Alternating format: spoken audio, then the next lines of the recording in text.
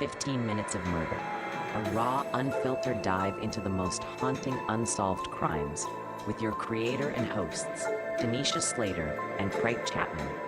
After every episode, they break down the case with resident private investigator Desiree Edwards of Sunshine Investigations and star of VH1's Caught in the Act, Unfaithful. But it's not just their theories, it's yours too.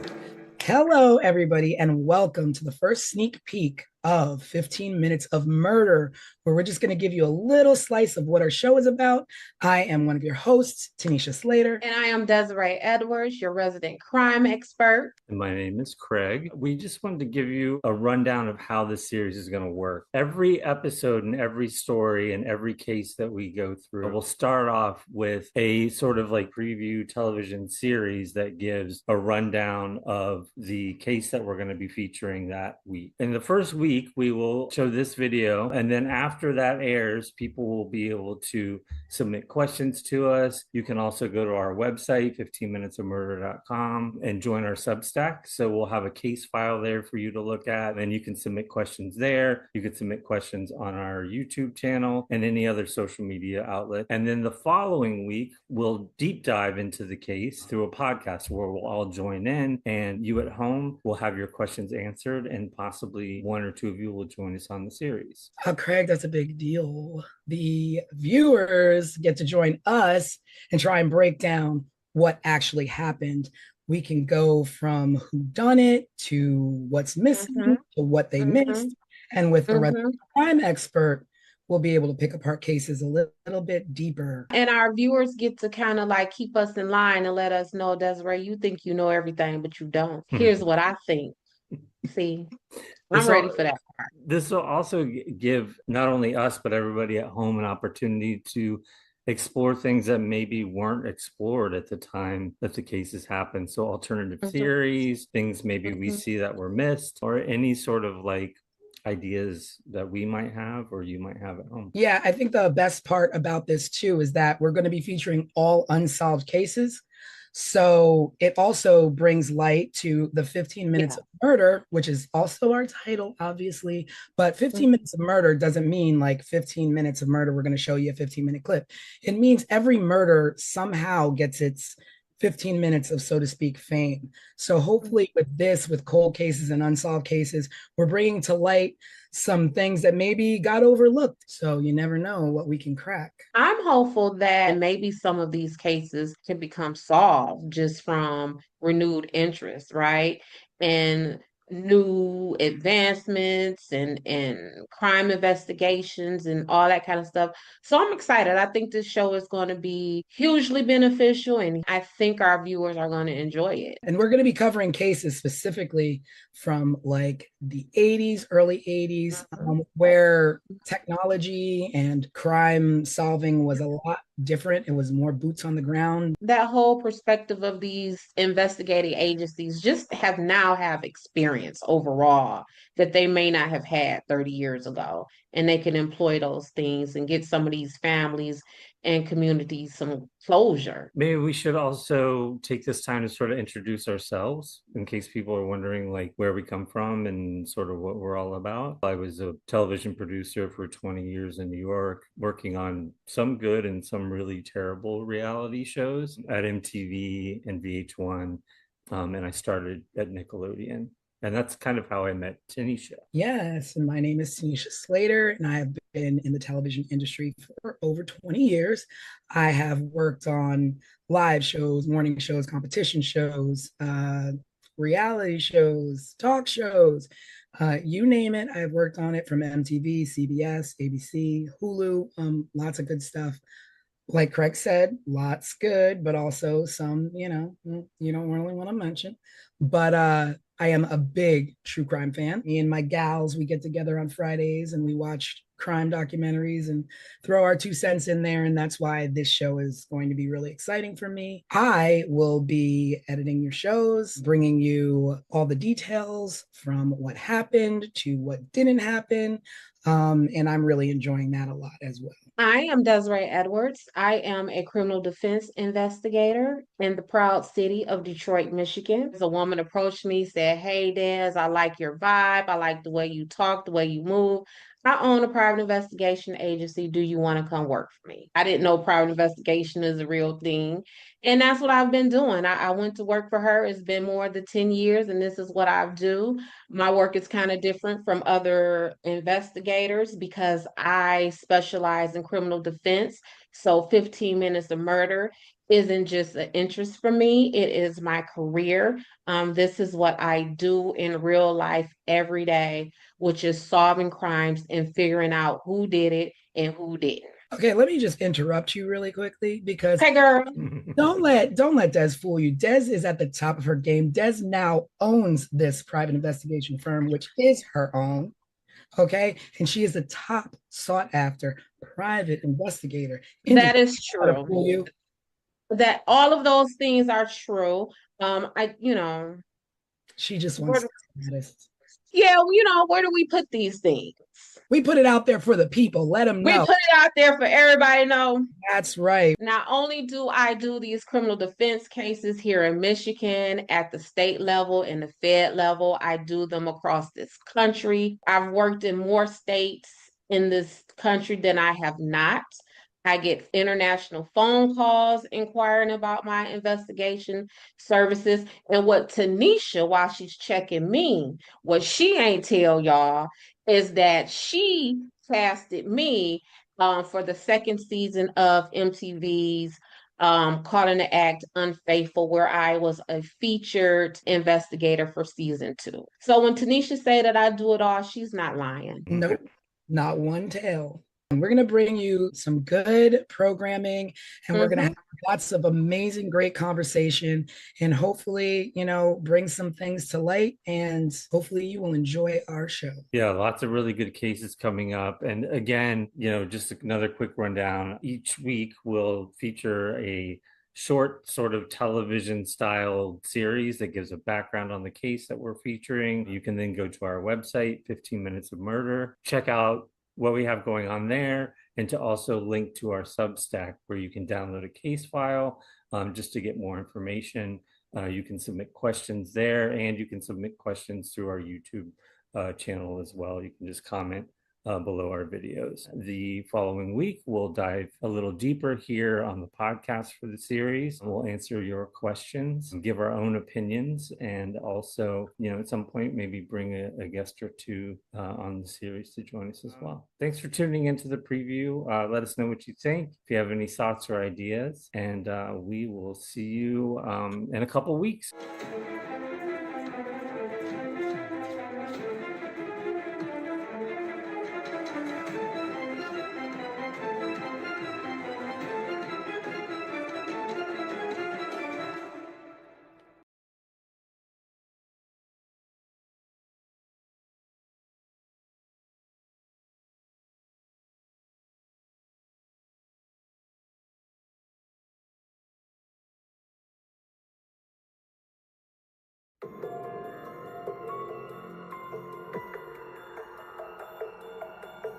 April 11, 1981.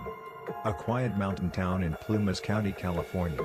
A cabin in the woods, and one of the most brutal, unsolved mass murders in American history.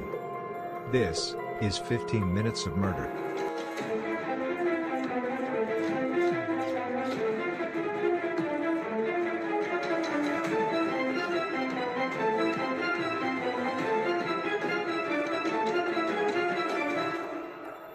Tonight we take you inside the infamous Ketty Cabin murders. A case so disturbing it's haunted investigators for more than 40 years. Ketty was a tiny resort town tucked into the Sierra Nevada mountains. Population less than 100. In 1981, Sue Sharp, a 36-year-old single mother of 5, rented Cabin 28. She was trying to give her kids a quiet life away from a difficult marriage. On the night of April 11th, Sue's children were in and out of the house. Teenagers Sheila and Tina were with friends. John, 15, and his buddy Dana Wingate, 17, were out hitchhiking. The two youngest, Rick and Greg, were inside, watching TV with a friend named Justin. By dawn the next day, the peace of cabin 28 was shattered. Sue's 14-year-old daughter Sheila returned home at 7 a.m. after spending the night at the neighboring cabin of the Seabolt family. What she found would scar her forever. Inside the living room, her mother Sue, her brother John and his friend Dana were dead, bound with medical tape and electrical cords. Their bodies, savagely beaten and stabbed. One of the boys had been strangled. And Sue was gagged with her own underwear, which was secured with tape, and her throat was slit. The room was chaos. Furniture was overturned, the walls and ceiling were splattered with blood. A butcher knife, a hammer, and a steak knife so violently used, the blade was bent in half. And then, one chilling detail. 12-year-old Tina was gone. Not in the house. Not in the yard. Vanished. Incredibly, the three younger boys were unharmed.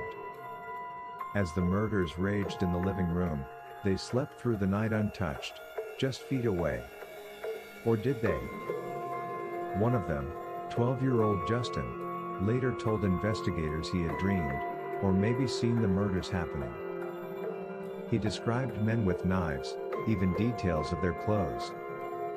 But his story changed with every retelling. Who could have carried out such a savage attack? Suspicion quickly fell on two men, Martin Smart, a neighbor, and his friend Bob, a drifter with a violent history. Martin had a rocky marriage. His wife Marilyn told police that Sue Sharp had encouraged her to leave him. The night of the murders, Martin admitted he and Bo were out late.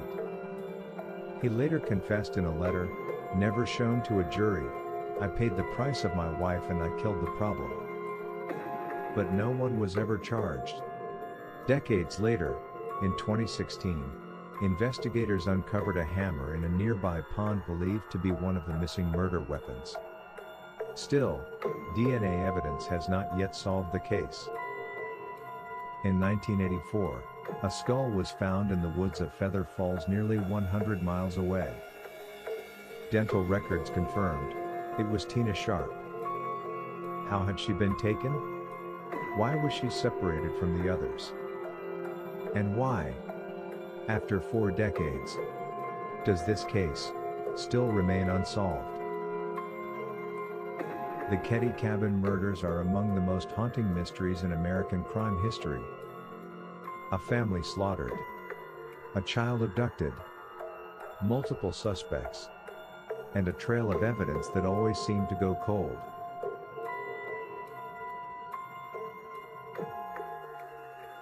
Was this the work of men fueled by rage and revenge?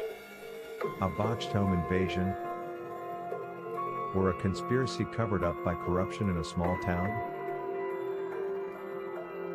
We may never know. But tonight, we ask you, what do you believe really happened inside Cabin 28?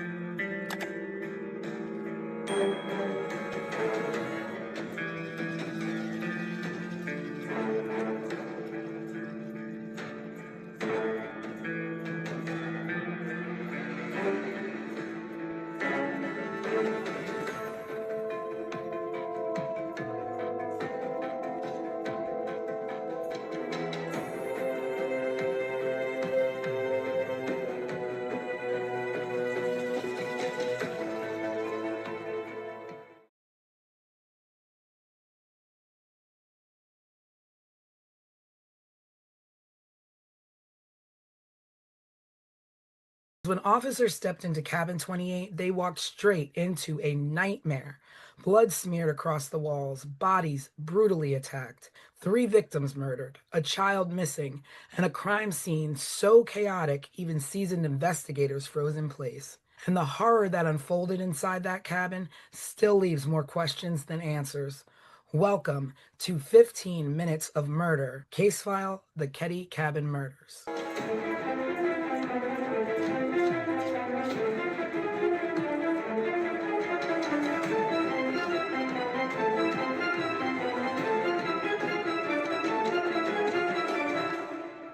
Hello, everyone. Happy Sunday, and welcome to the full podcast version of 15 Minutes of Murder, where we are going to deep dive into the Ketty Cabin murder case.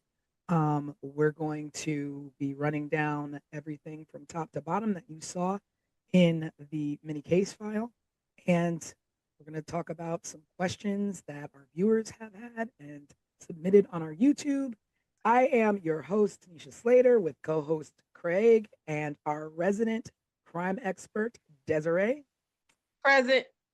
So we're going to be jumping into a deep dive of this first case that we've done, the Ketty Cabin murders, where a family was slaughtered in their home in a tiny mountain resort. And it's basically a 40-year-old mystery riddled with corruption. So this happened on April 11th, 12th, Ketty, California. The victims are Glenna Sue Sharp, who was 36. Her children, John, 15, Tina, 12, Ricky, 10, and Greg, 5. John and Tina were actually murdered. And John's friend, Dana Wingate. 3 youngest boys survived the attack.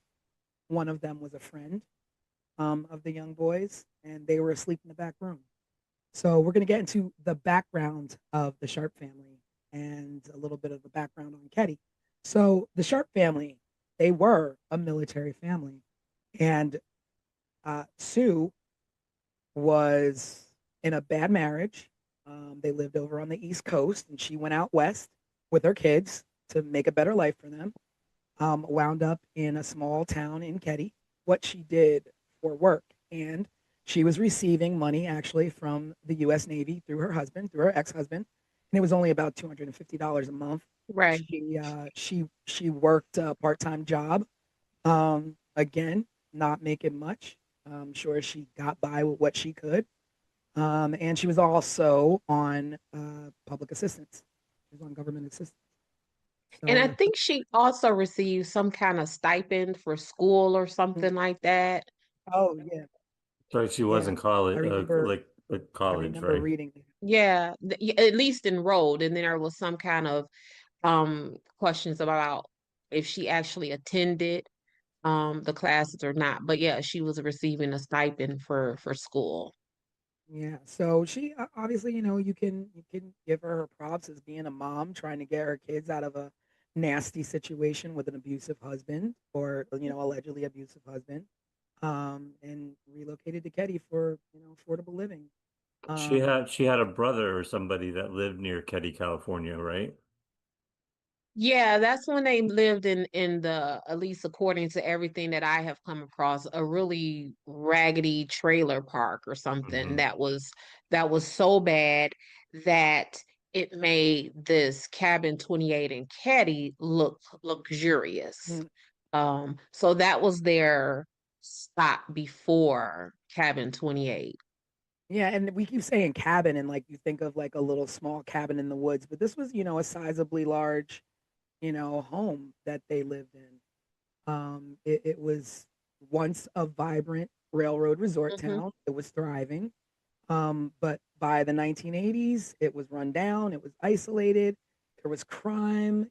Crime was getting, on the rise, and it wasn't so much of a safe place.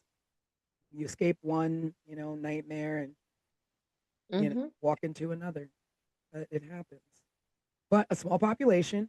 I think, Des, you said, when you say small, we're talking Small. small. We're talking if the 3 of us, along with maybe 2 other people, we could count the amount of residents on our collective hands and feet, right? I believe the Google census search that I did said it was like 100 people in Caddy. I have worked dozens of cases where there have been more than 100 witnesses. So we're not talking a lot of people. Like if we were to probably to count up the people who lived on any of the blocks that either of us live on, we will probably come to 100 folks easily. Yeah, yeah. But when that's all that's in your town, then everybody knows everybody. You all know Everyone knows everybody. everyone. Or if you don't know everyone, you're related to half of the town. So, Right. the fact that, it's a small town and the fact that there was poor police oversight from the Plumas County Sheriff's Department kind of puts this case in a tricky situation of being unsolved all these years Mm-hmm. later. Mm-hmm. So, let's get into some social dynamics of the town. So, supposedly there was some resentment towards Sue and tension with neighbors, um, jealousy, rumors floating about. Um, I don't know exactly what this jealousy was stemming from, Mm-hmm. but I could only guess that it might have been her neighbor and little thing happening there between her neighbor's husband, who wound up being a suspect for a minute. From the things that I've seen, I will kind of, I don't know, I would kind of describe Sue as maybe like a hot girl. I get from her that she was like maybe pretty and like the new girl in town. Um, that's the vibe that I get from her. And you know how it is when it's the even like think about when we were in high school or elementary school, when the new person comes, everyone is like, ooh, a new person. Let me look at that person. But I get that vibe from Sue that she was just like that girl. Whether because she's Sue Sharp and just that girl, or if she was that girl because she was new in this community. But I get that it was a lot of jealousy around Sue. And, there's obviously things floating around of Mm-hmm. possible drug activity, Mm, uh, transient residents in and out. mm-hmm.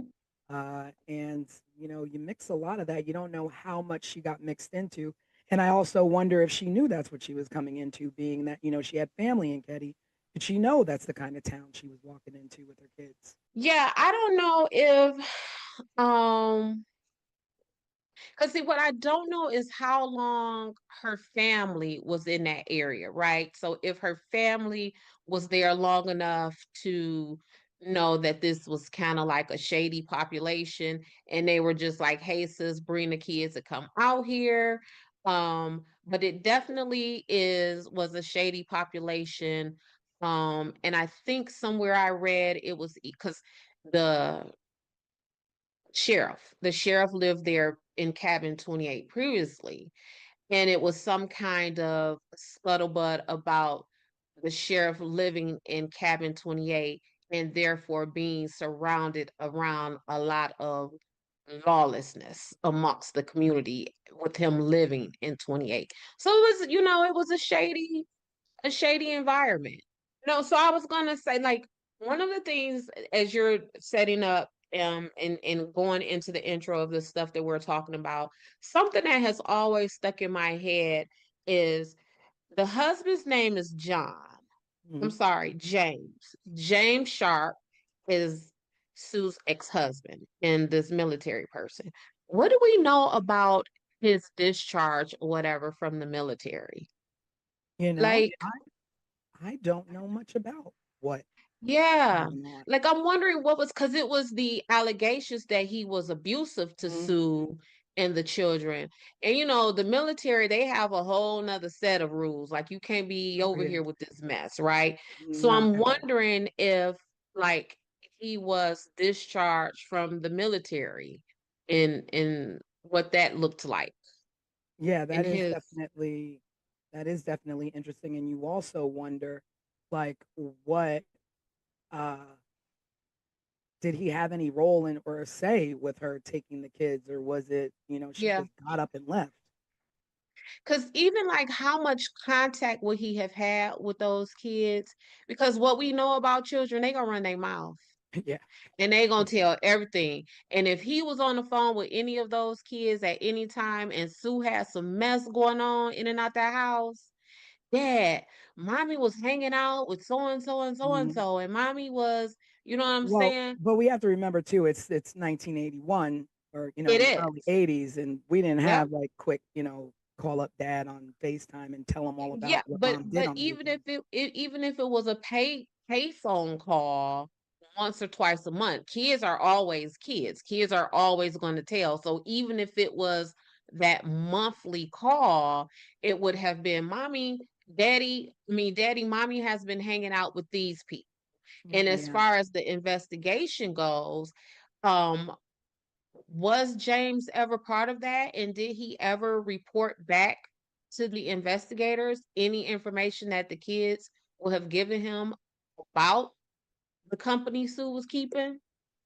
True. Like, just where is James? I think that's a good question. Like all the research I did and all of the background I read about this case, they mentioned him and they mentioned that she moved a pretty long distance from the east coast of Mm-hmm. the US all the way out to Keddie, California, which I believe is like northern mid California somewhere up Yes. in the mountains. But that was the extent of it, just that he was abusive and that she bounced and took the kids with her. Yeah. Because I'm gonna tell y'all, when I'm working cases and I really want to find out some good stuff about someone, I will go into the family court side because typically courts have two sides, the criminal side, well, maybe three, criminal, civil, and then family. So I would then go into the family court side and run a person's name to see if there were any divorce filings, any paternity filings, any child support filings. And I will go and talk to that person and get tons of information from those people. So essentially, I'm going to find your baby mama or your baby daddy to give me all of the tea on you as an investigative tool. And I think that Mhm. if they didn't do that with James, they may have missed Mhm. a lot of information. But also the fact that, you know, a lot of people and a lot of things that I've read in the specific site where I read that, she wasn't exactly the ideal mom who everybody painted her out to be, and that she was actually renowned for leaving her kids and abandoning her kids and leaving them at home to fend for themselves, and that she spent most of her time with her best friend named Nina. So, I mean, you just don't really know what happened, because Right. but when I, people are saying, I mean, people are quick to say when you leave your kids, when you're not a good mom, people are quick to, point that out and just, spread that. yeah, and then I mean, again, you just said it is 1981. So was she leaving her kids or was Mm. she just like, because in 1981, leaving your I kids looked, mean, I was a latchkey kid. I had the I green string with OC swear, on my neck. in 1981, it was you leave the house in the morning when you wake up, and then you come back at maybe street light time or something like that. So to say that she left the kids, right? Mm. Um, Looking back at it from my 2025 perspective, Yeah. I don't really know what that means. Because we were all left if that's the case.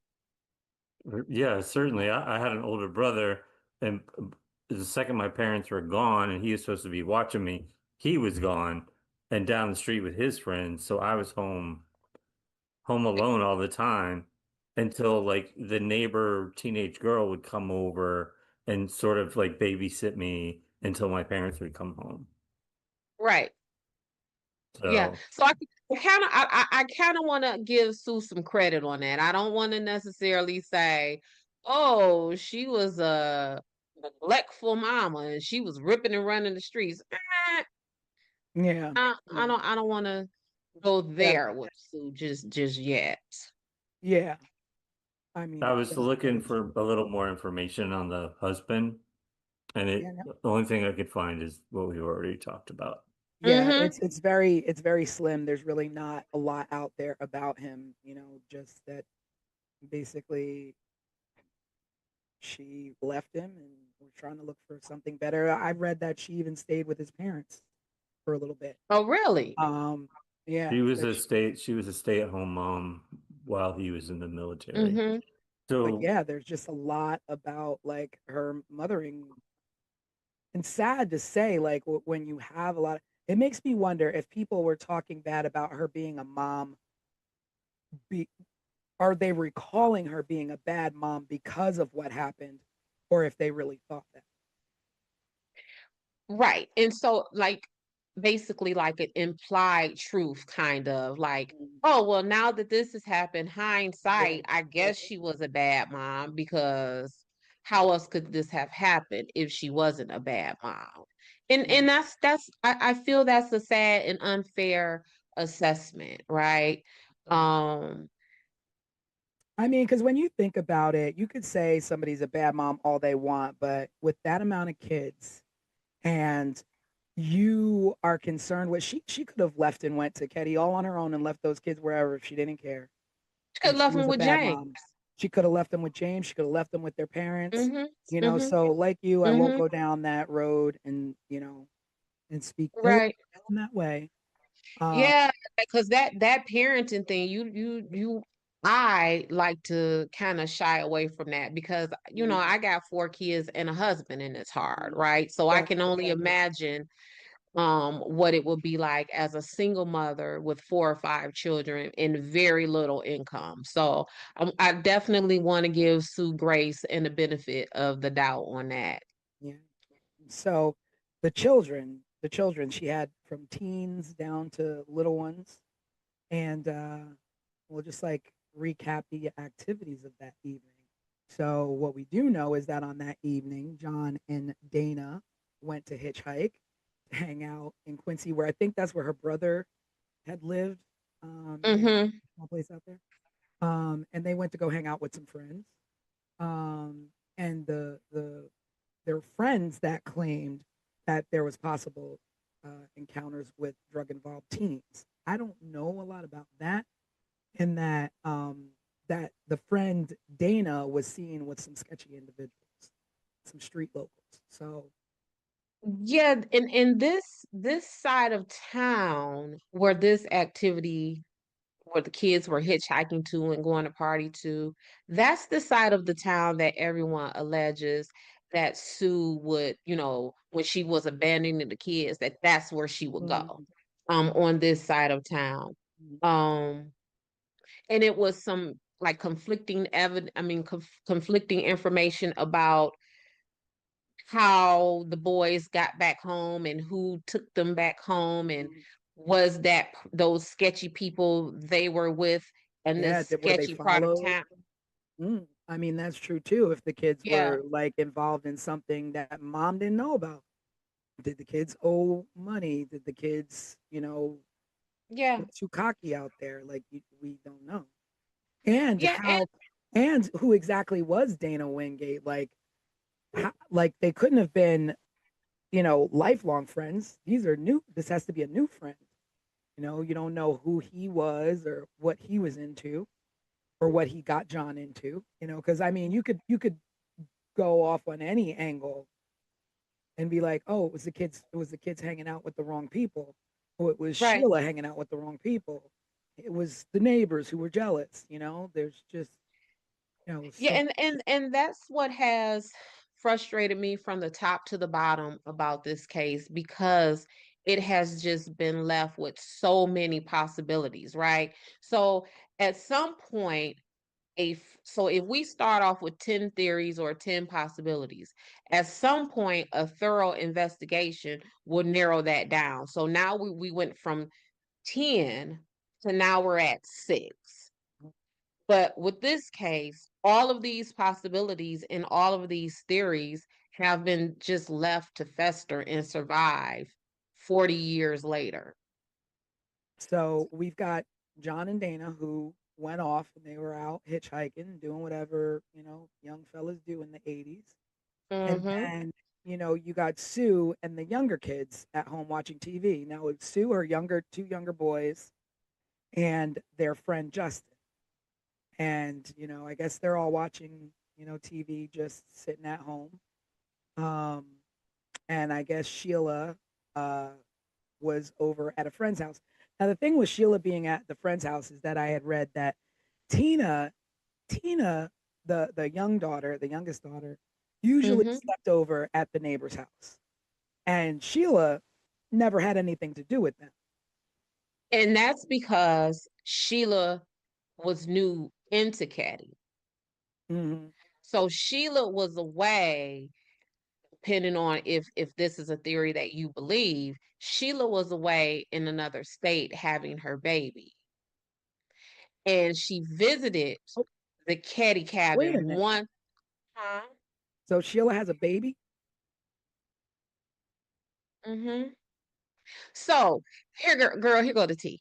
So Sue's friends, Uh-huh. the Meeks had a boy in the family. I want to say Richard, don't quote me on that. But there was a son in the Meeks family that is allegedly the baby's dad of Sheila, got Sheila pregnant. Sue then sent Sue sent Sheila to Oregon to stay with relatives there and had the baby. So by the Wow. time, so by the time Sue and the rest of the family moved into Caddy, Sheila was away in Oregon. So she came to visit them like December, maybe the Christmas, because the murders happened in April. So then Sheila would have went to visit them around Christmas. So that would have been Christmas of 1980. Then April of 1981 is when the murders happened. And a few weeks before the murders happened, so now we're in late March of 1981, is when Sheila moved in to Caddy with the rest of the family.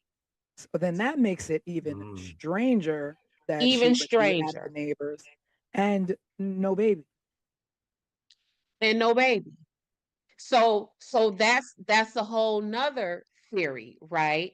Where supposedly the Meek family was pissed off at Sue for putting this baby up for adoption because the Meek family wanted the baby. And the Meek family saw this baby as the first grandbaby of the family. Oh wow.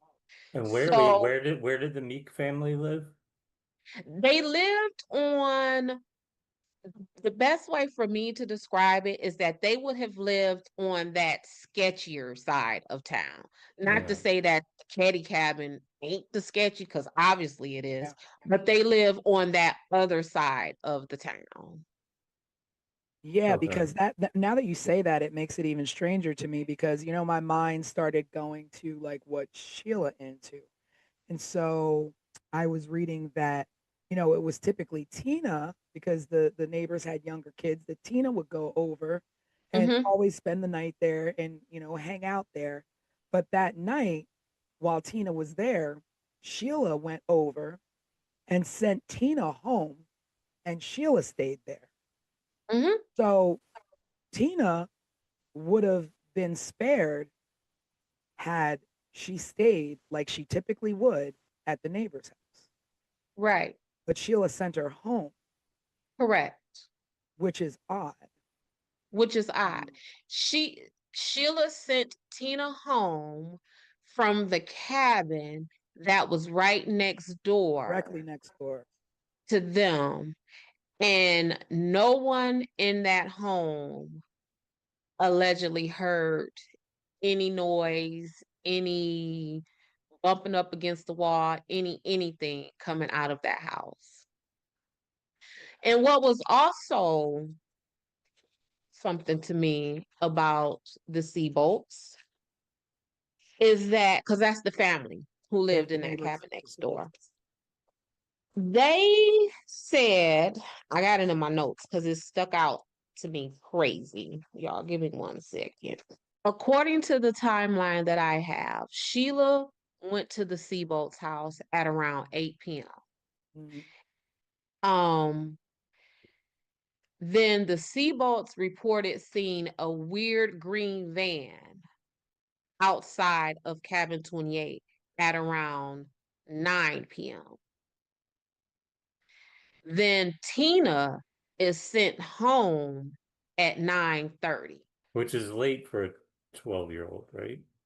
I think she was 10. No, she was Yeah, 12. and that's, She was 10. But not only that, this is what struck me. This is a town of 100 people. So that means we're a close-knit community, right? So if I notice a vehicle that I hadn't seen before outside my neighbor's home, and then the next morning I found out that that neighbor's home that weird vehicle was parked in front of, people were right, murdered and slaughtered in that right, vehicle. right. I Put mean, a slaughtered in CCTV that home. out. If we're a small town like that, whose green van is that? I've never seen Yeah, that green yeah, van. yeah, If someone pulls up in a green van in front of my house right now, I might just look out the window and be pissed off that someone parked in yeah, front of my house, right? But I live in a larger city. yeah. But in a small town like that, I and think then first to place I'm gonna go is to Quincy. Start looking for a green van. green van. But also when Tina was sent out to go home and you saw that weird, awkward Oh van, yeah, yeah, yeah. you're not like, Tina, hold on. Hey, I'm finna walk Tina home. It's a Right, car out here. right. It's just, Yeah, and we don't know I how don't. long that car was out there or when it mm-hmm, left. mm-hmm. So did someone send Tina away to be murdered? Mhm. I mean, Tina was ultimately not murdered at first, right? we don't know that. I mean, We she could don't have know been that. murdered first and dumped, or she could have been held for who knows how long. Mm-hmm. She could have escaped from her captors and died on her own. Well, we know that she at least tried to escape because the Yeah, back pocket of her jeans was ripped yeah. when And I when when guess they when they found her remains. So somebody she was trying to get away from someone. But yeah, I think that timeline right there, that hour and a half timeline, has been sticking with me since I started doing my homework on this case. so. There were witnesses who did, report that they saw a bearded man with glasses earlier in the week, seen around the Sharps cabin. No, no leads were really ever followed up properly to check and see who that was, who the green van was. No, we don't know. And part of that is because um back to the Seabolts. When Sheila made her discovery and she went and reported it to them, do you know that they didn't call, it took an hour before they called the cops? How in the world?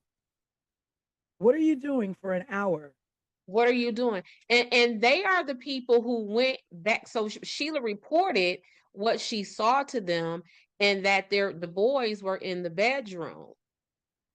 So they went back and retrieved these kids. So you would have seen this scene and you not call the cops for a Yeah. whole hour.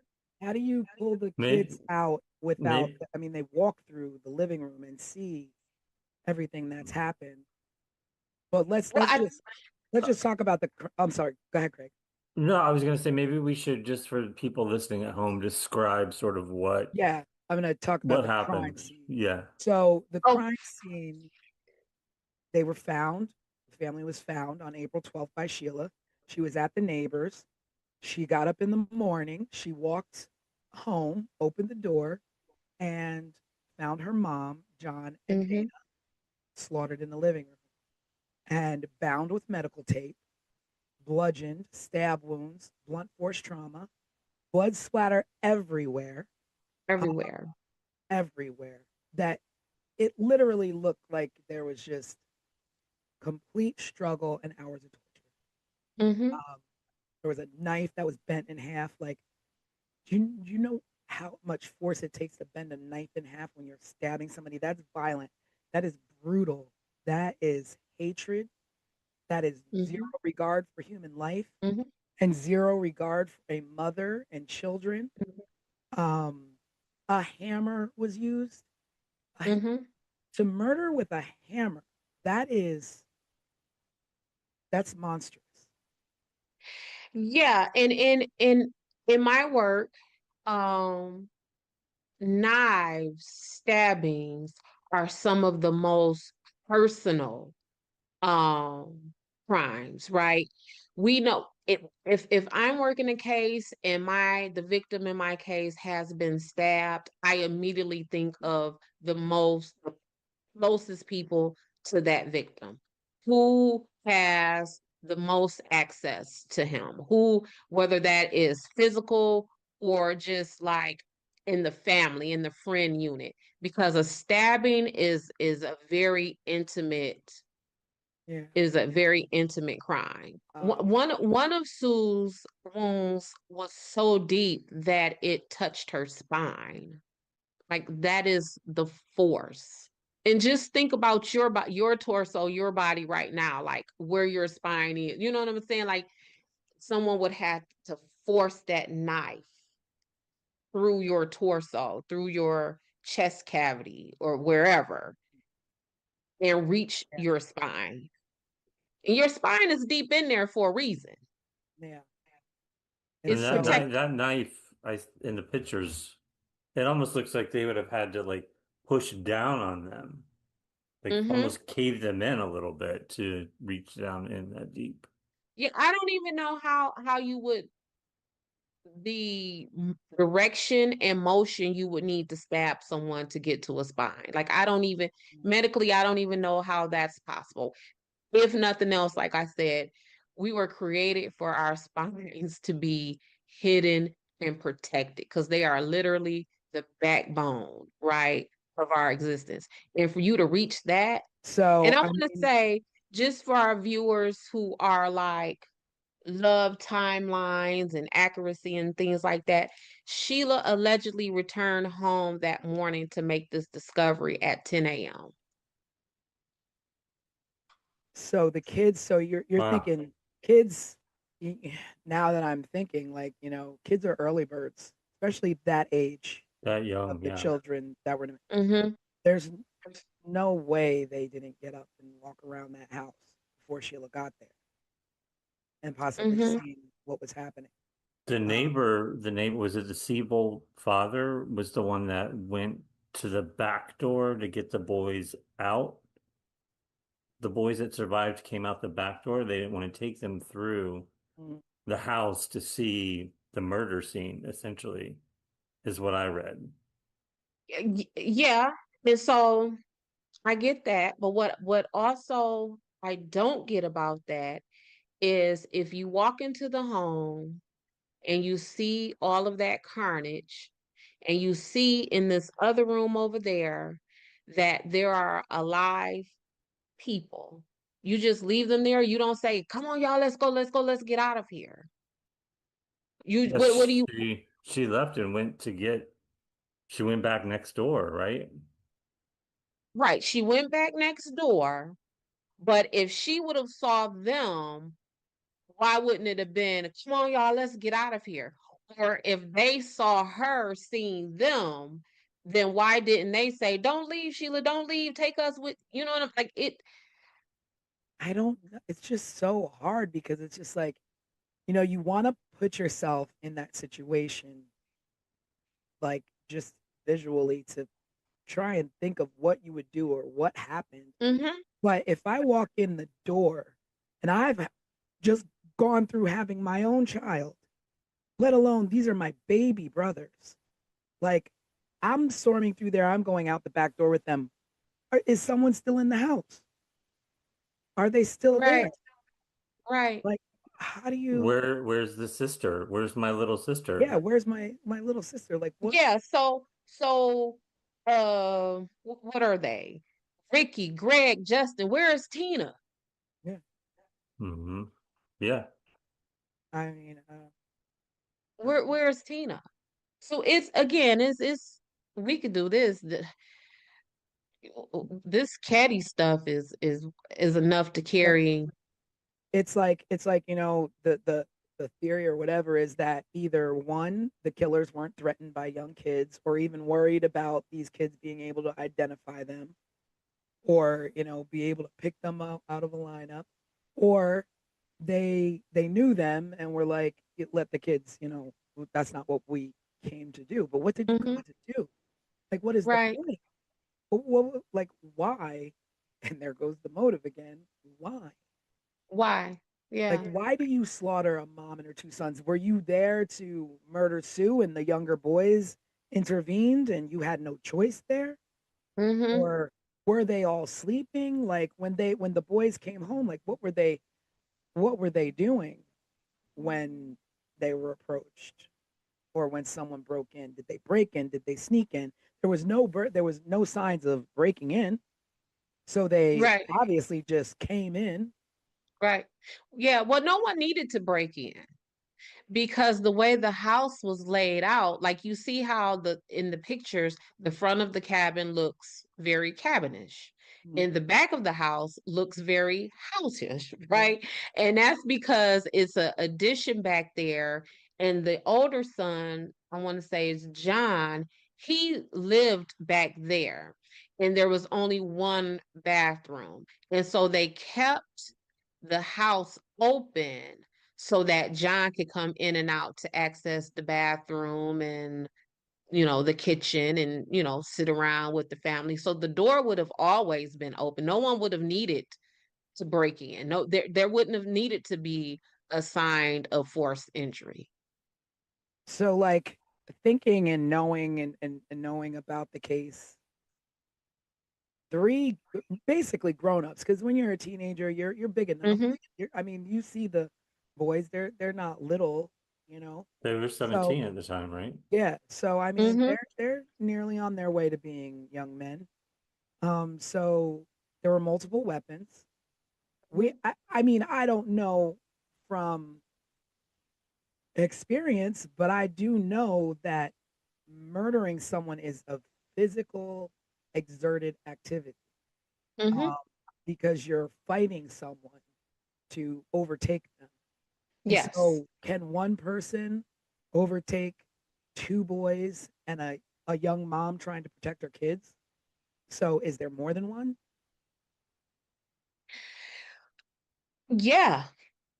I was for that scene, the way that scene looked and the damage that was done to Sue and the children, I would dare say that it was maybe two or three people in that house, because we would have needed someone to not just cause the harm, but we would have needed someone to control that scene. Because otherwise, you know, someone coming out the window, Yeah, someone's running out the back door. And yeah. in fact, while we're talking about the back door, there was a weird fingerprint or thumbprint on the railing of the back stairs, And linked to who? unidentified. Yeah, that's what. So, Ketty, this is what we're talking about. And but that jives with, maybe that's the reason why there is no forced entry, because if you are Sue's friend and you visited the family regularly, you would probably know that they kept that back door open. So if you're coming in to murder them, Yeah. where are you coming from? You're coming from the back door, and you may have planted that thumbprint on the rail as you're coming up and down the stairs. But yeah, that's the Well, cabin. Well, yeah, but so that takes us to the investigation, right? Which had all kinds of problems. Oh, some of which we've already discussed. Yeah. Let me say this too, y'all. So this is the full timeline that I know it. So we have Sheila going to the Seabolt's cabin at 8:30 p.m. that night. Then the Seabolts reportedly see the van outside cabin 28 at 9 p.m. Then Tina leaves the Seabolts to go home at approximately 9:30 p.m. Then John and Dana, depending on who says it, arrived home at sometime between 11 and 11:30 p.m. And then the murders supposedly take place between we don't know.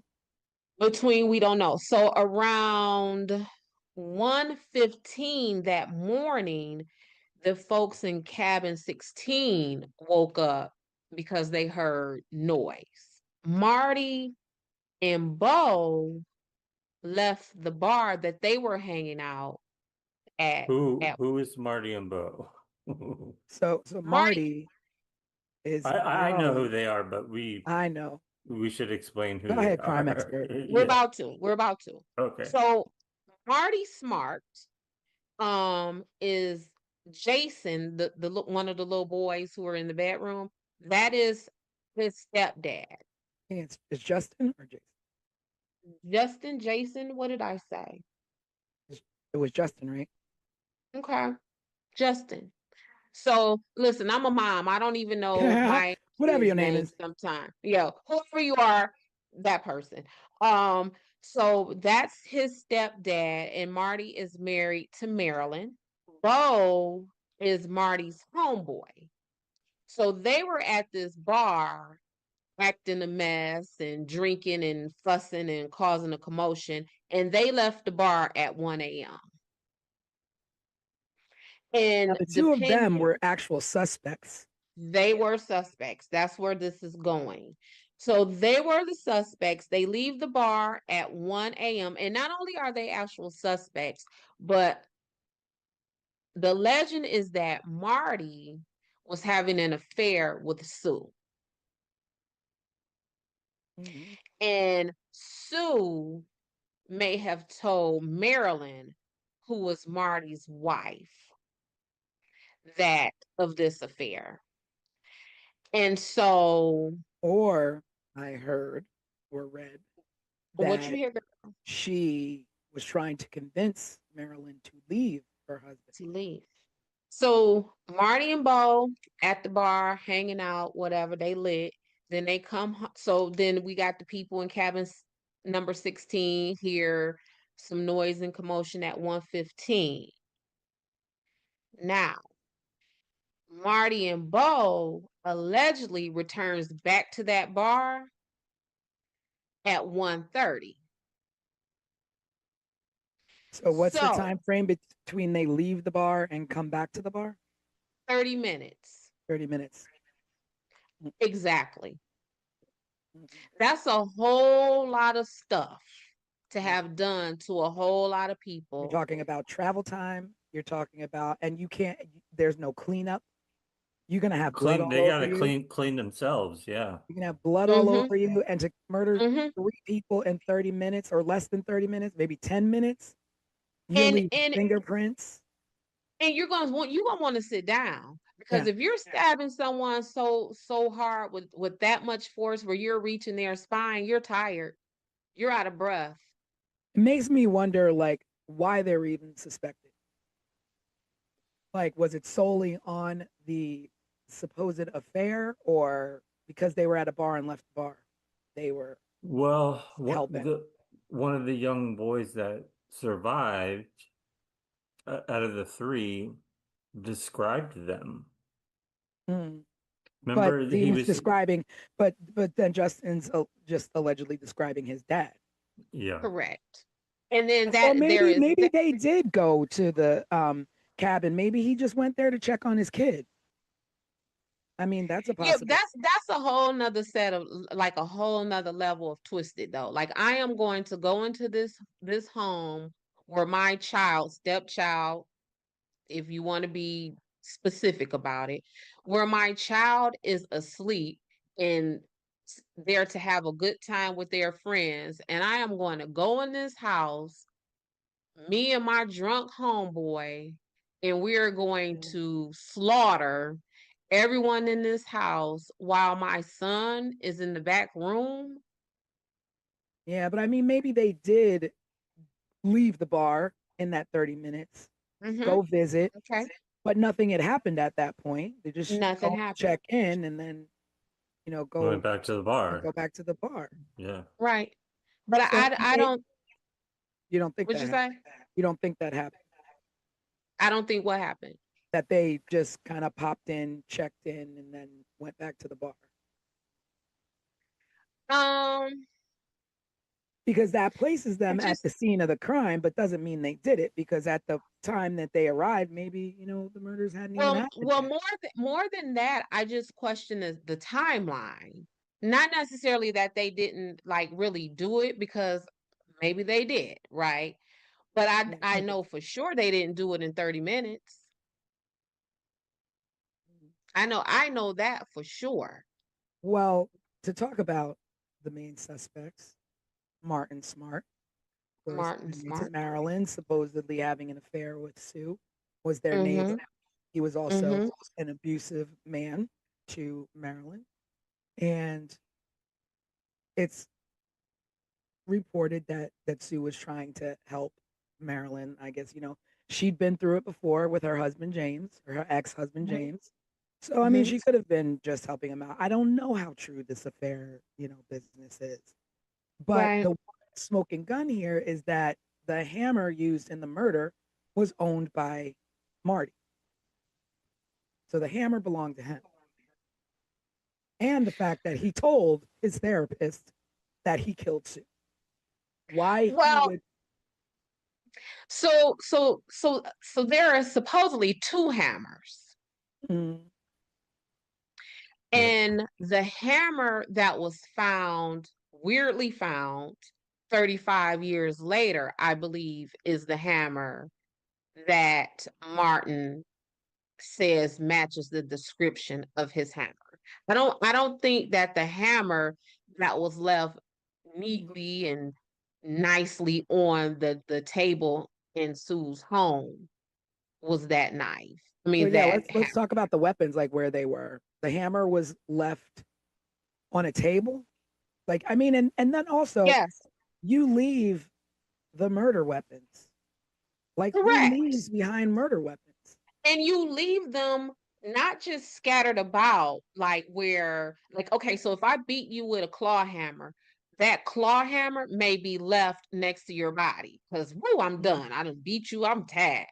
But for them to leave the butcher knife and the claw hammer, um, still bloody on a table, that's like a weird level of care and Yeah, concern. you're placing these items down that you just used to murder someone. Yeah. So are you what so when I try to unpack that in my investigator brain, it's like, is that a level of I don't care who finds out about this? Like, is that from a level of complete disregard? Maybe because Or not just I don't care who, it's that they know right, and but nobody. this is where I was gonna go. Do you, because if we're gonna run with the theory that Martin Smart and his homeboy did this, did Martin Smart and his homeboy leave those weapons at that table because they disregarded being caught because they are close friends with Mhm, Sheriff Doug Thomas? And if mhm. I just killed these people, I don't care where I leave this nice. My homeboy is the sheriff. He got my back. So at that point, she was still kind of the newbie, but she'd been living there for months. So she kind of, integrated into the town. Integrated, I'm Mhm. sure people, adored her kids or Well, integrated so, enough to where, she allegedly is sleeping with this woman's husband.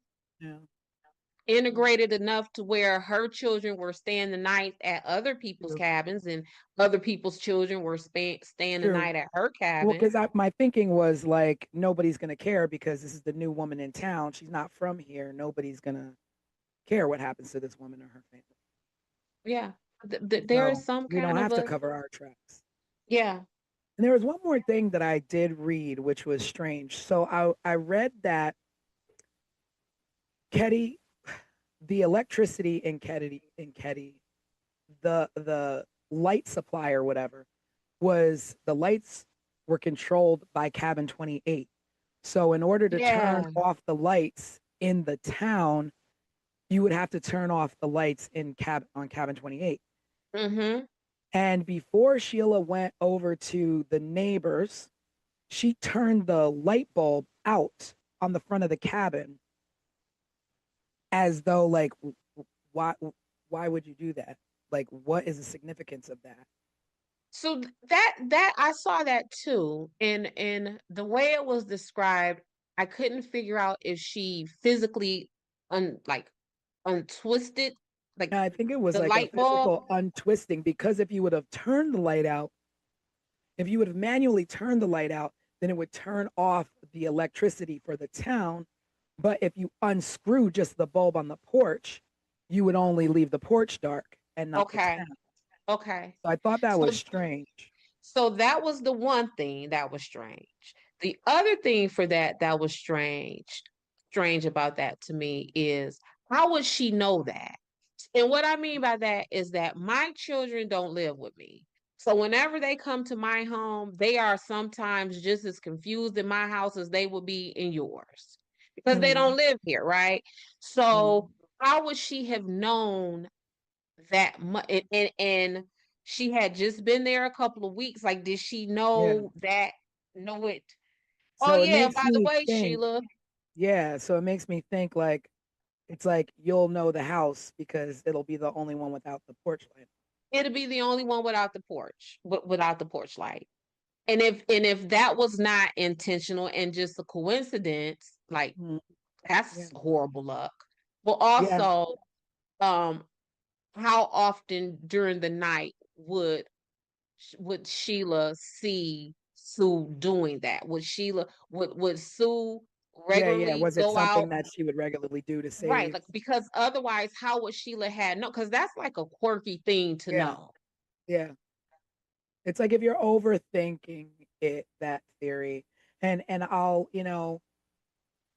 there's no shame. I mean, I did go down a rabbit hole as we talked on the live. I like my rabbit Mhm. holes.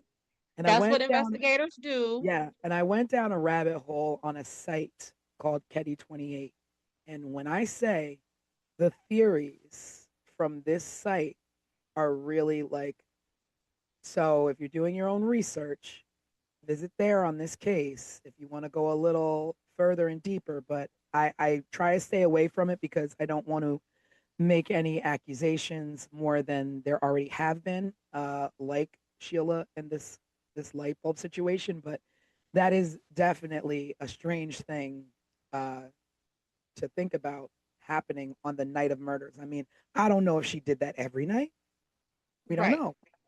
It could just be coincidence, but it Can is we definitely strange. can we double back to this hammer? Because this hammer Mm. low key almost took me out. Like this hammer almost took me down a whole rabbit hole. And I'm gonna tell you why. We find a hammer 35 years later, and that hammer is still significant enough for us to report it. So what I mean by that is if something happens right now in 2025 and then we find the tool that was used 35 years later, do I immediately be like, oh, snap, this is the tool that we were looking for at 35? You know what I'm So saying? Like, where you're thinking planted. I'm thinking, not only am I thinking planted, I am thinking planted because the person who allegedly found this. Girl, let me tell you about this story if you don't know this part. Yeah, yeah. So, this man was with a woman and they were attending a wedding. and the woman claims to have lost her ring. The man went and got a metal detector. Yep, that face. He went and got this metal detector, and he's out looking for this this ring with this metal detector, and what is now at the time they're searching a dried up pond. And it is in this dried up pond where this man is with the metal detector looking for a ring that belonged to a woman who attended a wedding. And then we find, well, maybe the pond was not empty at the time. Maybe it was a reservoir and it just happened to drain. I don't know. Maybe I don't know. That's strange. But ain't that strange? And so what this guy finds, instead of the ring, he finds the hammer and then goes and reports it as though the first murder in the town is in the back of his head. And he's like, let me go report this hammer because this has to be the murder weapon. And it's 35 years later. Yeah, because if I found a hammer laying somewhere, I wouldn't think anything. it. You wouldn't think anything of it. I would just probably throw it to the side and keep doing what I'm doing. Yeah, I probably wouldn't even touch it. I just keep on moving. I wouldn't even have thought about it. Yeah. Oh, a hammer. A hammer. And so that's the second hammer. Yes. Yes. And that is the hammer that allegedly matches the description of the hammer that came up missing from Martin Smart's house. I know. I want to say Martin Short all the time. Me too. We're 80s babies. Yeah, I know. Can you tell? So at that point, when he found the hammer, then Marty was already dead. I guess so, because he found the hammer in 2016. So was Marty dead? So because they had him in, they questioned them, but now it's like he's dead. So there's nothing that can be done finding this evidence to try and close it out. So who's to say the man who picked up the hammer didn't do it? Well, I think of course the evidence I'm going just crazy. was not going to close this out because it was reported to the detective from the Sacramento Department of Justice, because that's who they called in to work this case, to take it out of the jurisdiction or whatever for the Plumas County Sheriff. But those Department of Justice people were not homicide detectives. They were organized crime agents. So, not to say that they don't know how to conduct a homicide investigation, but that's that. Yeah. So to recap about botched evidence, now we're talking about a hammer found 35 years later in a dry pond. So there was contaminated crime scene evidence. There was no neighborhood sweep done. There was no forensic preservation whatsoever. There was interviews were delayed, and in delaying interviews, you give people enough time to get their story straight. And tips were ignored. So people giving tips of saying, hey, I saw a green van the night of the murders. Hey, I saw a strange man. These things were ignored or weren't followed up on. And I don't know whether that's from a small town and not having the experience, but I mean, you have the common sense. I mean, there's common sense. Literally our country is steeped in crime. I mean, you watching old episodes of FBI and all this, and you're the police chief of a small town. I mean, I'm pretty sure you know what to do first. I mean, everybody pretty much knows what to do in the first 48 hours. In the first 24 hours. Question everyone. I was about to say, you just talk to people. Everywhere. Comb the neighborhood. And as far as like stepping in and contaminating crime scenes, I get that. Like, you don't know what the hell to do when you walk into something like that. But I think even back then, what you're saying is contaminating a crime scene. It may not have had the same importance that it may have today. And the reason why I say that is because contaminating a crime scene in 1981 means what? It Because means walking in the half the front door with your hand and turning the door. It means stomping and because walking all over. because half of the technology and science that would have been used to comb through that didn't even exist in True, 1981. true. So what? But again, you don't want to walk into a crime scene stepping on blood spatter or touching anything. Touch nothing. Even I know, grab a pen and pick up the Yep. gun with a pen. Like, don't touch anything. And I can't imagine what they did walking in there, collecting evidence. And not just them walking in there, but the Seabolts, whomever from the Seabolt cabin had to go in and get the kids out. Even if they took the kids through the back, that is still a crime scene. What Did anybody question the kids? Well, yeah, So they because did. Justin, he was 12. And yeah, they talked to the kids, and Justin is the one who gave them the varying descriptions. So at one time they interviewed the kids and Justin said he saw this. And then another time they interviewed the kids, Justin gave a different account of what he saw. And that's the part where I say they needed to call in that forensic psychologist, because at that point we need someone who is specifically trained to withdraw that kind of memory and recollection out of someone through their trauma, through their sleep, taking into account that they are 10 years old or 12 years old, or however old he would have been. To just have a regular homicide detective to interview those kids, they got what they got because of that.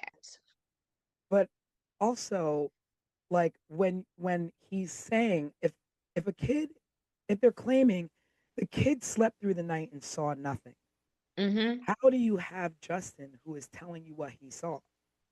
And if he saw something, did he see men hanging out there before he went into the room and nothing and everything was fine? And they knew these people who were in there and that's what he saw?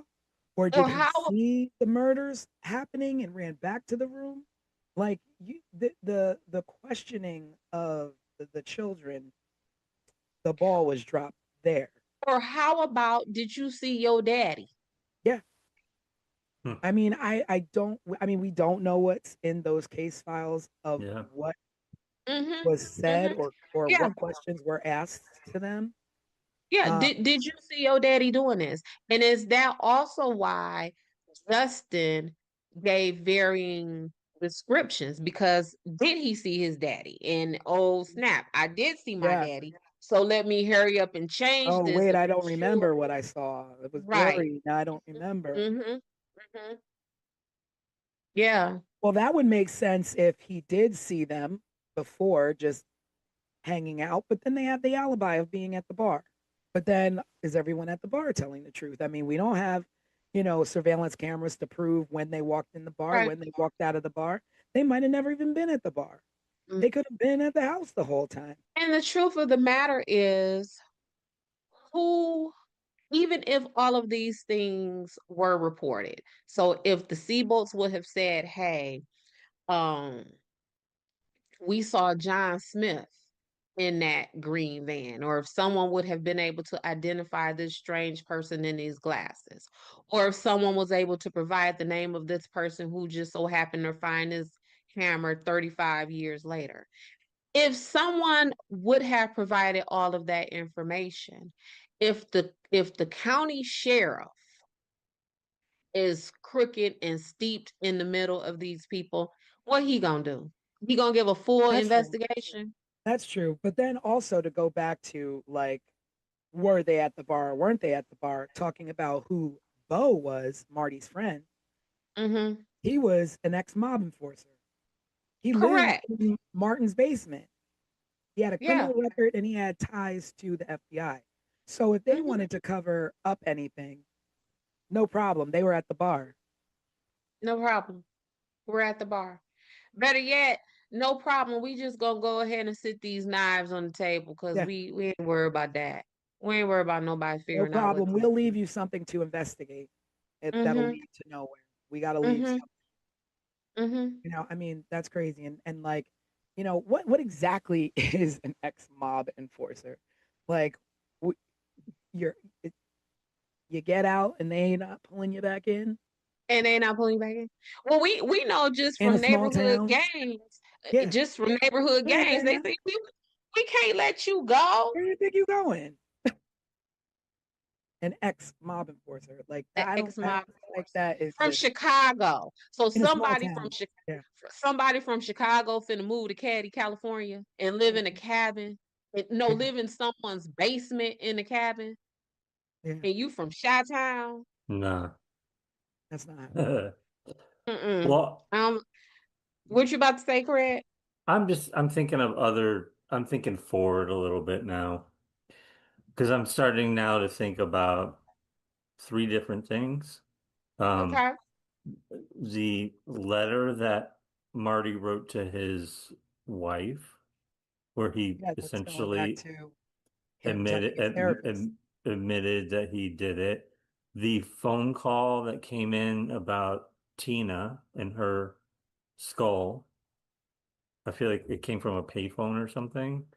And then I'm also now going back to Dez's theory of this family who wanted the the grandkid that Sheila had. Like, what happened to them What and happened to them? all of this?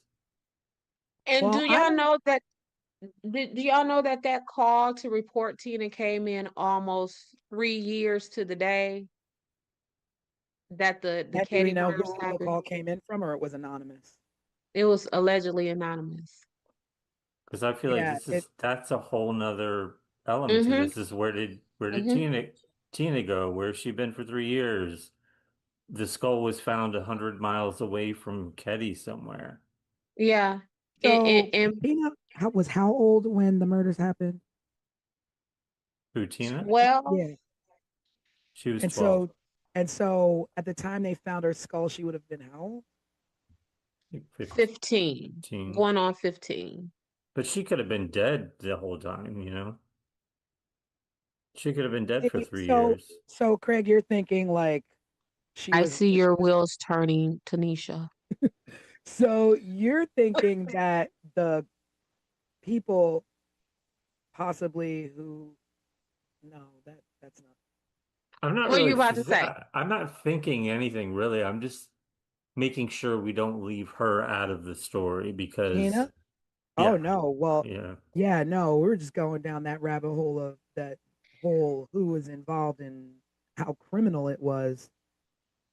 Because like But I like the sheriff, like talking about the sheriff and being, hmm. Mm-hmm. tied to not only Martin but Bo as well. He was close friends to Marty. So again, he was at the bar.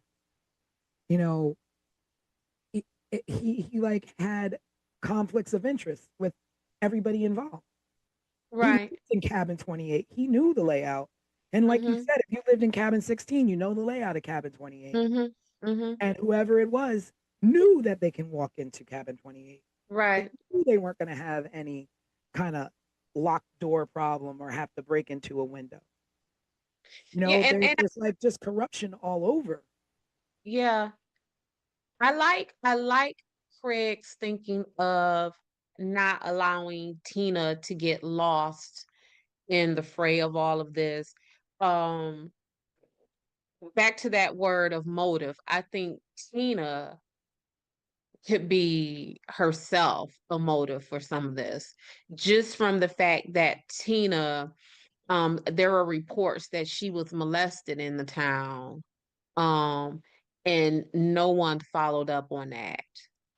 Just You know, there's it, just a history of Sue and her kids just being screwed over during the time that they were in Caddy. yeah.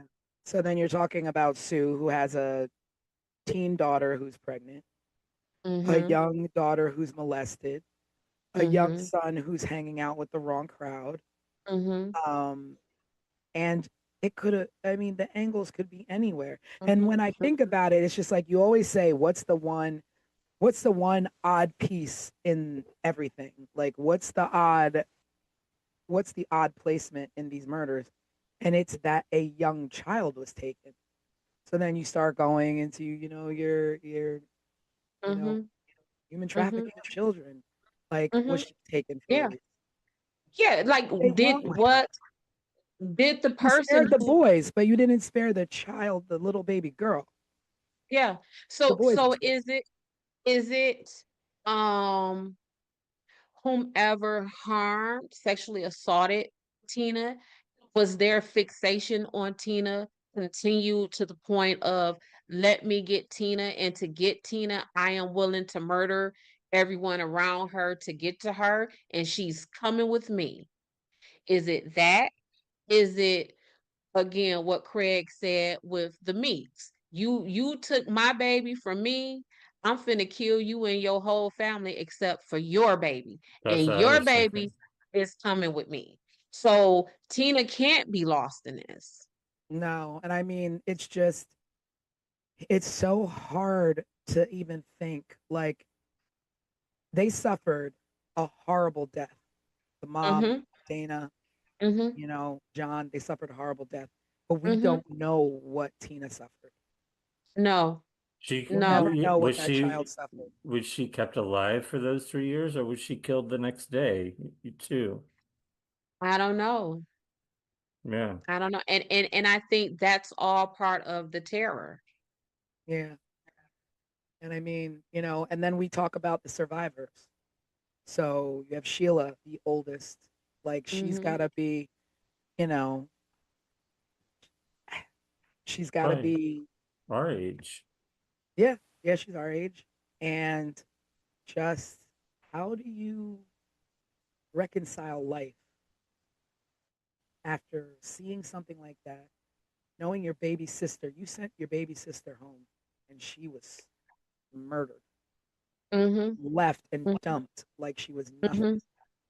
Mm-hmm. And the truth of that is, whether you did that intentionally or just out of a mistake, that guilt will be the same. Yeah, yeah. Just the what if. I mean, I What can't if? imagine the Yep. what ifs. Yep.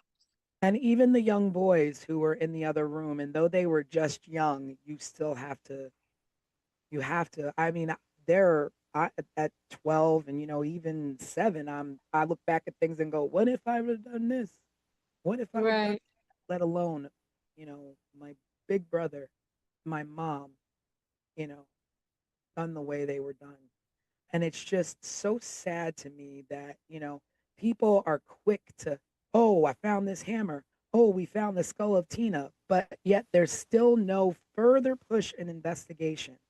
And Sheila to this day is still trying to investigate and have, answers for her family and I don't get nothing.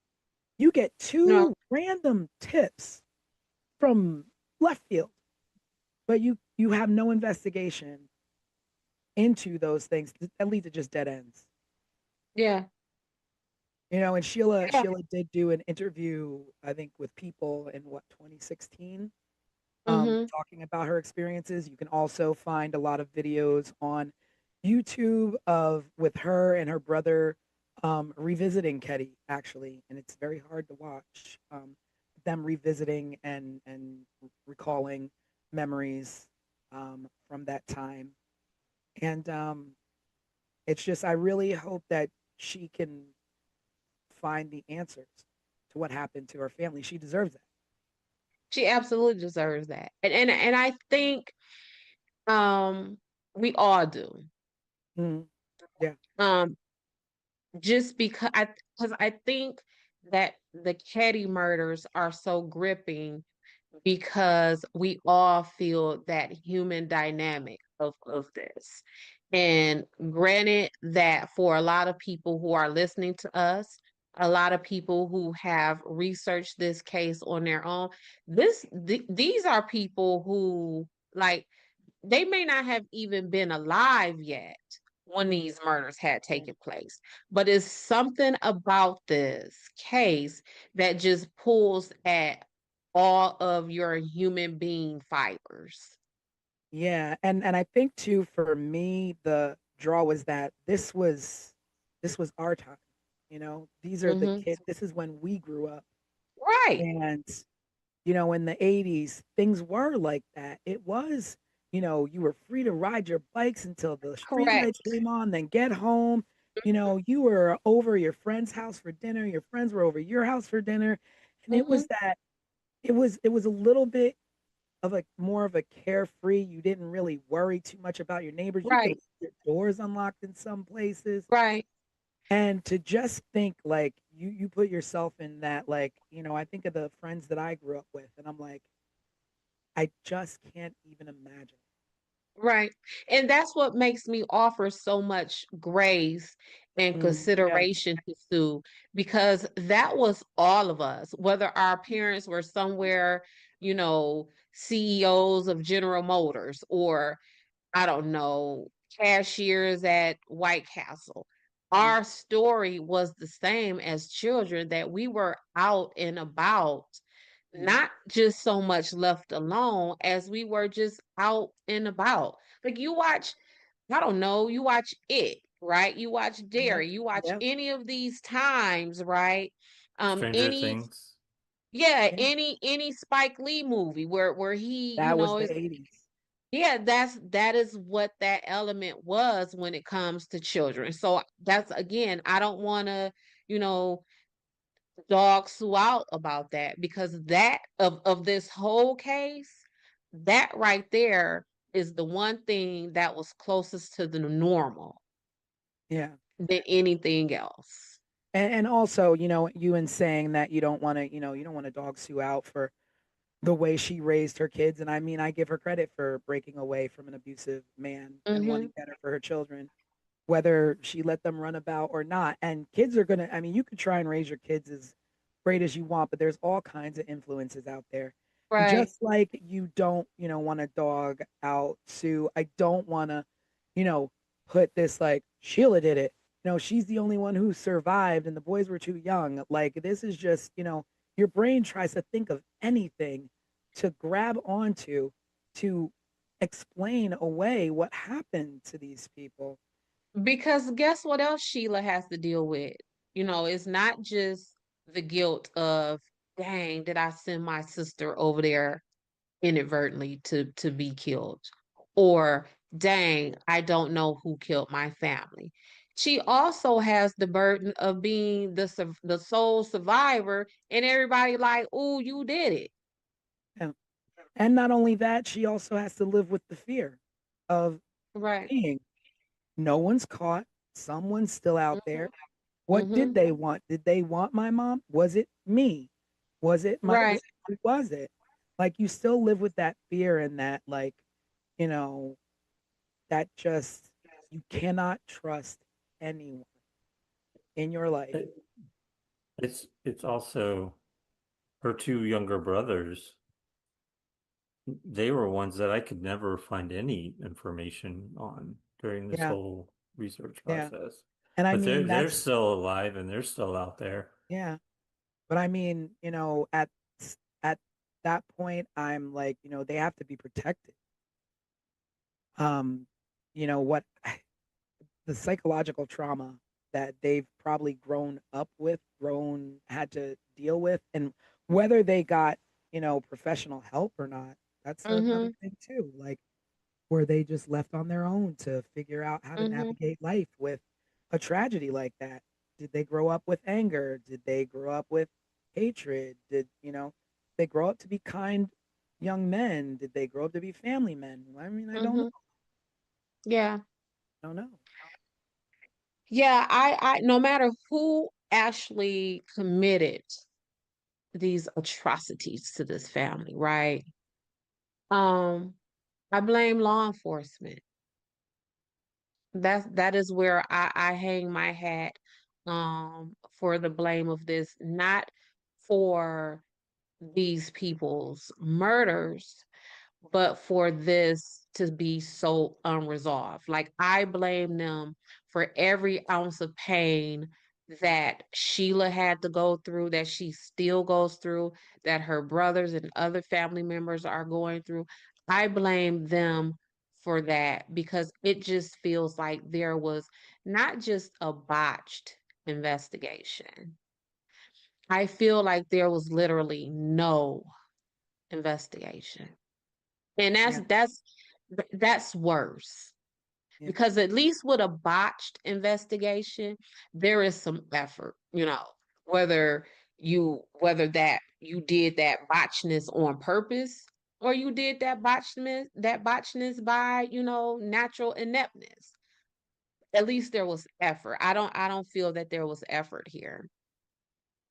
Yeah. And they deserve more than that. This is something we could talk about for another 2 or 3 podcasts. Yeah. Whole And it season. was, yeah, and it was strange. What feels strange to me going through this conversation um, tonight is that I don't know why, but for some reason in the back of my head, I kept thinking about this being a murder that was solved and it's done and it's over.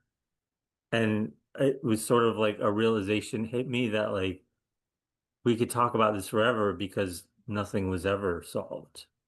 Right. No. Nothing ever, there was no conclusion. And there Yeah. Yes. I probably mean, never will be. well, there was a re-emergence of the case in 2016, and the Plumas County Police Department or Sheriff's Department announced that they know who the killers are, and because there was new evidence found, there was DNA on tape and some other items, and the hammer found in the river matching the description of Marty, and and Marilyn Smart finally spoke out publicly, and we can definitely link you to that. It's living on YouTube. Crime, cover-ups, and Connections. corruption. Yeah. Crimes, cover up, and corruption. Yeah, and I mean that saying that you know who the killers are and those killers are no longer. It doesn't close anything. It doesn't. No, no, And again, because going back to the fact they were at the bar. Marty and Bo mm-hmm, are scapegoats post mortem. mm-hmm. No, yeah, now they're dead. Yeah, they were. So we call that they liked them for this. Yeah, So, right? Maybe you did, maybe you didn't, but we like you for this. And I feel that was Marty and Bo. They liked them for this.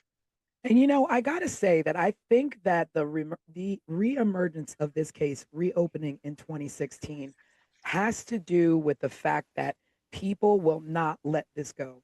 People will Mm-mm, not let this family go without answers. And I think that the more people who are covering this in podcasts like ours and mm-hmm, covering this and bringing it to small towns, small town newspapers, or even like visiting Ketty to visit where they tore down the mm-hmm, town, um, people will not let this go because it's so unsettling. And like you said, this was the 80s. This was majority of us. And I think that's why you had that in 2016, and the fact that Sheila won't let their memory go without some sort mm-hmm. of justice. Right. I mean, and even at this point, I think there's a difference between justice and truth because you can get justice in the wrong man, but I don't think we'll ever know the truth. No, no. And they're still playing around. So, oh, we have some DNA that matched a living suspect. Well, who is that?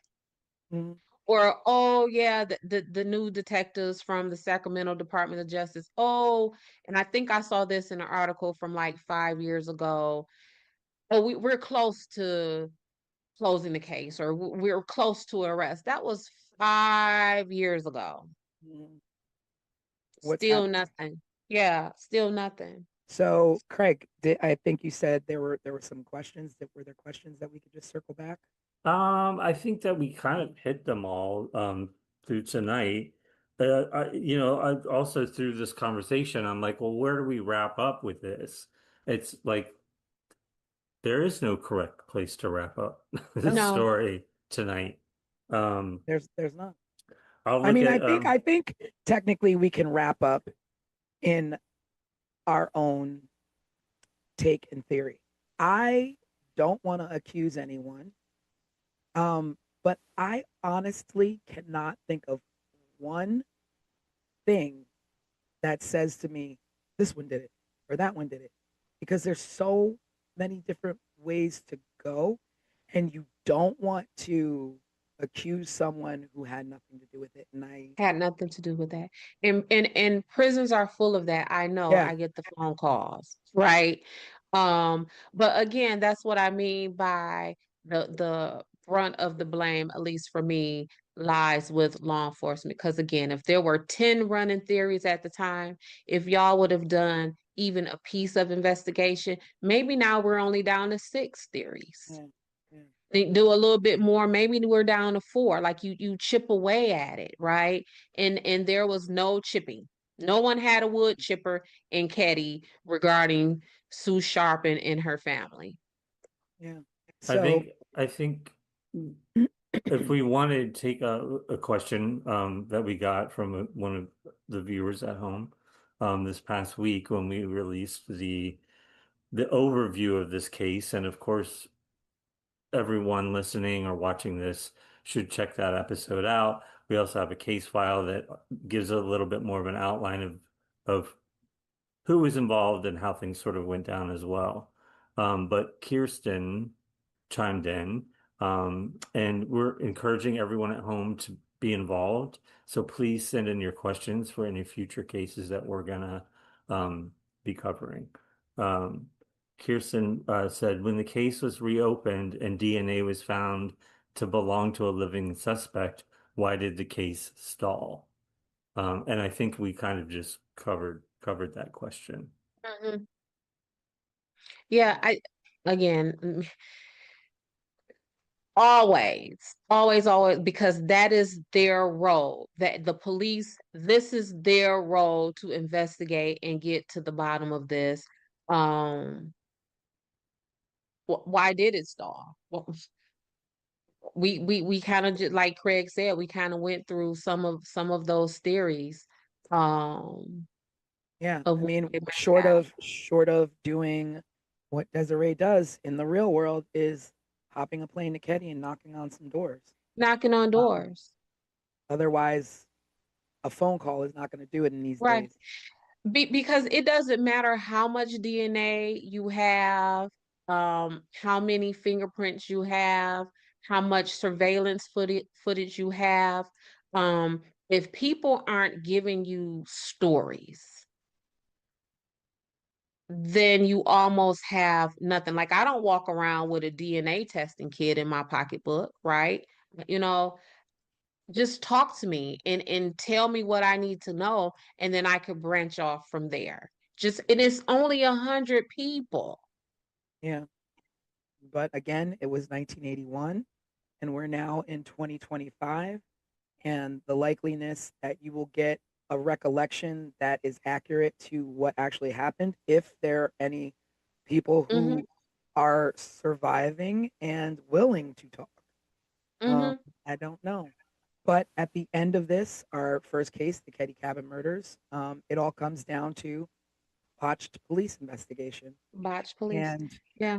that's who we would have to put it on, because it's still open to this day, even Mm-hmm. though they claim they know who the killers are. Mm-hmm. It's still an open case, and we Yeah. don't have answers. And maybe you all out there can keep researching and going down the rabbit hole to, you know, find some other leads or other theories. And of course, keep up with us on 15minutesofmurder.com, where if there's any new breaks in the case, we will update as well. But until then, like Desiree said, this falls on the police, Thomas County Police. Yeah. Great. So tune in. On Wednesdays, we go live for a little while. If you want to check in with us on Wednesdays at 7:30 p.m. Eastern Time, we'll be on our YouTube channel live. so you can chat with us in the real. And then next Sunday, we'll be starting with a new case. So you won't get this podcast version. You'll get the produced episode that gives an overview of the case that we're focusing on next. And then, of course, keep following that channel, that timeline. And get involved. We want to hear from you. We want to hear your thoughts. We want to Yes. hear what your theories are. We want to hear from you, even if you want to speak out and include something that we might have missed in the episode. And I love me some Tanisha and Craig, but I would love to talk to some different folks. You know, I keep it spicy. Yes. And going forward, we're trying to work and build on some exciting things to bring to you. I won't reveal what they are, but we're working on some extra features for our podcast. That's All right. right. Well, that's it for this time, I guess. Yeah. Yes. Thanks for Okay. tuning in, everybody. And Thank we will see y'all. you Bye. on Wednesday. Bye, everybody.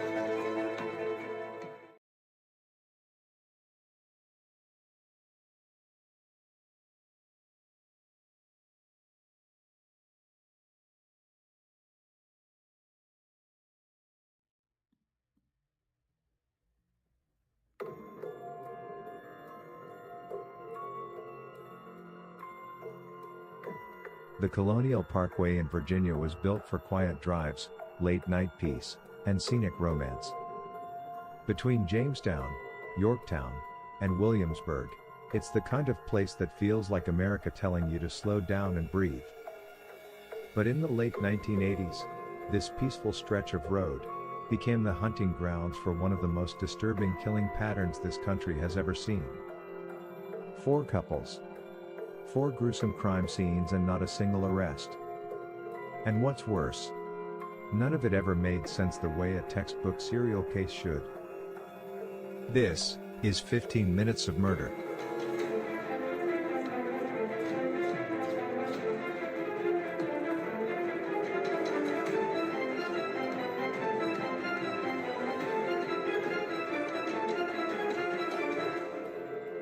It begins in 1986 with 27-year-old Kathy Thomas, a U.S. Naval Academy graduate.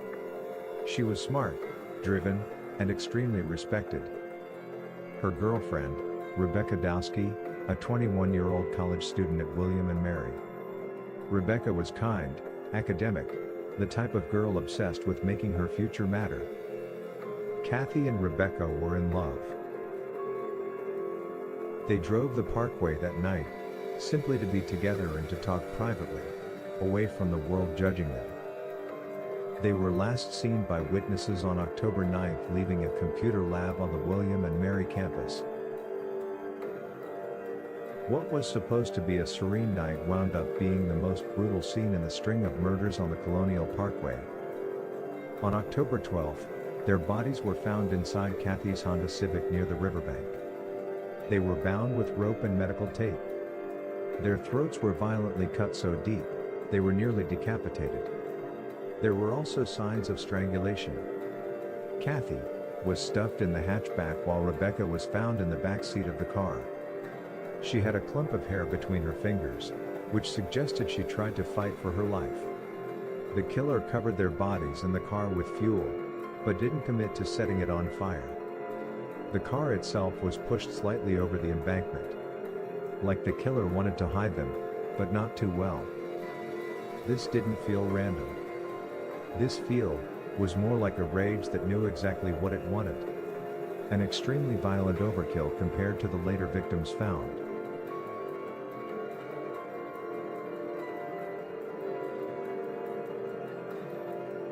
David Knobling was just 20 years old. He was a young father and a salesman. Responsible. Said to be a young man trying to do the right thing. 14-year-old Robin Edwards was an 8th grade student, a kid. Rebellious, yes, but a kid. She had snuck out later that night, after already going on a date with David's younger cousin earlier that evening. But at some point, David and Robin made plans to meet up again later, just the two of them. Despite Robin being underage, it was presumed the two had a romantic, sexual relationship. One of the last calls Robin made was to her mother, letting her know she had made it home safely after her date. Her decision to sneak out and meet up with David proved to be a fatal decision for the both of them. David's car was found on September 21st. Eerily, the doors were open, the driver's side window was partially down, the radio playing, headlights were left on, and the engine and the wipers still running in the rain. On September 23rd, their bodies were found along the James River shoreline on the opposite side of the river, partially clothed. David had a single shot to the back of the head, execution style. Robin was shot twice, once in the head and once in the shoulder. Robin's jeans were unbuttoned, and her bra was around her neck. State police later released she was sexually assaulted. The scene looked like someone forced them out of the car, marched them into darkness, and savagely executed them.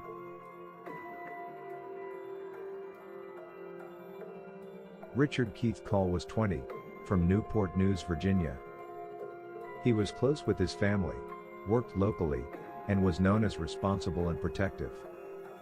On April 9, 1988, Keith picked up Cassandra Sandy Haley, an 18-year-old college freshman he had recently begun casually dating. Sandy was well-liked, social, and excited about young adulthood finally beginning. That night, they went to a friend's party. The plan was simple: leave the party, drop Sandy home, then Keith would return home himself. They never made it. Keith's car, a Toyota Celica, was later found abandoned along the Colonial Parkway. It was left neatly parked, keys missing, wallet left behind, with no signs of forced entry or violent struggle. Their clothing and belongings left inside suggested nothing chaotic happened inside the vehicle. Police later confirmed, the clothes left behind were in fact the clothing Keith and Sandy were wearing at the party. It was suggested they may have gone skinny dipping and possibly drowned, but it was early April, and the water temperature was 40 degrees, making that suggestion highly unlikely. But the fact remains, to this day, Keith and Sandy have not been found. This disappearance became one of the sharpest and most frustrating voids in this entire series of murders, because you have victims, but no bodies, no cause of death, and no physical closure for their families.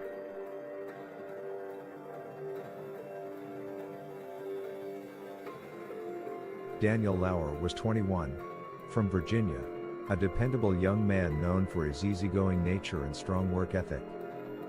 In the summer of 1989, he had been spending Labor Day weekend having fun in Virginia Beach while staying with his younger brother Clint and Clint's live-in girlfriend, Anna. Anna Maria Phelps was 18. She came from a hard-working family from Amelia County, Virginia. Life with Clint was a financial struggle, but despite that, was independent freedom.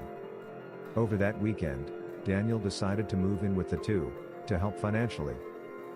The plan was for Daniel to go return home to gather his belongings. Anna saw the opportunity to tag along and spend some time visiting her family back home. On September 5, 1989, Daniel and Anna Maria set off back to Virginia Beach from their brief visit. They were traveling together in Daniel's 1972 Chevy Nova heading eastbound on Interstate 64 toward home. The next day, Daniel's car was found abandoned at a rest stop in New Kent County, Virginia, but in a baffling location. It was parked in the westbound rest area, which was the opposite direction they should have been traveling to reach Virginia Beach. The keys remained in the ignition.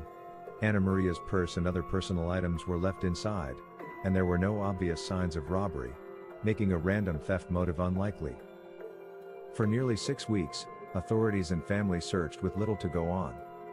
Then, in October 1989, 2 turkey hunters found the skeletal remains of both Daniel and Anna Maria in a wooded area about a mile from the rest stop down an old logging road. Their bodies were covered with an electric blanket that had been in Daniel's car, a detail that suggested someone had placed them there after death. Because the remains were so badly decomposed, law enforcement could not determine a precise cause of death, though some evidence suggested defensive wounds consistent with resistance. A small clue also suggesting either a struggle or a clue left behind, was a locket found worn by Anna Maria. A chilling discovery with no understanding why, or how it was left there. There was no definitive weapon or trajectory that could be confirmed. The location, the staging of the vehicle, and proximity to the highway all indicated this was not accidental. Investigators treated Daniel and Anna Maria as homicide victims linked to the broader Colonial Parkway pattern. 4 couples, 8 victims, bound, shot, vanished, deceased. Each case, different details, same signature. No suspect has ever been charged. Some believe it was a rogue law enforcement officer. Others, a series of copycat killings with overlapping geography. There are theories of a lone serial predator who learned and adapted with each pair. And still others think it may be 2 separate killers whose timelines collided. Nearly 40 years later, the road is still quiet, but the silence is so loud. Because whoever hunted on the Colonial Parkway knew exactly how to make people disappear. And maybe, the most frightening disappearance to this day, is the killer's own. Join us next Sunday evening when the 15 Minutes of Murder crew breaks down the details of these haunting and gruesome murders. We'll see you then.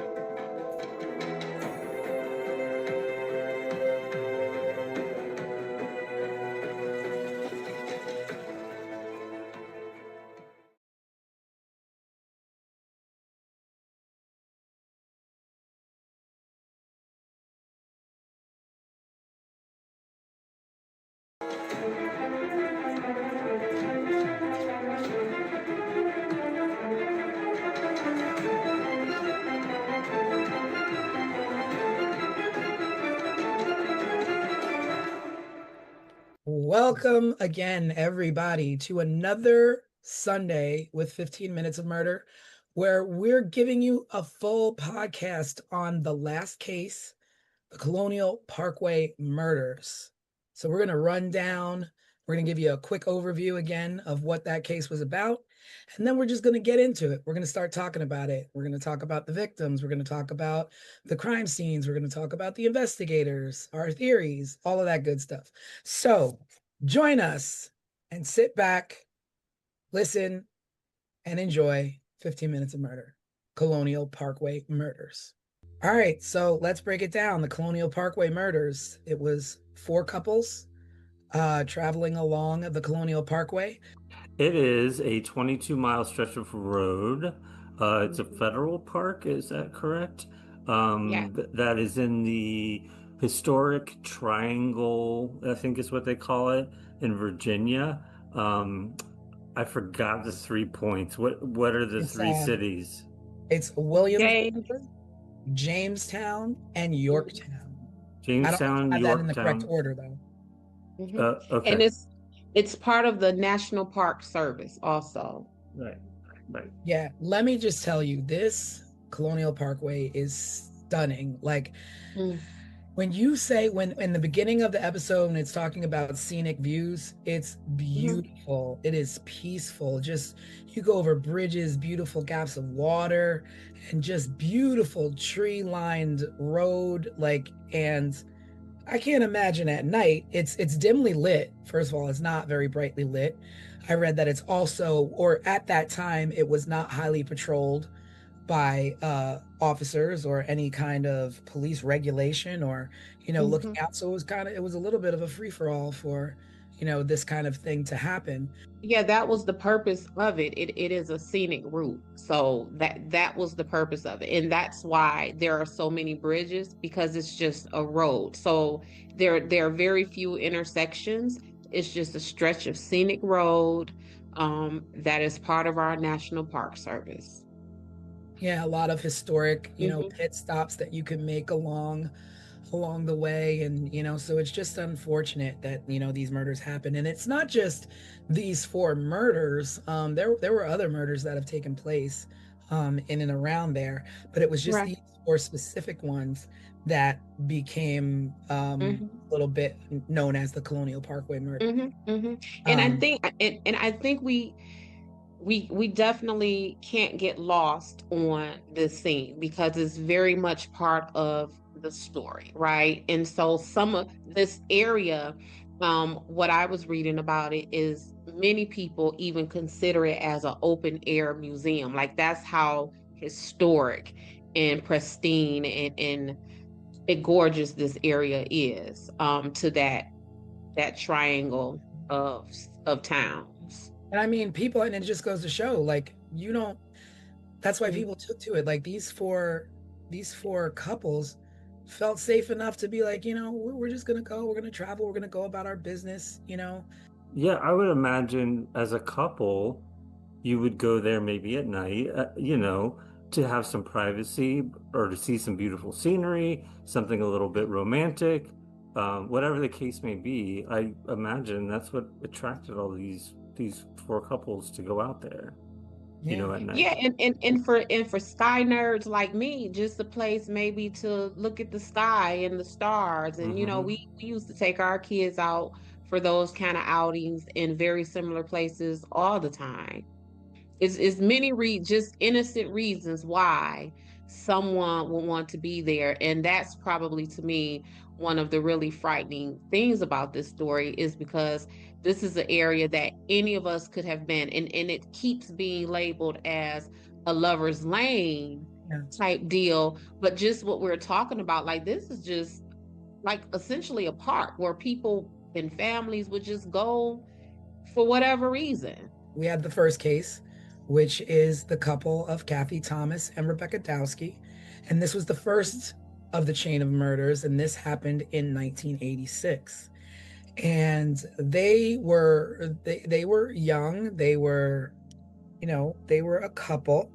And I think they were a new couple, right? Like they hadn't been dating long, and they were probably just gonna go out, on the parkway and find a little pit stop, have privacy. It's beautiful, it's romantic. You're away from judging eyes. Because I can, only imagine in the 80s, we were just as, no better then than we are now. We're getting there with, same-sex relationships, and people were judgmental. And Right. but these were people who were not going out looking for trouble. They were going Right. out looking for a peaceful night, peaceful way, going from A to B, and these things happen. So they were last seen leaving the computer lab at the college that Rebecca Dowski went to.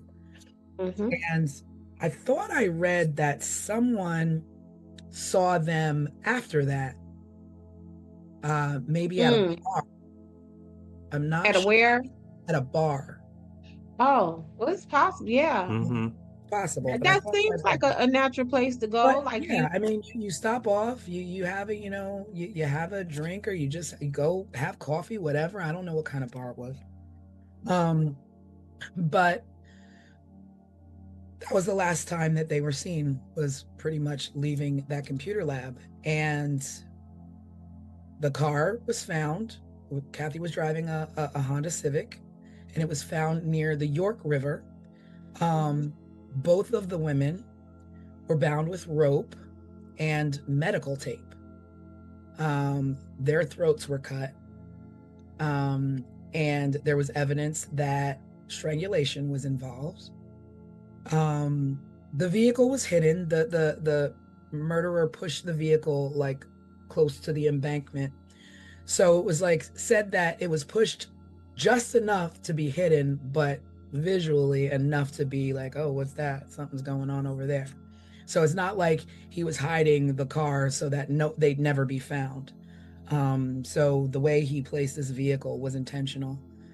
And it was extreme. I mean, as you see in the episode, you know, what was done to them was extreme. And again, like you said, Des, choice of weapon is always a big deal and an indicator of whether it's personal or haphazard or defensive. This was definitely personal. We don't know exactly when it happened, but whatever happened was brutal, and the killer left their bodies in the car, stuffed in the car, and left there like they were like they were nothing. No one's loved one, sister. In my background, what I actually am is I am a trained social worker. That was my trajectory before I even got into being a private investigator. And so with that, I approached all of these things from that socio-economic perspective. And Kathy and Rebecca struck me immediately, because one of the things that I first thought of was why, you know, for me, whenever I hear about unalive people who identify as LGBTQI plus, all of that stuff, like, why are we in a society where whenever any of these people who identify with these groups are found unalive, like immediately we think of like the most heinous things? Because when I thought of this, I thought, oh, hate crime immediately, right? And we're not, like, these people are targeted so viciously that anytime they're found unalive, it goes into that, oh my God, someone sought them out and sought them out specifically for that reason. Yeah, so that was the first thing. It felt, I immediately thought of like, okay, is this someone who is wanting to attack sin, was what I thought immediately with Kathy and Rebecca. It's strange. I believe this was the only case where they were still in the car. They were found in the car.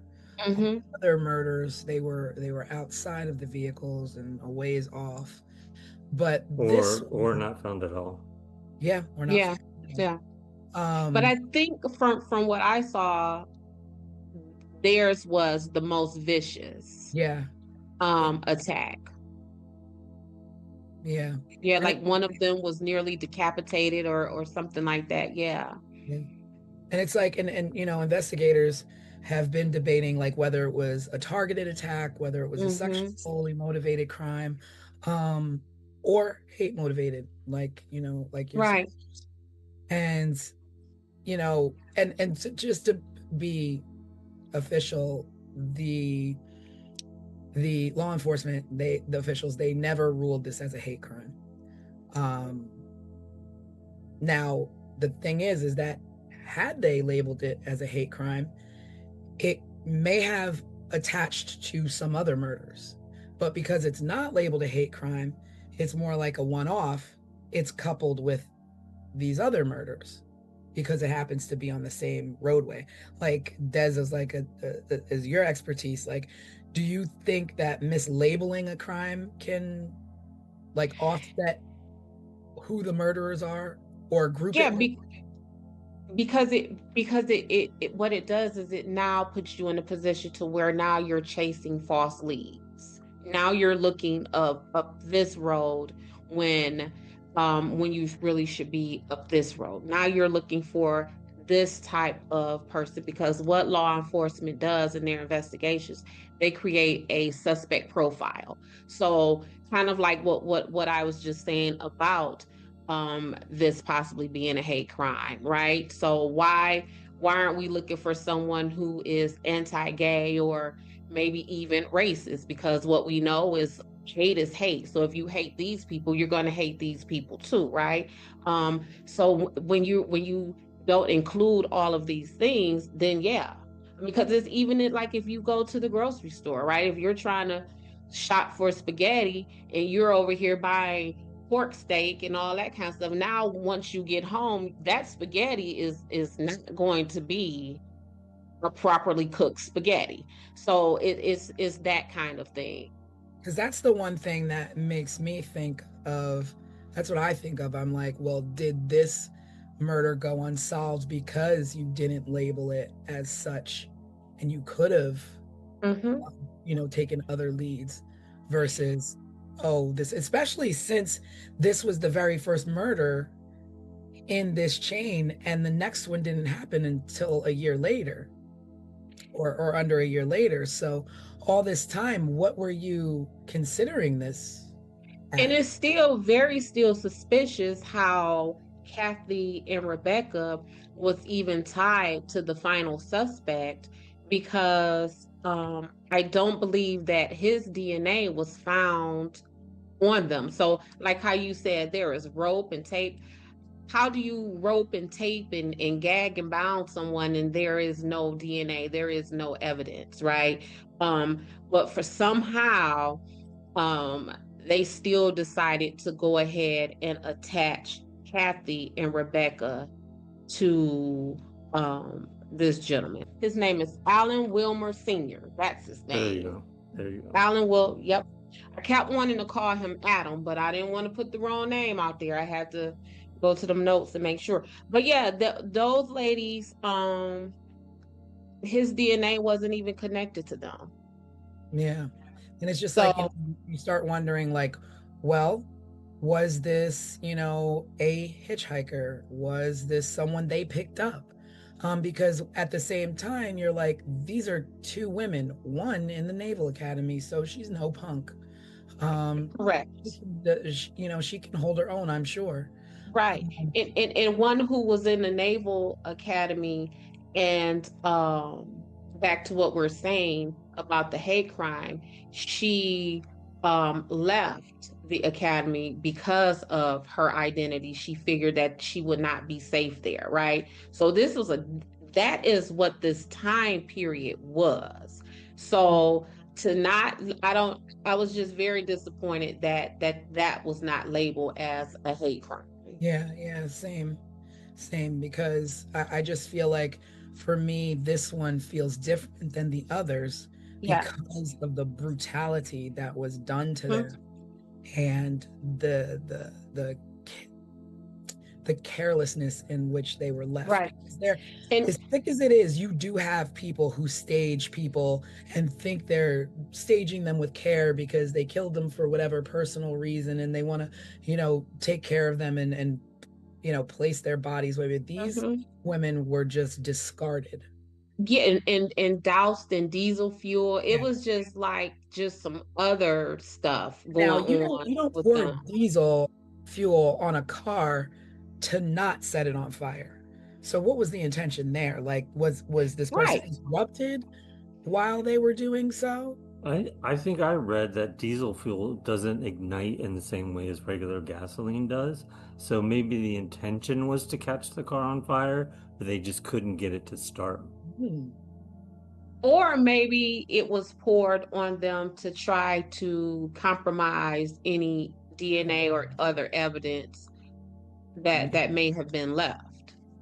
Yeah, but there's Um, just so much there that is.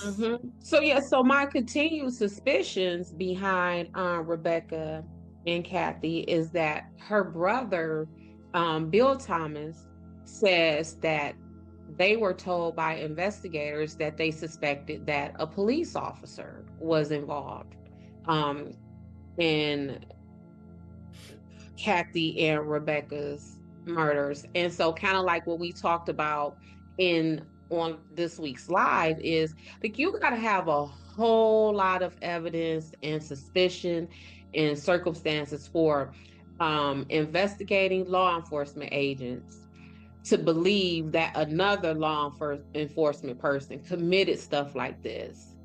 And And for then investigators to be the ones to say that, not even like word on the street is. nope. And then for them to say that to the victims' families, like that, they don't take that lightly. You know what I'm saying? Like we see in the news all the time when police are beating people on the side of the road, and oh, we're not going to say anything. That what do they call it? The blue wall of silence. So for them to tell her family, we think we have something, and it's a police officer. That stuck out. Yeah. That wasn't something that I was able to easily overlook. And now is that like, would you like fault that to like just inexperience or just nervousness or like literally who in their right mind part of a force says it might be one of us without any evidence, without without anything to back it up and say, okay, well, we have this suspect that's one of our own, and we're going to go forth and we're going to question these people. Like, I don't understand who does that. Like a rookie? Well, for me, it compromises a lot of the investigation. I won't say all of the investigation, because immediately I then begin to think, well, if you all are suspecting that your suspect is one of your own, then how do I, as a criminal defense investigator, take much stock in the rest of the suspects that you have lined up?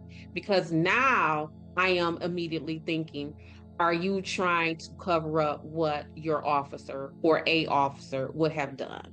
Because if it's a scandal as is, imagine, and back in the 80s, police officer serial killers, we can't have that. And police officer serial killers on federal land, we can't have that.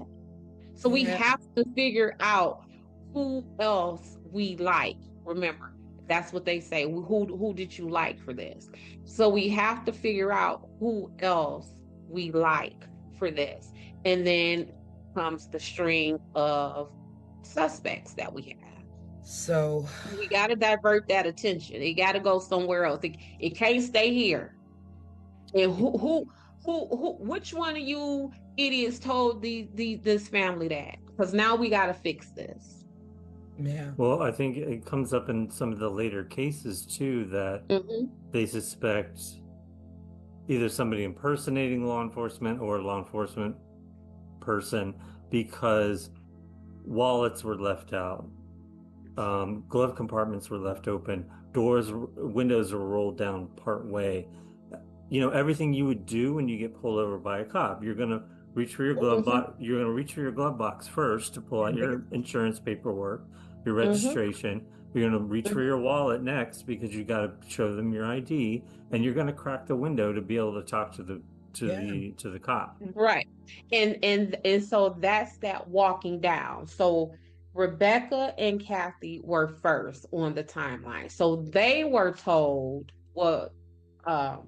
Kathy's family was told that it was a police officer.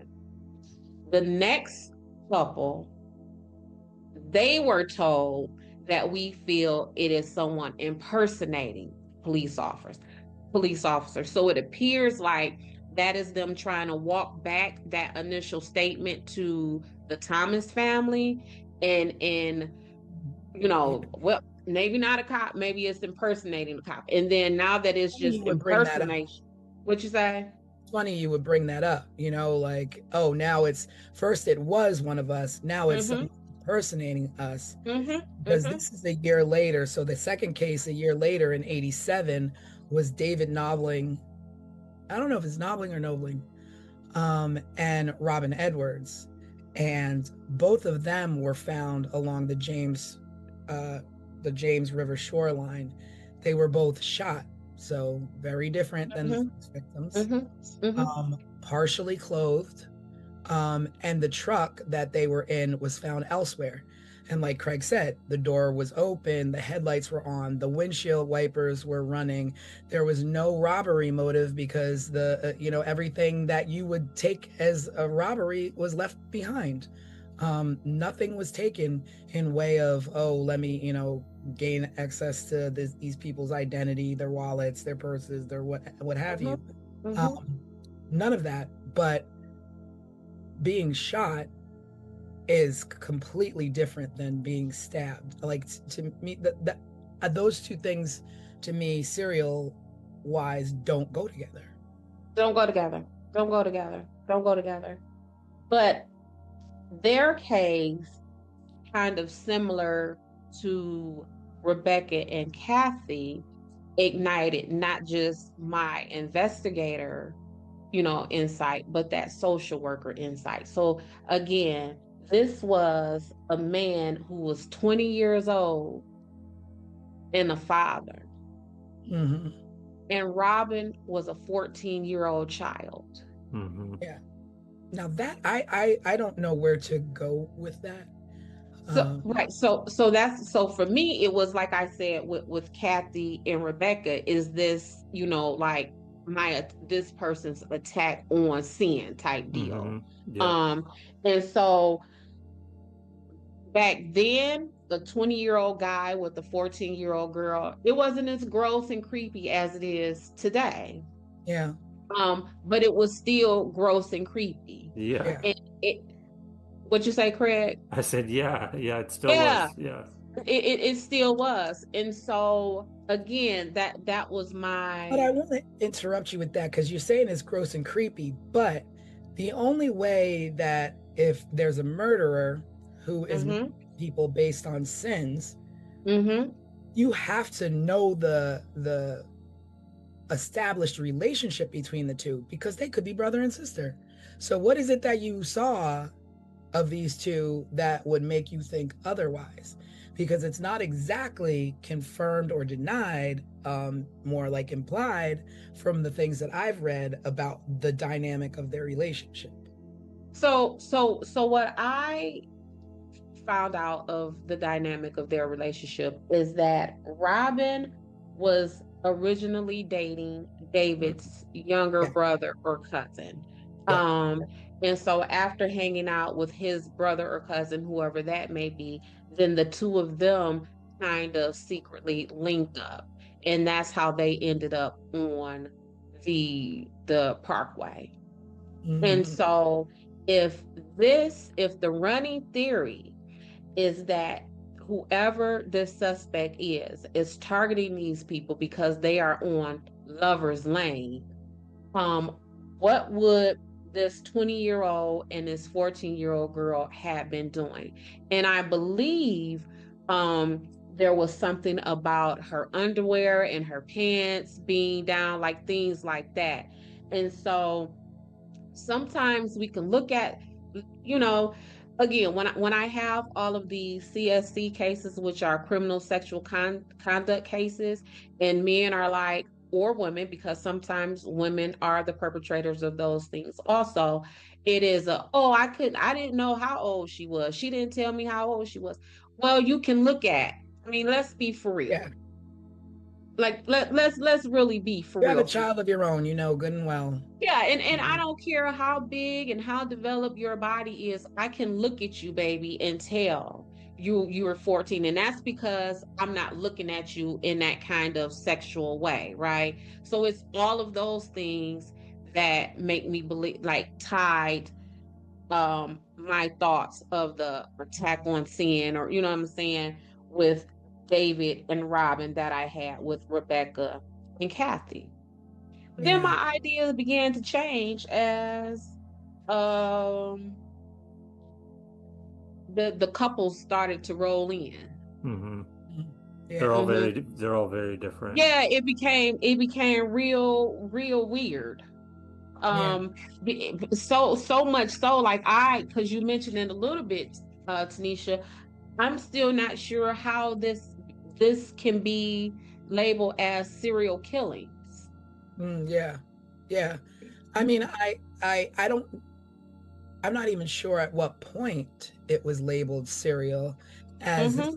you have the first one a year later, and you're just saying, okay, well, it's two people on the same road Mhm. murdered, um, different ways, but because it's the same road, we're gonna label it as that. We're So gonna label that as that. And with David and Robin, a guy by the name of Sam Ryder came forward and put himself at the scene of their murder. really interesting. He went to law enforcement and told them that he was an eyewitness, that he was on Ragged Island, which is where they were found. He says that he was on his way home. He saw Robin and David get out of the car. He approached their car. The car was running, the radio was on. And he said, as they went to the back, like wherever, down into the brush or whatever, he heard 2 shots. And he told the police that he took money from their wallets. And they let him go. Wow. They let him go. And after that is when they developed a task force. And from that task force, what you say? After the fact, after After they the had fact. a person, whether he did it or not, but was the only And, eyewitness. and he places himself at the scene. He says, and at that time, I don't even know if the police had even put in the media yet that they were shot and all of that stuff. So he's giving the police information, That's not even. viable information. And so But from wait a there, from minute. that, So he reported that at the scene, or that was post? no, he says that he saw them. So he places himself as an eyewitness on the scene of their murder. But I mean, was like he went to the police, or they were on. He went to the police himself. Oh, wow. He went to the police himself. What was his name again? Sam Ryder. At the same time, I was curious if it was like how long it was between him reporting that, or if it was he was at the scene, the police were at the scene, and he just kind of strolled up. No, so he didn't. The way that I understood the story is that he went into a precinct or whatever they may have had then and reported to the officers, everything that I just said. And like I said, I don't know if at that point investigators had released any of the details on what happened to them in the media yet. But it turned out that their demise was described as them being shot execution style, and that theirs were, that was an up close killing. Now, mind you, this man just put himself on the scene. This man just came to you and said he heard shots. Did he hear the shots because he legitimately heard the shots when they were down at the brush or wherever they were? Or did he hear the shots because he fired the shots? Well, they were both shot once, execution style, in the head. And he says he heard 2 shots. And he says specifically, I heard 2 shots. And not only did he say he heard 2 shots, he went on to tell a story that would organically place his fingerprints and his DNA at the scene. Right. Because he says, I rummaged through their vehicle, their wallets was out, I took their money. See, now I'm going back again and I'm like, okay, so did he take their money before or after he heard 2 shots? Or did he take their money? Or is any of that true in the sense of, did he really take their money, or did he come to law enforcement to tell them these things, place himself at the scene, so just in case they find his fingerprints, That's why my Yeah. fingerprints are on the scene because, oh, I didn't do nothing. I just went through their wallets. I just stole their money. Because Yeah, that's all that what I'm saying is that if I'm police, if I'm like detectives, police officers, what have you, and a guy comes to me and says, I took these people's money out of their wallet and I rummaged through their things, to me it would be, okay, well, did you do that before you heard the shots or did you do that after you heard the shots? Because if you did it before you heard the shots and you saw them walking down there, okay, you're a thief, you saw an opportunity. But if you took that stuff after you heard the shots, you're a cold-hearted son of a gun, because you know what just happens following two Right. shots. Right. You're gonna do that. I'm gonna hold you. I'm not letting you go. I'm not letting you go. And like I said, these shots that he heard, did he hear them because they were out in the distance, or did he hear them because he's the one who fired them? But whichever way you decide to turn, the point is this man is a viable suspect, and why did you let him go? Yeah. I feel like this every case we talk about, there's some failure like this. Mm-hmm. Yeah. I mean, it Yeah. just with, we talked on the live a lot about the news this week and the Brown University shooting and the professor that was shot at his home in MIT, the MIT professor that was shot at his home in Brookline, Massachusetts.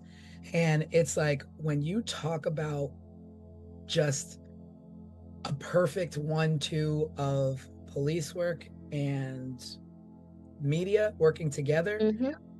I mean, this was one for the record books, but it's just like back then we didn't have that at all. So it's just like nobody's knowing who the cops are letting go. Nobody, because if media was all over things then as they are now, and you had a man walk in and say, this is what I saw, media would have been all over that dude as soon as he walked out of the police station reporting that kind of information. Mm-hmm. Yeah. Well, there was another woman. So David and Robin, they were found September 23rd, 1987. There was another woman who was found unalived. Her name is Lori Powell. Yeah. Was found March 8th of 1988. So although Lori is not one of the official 4 of the Colonial Parkway murders, they essentially went on to link her murder with the rest of them. Why was that? I don't know why, because it shouldn't have been, and I'm gonna tell you why I think it shouldn't have been. Because Lori, the story with Lori is that she was hanging out with her boyfriend, a gentleman named Chris Cutler. Chris Cutler and Lori got into an argument, and Lori got out of Chris Cutler's car and decided to walk. The argument was about him speeding. Lori was never found again. So why wouldn't the last person who was seen alive with her not a suspect? Not only was she last seen alive with him, but through his own admission, they had an argument. And through her family's known knowledge is that the two of them had a tumultuous, toxic, and violent relationship. But yet, so there's this on a suspect they don't even have yet, based on and how was she? Oh, she was just never seen again. She was never seen again. So at this point, she's not seen again, but you're going to connect her to the Colonial Parkway murders, where both couples of victims were found murdered together. And this is a one-off. This is one person who's missing. You didn't find this person murdered, but you're going to tie it into. Right. It's more like, oh, this person happened to be missing on this parkway. and treat it individually rather than group it with something, because then you could be going astray yet again. Yeah, it's just too, it's so much, it's so many possible suspects that, again, in all of these missing peoples and unalive bodies, it just does not seem cohesive enough for this to be called um a serial killing. Like I don't get that from this. So then in 88, we did have our third case that was Mm-hmm. directly related as a couple, which was Keith Call and Cassandra Sandy Haley. Mm-hmm. And they were, in fact, on a date. They went to a party, and they were leaving the party, and Keith was going to bring her home. And I had read somewhere he was going to go out and go to another party and spend the night at a friend's house Yeah. the next day. So the parents, they weren't expecting him home. So it wasn't odd, that he didn't come home because after that party, because they weren't expecting him till the next day. Mm-hmm. But Sandy didn't return home, and then and then he goes missing, and they find their car neatly parked on the highway, on the parkway. Keys were missing this time. All the personal items left inside. There were no signs of struggle, but both of them vanished. Mm-hmm. No remains have ever been found of the two of them. And it's the first case that has no bodies found. So now it's the first case with no bodies found that are couples, because Lori was not found, but she was singular. So you don't put, this is like a difference between missing persons versus murdered victims. Mm-hmm. Mm-hmm. So if it's single, then it's going to be a pattern. There's no pattern here. No, there is no pattern here. The only pattern here that I found is the way the investigators seem to have gone out of their way to make Wilmer the suspect in this. So Cassandra and Keith, like you said, their bodies weren't found. But the investigators went down to the water area where their car was found. And they used cadaver dogs. And the dogs went down to the water and attempted to try to get into the water. So investigators believed that meant that maybe they went swimming or something like that. But they're saying they were found in like April. So, I mean, this would have happened. When did they happen? Yep, they went missing in April, so the water would have been too cold for that kind of stuff. But that the dogs went down there, wanted to get into the water. I mean, what's too cold? Like Well, it's April. Yeah, so I mean, you got people who, you got the Polar Bear Club. You got people who aren't bothered by that. Correct. And this with that in this day and age, right?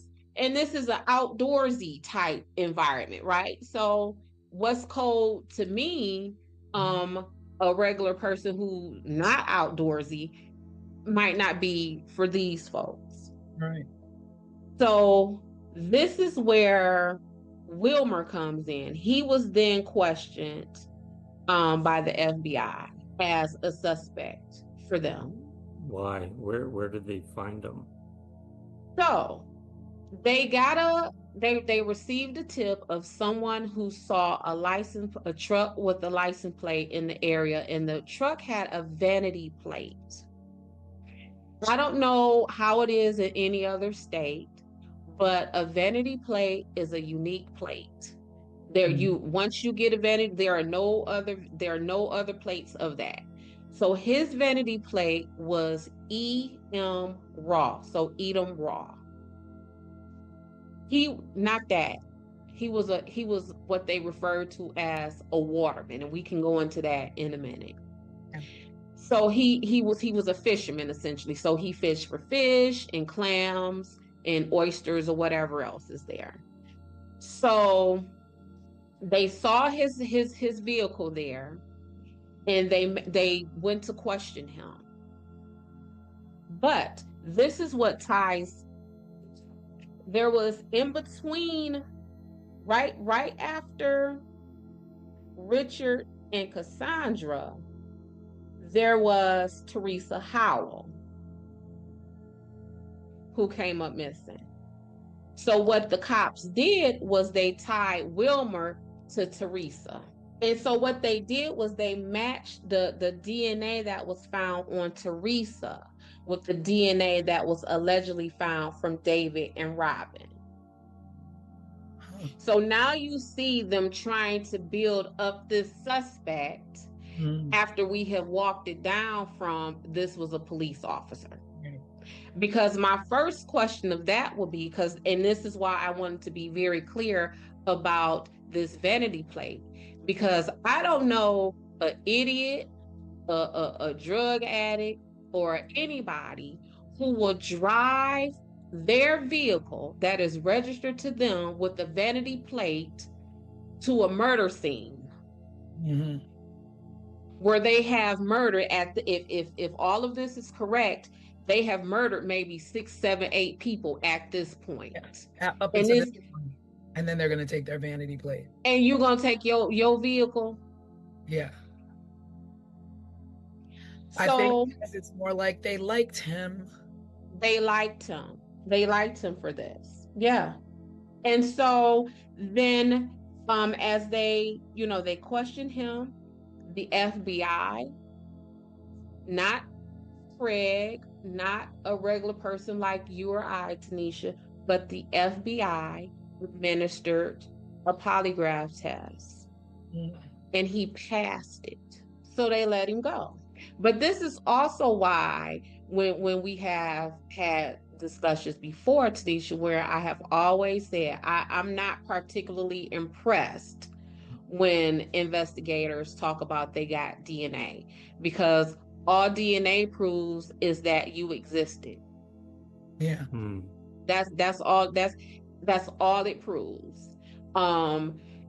It transfers so very easily. You can have someone who was, SA'd and there is no trace of DNA there, or you can have someone who has someone's DNA on them but that doesn't mean that you were SA'd, right? So DNA just leaves too much room for interpretation, and you can place it in whatever boxes and categories that you want it to go into.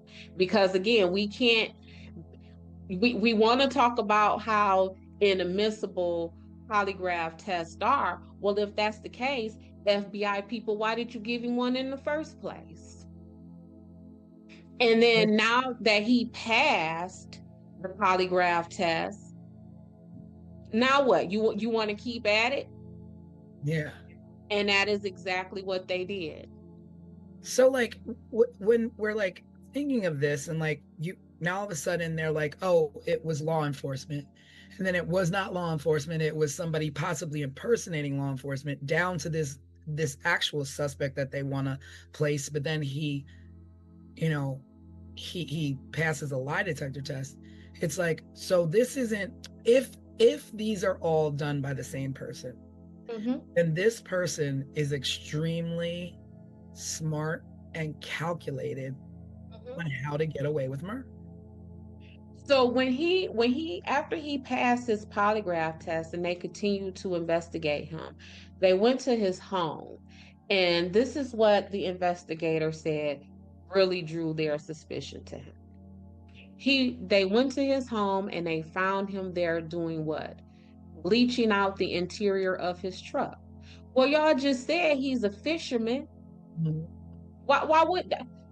If you pull up to my house at any moment, you might see me in my driveway with a vacuum because I'm cleaning out Dutch's, hair, right? So if I am a fisherman and you pull up to my home and I am bleaching my car, how dare you be all that suspicious of me when I might just be trying to clear out fish guts or spoil fish water.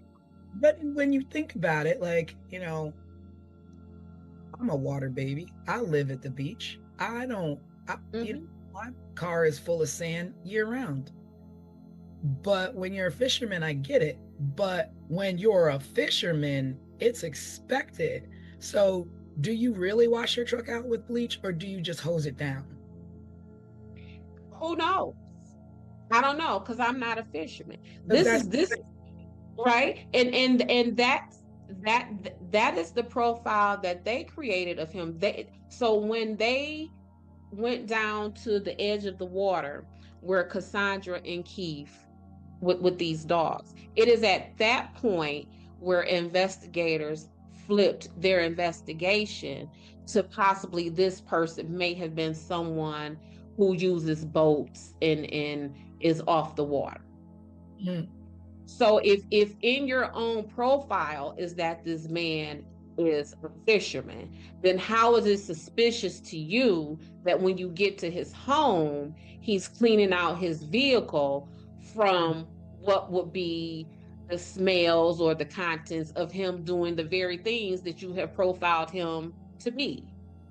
I mean, is this even a popular fishing area? Well, so according to them, it is, and that was another thing that made me very suspicious about them singling out Wilmer. So what they decided is that whomever committed these crimes is what is known in that area as a waterman. And the watermen, as described in all of the information that I read, they're really described as kind of like degenerate type way. One of the investigators even referred to them as an unusual lot. So again, with them liking building a suspect, right? They are suspicious people. We don't, we kind of, they're on the outside. They're outliers of primary society. And that is the pile of suspects they picked Wilmer out of. This person who they felt would have driven his own vehicle with the vanity plate to the scene of a murder. So am I. A bit, and then when we fast forward, this is the man who, after he has been dead, you say is the suspect. So you backtrack, he passes the polygraph, and then you get using bleach, what have you. But then umpteen years pass, and now all of a sudden he's back to being a suspect. So remember Lori Powell, who I said was last seen arguing with her boyfriend, who they did not label as a suspect? Well, he died a year before Wilmer died. So Chris Cutler, Lori Powell's boyfriend, died October 20th, 2016. Well, there goes that suspect. So now we got to keep building another suspect. Yeah. No sense in chasing that lead that we didn't chase. Yep. We don't no longer need to chase the lead of the man who was last known to be with and arguing with this suspect. So then they keep at Wilmer. And so how they find out about Wilmer is that they got a random notice of someone being dead in the home. Someone is unalive in a home. Just a random anonymous call. And they go to the home, and guess who's there? Guess who's deceased in this home? Alan Wilmer. Wow. And it is from that deceased body that they pull his DNA. And now they start, because you can't, because when he was alive, what'd he do? He passed your lie box. You're right. He beat the box. The box that y'all administer. So again, if the box ain't no good and we don't want to use it in court, then why do it anyway? Because y'all said, nah, never mind that, get him. And then he passed it. So you got to leave him alone. And meanwhile, it's 1988 and Kathy and Rebecca and David and Rob Mm-hmm. murders have gone unsolved while you focus on a man and literally wait for him to die to collect some DNA. Let me go back a little bit. So again, this connection between Chris Cutler, who was Lori's boyfriend, and Alan Wilmer, who ended up being the final suspect, they have almost the exact same backgrounds. So how they're like, oh, the person who did this had to be a fisherman. Well, Cutler, he was known to be a self-employed fisherman. And that ain't a rumor. That is what I found in his online obituary. So here's another possible suspect, but he died before Wilmer died. You go from, like you said, when you, what do you call them? What did you call the fishermen? The watermen. They call it the watermen. Watermen, but basically not the upper echelon of the community. Mm-hmm. So you went from a high-ranking, controlled police officer, aware of surroundings and knowing the road and the terrain. You went from that possibility telling the families to a waterman. To a waterman. To a waterman. So to a waterman that the lead detective on the case referred to as an unusual lot. So you think that the unusual lot is capable of murdering two women in 86, Mm-hmm. male and a female, separate ages, hate, what did you call it? The Dexter, being the Dexter out there, trying to right the wrongs of the world. Yeah. To me, that fits the motive of a police officer. You the police officer, your job is to uphold the law and make sure everybody is on the straight and narrow and living life according to somebody's rules. So you as a law enforcement agent, to me, just based upon your own profile, y'all fit the category of who possibly did this than these watermen did. These watermen, from your own description of them, are a group of people who want to be left alone, who are kind of living off the grid. And when you're living left alone off the grid, you don't care about what nobody else is doing. Yeah. You're not doing anything to draw attention to yourself.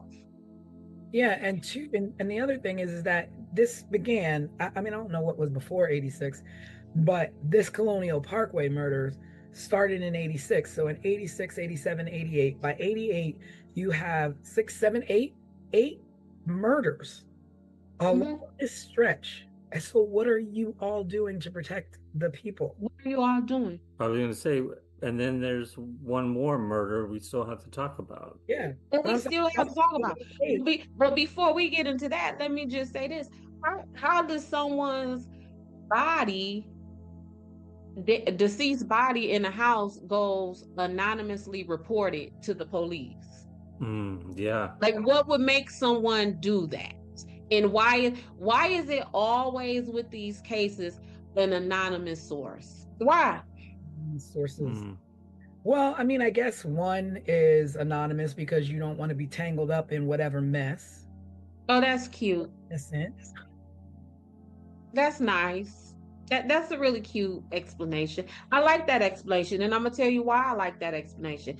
I like that explanation because that's what they want us to believe. Yes, exactly. I was just gonna say, it sounds like a sus way of just kind of brushing over. There's no way it came from an anonymous source. Somebody knew about it. Right. No, but that's what they want us to believe. They want us to believe that, oh, this came from an anonymous source. Yeah, but anonymity in the 80s is much different than it is today. There is no such thing. They want us to believe that it was an anonymous source. Because in today's day and age, your anonymous source is revealed and doxxed immediately. There's no such thing. Back in the There's no 80s, anonymous sources were just that, they were ghosts. but to say it's an anonymous source is just a way to keep them from saying we put that there, we planted that there, we knew that happens. That's a way to keep it from being on the inside. We could just say, Yeah. and it came from an anonymous source, especially when we're talking about a group of what appears to be unrelated murders that originally had a suspect who was a member of law enforcement. Yeah, and then this is the case. The third case is the one that pretty much fueled the fact that maybe law enforcement is involved, or military, or what have you. Because at this point, it's just like someone is out here getting away with it. It's not Getting just away with it. they're getting away with it. This is an 8 body count. But see, and again, that's back to what I always say. You don't have to play around with this stuff. I mean, somebody gonna get away with it anyway, just because of the environment. It's an isolated and desolate environment. So someone does something out there, they might get away with it. Well, I was going to say, what about the fourth couple? Yeah, What about the fourth leads us right into 1989. Mm-hmm. That case was Daniel Lauer and Anna Maria Phelps. And so they were not even a couple. They weren't even a couple. Yeah. Oh, Anna Maria was Daniel's brother's girlfriend.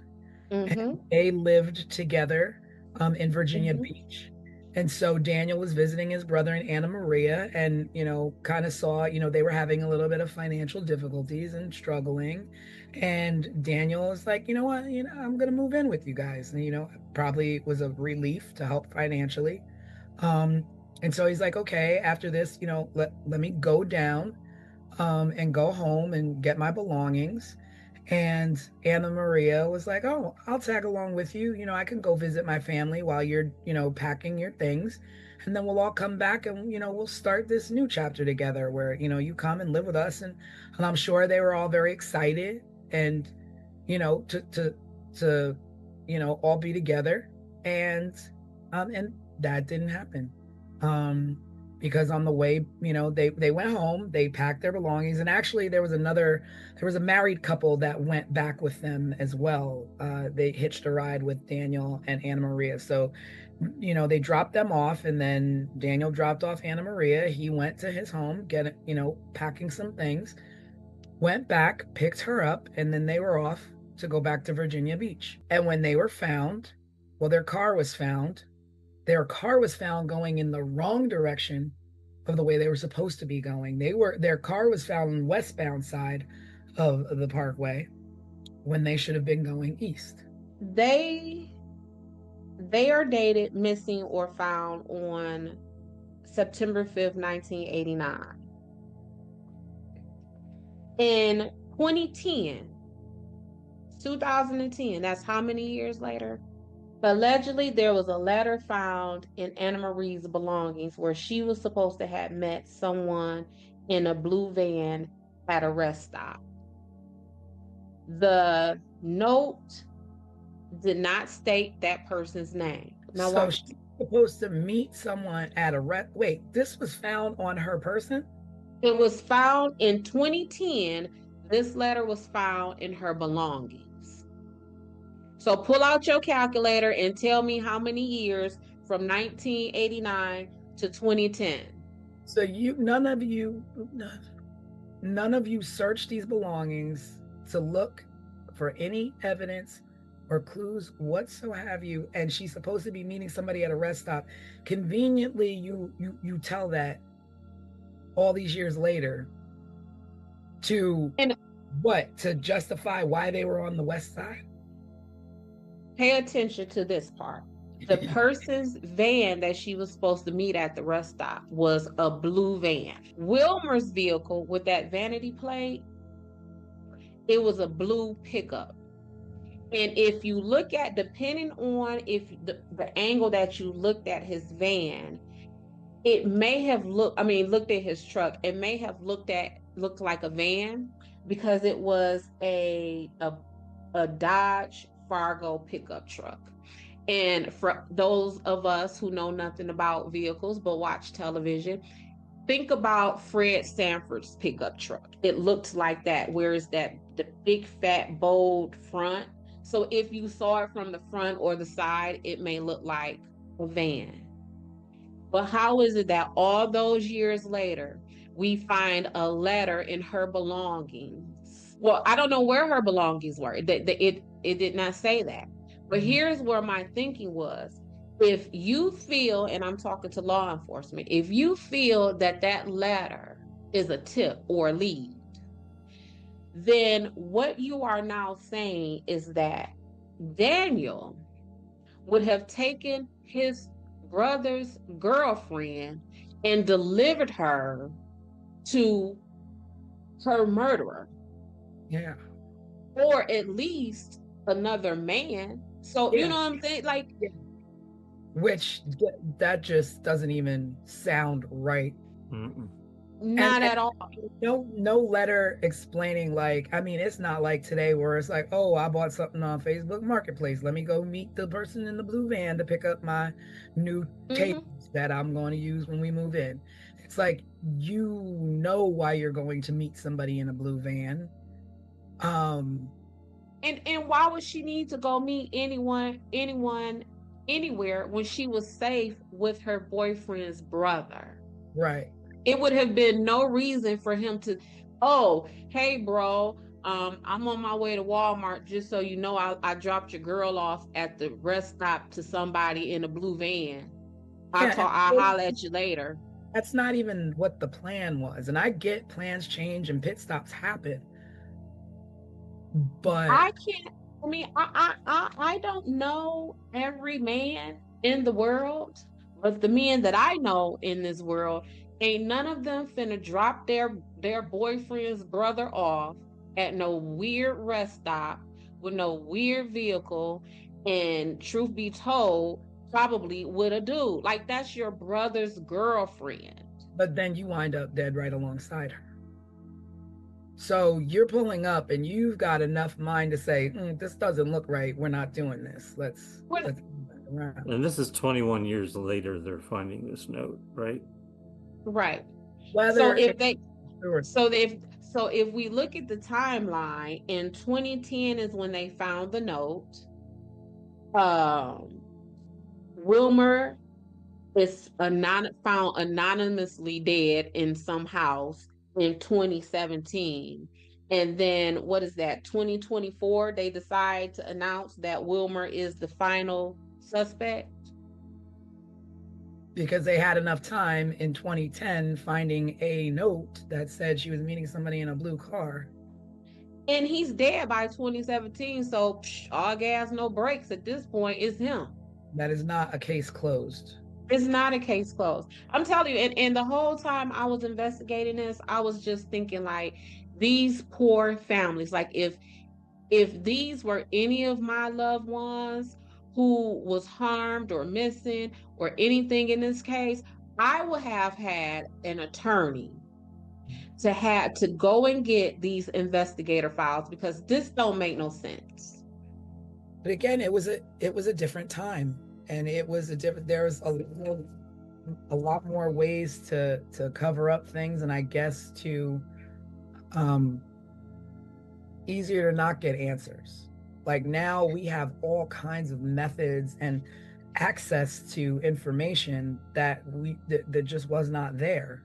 And that's true, but that wasn't true. What you just said was true at the time of the original investigation. That was no longer true at the time when they announced that Wilmer was now the official suspect. That was in 2024. Like, I do not feel that this case is closed. And then once they the officers, they sitting proud and they talking they tough talk. We did good, y'all. We got the suspect. When talking about Wilmer being found dead and how the FBI had to let him go from him passing his lie detector test. One of the investigating detectives said that he would have done anything. He would have threatened him or anything else to get Wilmer to confess. This is what the officer said. So, do we as a country, is this how we want officers to solve cases? Yeah, no. I mean, What do you mean you would have threatened him or done anything else to get him to confess? he said that publicly. Not only did he say this publicly, he said this on the ID channel. Wow. In a documentary about this case? Yes. Oh, jeez. Wow. Unbelievable what you think you can get away with and do.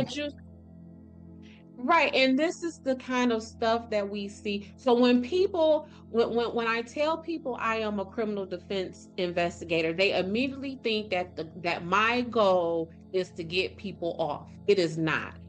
My goal is to make sure that whatever my client has been charged with, that he has not been investigated by an officer who says and believes that it is okay to threaten and do anything that you need to do to get someone to confess. This is why these prisons are packed the way that they are.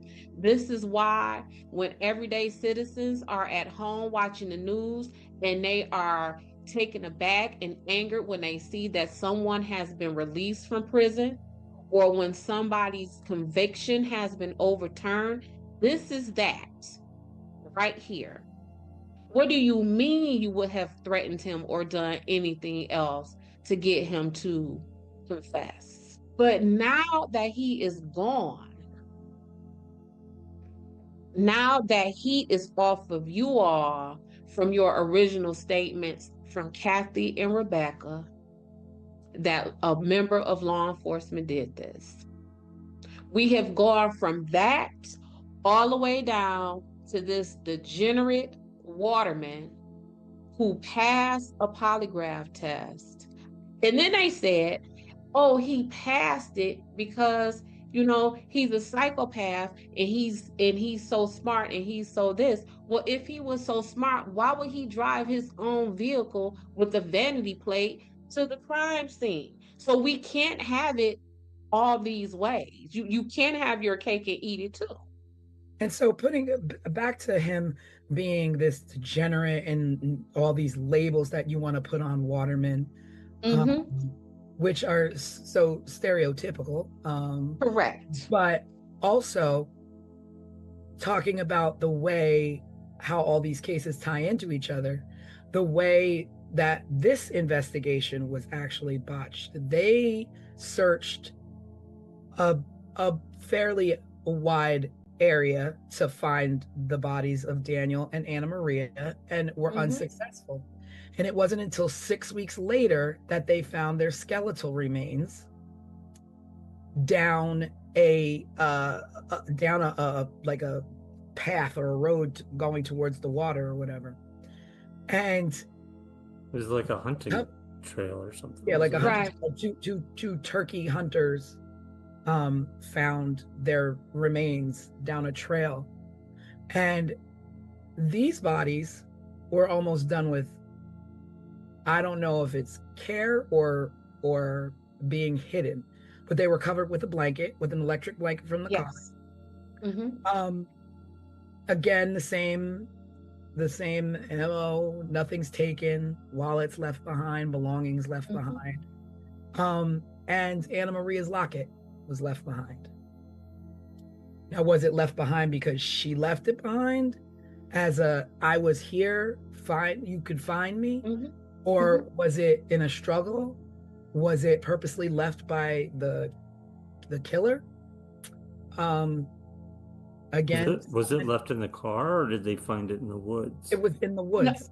yeah, it was out thrown about. I want to say somewhere near, like Tanisha said, in the woods, or maybe down near the water path where those dogs would have tried to get into the water. But yeah, it was left behind. Yeah, and cause of death is undetermined because it was 6 weeks before they found them, and evidence washed away, a lot of rain, weather elements, and nothing's traceable. And because they were so badly decomposed, there was no way to tell how they were murdered or how. Yeah, I mean, by then it's like animals have gotten to them, weather has Right. gotten to them. So yeah, they definitely liked him. And like I said, me being a trained social worker, all of these themes really popped out at me. One with the non-heteronormative couple of Kathy and Rebecca. Then we have this disenfranchised folks of these watermen as the suspects. Because the truth of the matter is, Wilmer, I mean, we look at what's his name, Gacy. He was a business owner also, but this man, he didn't have a criminal record. So I don't have a criminal record, but I'm just going to start, slaying, murdering, knifing, choking and strangling and shooting people on the parkway. A whole bunch of people, very violently. So he didn't have a criminal record. He was a business owner. He passed that polygraph test. But somehow, after telling these victims that this person the suspect at first was a member of law enforcement, to now we're walking it back to, oh, this person impersonated someone, to, no, we got to do even better than that. We have to get down to a suspect that gets us far away from who our original suspect is. So they turn to the usual suspect. And they turn to the usual suspect. So where does that leave everything in the end? Wilmer, is that his name? Wilmer, Alan Wilmer. It leaves him 7 years after his death is being called the official suspect. And what was striking to me, 7 years in this work, we typically destroy files at the 7-year mark. At that 7-year mark is where you can comfortably and ethically begin to purge files. It's that way for everything, right? Your taxes, your I believe reports. So. It's like I believe it's that 7-year mark, and 7 is often just the statute of limitations across the board for stuff. I believe, like in some jurisdictions, it's 7 years for you to file suit for civil matters, like 7 for it to be 7 years. So it's a whole lot of weirdness. Well, maybe we should start talking about, I mean, this is a theory, right? Mm-hmm. The one that you've put together does. Well, were there any other theories that we haven't talked about that may have come up during this whole time since these murders started to now? Like you said, I feel like I don't feel like they're serial. I feel like the first 2 could have been individual hate crimes. And the other ones, I mean, the fact that they have singular murders in between them that don't fit any kind of pattern. And then our last victims weren't, Daniel and Anna Maria weren't necessarily on the highway, but adjacent to the highway, but was roped into it. I don't really know how this is. The only thing that makes the Colonial Parkway murders is the fact that they were murdered on the Colonial Parkway. Mm-hmm. And if if law enforcement use these outlying cases of Lori and Teresa as a way to tie Wilmer in as being the suspect, then why, when we look up Colonial Parkway murders, why isn't their faces there? You know, it's crazy What's because you like to think that people and law enforcement are a lot like that, and I don't want this to always be like we're always coming down on law enforcement or what have you. This is like a case by case individual like Mhm. and they themselves listed and labeled it to families, to a victim's family, as possibly being their own, and not only that, possibly a person impersonating them.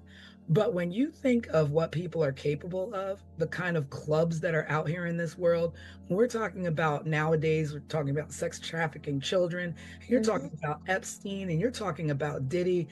Who can put it past the blue wall of what they do inside their, like, I don't put anything past anybody. No, and that is where they can get away with this. And again, that trained social worker, that part of me that sees everything based upon social economic status, based upon power and privilege and all of these things. Um, who who else could do these things? Like I remember one time I had a case, this man was a medical doctor. He took his computer to Best Buy to get fixed. You want to know what the Geek Squad found on that computer? Yeah. Child pornography. Yeah. So as a doctor, Mm. you smart, right? You take your laptop to the Geek Squad and you to be fixed, and you don't think that these people gonna find this mess on your computer? So that's that level of power and privilege. Going back to Diddy, all the Epsteins, all of this. That is that. It is. Studies need to be conducted on how power and privilege corrupts a person's mind, because And there's, obviously, yes, because how would you think my little bitty self, my everyday regular self, I wouldn't have took that there. yeah.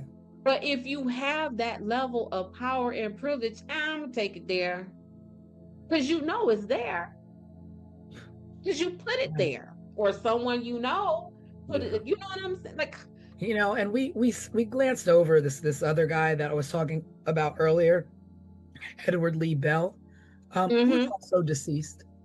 As they always are. he was the most publicly discussed person of interest. And the reason why he drew attention was because he was a serial rapist in Virginia at those times. He operated in the same region. He attacked young couples, and he used control and manipulation. And in 1989, while he was incarcerated, he wrote a letter to the FBI claiming that he was responsible for the Colonial Parkway murders. And then later he recanted that information. So he wasn't charged because nothing matched up. Like, I mean, it's weird to me that you have a man who's in prison who is, I did this, I did that, and I'm known for being a serial rapist, and I've done all these things, and I'm telling you that I am, you know, I'm the person responsible for these murders. And you go so far in your investigation to prove he's not.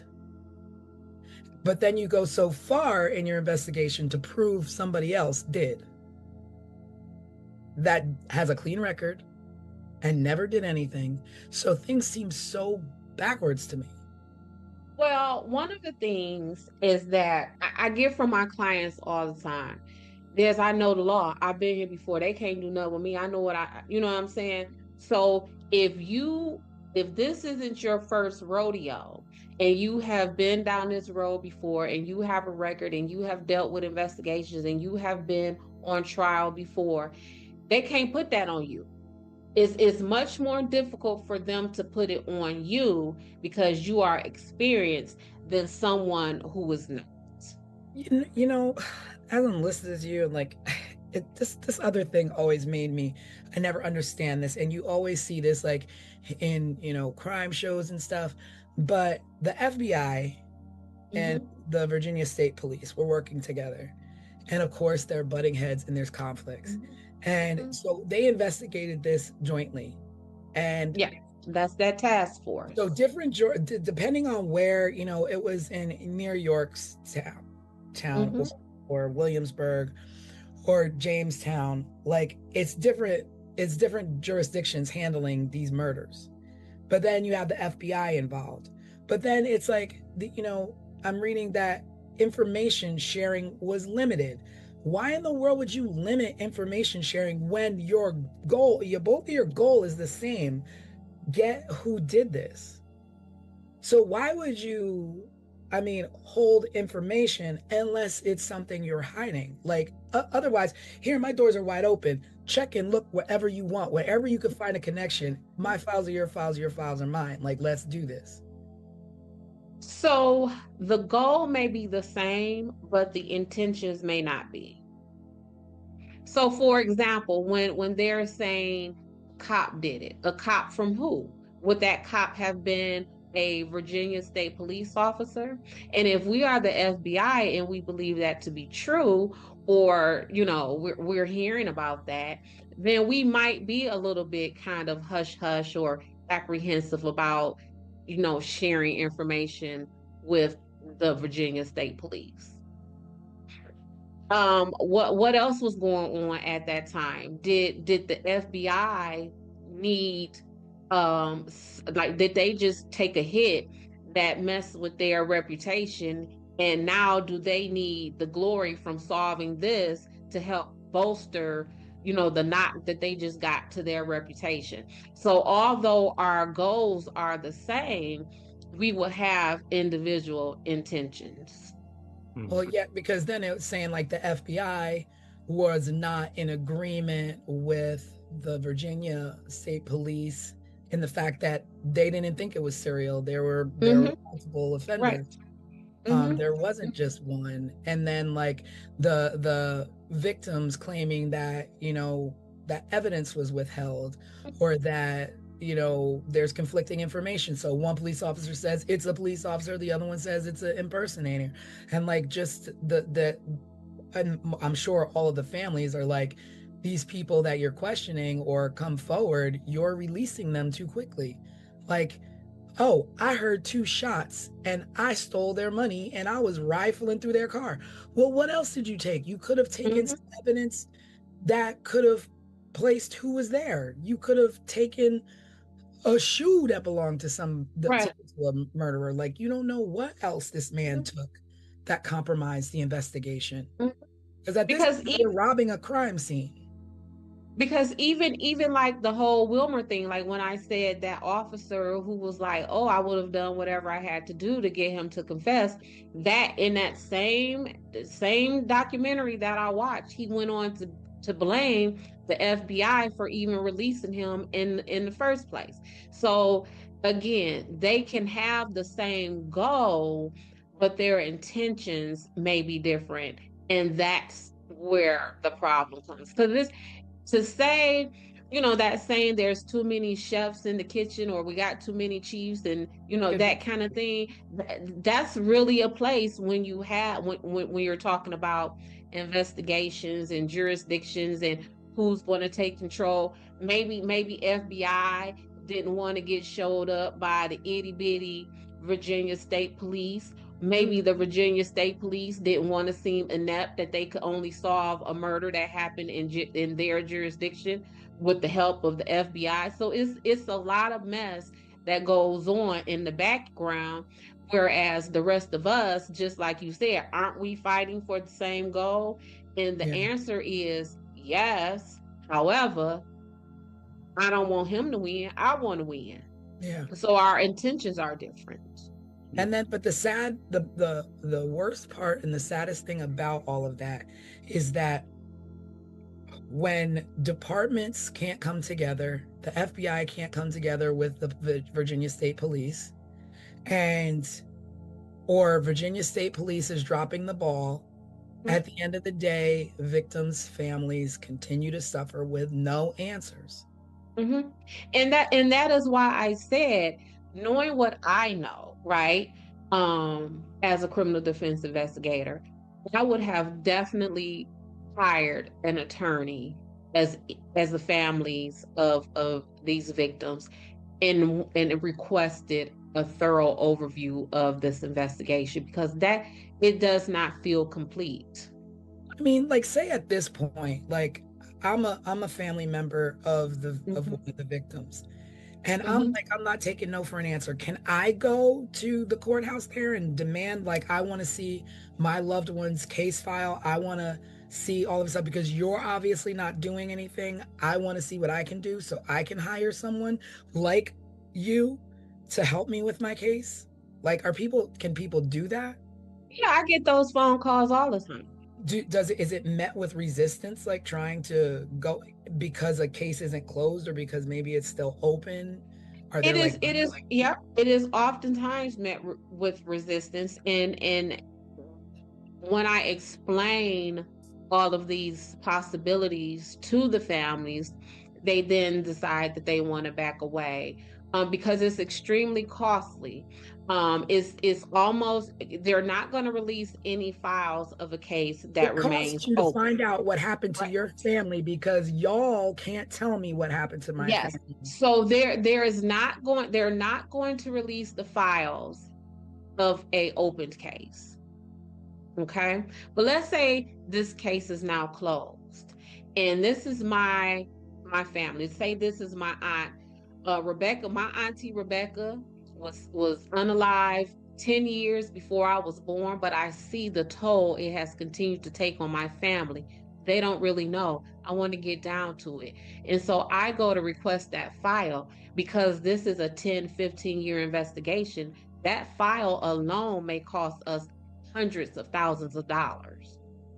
Because oftentimes these jurisdictions, these police departments, these courts, they charge $2 a page. And if we're talking about 10, 15 years of investigation, how many pages is that? How much does that cost? Yeah. So it's coming from the courts, like the courthouse, but this is not coming from police evidence. Whoever is the holder of that file is where it will come from. So it will come from the court. If the situation went to trial, it will come from the court. If it is still under investigation, it will come from the investigating agencies. So in this case, you may have Williamsburg police who may have their hands on it. You will have the FBI who has their hands on it. You may have the Virginia State Police have their hands on it. You may have the county sheriff at any one of these little triangle historical towns who will have had their hands on it. So you will have to get the files from all of those investigating agencies. And again, we're talking about how many years worth of investigation at $2 a page. Even if they give you bulk discount and say 25 cents a page.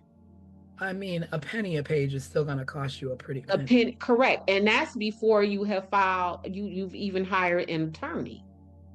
That's before you have even hired an investigator. It's like just nothing but punishment after punishment for families. Like seriously, like, I will pay for the ream of paper and I'll bring my own reams of paper and to copy. I'll bring my own. Like, I don't understand that. Like, you fail four families. Not four families, 8 families, and 2 additional families by not giving answers, but now you got to pay to find answers. Well, I will tell you, to make it even more difficult, they don't just charge you for the page. What they say is you have to charge us for the time and the work to do it. Somebody's got to sit there. So what they do is they charge you by who is the lowest paid person at that police station, that police precinct. So if we're talking about the police precinct of Timbuktu, right? And the lowest paid person there makes $15 an hour. So what they're going to do is not only charge you the penny per page, but they're going to charge you $15 an hour to even gather those pages. And then you will be charged the penny a page. Okay, that was in the 80s. Okay. Now I can walk into a police station and every single piece of paper that comes into the police station should be scanned and filed. And that when you walk in there, it's a matter of putting a little fob in the little thing, a USB, whatever you want. I don't know what you're using today. Or take your phone and put it up to the thing and go boop and transfer my files to my phone. That would make my life so Sophisticated. much easier.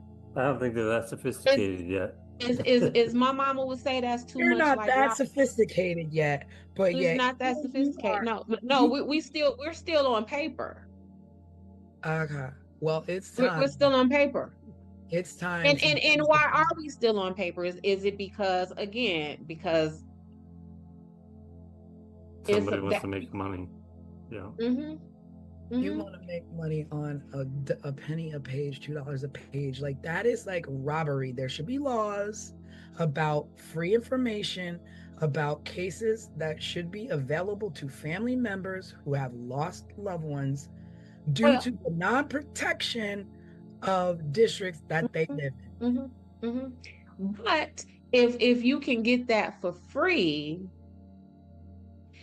now we got to really do our job, because here come everybody wanting. So we got to tack all these costs. And again, so you got to pay that hourly rate. You have to pay per page. Then you have to pay for whatever means they get those pages to you.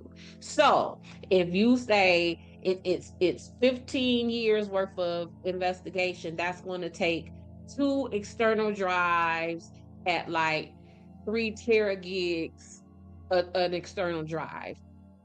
An external drive that big, that in itself, 2 of those might be $300, $400, $500. I just want answers. Pay for them. Yeah. I just want to do That's the answer. That's the answer. Pay for them or you ain't getting none. And so what happens? We don't get none, because we don't have that power and that privilege or that wealth. This system is so driven by money. Yo, let me tell you, I once had a client and he was well off. He was in prison for maybe 7 months at the time. His family was able to hire a full staff of defense folks, including myself. He looked at me when I sat in front of him at that prison and said to me, Des, they got to get me out of here. I've been in here for 6 months. I got to go. And because he had money, by that next season, that man was home. He was home because he could afford to get home. Yep. Yeah. I mean, it makes sense. It makes sense. But here we are. Are we closing this case again with the same verdict as we did Ketty? I say we need to close this case with under the file. We got to create a separate category of dear families, hire an attorney. Because the person who you have been told who has caused your family the largest amount of harm that anyone can imagine is not the person who did that to you all. Well, with that all being said, this is our second case and officially our longest case that we have discussed. It deserves it. We're investigators. Yeah, I mean, it's a big one. We knew that going into it. Yes. And there is so much that I'm sure we could still spend next week talking about. I got a whole lot of notes in front of me that we have not even discussed. Yeah, I mean, that's just me. Think about the family members that are still active. So, Kathy Thomas's brother is out there, runs a Facebook group and a podcast as well. So it's a case or cases that people haven't forgotten about and are still actively talking about and trying to get answers for. And hopefully this will be one small part of that. Well, thank you everybody for sitting with us on another Sunday, going down that rabbit hole with us, talking about the Colonial Parkway murders. I hope you were able to join along. And if you have any questions, maybe we can address them on our live midweek next week. But we do have an all new episode coming out next Sunday. No details this time. You have to tune in and subscribe to find out what it's going to be. Yes, tune in on our Wednesday live. Every Wednesday, we go live 7:30 p.m. Eastern Time. And this Wednesday, maybe we'll give you a little hint of our next case. Maybe. And you all see what kind of time I am on with this kind of stuff. If you have any disagreements or you want to add anything to what I have to say, hit those comments down there and let us know, and we can include that in our next live, or maybe even have you on our next podcast. Yeah, and speaking of, let's give a quick shout. We did have a couple people that have been very responsive that helped us shape tonight's discussion. One was Al, who just wrote in and said, you have me into the whole whoDunit shows again. Great show, which is great. Yeah, that's awesome. Amazing. Yeah. To have And- something interesting. Yeah, I think something we're And doing. I think that was our goal. Yeah. So, hearing that comment tells me that we, at least as far as I am concerned, we have hit that first marker, which is to reignite people's curiosities on these kind of things in a way where they are not just being fed information, in a way where they are being invited to ingest it and digest it and add to it, stir the pot with us. Because I really feel that oftentimes a lot of this stuff that happens, these investigations, they occur in a way where they do not want us to think this stuff through. Because we see just here right now, if the everyday person is thinking these things through and not just accepting what is being given to us, then these investigations and these outcomes will look completely different. Yeah. And if you want to explore more, you could always watch our case overview of the Colonial Parkway murders. It's on YouTube. We also have a previous case that we covered, the Keddy Cabin murders. Say it again. Say it 4 times. The Keddy Cabin murders. That was our first case, so take a look at that if you haven't already. And please be sure to subscribe and let your friends know about this if it's something you really like. So tune in every Sunday. We release new content. Every Wednesday we go live, and in between all of that, we trickle in little shorts and posts and information as well. So yes, hit us up, and we will see you Wednesday night live.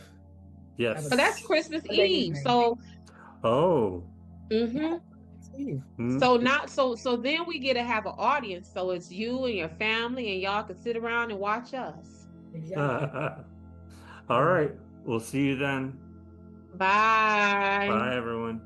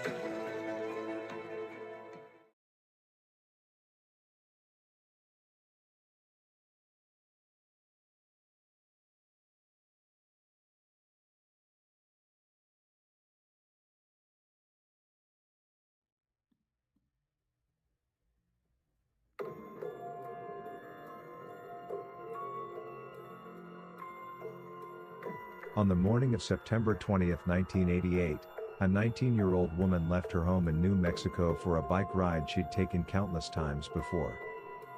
She never came back. No body. No bike. No witnesses who could say what really happened. But 10 months later, a single photograph would change everything. A photo so disturbing, so controversial, that more than 3 decades later, investigators still debate whether it shows Tara Calico alive. This is 15 Minutes of Murder.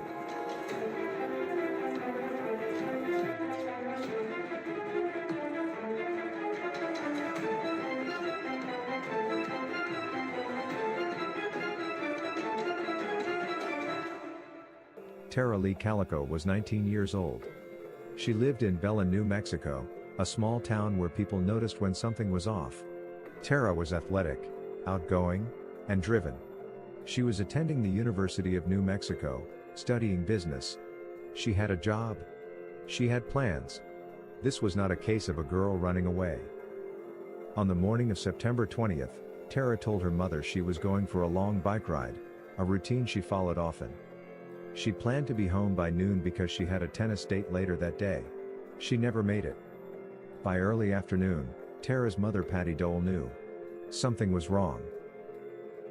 Tara didn't always ride alone. Her mother Patty enjoyed the ride as well, mother and daughter, side by side, talking as they went. But at some point, Patty stopped. Not because she didn't enjoy it but because she had been stalked by a motorist while riding. A man in a vehicle had followed her closely, watching her and making her feel unsafe. And because of that experience, Patty worried. She urged her daughter to carry mace, but Tara didn't think she needed it. She brushed it off. She was young, confident, and she had ridden those roads dozens of times before. Tara was last seen around 11:45 a.m., riding her bike along State Road 47. When she didn't return, Patty frantically drove Tara's route herself. Sadly, she didn't find her daughter. But along the roadside, investigators later found something chilling: pieces of Tara's Sony Walkman, and her cassette tape. Her bike was never recovered. Several witnesses reported seeing a pickup truck following Tara along her route, but no description ever led to an arrest. By nightfall, Tara Calico had completely vanished. Nearly 10 months after Tara disappeared, a Polaroid photograph was found in a convenience store parking lot in Port St. Joe, Florida, over 1,500 miles from New Mexico. The photo showed a young woman and a young boy. Both were bound and gagged. They appeared to be lying in the back of a van. Had someone purposely dropped it? Or was it clumsily left behind by her abductor? When the image was released publicly, a family friend of Tara's saw it and immediately contacted the Calicos. Tara's mother took one look at the photo and believed the girl was her daughter. Not just because of the face, but because of a distinctive scar on the leg, a scar Tara had. Investigators sent the photo to multiple agencies. Scotland Yard reportedly concluded the image was Tara Calico. But Los Alamos National Laboratory disagreed. The FBI had ultimately ruled the photo inconclusive. And here's the detail that kept hope alive: the Polaroid film used to take the picture was not manufactured until after Tara disappeared. If the girl in the photo was in fact Tara, she was still alive months later. The boy in the photograph sparked another wave of fear. Some believed he was Michael Henley Jr., a child who had disappeared years earlier. But when Michael's remains were later found, that theory collapsed. Over the years, 2 more disturbing Polaroids surfaced. One showed a young woman with tape over her mouth, sitting near a construction site in California. Another appeared to show a bound woman on a train, wearing large glasses. Both photos were taken using film produced after 1989. Families believed, or desperately hoped, these images were connected, but investigators could never confirm that any of the women were Tara Calico. Some believe these photos were cruel hoaxes. Others believe they were glimpses of something much darker, something organized. To this day, none have been definitively linked. In 1998, Tara Calico was legally declared dead. Her death was ruled a homicide. But in 2008, a former Valencia County sheriff made a stunning claim. He stated that local teenage boys had accidentally hit Tara with a truck, panicked, and covered it up. No arrests were made. No remains were found. No physical evidence was presented. Decades later, in 2023, authorities announced they had identified individuals connected to Tara's disappearance. At this time, law enforcement believes there is sufficient evidence to submit this investigation to the District Attorney's Office for review of potential charges. Currently, the identities and specifics of the persons of interest are sealed by the court and will remain so until a court order otherwises. But no charges have been publicly filed. And the details remain sealed. Tara Calico's parents, Patty and David, died without ever knowing what happened to their daughter. They left this world with so many questions. Was their daughter abducted? Was the photograph real? Was the truth buried by fear, or in silence? Somewhere between hope and horror, Tara Calico's story remains unfinished. Tara and her family have no answers, no justice, and no peace. The National Crime Information Center's NCIC number for Tara Calico is M4611178833. This number is used to identify her case in the national database maintained by law enforcement agencies across the United States. If you have any information regarding her disappearance, you are encouraged to contact authorities, Valencia County Sheriff's Office at 505-866-2400, the FBI at 1-800-CALL-FBI, or submit a tip online via tips.fbi.gov. Thank you for watching. Subscribe, share, and remember, someone is always waiting for answers. This was 15 Minutes of Murder.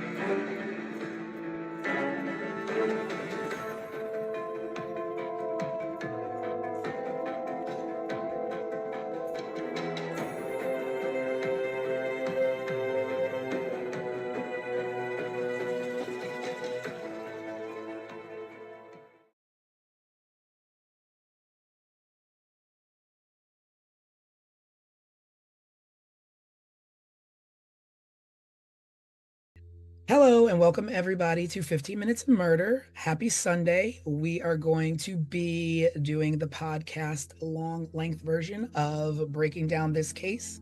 So if you've been following us, you've seen episode 1 and 2. Our third episode is Tara Calico. And this was a 19-year-old girl who went for a bike ride the morning of September 20th, and she never returned. We don't know if she's missing. We don't know if she was murdered. We have our theories. We have our suspects. But this one is a whodunit and where is she? And the case is still technically open. So there's still room to have hope. But basically, this is a young girl who went for a bike ride and never came home. There were some sketchy circumstances around her disappearance. Des kind of thinks a little different than I do. I don't know what Craig thinks, but we're going to get into it. So, welcome to 15 Minutes of Murder. We are your hosts, Tanisha Slater, Craig Chapman, and our resident crime expert, Desiree Edwards. And let's break it down.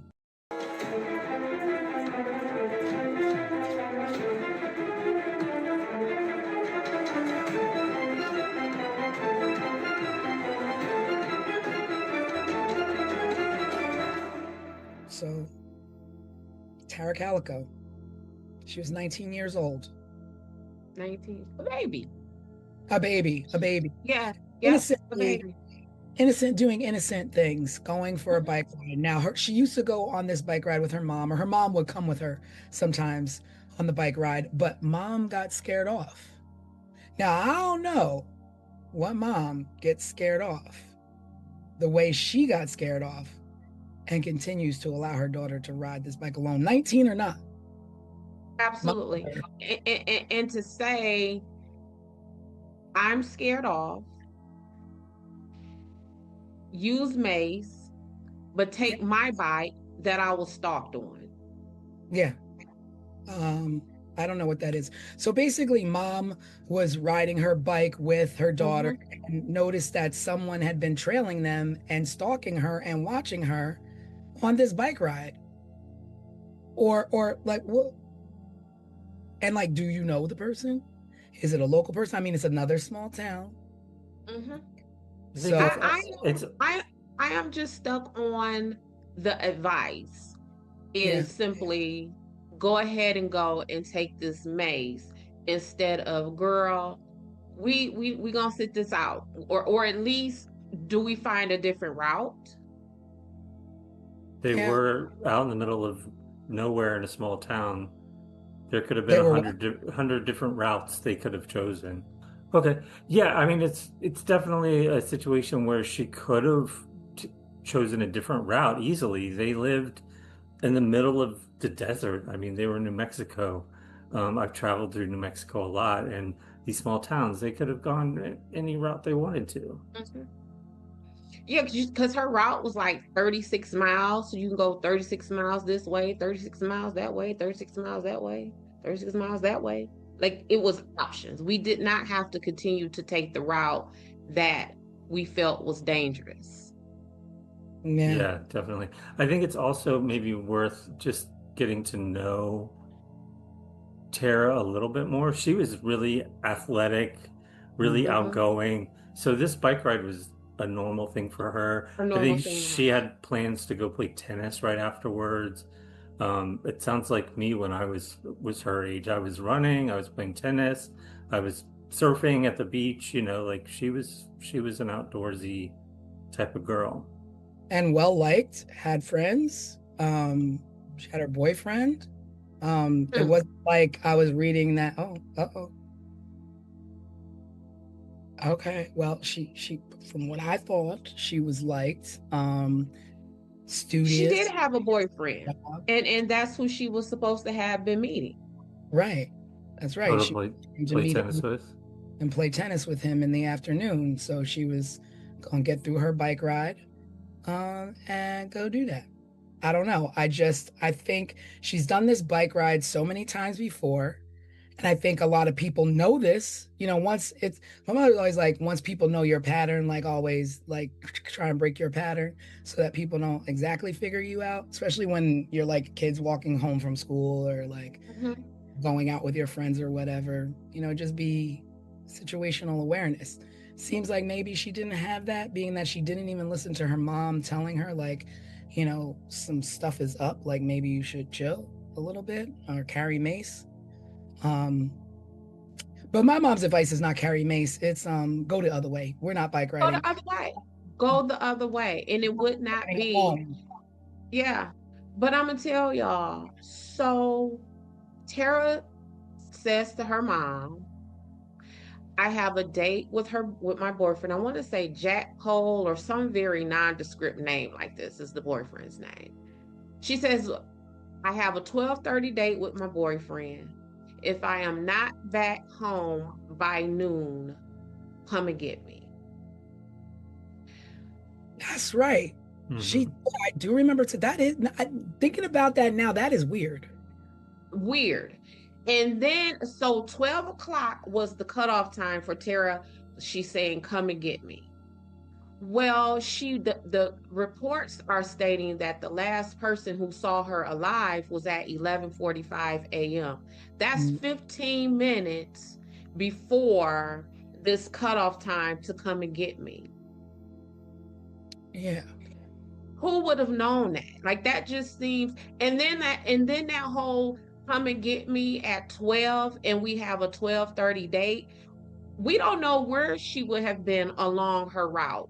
So if mom goes to get her, starts to look for her at 12, where at along this route would Tara have been? And would that have been enough time to get to find Tara and then get her to her date in 30 minutes? I think didn't they say something about like mile marker 15 or something is where she disappeared along the road? And how far was home from mile marker 15? Yeah. And it's just that timeline of 11:45 is when she went missing, and it was noon is the time when she told mom to come and get her. Like someone that definitely feels like someone knew. So so you think that because Tara was like, come get me come get me as in I can't get back home quick enough, so come pick me up in the car and throw my bike in the back so I can get to my tennis date. That's the kind of that's No, what what I mean by is if I tell Craig to come and get me at 12, Mhm. and no one who knew that I told Craig to come get me at 12 p.m. And then I go missing. Thank you, Craig. And then I go missing at 11:45, which is 15 minutes before someone was supposed to come looking for me. So you're thinking mom shared the information with somebody? I'm thinking someone knew. Absolutely.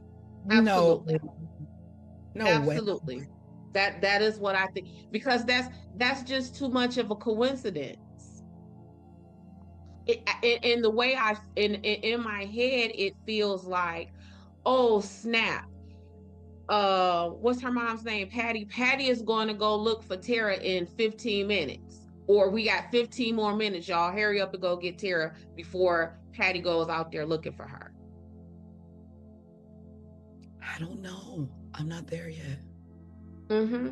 And this is why in this investigation, when I say I could not get past her front door, because it's a lot of Close to, yeah, it's it's a proximity, as you say. what you say?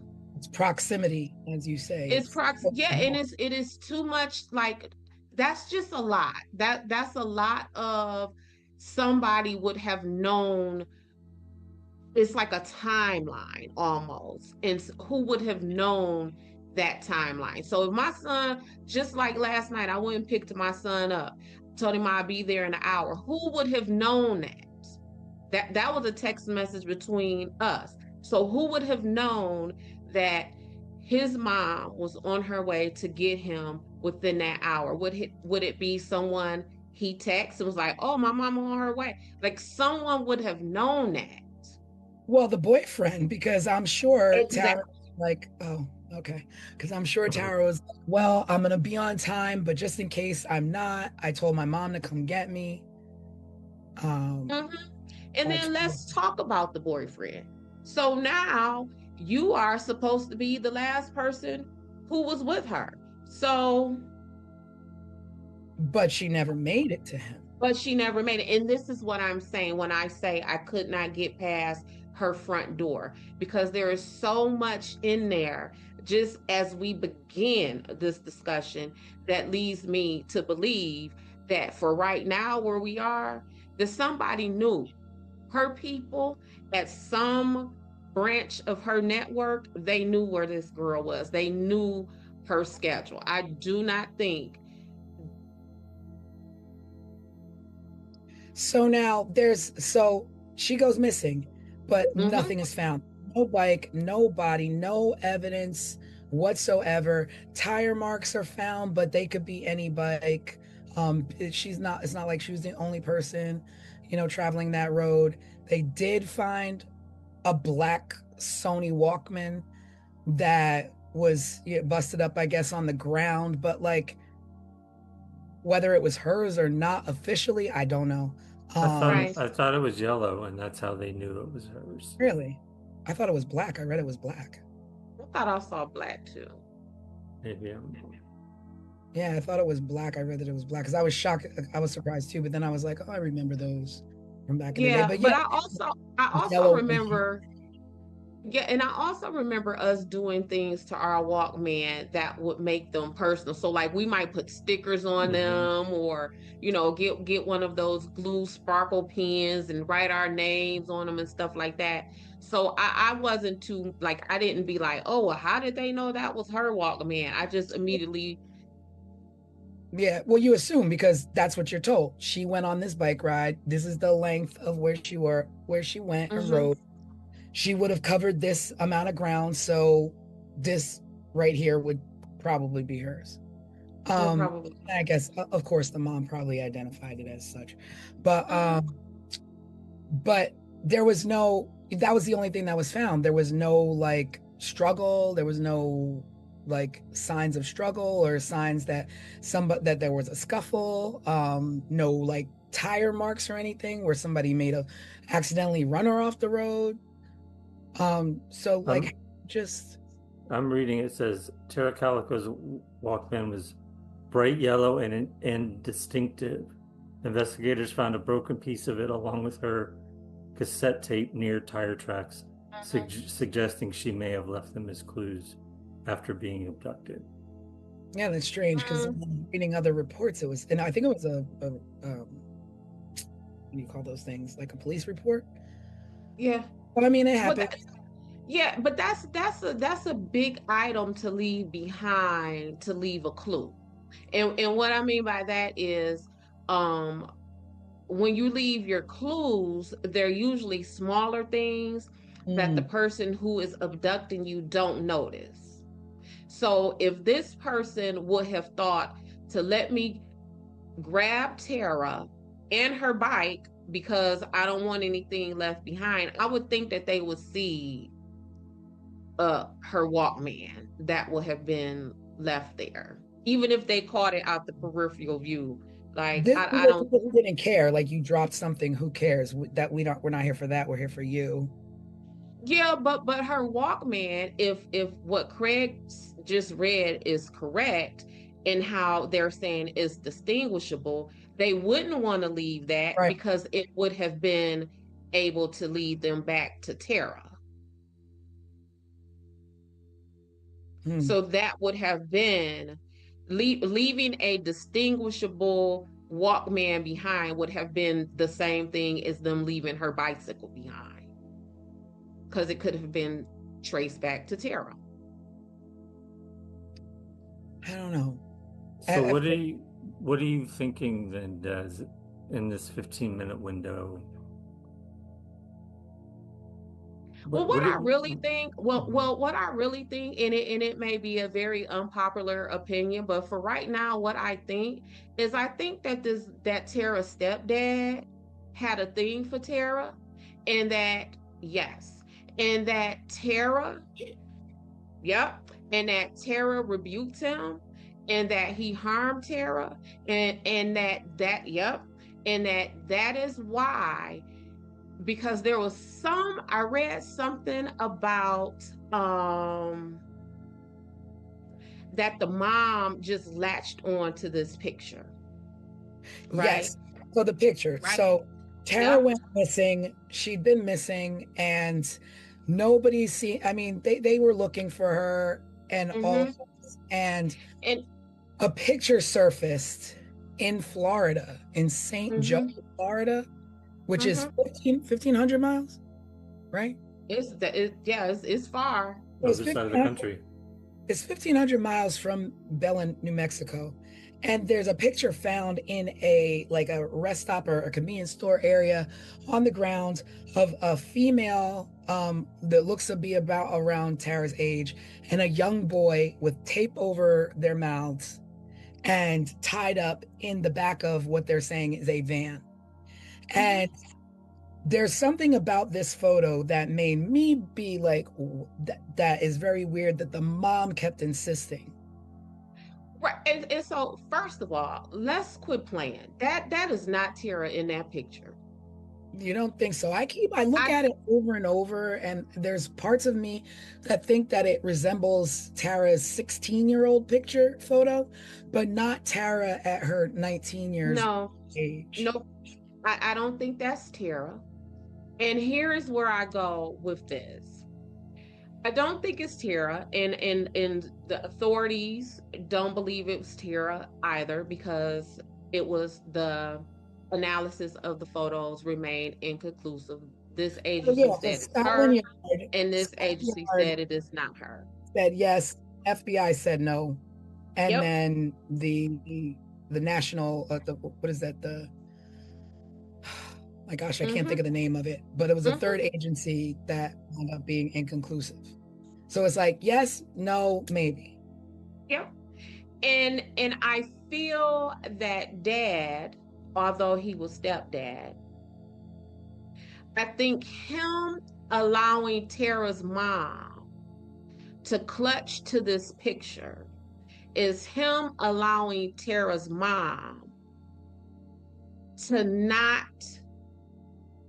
focus on him. So basically, him in the photo is not allowing Tara's mom to look inside the house. She's looking outside the house. Absolutely. Absolutely. Because like I said, Because go ahead. in the photo, there's the mom is saying, oh, until the day she died, because the mom, all of them are gone now. The mom, biological father, stepfather, they've all passed away. And the mom, to the day she died, believed that that was her daughter in the photo for two reasons. One, she said that there was a scar on the girl's leg that Tara had. And two, which is weird to me, there's a book, a VC Andrews book next to the girl in the photograph that the mom said was Tara's favorite author. And that book was next to her. Well, I'm going to tell you about this book. So, VC Andrews was the bomb in the 80s. Oh yeah, I don't know who was the bomb. So I just so happened to Google that book. That book was a bestseller. So at that time, a whole lot of people would have had that book. But the irony of it being her favorite author and it being there with that girl in a band randomly. On top of nobody in that picture, and I don't care how sensationalized the media want to make that picture, ain't nothing gruesome about that picture. Though nobody in that picture look like they're under duress. They don't look stressed out. I read that, but then it's just like, well, what if not Tara? And then this is a whole other thing, but if not Tara, this is a young boy, like even if it's a joke, like there's a young boy and a girl tied up in a van with tape over their mouth. I don't know what I would look like. I mean, well, I guess so that picture was found, a year after Tara went missing. We don't know when the picture was taken. But I would think that even if it was taken a week after she was abducted, that there will be some kind of signs of struggle and like fight and stress with Tara, because we opened with Craig saying how fit she was and how active she was. What we know of Tara would have fought. Whoever abducted Tara, I would imagine they would have almost had to beat that baby to death to get her in that van. I think that if with Tara, what we know of Tara, again, that there would have been some kind of defensive wounds. I don't think Tara would have sat there long enough in that position for them to take that picture. I just, y'all, I don't. If you're scared, you do. But they don't even. If you're scared, you shut up and sit there and just look. And when you're scared, your eyes look scared. When you're scared, your body is tense. None of it. Tara and that boy, like. Maybe like, look. Let me look at this photo. Let's put this. They're just like leaning to the side, chilling. I mean, I read that in a few places where people say that about that photo, and I just thought that was strange thing to think about that photo, because I guess the first thing that you think is like, oh my God, like I guess you immediately go to the sensationalism of that photo of, oh my God, there's a young girl tied up. And I guess we don't know if they're tied up. They could just be sitting on their hands. Because that's what I was going to say also. Neither of them, we can see neither of their hands. We can't, I don't think we could see their feet. It just looks very I would planted to say that me. the little boy does to me look afraid, and the girl does not. I don't know. This photo And is just and who extremely and disturbing. who abducts a 10-year-old boy and a 19-year-old girl? Like that's kind of like either or. Like which one of these you messing with, Mr. Kidnapper, killer person? I don't know this photo. Like, and the other thing that is upsetting to me in this photo is, who are they? And why are they like this? And it's just like, And why does the pictures keep popping up? Like this is so weird, well, the y'all. first photo, I get it, but then everything else, then two more photos pop up. Another photo pops up in California, and then another photo popped up at a construction site. One, I don't know where the other one popped up, but then there's also like people calling the station and giving false leads, people saying that they're Tara, people saying that they know where she is, or, all these things. And I don't know what. My only thing is that the sensationalism of press then pull people out of the woodwork to want to be a Right, part of something right, in a right, sick way. So those other two right, things that did pop up, I mean, they're not, neither here nor there. right. This one is the one that her mom latched onto as, this is my daughter.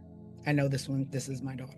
And y'all remember when we were talking about Idaho and I was saying how I really liked that investigation Mhm. because the police kept it under wraps. They kept their mouths shut.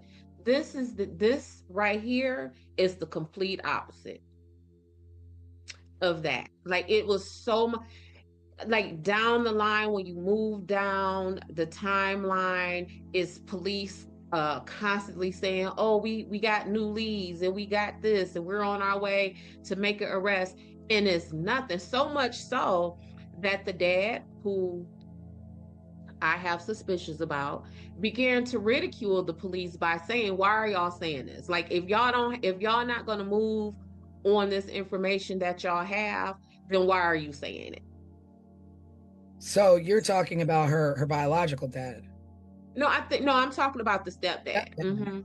Yeah. But why? But if the stepdad is somehow involved, why would he question police? Let them keep going on their wild goose chase. Because people participate in searches all the time. Like people insert themselves in the investigation of the dirt that they have done all the time. One of the things that law enforcement knows is that when you are at a crime scene and you know how like it's usually gawkers standing outside watching, the person who committed that is usually in that crowd. Trying to I've heard that. watch and view how things go down, and in plain sight. Watching how it went down out of just like curiosity to cover their own butts, but also watching how it went down to kind of sit back like, yeah, look what I did. Look at this chaos. Yeah, I done good. Like Cocky, they're present. What'd you say, T? cocky arrogance of it all. Cocky arrogance. And then we're also talking about the mind of a person who would even do something like this. So that alone tells us that person not thinking, like us normal folks would think, right? So yeah, It's strange. So then we talk about, okay, so the mom, so you suspect the dad. So then the mom is like, my daughter didn't return, and you're worried. So she goes out and she drives the road herself to look for her daughter, doesn't find her daughter, and then reports her missing. So like, I don't understand like how a mom to me, it looks like she did all the right things as a mom. Like, my daughter, like, told me to come get her. She's not around. Let me go look for her. I look for her. I don't find her. I immediately call the authorities. I mean, on that end, she did the right thing as a mom. I think on the front end, the right thing for a mom would have been, girl, don't go. Girl, change your direction. So she did the right thing as a mom, to follow up behind some not so great advice or direction that she had done, that she could have given her daughter to even possibly prevent this. The other thing too If we're about going to the run photo, with the, what you say? I'm sorry, go ahead. I just something popped in my head, and you know I'm like What was Raymond. it? That the photo, like what? I'm not. Maybe I don't, because I don't know. Like the photo, this happened in New Mexico. The photo is found in Florida. In Florida. Like, who saw this photo in Florida and was like, this must be Tara Calico? Not only who found it in Florida, but the person who found it then says there was a van parked in the spot where I found it at. Right, that's right. So then technically there's ties back to seeing a van following Tara the day that she was riding her bike. So that's weird. But listen, I found a picture, and where I found the picture, a van was parked there. Huh?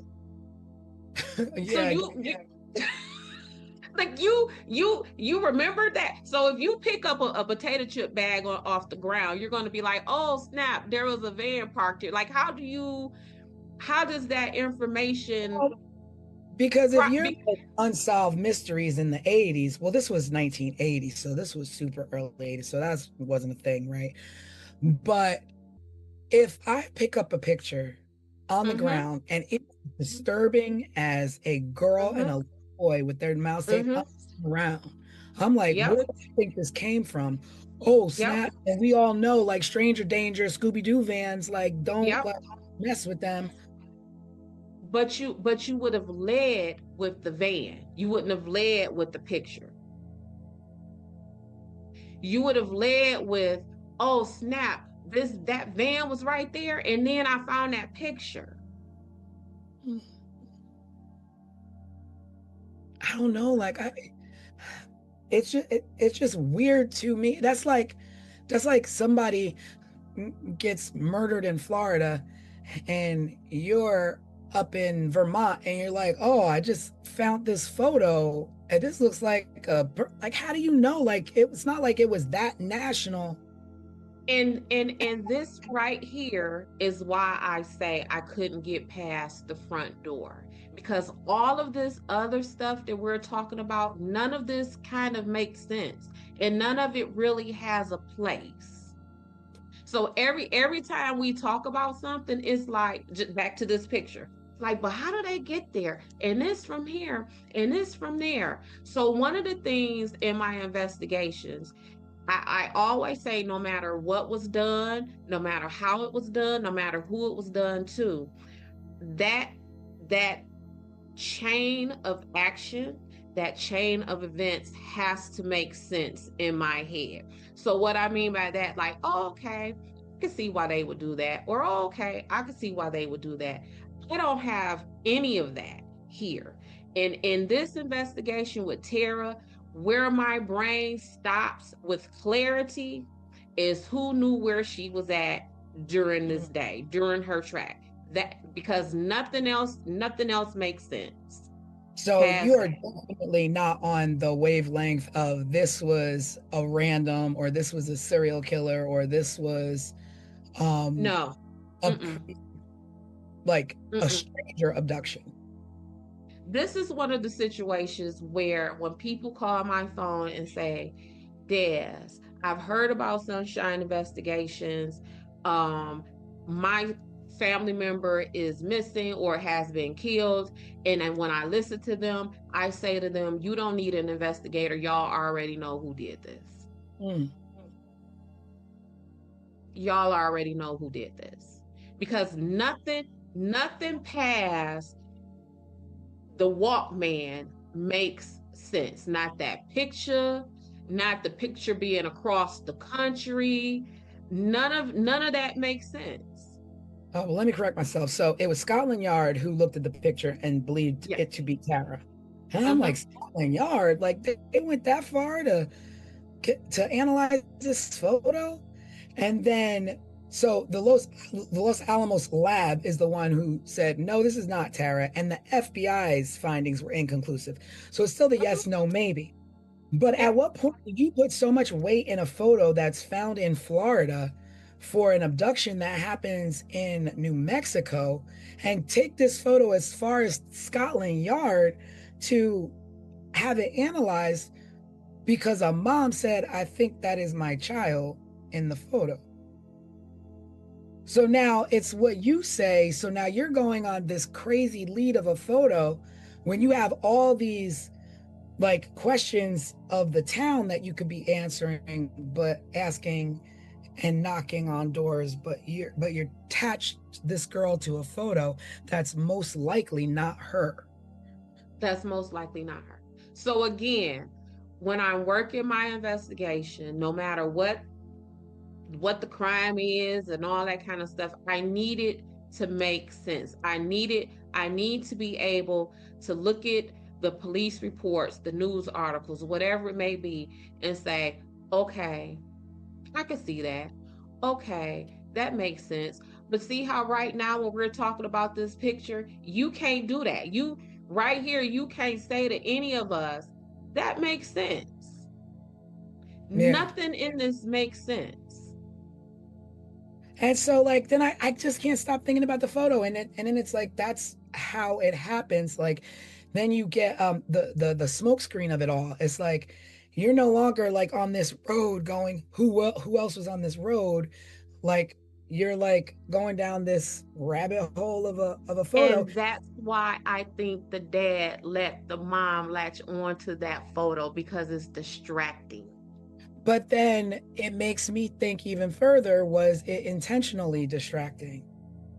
Mm-hmm. Like, was it a plant type distraction? Like something planted, somebody knows somebody well enough to say, let's feed this back to, like, I don't know how it got back. I don't know how it got from Florida to Because what we even know is that the little boy who they suspected in that photo turns out to not even be him. But who also was a little boy who went missing on a camping trip in New Mexico. So how did these two separate incidences in New Mexico, two kids who have nothing to do with each other, wind up in the same photo in Florida? Were you going to say something? It makes no sense.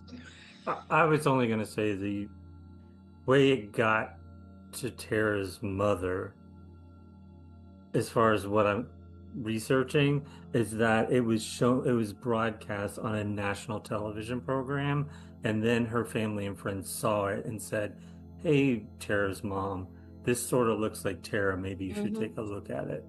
Right. Yep. Wow. Okay. Yep, that all that look that you're doing, how I can see your wheels turning. Yeah, like it's just so weird. And as I was preparing for this episode, I was like, okay, I think this is going to be the first episode that we do that closely resembles what an investigation meeting looks like, when me and an attorney get together and we're talking over our police reports and we're talking over our discovery and evidence, and it is breaking down all of the information that we have to try to figure out again what makes the most sense. Like just pick all this apart and try to string it together. And Tara's case is not being strung together. It's not. So It seems a bit all over the place. Yeah, it's too much. It is. At what point do we fast forward to more recent stuff, like Sheriff Rene Rivera saying he knew the story of what happened, but the people were too well connected for him to say anything more. Well, It possibly being the sheriff's at the time, the sheriff's son that maybe had done this, and that's why it was covered up.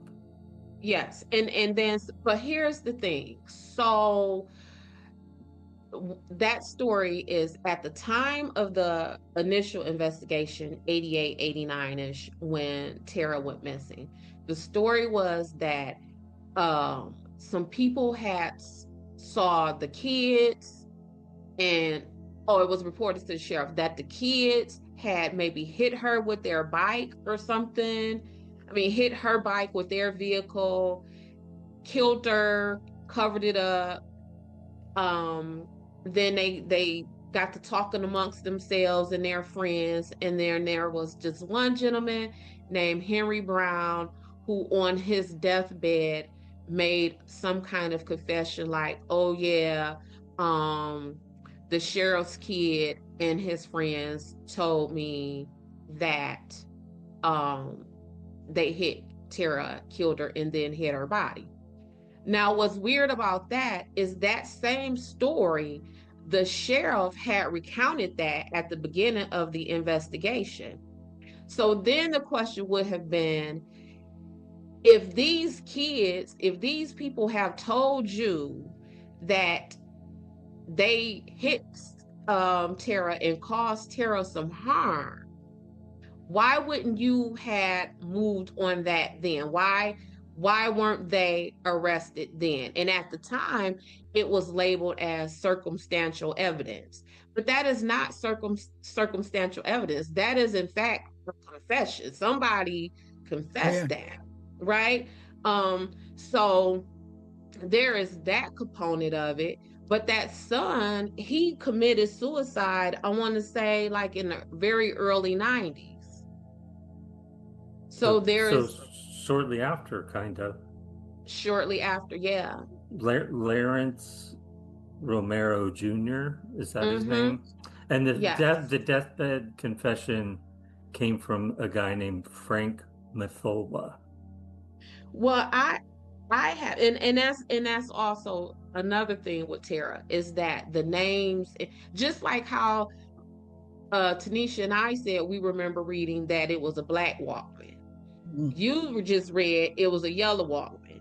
You just gave the name of a man who you attribute the deathbed confession to. I have that in 2013, a deathbed confession was made by a man named Henry Brown. So it's just all over the place. And some of this has to do with the police running their mouths every so often, throwing out information, and now it's all over the place. Now we don't know what is what. It seems like this, though, like they, law enforcement and people connected to this case actually won't let it go and keep pursuing leads and want to find out what happened to her. Or God, like, I want to say, I don't want to be naive and say find her, like she's well and still with us, but I don't know, like, to me it just seems like a small town that still wants to find this girl. Yeah, but the problem is, just from what we're talking about, all this conflicting information, they're not going to find her at this point if they keep doing this, because what they're doing is they're putting out information that's distracting. They're putting out information that someone could copycat. Maybe that's why it's pictures, from this side of the country to that side of the country with Tara. That's why we're hearing about a black Walkman and a yellow Walkman. And it's very difficult to follow up on any valuable leads or make any valuable connections when you have essentially tainted the witness pool by filling it up with inconsistent information or just information in general.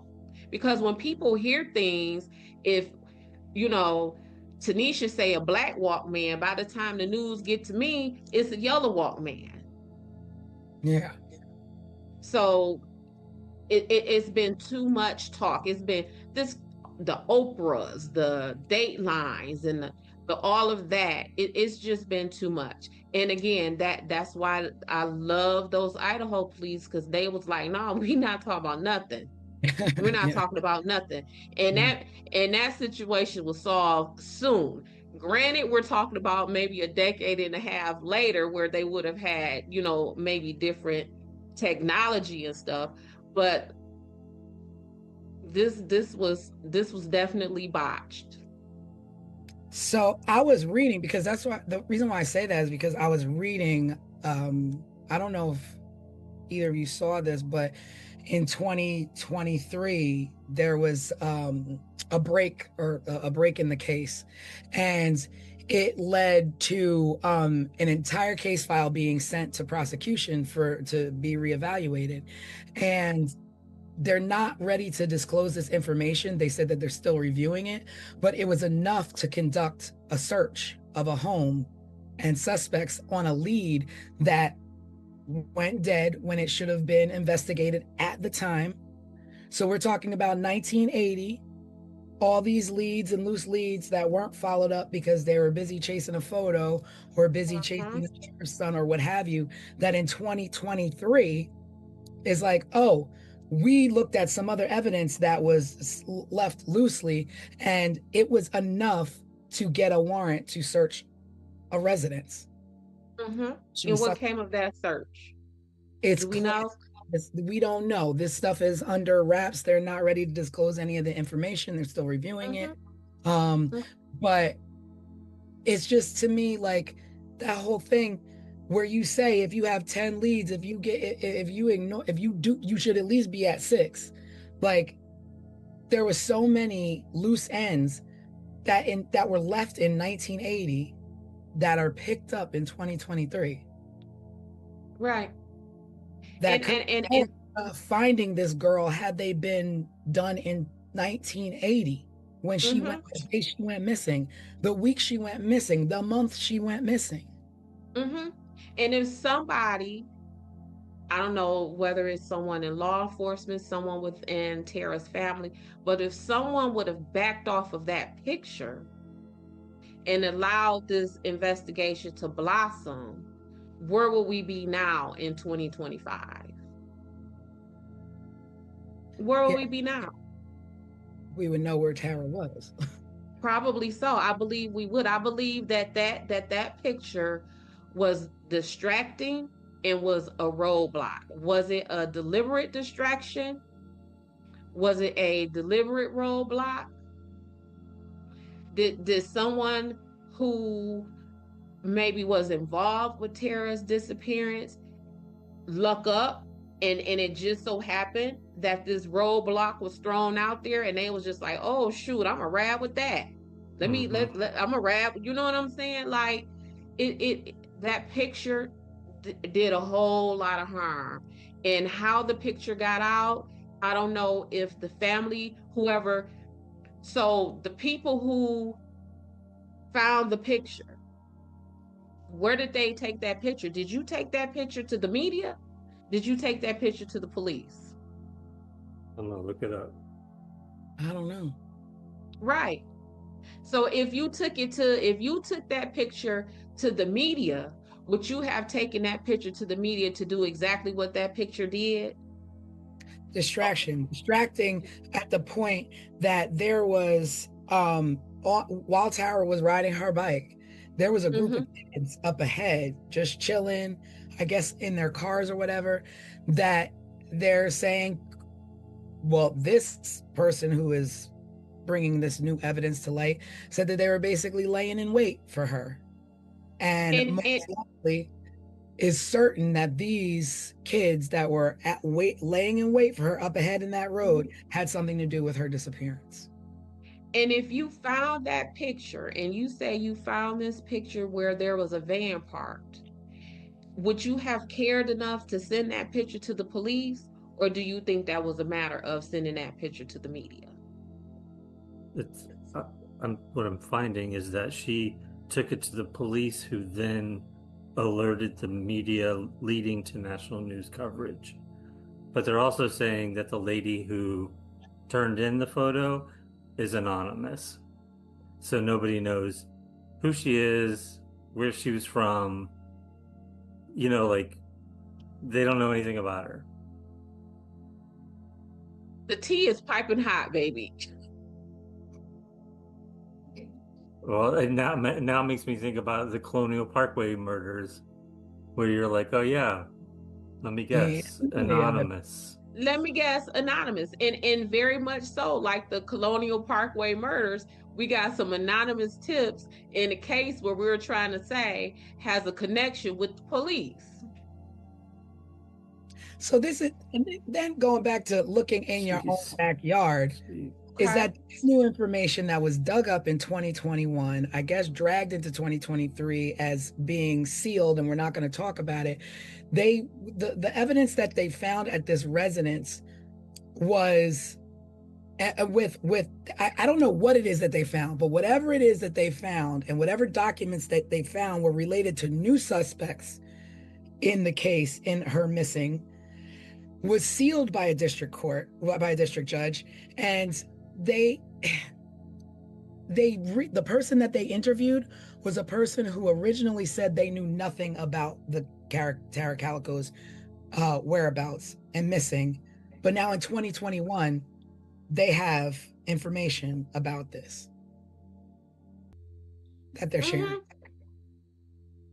Mess. My thing is, it's like 1980 to 2021 to 2023 and in 2025, like what I don't understand. And now you have this information. So you didn't think that this information was of any value 20, 25 years ago? Is that what this, so the person is saying, I don't know nothing about it. So yeah, when this person, I don't know anything about it, all of a sudden now has information about Tara Calico's disappearance. Now all of a sudden has information. But we don't know who that person is because they're what, anonymous? We don't know who that person is because the reports are sealed. So we can't get that information to know what was found. But whatever was found was enough to say, okay, I think this is worth pursuing. You know, I often say the call comes from inside the house sometimes. And I tell you, I'm stuck at that 15-minute window of who would have thought, oh snap, we got 15 minutes to grab her before somebody goes looking for her. If her mom said, if Tara told her mama, come get me at noon, and she went missing at like 10:20, that wouldn't feel so suspicious to me. But it feels like our window of opportunity is running out and we got to get this done. And we have to get it done right now. That is what that 15, because it's just. Yeah. It's a short window from when she was last seen to when mom went looking. Mm-hmm. Yeah. So who would have had that opportunity? Would that have been this boyfriend who she was allegedly supposed to have met with? Would that have been stepdad? Like who would it would have been someone who knows? Because how else would they have known it? I don't know. I mean, I don't know either, Tanisha. I guess near 20 years later, Tara was legally declared dead, and cause of death was ruled homicide. Mm-hmm. And I guess as of 2008, the theories are accidental hit and run by local teens, and allegedly covered it up, and there were no arrests. So if it's an accidental hit and run by local teens, Is it local anonymous teens? And there were no arrests, no remains found? Like you did, like, how do you say this is what we believe it is, but there's no arrests, there's no questions? Like, you can't just rest on that. Well, the teens weren't anonymous. I think the teens in question are the sheriff's son and his friends.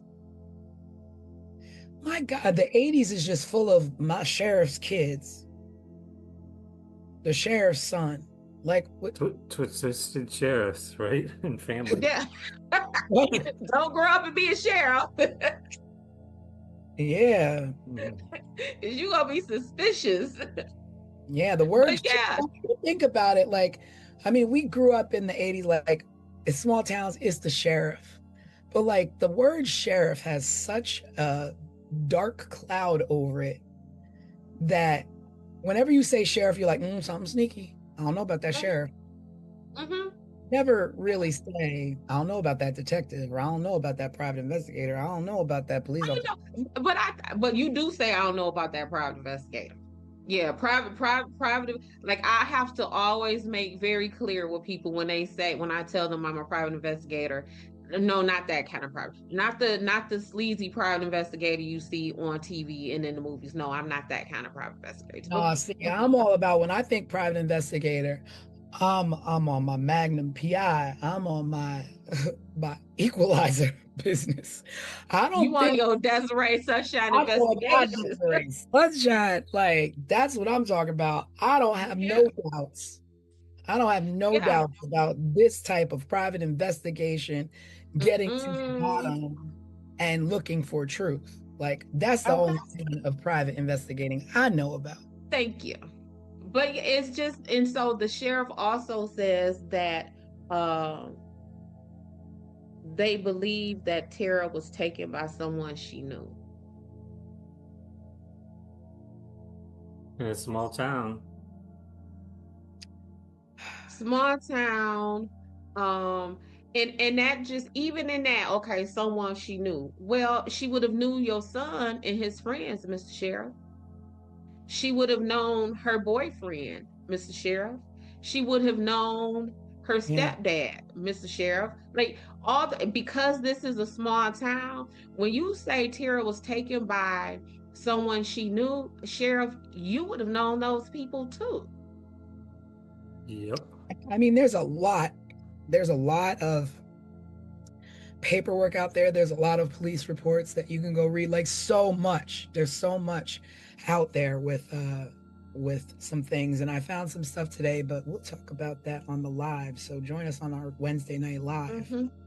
I was just about to say, I think what I can't wait for the most is when we get off of this podcast today and Tanisha and myself and Des all go back and read through more information to see if any of this gets any more clear than it is right now, because it's a hot mess right now. It's a hot mess. And then now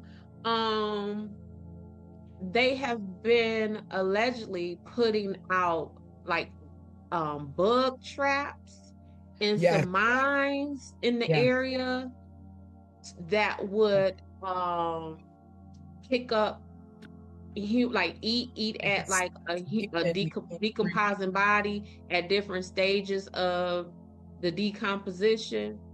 Yeah. And Where? you know they're doing in New Mexico? Yeah. Yeah. And you know why they are doing that? Because there was a man who owned 4 mines in that area, who was, let me see if I can find this. Let me look.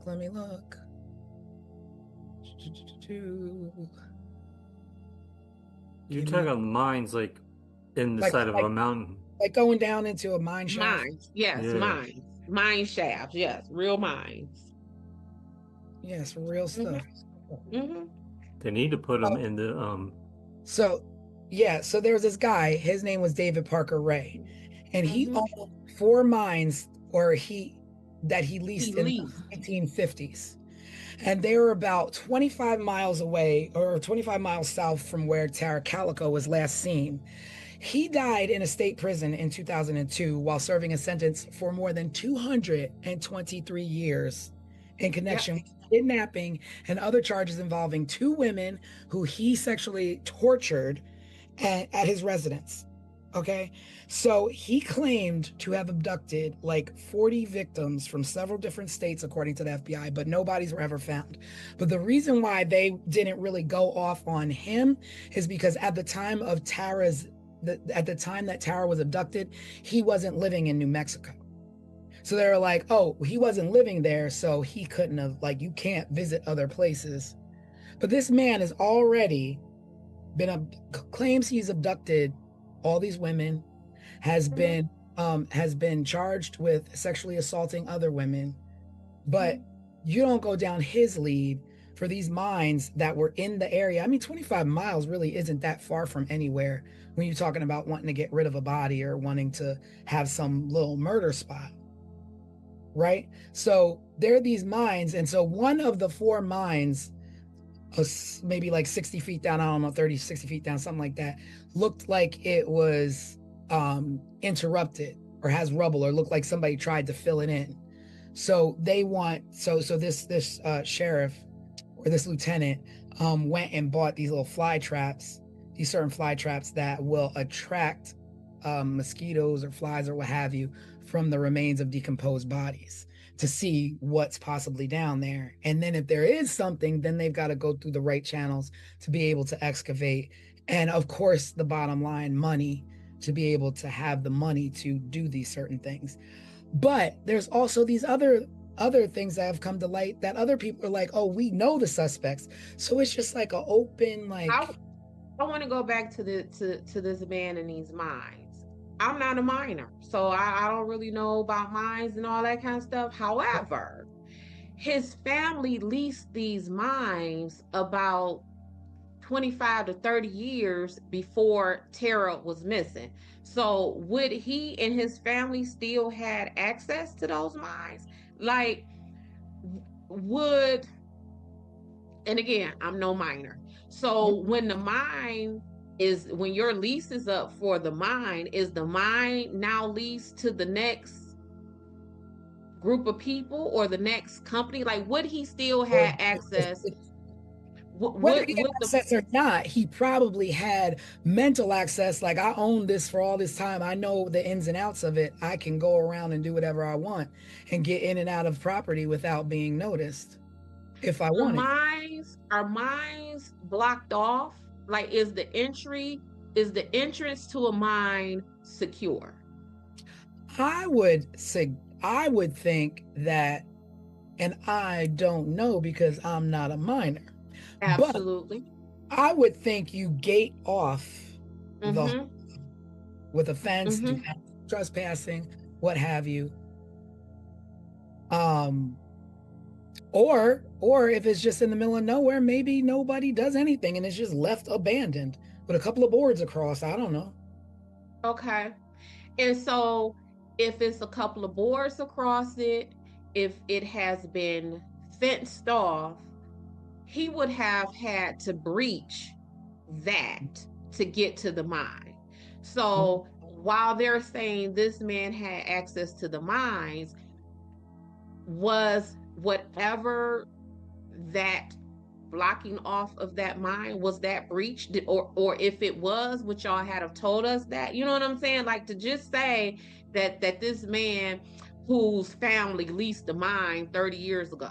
Well, what about the other folks? So are y'all simply saying that we want to stick to this man who leased this mine 30 years ago because he has some of these similar crimes in his past? Yeah, well, which would be likened to the Waterman, because this guy is dead and he did these things. So it's just like, okay, in post, you kind of, we're gonna fit you into this mold because you were in the area and we like you for this. Right. And kind of the same point that I made with the picture being filed. Like, when you find something or something that's important, what you lead with varies. What is of value or what is of importance is what you lead with. So, oh, well, the mines boards, they broken? Did they look meddled with? You know what I'm saying? Like, y'all can't just throw out like these people had access to this mine 30 years ago, and so now you the suspect. True, but you know what? It also leads to the fact that if in 1980 these were around, it was a loose end that should have been tied then. Correct. So now Correct. they're chasing every loose end, trying to find this girl. Trying to find this girl This 30, guy 40. this guy claims to have murdered 40 women. This guy, assaulted 2 women. He was in jail for this. He confessed to this. I think the natural progression is to look into it, because what if she is down there? Right. And do we look into it like in 2025 or 2023, whenever this connection was made with this mine? Why? Because y'all knew about that mine. And if you didn't know about it in 88 and 89, did you know about it in 95 when that man was still alive? Because as what happens is when we're investigating things, one of the first things that law enforcement uses is they gonna use a database, whether it is a registered sex offender database. It's gonna be a database of so if my car gets stolen, we gonna run this, we gonna go to the auto theft unit and find out who's been stealing, Monte Carlos in the Detroit area, right? So they would have had access to that. They would have known that. Like, this ain't something new. Well, yeah. I mean, it was Right? in 1998 that the guy that expert was like, one of these mines doesn't look right. And of See? course it wasn't because he was like, it doesn't look right because like it was a 60-foot deep mine, but at 30 feet something didn't look right, like rubble and stuff was like, as though, okay, so what happened here, that and what's below it, so Yep. what's going on there? But they didn't look into it, and there he was like, it looked like somebody intentionally collapsed this mine, but to cover up evidence. They wanted to cover up evidence and collapsed it, but they didn't explore it because they didn't have the money. So you mean to tell me like, oh, sorry, we don't have the money. So if Tara's down there, like, oh well, so sad. Like, it sucks to be Tara. Like, nah, y'all go and look for this woman. If that's the case, and you don't have money to do it, well, you know what I'm gonna do? I'm gonna be like, is there anybody out there that I can consult, that I can gather up some volunteers to go down and properly excavate this mine so that we can see if this child is down there? And then another weird any tip, other victims at that point. If this man said, I abducted 40 other people, you haven't seen any bodies, you haven't found anything, but you find a mine that he owned that looks collapsed at 30 feet when it's a 60-foot deep mine, but you don't go look into it because of yeah. And y'all got money to consult with the Scotland Yard. Yeah, right. That is Y'all the one that just trips me out. I was like, when I was reading, I was like, what's Scotland Yard got to do? Right? But this was another something that tripped me up. So they say, I don't know. Sorry, I don't know. I'm not a police officer. I'm not an investigator. So I don't know if it's normal to be like, Scotland Yard, look at this photo that we have over here in New Mexico for an abduction case. Well, I am. Florida. And we ain't never had Scotland Yard involved in none of our cases. Not even my federal cases has Scotland Yard been involved. But another weird thing, a part of the what don't make sense, is witnesses said that they saw an older gentleman driving a 1953, maybe 1955 Ford truck slowly behind Tara. In a 1953, 54, 55 truck. And we're talking about is 1989. How difficult do you think it would have been to find a 30-year-old vehicle. Well, So right now, if it is 2025 right now, and our cars now, if you look at them, it ain't too much changed in them right now. But I would imagine that a 1954 vehicle did not look like a 1988 vehicle. yeah. And a quick run through the state's DMV could have shortened that list, because how many people are still riding around in their 1953, 1955 Ford pickups in 1989? Is it Right. is it a If we run it through the DMV, is it a list of 50 people or is it a list of 100 people? But whatever it may be, that will be easy to sort out. But now that I'm thinking, I'm like, the mom also said there was a man in the truck following her. Is that coincidence that that same truck might have been following your daughter? Like, he's following you? Was he following her as well? Like, At the same time. is the person who was following you the person who took your daughter? Mhm. Who was the person following you? Did you know the person following you? What kind of car did they drive? And which is why her mama's advice should not have been go ahead and go, but just take Mace. It should have been, baby, something is going on. Stay home or go in another direction. Or it's, since I'm not going with you, where is one of your homegirls? Do she want to go with you? Tara had siblings. Some of them were her step siblings. I don't know if any of them were her bio siblings. Take your brother, take your sister, take something. But I think her advice should have been more than just take some Mace when I think we're being stalked. And I mean, Especially if she was so scared of it that she didn't go herself. she was so Right. scared. That's the thing. She was so scared herself that she was like, I fear for my life, but daughter, you go ahead and take your chances. And I don't want to lose the fact that Tara rode her mother's bike. So that pink bike was her mom's bike? That pink bike was her mom's bike. So if somebody is stalking me, they probably know my bike very, like, more than a normal person would, because you're a crazy stalker. And then you let her drive that bike. You let her ride that bike. But Tara supposedly rode her mom's bike because Tara's bike was damaged in some way. So who damaged Tara's bike to make her have to take her mama's bike that maybe a stalker would have had identified? Like, girl, this is a mess. Yeah.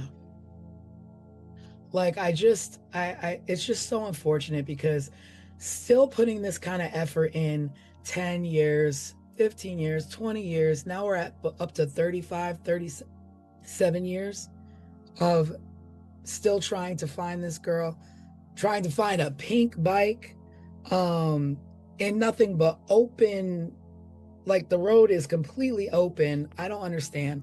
Like, dig the mines, check the friends. I want to see your backyards. Looking for, like, everything is gone at this point. Everything is gone. And everything. they're even talking about, like, the witnesses are dead and all that kind of stuff. Like, that's one of the things, especially something like this, where you want to lock your witnesses into their statements. Like, just for example, last weekend, Saturday, some folks called me, Des, we got this case going on. 3 days ago, someone made a post on Facebook. That person is a witness. Can you go talk to them? Told them, yeah, I can, but I'm not working this weekend. Let's talk Monday. And I'm talking like Monday, this week, Monday. Mhm. Made a phone call, interviewed that person Tuesday, had their affidavit created Tuesday. So now if this person becomes incapacitated in any way, now Right. if this person decides to change their mind and, For a long now I don't want to participate, he's already locked into this affidavit. We have them now. And if Des the private investigator from Sunshine Investigations can do that, what do you think the police can do? Much more. What do you think the police could do? At the very least, you can be thorough. You could be thorough. And if I want to, give you the benefit of the doubt, okay, maybe you don't have the funds to excavate this mine, but you definitely have the funds to lock these people in with their statements. You definitely can go knock on the doors of this small town and talk to residents. You definitely can go and say, hey, mom, dad, I know your child is a minor. Can I have permission to talk to you? You can do those things. No And like cost I said, anything. yeah, and if I could lock you into an affidavit to preserve your statement, guess who else can? Mhm. It is not it ain't rocket science. That's key though, not waiting 15, 20 years to do it when you've been tainted by media, talk of the town, conspiracy theories, that wrong rabbit holes, terrible leads. Now you know how to adjust your statement. Yeah. You Now either you know what to say. clear somebody you know or throw somebody off, be like, hey, I found a photograph. Right. And now, so let's say you have the surviving witnesses and they may have had something to do with that, but your spidey senses may be thrown off because it has been so long, they're now relaxed. So when you approach them, when you talk to them, they don't seem as scared and nervous because again, so much time has lapsed and they're relaxed in their approach and in their conversation of these things versus if you would have spoke to them 3, 4, 5 years, a week after Tara went missing. I mean, this is definitely one that, you just, I mean, at this point, I think it's pretty much that Tara is no longer with us. And it's just sad because it could, you know what? I won't say that. I won't say that because I don't know, because there's no evidence to point to this is what happened to her.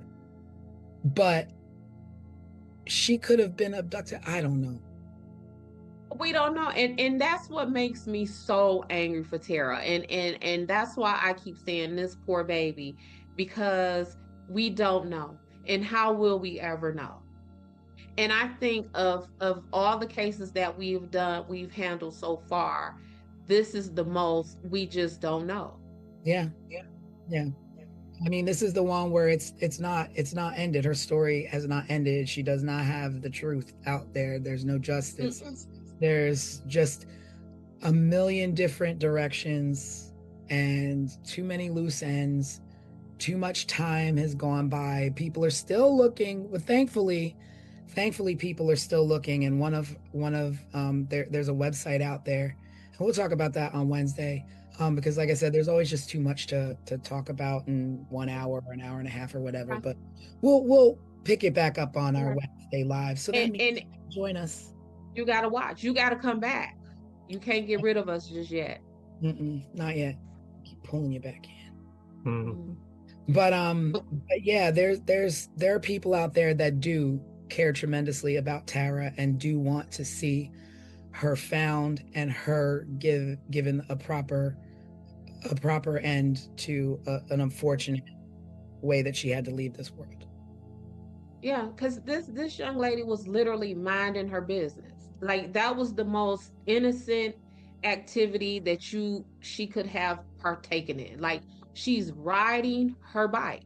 Yeah, we're not talking about she riding her bike to go do some crazy crap. She wasn't, messing with anybody, picking with anybody, just being alone, her and the nature, and just wind in your hair and just minding your business, taking care of she's anything like I was at that age. When I would go running, it was my time to be alone, to clear my head, and just to enjoy the world, the outside, Right. Yeah. She's, I mean, as a parent, if my 19-year-old daughter, if her riding her bike, baby, please go ride your bike, because there's so much other stuff that a 19-year-old child could be doing.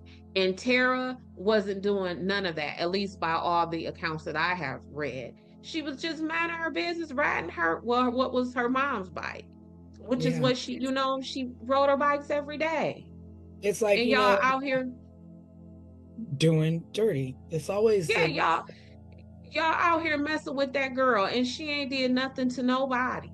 Nothing. it's like her, we got Kathy and Rebecca and all the other people in the Colonial Parkway. You got, the Ketty cabin. It's like, these aren't people, these aren't the type of people where it's like, that Chicago line, he had it coming, he had it coming. These are innocent people going about their lives, and not saying that just because you had it coming, you need to get it. But these are Absolutely. it just makes it that much more enraged when you're going about your daily life. You're a good person, good citizen. I'm pretty sure she'd help anybody in distress. And when it comes down time for her to need help, there are people harming her instead of helping her. Yep. Yep. But yeah. This was Yeah. I don't like this for Tara. Like this makes me mad. Like this brings out the auntie dares for Tara. And especially when kind of just like, the whole Colonial Parkway thing, where it just so happens that now y'all telling us that the lead witnesses or suspects are dead. So you got the mine dude, he dead. Then you got the sheriff's son, he done committed suicide. Like, and the circumstances behind that, I don't know. We'll look into it. But yeah, at the end of the day, let's look into these things when these people are still alive. Let's not drag cases out because there's no money or there's no funding. Figure it out. I don't know. Figure it out. Start a new task force where you all got to raise money to help these people. I don't know what's out there.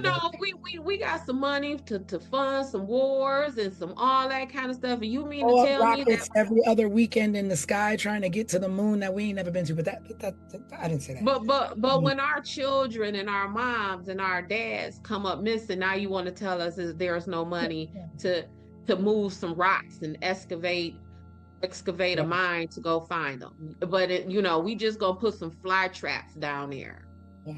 Yeah. It is what it is. Well, I guess join us Wednesday night live. We will be live talking about the conclusion of the Tara Calico case and some other current events that I'm sure will be going on. And this one again in the books for Drop the Ball. Yep. So Wednesday night, be there, be square. Yep, maybe we'll Did y'all see what I did with that? You did. I did that. Maybe we'll give a little hint on our next case. Yes, maybe. Or maybe you have to tune in and subscribe, get your notifications. That's for sure. The next episode is coming. All right. Well, until next time, you can always find us here on all of our social media. You can always visit the website for more information, 15minutesofmurder.com. And we'll see you next time. Tara made me sad, y'all. Yeah, me too. It makes me sad. Yeah.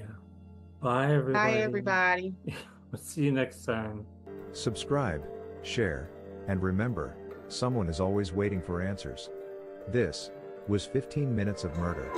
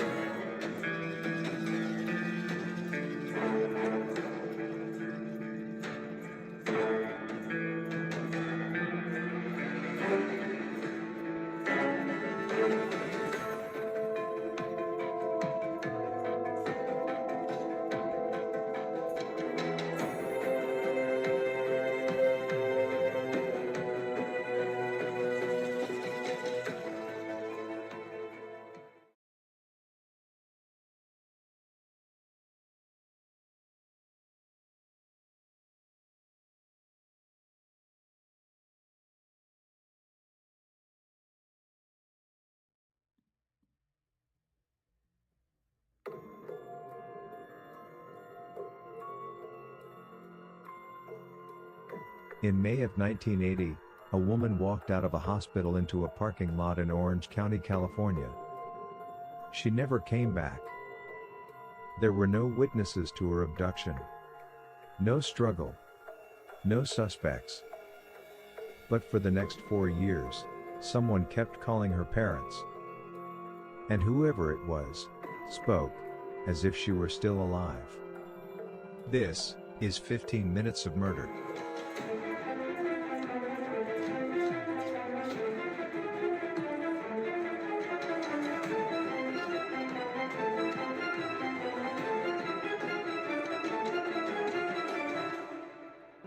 Dorothy Jane Scott was 32 years old.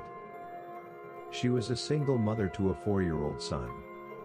She worked as a secretary at a small company in Southern California. She lived with her aunt who helped to care for her child. Friends described her as cautious and reliable. A dedicated good mom who was protective of her son. There was nothing reckless about Dorothy Jane Scott. Which is why when she told people she was afraid, they believed her. I'm watching you.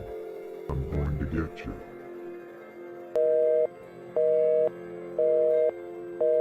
Months before Dorothy disappeared, the phone call started. They came to her home. And to her workplace. He never gave his name. He never raised his voice. Instead, he spoke calmly, confidently, as though he already knew how this would end. He told Dorothy he had been watching her. That he knew where she went. That he knew what she did. Eventually, the calls escalated. I'm going to get you. On another call, the man told her something worse. You're going to die soon. Dorothy was shaken and terrified. She confided in co-workers. She told family members she believed someone was stalking her. No police report was filed. On the evening of May 28, 1980, Dorothy attended a company meeting in Anaheim with 2 co-workers, Conrad Bostron and Pam Head. After the meeting, Conrad didn't look well and his hand was painfully swollen. Dorothy and Pam offered to take him to the emergency room at UCI Medical Center. Doctors later determined Conrad had been bitten by a black widow spider. Dorothy and Pam waited for several hours. Shortly after 11 p.m., Conrad was discharged. Dorothy offered to retrieve her car and bring it closer so her co-workers wouldn't have to walk far through the parking lot. Before heading outside, Dorothy briefly went to the restroom. Her co-workers waited near the hospital exit. Minutes passed and Dorothy didn't return. Concerned, both Conrad and Pam walked toward the parking area. That's when they saw Dorothy's car. It was moving fast and the headlights were so bright they couldn't see who was behind the wheel. The car sped past them, made a sharp turn, and exited the parking lot.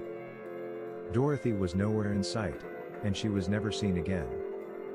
Santa Ana police discovered Dorothy's white Toyota station wagon fully engulfed in flames at approximately 4:30 a.m. the following morning, roughly 10 miles from the hospital. Dorothy was not nearby. Her keys were missing. There were no clear signs of a struggle. Days after Dorothy vanished, her parents' phone rang. The voice on the other end did not introduce himself. He said, I've got her. She's fine. Over the next 4 years, the calls continued. The voice was always the same. Sometimes he claimed Dorothy was fine. Sometimes he accused her of infidelity. Sometimes he spoke as if she were still alive and with him. He never identified himself. He never admitted to killing her. He simply called, and spoke, and disappeared again. More than 4 years after Dorothy disappeared, construction workers discovered human remains in a wooded area near Santa Ana, California. The remains were identified as Dorothy Jane Scott. Due to decomposition, an exact cause of death could not be determined. No arrests were made. After her remains were discovered, the phone calls stopped. Investigators believe Dorothy was abducted quickly and deliberately. She vanished from a public hospital in the middle of the night without witnesses. The man who called her months before she vanished, and her parents years afterward, was never identified. Whether he acted alone or had help remains unknown. Whether Dorothy was killed shortly after she disappeared, or was held alive for some time, is an act that only Dorothy's killer would know. If you have information about Dorothy Jane Scott, you should email coldcase@ocsheriff.gov. Or anonymous tips. Call Crime Stoppers at 714-628-7675. Any new details could help solve this decades-old mystery of her disappearance and murder. Thank you for watching. Subscribe, share, and remember, someone is always waiting for answers. This was 15 Minutes of Murder.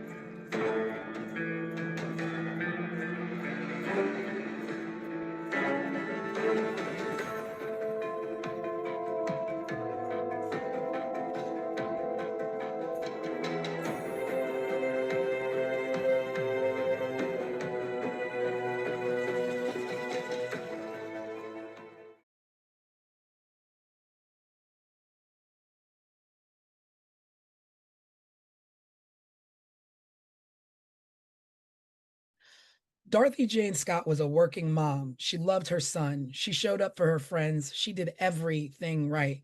But for months, someone was watching her, calling her, telling her exactly when she'd die. Then she vanished. No struggle, no witnesses, just the terror she'd been living with, finally catching up to her. Welcome to 15 Minutes of Murder.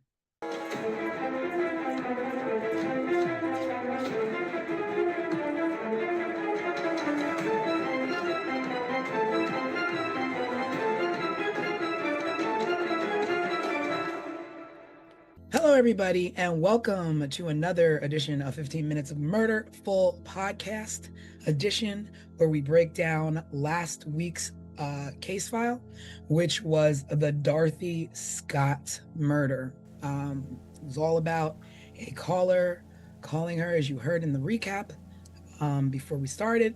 We're just going to get right into it. We're going to get right into it. So, who thinks what? I'm going to tell you what I think real quick. I think this is an open close with an anonymous suspect. I feel like the person is the caller. I don't feel like it's anybody outside of that. But I don't know who the caller is. Well, maybe we should start with a quick overview of the case. All right. Well, we've got Dorothy Jane Scott, who was a mom. She had a young 4-year-old. She was not a troublemaker, didn't cause any problems. She began receiving phone calls from a stalker, and this went on for quite some time. And, I guess just like, I don't know what she did about it. I don't know what she did about these calls, but I guess she just dealt with it and just kind of like watched her back or what have you. But one day she was at work, she was with 2 coworkers, and one of the coworkers got bit by a spider, and they didn't know that at the time. The coworker just didn't feel well. So she was like, let's go to the emergency room. So her and a coworker and the one that got bit by the spider go to the hospital. At the hospital, he gets treated. It's late at night. It's like 11 o'clock at night or something like that, or 10, 11 o'clock at night. They're at the hospital. He gets released. They're all walking to the, I guess, to go home and get dropped off. But Dorothy's like, let me run to the bathroom really quick. And the other 2 are like, okay. And she's like, I'm going to go get the car so that you guys don't have to walk far. So they're like, okay. She goes to the bathroom. She leaves to go get the car. That's the last time they saw her. They're waiting and waiting. Dorothy never shows up, so they go out to the parking lot to look for her. They see her car approaching them, And I guess they're thinking like, oh, here she comes. But the car was driving really fast. The car drives up to them and makes a turn and drives out of the hospital parking lot. And she's never seen again. She never comes back. They wait for her a little bit. She doesn't come back. So then they call the police and they're like, listen, we were, at the hospital. Our friend went to get the car. She never came back. We don't know what happened. And then in turn starts a great search for her. The crazy part is that the calls never stopped. The person who was calling her and stalking Dorothy was now calling her parents and saying crazy things like, she cheated on me, or she committed, she was, I can't think of the word, infidelity related Mhm. things. He would leave. He would say, oh, I have her, or she's fine, crazy things. And I mean, the calls were never long enough for the police to, trace them. And, it's 1980. 1980, yep. So, like, what can they possibly do? I don't know how calls are traced back then, but they couldn't trace the calls. So it went on and on and on for, I don't know if it went on for the full 4 years, but 4 years later, they found skeletal remains about 10 miles away from the hospital that turned out to be Dorothy. But also another crazy thing is that the night that she was taken, police found her car burning on fire miles from the hospital. So Yeah. just Can strange. I share really quick? Yep. So about these phone calls, because like even on this week's live, I was like, technology to trace these phone calls would have been hell if it existed at all. So I Yeah. did a Google search on how a call would have been traced in 1980. So it says in 1980, tracing was a manual, physical, and a slow task for telephone technology. The rapid automated tracing that we know today came later with digital systems. So back then, to trace a call, they had to follow the physical connection back from the receiving subscriber's phone. I don't even, I that's, don't even, absolutely. Like, what? Mm-hmm. You always hear like in movies and stuff, they're like, make sure you keep them on the phone long enough yeah. for us to be able to trace the call, right? But what is Yeah. what does that mean? Like how What does that long? mean? Yeah. Like you always, yeah, And we grew up learning like, oh, we got to tap the phones, but what does tap the phone what mean? is it? And even just reading this, I'm thinking, remember like in the movies where you see the people plugging it, Yeah. like the one movie with Angelina Jolie and her son was missing and she was an Oh, operator the and they chain just thing? and they just sit there and plug the thing. That is Yeah. what I'm thinking as I'm reading this. Like, how could that have been traced in 1980? So that was a tidbit of the information and background I don't of. know. And the beauty of back then, well, I don't want to sadly say the beauty of it, but is that we knew that. We knew there was no such thing. Like I can call somebody and get away with it. And Yeah, then, that's what we did as kids. slowly things, Yeah. I Yeah. think in the late 80s or whatever, or early Mhm. 90s, it's like, oh, star 69 them, you can find out who Yep. called you. But, early 80s, that was not, Yeah, you because can star we were 69 sending, then. yeah, like we were sending pieces to people's houses and hello, is your refrigerator running? And hang up Yeah. like goofy stuff like that. And that Yeah. would have been in the later 80s. This was in 1980. Yeah. Mm-hmm. So yeah, that would have been difficult. Yeah. I y'all know me. I want to look at the whole picture Mhm. of the case. But let me first say this. So when I was growing up, there was a neighbor I had, and her name was Dorothy, and I love me some Dorothy. And so I started calling her Mama Di. I think everyone in the community started calling her Mama Di. And so as I was reading about Dorothy, she became my Di. And so in my notes, it started off as Dorothy, but as I learned more and more about her, it became just Dot in my notes. And let me tell you about some of the things about Dot that was just like, Mhm. okay, Dot, you my girl. She was 32 years old when she Yeah. disappeared. She had Sean, her son, who was 4 years old. 32 and a 4-year-old kid. And we're talking about in the 80s where people may have had children younger, right? Yeah, for sure. Right. So the median age for a first-time mother in 1980 was like 25 years Mhm. old. So that kind of tells, Yeah. you know what I'm saying? Aside from maybe any infertility issues that she may Yeah. have struggled with, like just that, that delay in motherhood was like, okay, Dot, what were Oh, you she had a doing? plan. Yeah, you were doing some other things. And so she worked as a bookkeeper at the store where her and these co-workers worked at. Mhm. So that was where they worked. They worked at the store that her dad once owned. And her dad sold the stores to John Casello. We'll get more into him later, trust me. Oh, And that's where what T? I'm thinking of the storefront, the John's storefront. Yeah. So the name of the it's like a joint store is Swingers, Psych Shop, and Custom John's Head Shop. I don't know what they sold, what they did. Yeah, I I was don't know. confused by that. I was like, I don't know what any of I that don't was. know what that Well, mess is. a head shop is typically where you buy like bongs and any sort of like alternative cultural lifestyle stuff. Okay, Dot. See what I'm talking about? That's where you buy like incense, like things to like smoke with, Oh, like I pipes, glass didn't pipes. I didn't know And this those is legally existed California. though. Yeah. Oh, it's California. Mhm. It is Living in peace, California. man. So also Dot toured with the all girls band. Really? Yep. Oh, Yep. wow, Which that band was opens. it? Huh. I, That I, I, just kicks the door open. that kicks the door. Any I don't, caller.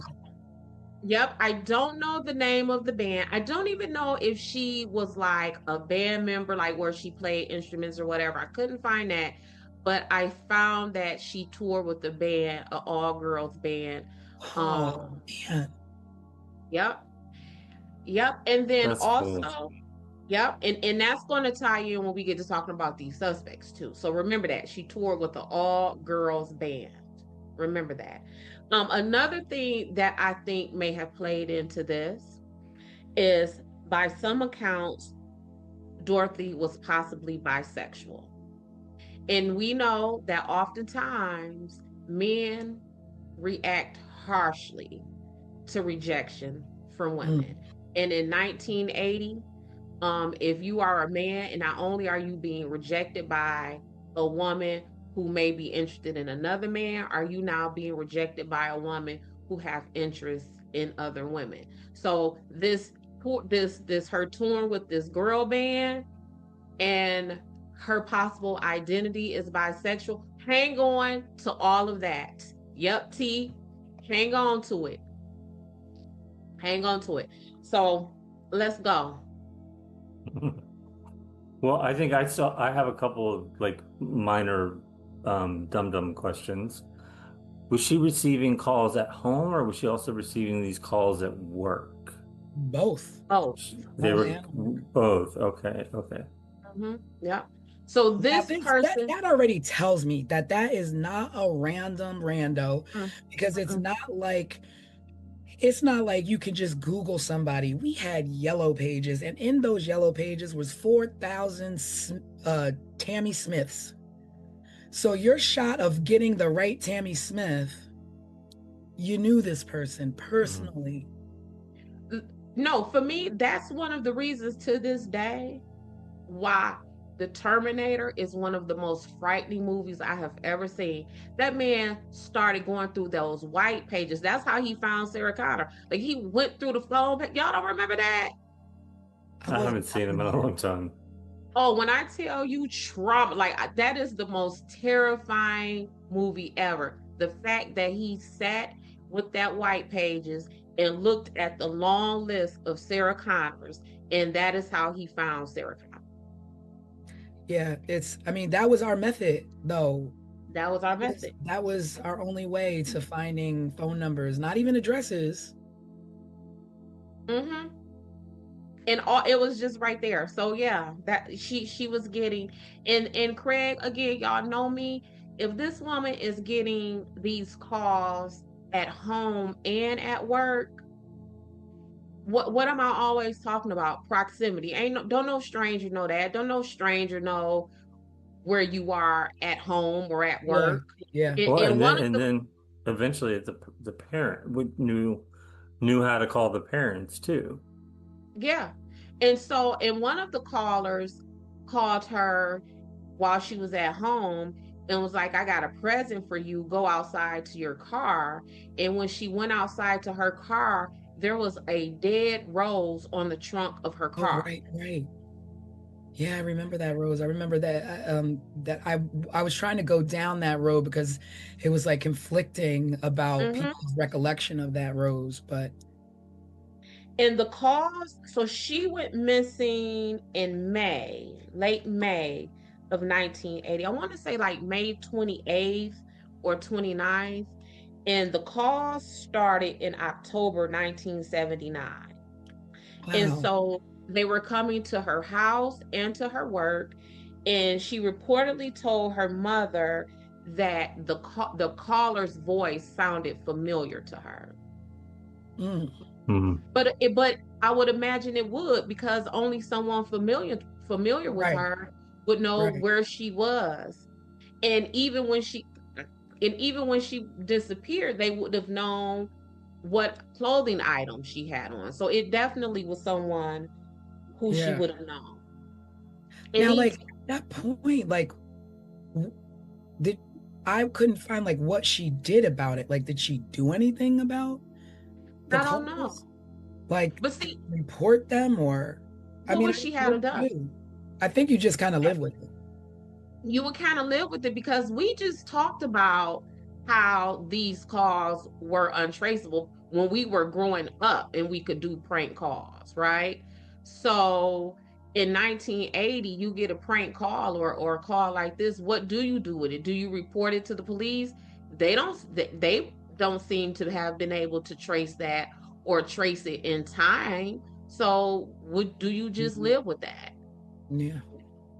What do you do I, with it?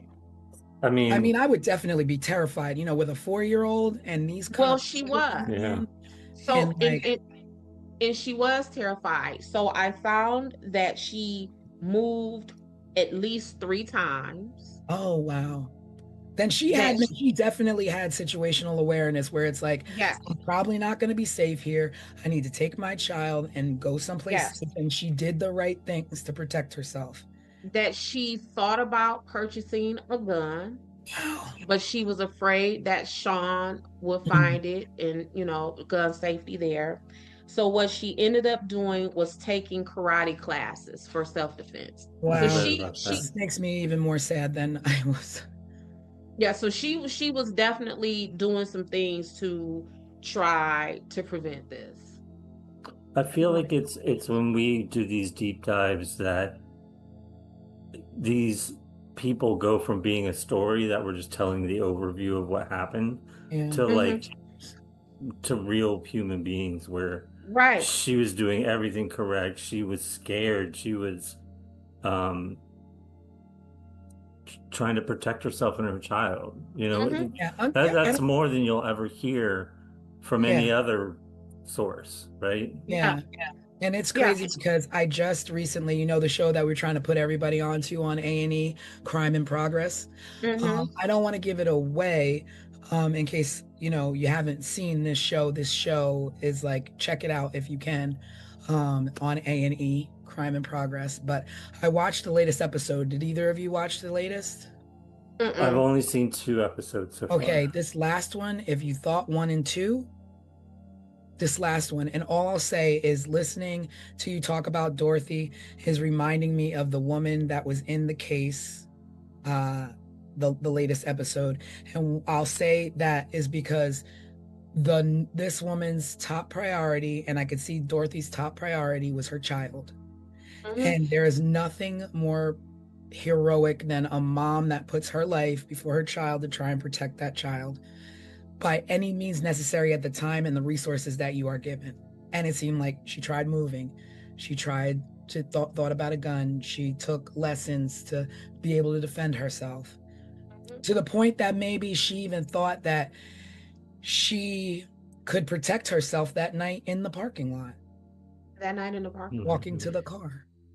But let's rewind and what took her to that parking lot. So she was at a meeting with some coworkers.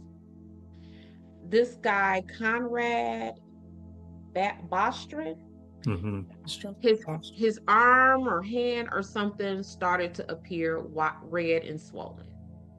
So Dorothy being Dorothy, all of the things that we're talking about, my homegirl died. She said, let me get you to the hospital. Complete nurturer. The person who went along with them is Pam Head. At the time, Pam was 18 years old. Now, what strikes me about Pam... Oh, wow. I didn't realize Pam was that young. I don't... Exactly. That's my point. So while I was doing all of my research for this, they kept saying Pam, 18 years old. Pam, 18 years old. No one said Conrad Bostrom was 32 or even how old Dot was. So it just kept bringing my attention back to Pam. So while they were at the hospital, Pam says, I didn't leave Dorothy's side at all. But then there's some conflicting reports about how true that is. And I was thinking, if we're in a hospital emergency room visit, what you mean you ain't leave somebody's side the whole time? Like, that's a long wait. You didn't go to the restroom. You didn't go to the vending machine. Yeah, they were there for a little while, right? You would imagine, like, yeah, you would be even at a suburban hospital, a ER visit is generally long. It's long enough to where you might need to get up and go stretch your legs or in this day and age, I have never been to an emergency room visit that was like this. I mean, they still haven't gotten it together. Yeah, and that's what I'm saying. Even in the suburbs is generally a wait long enough to where you might want to get up and walk and stretch. You may want to go grab a soda out the vending machines or whatever. Those old hospital vending machines, boy, I remember those. Sandwiches, hot sandwiches, and the all of that, that were hot. Yep. And if they're in the waiting room waiting for Conrad, one of them may have went to like the nurse's desk to get an update or something. But you ain't sat in the emergency room with someone and sat and stood by their side the whole time. I mean, I guess that is also a weird detail as well, because like, why would that even why would that be a thing? Why do you say that? So after but then also, what does that insinuate? I didn't leave her side, so what? She didn't interact with somebody. I did. Like, what does that detail? I didn't leave her side, so maybe I didn't call someone and inform them of her whereabouts. I didn't leave her side to call someone and tell them she's on her way to get the car. See, Craig, this is why we got a crime expert, because I wasn't. Yeah. I'm like, but why? These did not cross my mind. Yeah. Yeah, I didn't even think about that. Yeah. I really did not think about her doing anything like that. And the reason why it struck me, not only just because that's information, like why would you volunteer that kind of information, but one of their co-workers is the sister of one of the alleged suspects. Oh. Man, like, see, I couldn't. Like I said, that's why we have an expert, because News to me. Yes. So then we have so then they separate because again, Dorothy being, the nurturer, the caregiver, sounds like she's very considerate and conscientious and all of those things. She says, "You guys go get the prescription That filled." too. That just says something about her right there. Like, you've had an ordeal. You just were seen by the hospital. Don't worry about it. I'm gonna go get the car. Still I'm being go- a nurturer. I'm going to go and get the car and I'll bring it around. Wait a minute. Okay?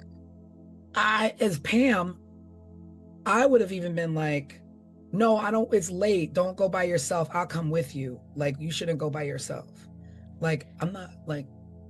Now pause. So there are some conflicting stories of whether baby Sean was with them at this meeting, because what happened was they had to stop after they left the meeting, Right. going to the hospital. They stopped at Dorothy's parents' home. So it's conflicting reports from Pam whether or not Sean was with them at the meeting and Dorothy went to her parents' house to drop Sean off. And then the other version of the story is they stopped at Dorothy's parents' house so she can see Sean because she had been at this meeting and she was going to be gone even longer because she was going to the hospital.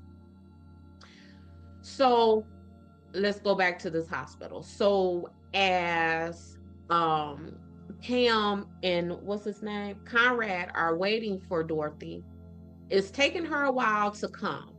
They're standing there waiting. So when they finally see her car comes barreling towards them, headlights blaring, and just takes off. They wait almost 2 hours. Well, now I thought they said that I read that the reason that they waited was because they thought maybe an emergency happened with the son and she just flew home real quick. But we don't have a text, we don't have texting there and be like, yo, I got a problem. I got to run home really quick. But still, why not just stop real quick and tell them that? Right. Or if you thought that, why not call her parents? Yeah. And I'm gonna tell you why. That store that they worked at, that they were all co-workers at, Dorothy's dad used to own that store. So they would have had her parents' contact information. So they could have called them. But why wait 2 hours? And Tanisha, that's a long time. And I immediately thought about if this was you and I, right? It's not normal Dorothy behavior. Yeah, and I've never met your mother, Tanisha. And whenever we're talking about your mother, I'll always refer to her as mommy or how's mother doing. And I do that because I know your relationship with her. Yeah. There is no way in HE double hockey sticks that you've been come up barreling past me in your car and I'm gonna wait 2 hours before I call your mama. And I know and we just left your parents, like your relationship with your parents and your family is that tight that we just left their house for you to visit them. Yeah. And what I do know is easy to do back then, because we weren't that archaic, is to call yourself a taxi. Call yourself a taxi. And go right back to the last address you were at to make sure she's okay. Because she took you to a hospital to make sure you were okay. You were okay. But you don't even have to do that. You know her dad's phone number because her dad was your boss. Well, that explains how this person knew the parents' number after she disappeared, right? Yep. So a few hours after she was last seen. So I think they checked out of the hospital at like 11 o'clock that night. And then at like around 4:30. Wait a minute, because that we don't really know specific timelines, but now you said if they checked out at 11, right? And they were at work. I mean, typically work is 9 to 5. So they must have been at that emergency room for a long time. Well, I they think they were at like a work event, like a meeting or Mhm. a party or something, right? Yeah, but it's a store. So let's say the store may have closed at 7 or 8 o'clock. Like, Mhm. because that's generally what time stores close, 7, 8, 9 o'clock, right? Not a head shop. What Oh, time would they close? oh, because All night they would like, stay oh, open. really? Oh, I mean, really? not always, but they're gonna stay open later. Because It's they got it's it's kind of like when you see a smoke shop nowadays, right? Like Mhm. where you buy vape pens Well, and I stuff like mean, that. They're usually post COVID, open. everybody's home at 8 now. Mhm. But So back so then, yeah, mm, at least 9 o'clock, 10 o'clock, probably. but Dorothy wasn't just like an employee, like a cashier or a stocker or something. She was a bookkeeper. So she worked on the administrative side Mhm. of this business. So maybe Pam and Conrad did too, because maybe it Yeah, was like, because going from what Craig is saying with the timeline, someone would have still been at the store working. So the store wasn't necessarily closed. Is that what you're saying, Craig? I mean, that's what I would think, just knowing how a head shop would Mm-hmm. operate. Yeah. They're gonna stay open kind of late. It's like a liquor store. They're gonna stay open kind of late. Mm-hmm. So either which way it go, whether we know the exact time or not, I think our point remains true that this was an ER hospital visit, and those people weren't there for 45 minutes. They probably wasn't even there just for an hour. They were there for yeah, for a while. yeah. Mhm. Yeah. So they checked out around 11 o'clock, and then at 4:30 in the morning that Mm. next day, a a uh, a resident called 911 and reported smoke coming out of a nearby alley. The police get there and they find Dorothy's car on fire. Mm. According to the police on the scene, they say that whoever um, was in that vehicle, they left in a hurry. The driver's door was still open. They believe that an accelerant was used on the passenger side of the Oh, vehicle, and that the entire interior of the car was destroyed. so that car was on fire for quite some time. It was on fire quite some time, but why is the accelerant only on the passenger side of the car? Unless Dorothy To would. make sure any evidence that was there burns up. So, but why the accelerant specifically on the passenger side of the car? So that's telling me that possibly Dorothy was forced into her vehicle, Mhm. drive away, and the accelerant is poured on the passenger side of the car to get rid of anything, fingerprints, because back then it wasn't DNA like now. We Mhm. can't, you know what I'm Yeah. saying? But it's traces, it's your hair, it's all those things. Mhm. um Only on, because what? So now, so then I'm like, I kept thinking that it was one person, but it never dawned on me that you take somebody in their car and then you bring it to an alley and you set it on fire. Now, I don't know what you did with Dorothy. I don't know if you hit her. I don't know if Mm-hmm. you killed her early, but a body is heavy. And so, where is this body? Did you transfer it to another car? Did you take, like, what did you do with her? Because now you no longer have this vehicle. So what is your means of transport now that you have a body of a woman who, if you did not hit her, she's screaming, she's yelling, help me, help me. So she couldn't have been doing that because people would have heard. So what in the world happened? Was she Well, in the car? They didn't even see her because the two in the parking lot said they didn't see Dorothy in the right. car. So did somebody take her car? Did Dorothy, like, Was it more than Well, one person? yep. So back to what I'm always talking about with proximity. So they were saying that from people who would have been milling about in this parking structure wherever Mhm. she parked, that no one reported hearing yells and screams. Mhm. So that tells me that either she didn't yell and scream because she knew that person, Oh, yeah. or she didn't yell and scream because the person was so much larger or stronger than her that they may have overtaken her before she was able to do so. But Or keep could have leveraged information that we know your parents and we have your son, and if you make a noise, then we're gonna harm them. So she could have went which is willingly. Yep, and that's all of that about proximity, because how would you leverage anything with her if you don't know anything about her? Right. You wouldn't know about her son if you didn't know her. You wouldn't know about, where her parents are if you didn't know her. Mm-hmm. I mean, because typically, I guess you could just a regular old stalker might be able to do that and know those things just from just stalking. But this person was going further past that. Like this Yeah. person literally knew her schedule, knew when to call her at Yeah. home, knew when to Oh, call her at work, those kind of things.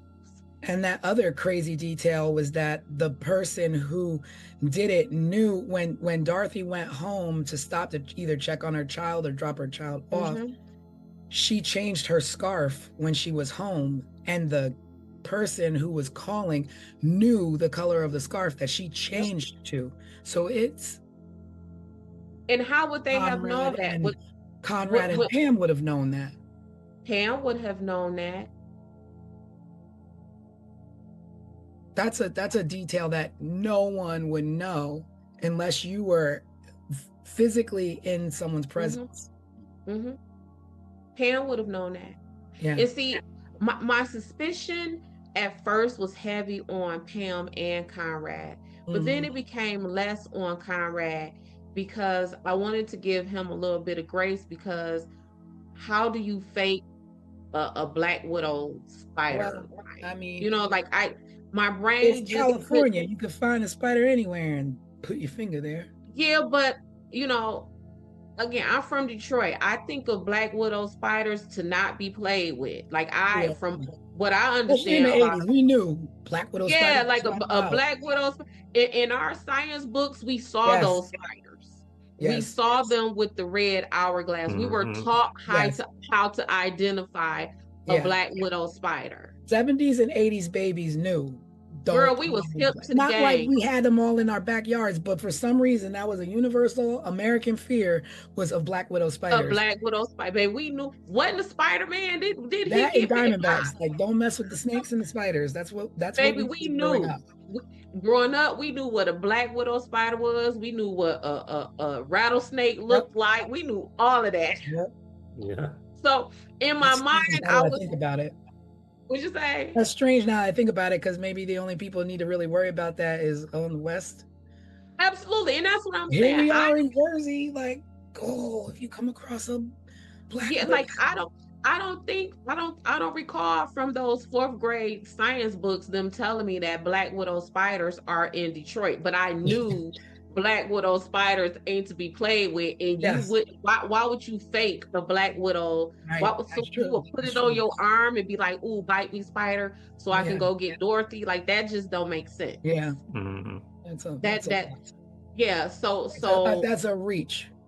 yeah, I think that's a far reach. But Pam, on the other hand, she knew what color that scarf was. Yep. She knew that. She knew when Dorothy would have been leaving out. Mm-hmm. So Dorothy was eventually found August 6th, 1984. But let's go back some before we even get to where she was found. So her family decided to keep this quiet, because y'all know I love that. What do you mean, like the investigation, or what'd you say? the investigation, or the the What did they- investigation, all of that, and for the same reasons why I say, like, it's a fine line between broadcasting something to get leads from the public, with now you have released so much information, you have said so much, now we got copycats, now we got false yeah. leads where we're wasting our resources and all of that Like kind in of stuff. Tara, where everybody's now calling and everybody's finding Yep. pictures now. Yep. So her family decided to keep everything quiet, at least at first. No leads were coming in, no developments in the investigation. So the dad, Jacob, decided to take it to the media. Mm. And when they took it to the media, what happens? Here comes the phone calls. But The phone calls didn't start until after Dad went public. The call, so the call stopped Mm-hmm. when Dorothy was abducted. went missing. Then they came back a week after her disappearance with this person calling her family, taunting them, saying things to them like, "I got her." Mm-hmm. So then they kind of slowed down. They would come in waves. So Dad goes to the media and, start to put a little bit out. Not a whole lot, just, "Hey, my daughter, help us out here." So after he did that, what happens? The editor of the newspaper got a phone call. Oh, convenient. Yep. And the person on the phone call told the editor, "She was my love. I caught her cheating with another man. She denied having someone else, so I killed her." Mm. The editor said that this person, it did not seem like a hoax, because this person started talking about the scarf, where we just said no one knew what color the scarf was. The editor said that the person's voice sounded to be Black and Southern. Now,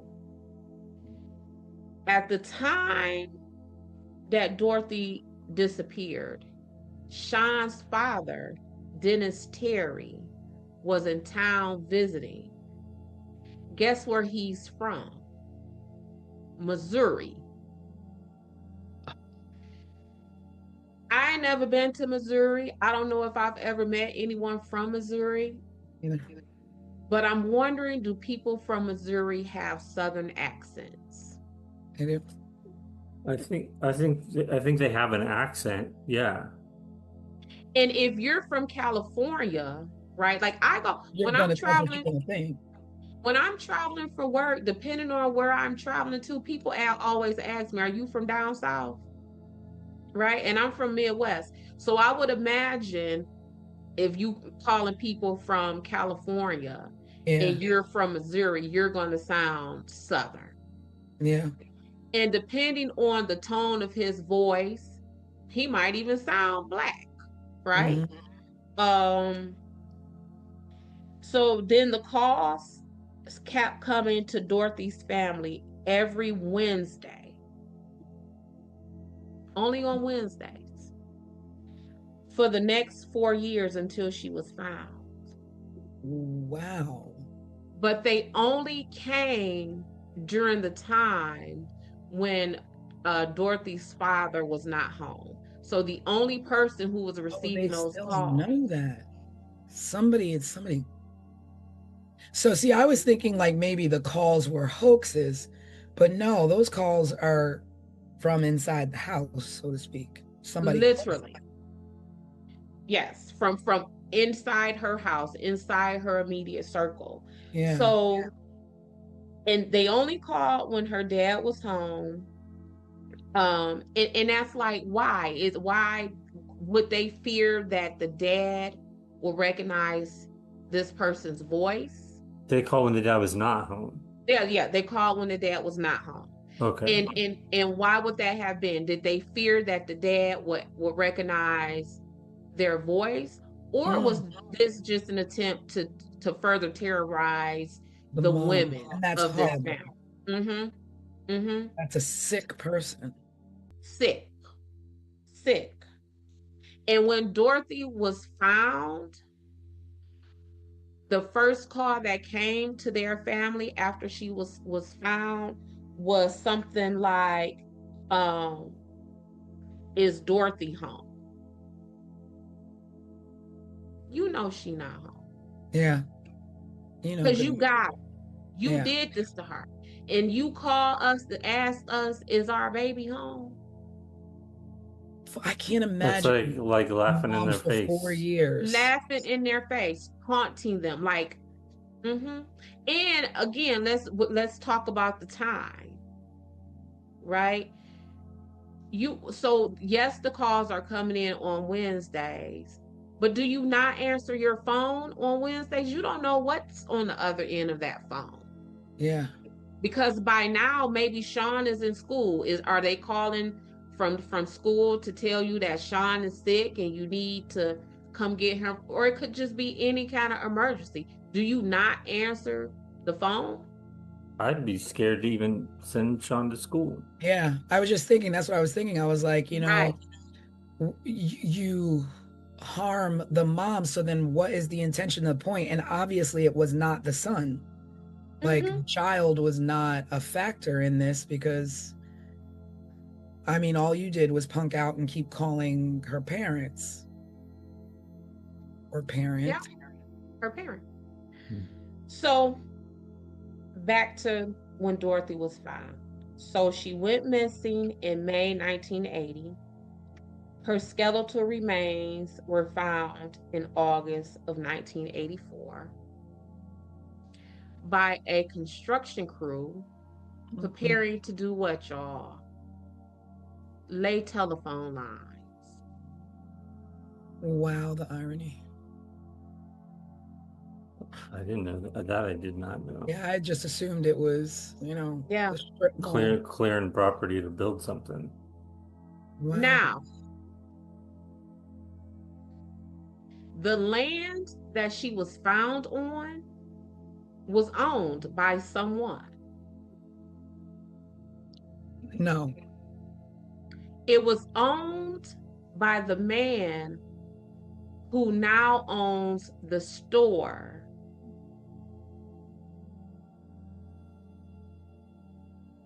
The odds of that. The store where she worked that her family used to own. That store, that man who her dad sold those stores to, owned the land where Dorothy was found. Wow. And it was only her head, right? Was her skull. It was her skull and maybe some other skeletal remains. They were spread out. Animals. And they said that those skeletal remains seem to have been charred by a brush fire, which Brush again, fire. That's weird. Being that her car was on fire. So someone set her on fire. It wasn't a random brush fire. and then there was a dog. Yeah, I saw something about dog's bones. Yeah, like weirdness. No, Yeah. the craziest part is that the landlord of that property being connected to her. I wonder where. Which, please tell me those people were questioned. Well, if they were, none of them are in prison. No one faced charges. So whether you question them or not, because this is still, this is unsolved. We don't That's know true. who did this to Dorothy. So let's go back to this man. His name is John Kycola, Kycola. Wow. In I'm sorry, my mind is just blown because you were telling me a lot of stuff that I didn't even read because I'm not a private investigator. Because you're not a private investigator. So you ain't a fisherman. I am. Yes. But I'm just like, So she was the bookkeeper, right? Uh-huh. In 1996, this John man was federally indicted for tax evasion. So my question is, the man who owned the store, owned the land that Dorothy's skeletal remains was found on, was eventually federally indicted for tax evasion, and Dorothy did his books. Oh. So although the indictment came 10, 15 years later, Right. was she back then aware of some of his mess? Because one thing I always say about me and my investigations, I ain't never wrong. I might be early, but I ain't wrong. So is this a situation where Dorothy found something ahead of time? So that's my suspicions on him as far as suspects go. Wow. It's even to the point like where I'm not even there with your method, because I didn't put two and two together with tax evasion and her being his bookkeeper to be like, okay, there's a little bit of motive there on his There'll be a whole lot of motive there. A whole lot of motive. Well, yeah, because if you think about it, like back then, it was just like tax evasion was like, right. You went to bed worried you were gonna get busted. And if this man, if she is his bookkeeper, and this man purchased the store from her dad, is she undercovering or finding out some things that may be in dispute? Maybe her dad got shorted. Maybe her dad got the wrong end of a deal with this man in the purchase and selling of this store. Is that why this person couldn't call the house, because the dad would have recognized the phone number? I mean, the voice. Yeah. They also had Dennis Terry, who is Sean's dad, as a suspect.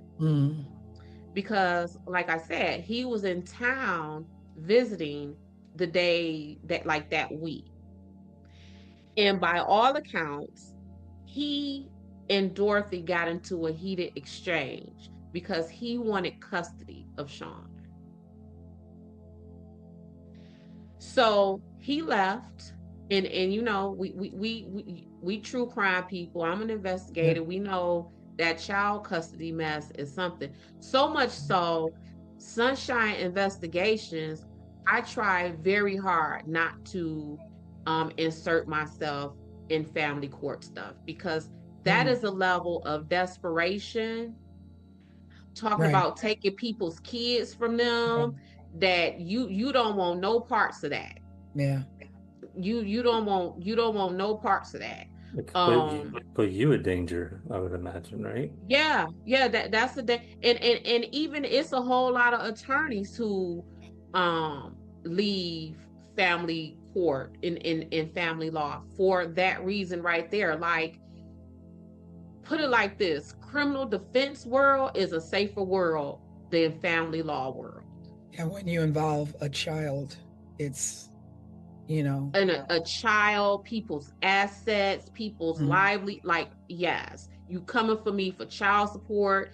I want the house, you want the house. Like, family law is a dangerous law. I will say again, when it comes to your safety in the streets and in the world, situational awareness, but when it comes to choosing your significant other and it comes to starting families, make sure that you are making the right decisions for yourself and your well-being. And your well-being. Always the well-being of the children, because when things turn into this kind of stuff, this is not what we were intended to do, and this is not what a child should have to grow up living with, their mom gone at the hands of either you, a husband, an ex-husband. There's so much going on currently today in the news with an ex-husband who murdered his wife and or his ex-wife and her current husband. So it's just a sensitive spot for me at this particular moment. Yeah, yeah, yeah. Family is something else. Like Keep your that's hands and your weapons to yourself, people. yes, yeah. So Dennis Terry, Sean's dad, was eliminated as a suspect. And their reasons for eliminating him as a suspect are all the reasons that make me think he is a suspect. So what he was able to provide, listen, receipts for his bus ride back to Missouri. He said that Wait, he was on. can you go back and start Yeah, that I think you froze there for a froze second. for a second. Start with the reasons they didn't see him as a suspect. Yep. Okay. So Dennis Terry, who was Sean's dad, was a suspect. And he was eventually eliminated as a suspect. And the reason that they eliminated him as a suspect is all of the reason why I think he is a suspect. So at the time of this, he would have been on a 2-day bus ride back to Missouri from the Anaheim, California area. 2-day bus ride. He was able to present all of the receipts for everywhere he went, the stops that he made, to say, this is where I was on my bus trip. The reason why that is suspicious to me is I travel for work a lot.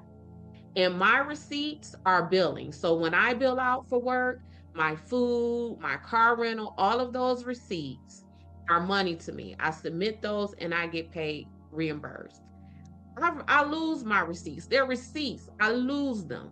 So, and I am traveling in a much more comfortable setting. I am in a nice rental car. I am on a plane. I am in all of these comfortable conditions, and I still mess around and lose these receipts. And I know they are money for me, right? Yeah. So you mean to tell me you on an uncomfortable, messy 2-day bus ride and you got all your receipts? You got all them receipts from a bus ride. True, but then my brain goes to, it is the 80s and we didn't have the means of it being logged in your phone and you can check your bank statement. We just kind of, old people we learned from the old people where we kept all our receipts in Ziploc bags and you just never got rid of them. So you a man. Oh, that's true, right? And okay. You traveling on the Greyhound, and you like, let me open up my Ziploc bag and put my receipt in here. Let me organize my receipts. So for me, especially because it's not like you where you're getting money back for those receipts. Right. He's just a normal person traveling. He has no reason to keep those receipts. Yeah. I bought a pop and a bag of chips. Let me stick this receipt in my pocket. It would be crumble it up and throw it down. Most of the time you just say, no, I don't need it. I don't need it. So for me, that felt like alibi building. But what people also have to understand is that you don't have to be there to commit the murder. You plot, you plan, you hire, I don't like her either. Go get her. Yeah. So I don't think that I think that still places him at my top list of possible suspects. But they eliminated. I think that though, because if the motive was the child and the child is fine, like why would you leave your child motherless if you didn't intend on taking him too? That's the alibi though. So I am going to, do away with Dorothy, and I'm going to pretend like I'm going back to Missouri and my happy place, and something happens to her while I am gone. I am not a suspect. I got all my potato chips. Oh, and you get custody, right? Duh. And you get custody. Or awarded custody, rather. Mm-hmm. Mm-hmm. Over the parents. Over the grandparents. Over the parents. over the parents, which didn't happen. I believe he ended up staying with his parents. Was it his The grandparents? next, yeah, with her parents, yes, yeah, which would have been her grandparents. The next suspect who they had listed is named Mike Butler. Mike Butler is the man who is, it is his sister who worked with Dorothy. Remember I told y'all that there was a co-worker who was the sister of a suspect? Yes. That suspect is Mike Butler. So not only did he have proximity to Dorothy because his sister was Dorothy's co-worker, he also had proximity to Dorothy because he worked at a collision and body shop across the street from their job. So he would have had access, like just putting eyes on her. He just would have been able to see her coming and going. What are you thinking, T? I was just like, I mean, yeah, you work across the street, you can watch, you can follow. There's no real like thoughts of like, oh, there's somebody across the street following me, or any worker across the street. No, because you work with his sister, so it's like, oh, it's and it's Susie's brother across the street. Across the street, and if it is a head shop, what we know it is now, thanks to Craig, I had no idea, and he works at a collision shop. He's probably in that store a lot to purchase whatever it is they, because you know back then you a mechanic, you got your cigarettes in your. You know what I'm saying? Yeah. So I think he would have been in and out of that store to make purchases. Yo, but I'm gonna look up the definition of a head shop while y'all talk. But here's what blew me out of the water about him. So he was known to have a crush on Dorothy. That would make sense. This crush on Dorothy was so delusional. Oh, come on. That he told the investigators that he wanted to marry Dorothy. Oh, come on. Did Dorothy know this? I would imagine not, and not to that level. Yeah. And if she did, wow. Yeah. And I mean, if that's what she wanted, like a man in her life as a father figure to her son, and she's friends with Pam, it wouldn't be odd that maybe he would ask her on a date, or maybe he would tell Pam, like, you know, I really, you know, your coworker, I'm interested in your coworker, but not on the sneak tip to where you don't know. Or that you want to somebody feels marry like them about you, because she would have been thought like, you know, there's a guy who has a crush on me, maybe it's him. But wait, this. So you know, y'all know I love me an obituary. Oh yeah, yeah. The names connected to obituaries. This man, his name is Mike Butler. Mike Butler died in 2014.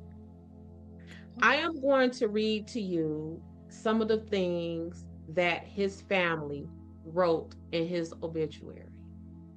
And you tell me if they just describe the profile of a suspect that fits everything we just talked about. He might show up at your doorstep wanting to fix your toilet leak or that annoying noise your whatchamacallit is making. He just gonna show up at your house. He just gonna show up at your house. That's a weird sentiment.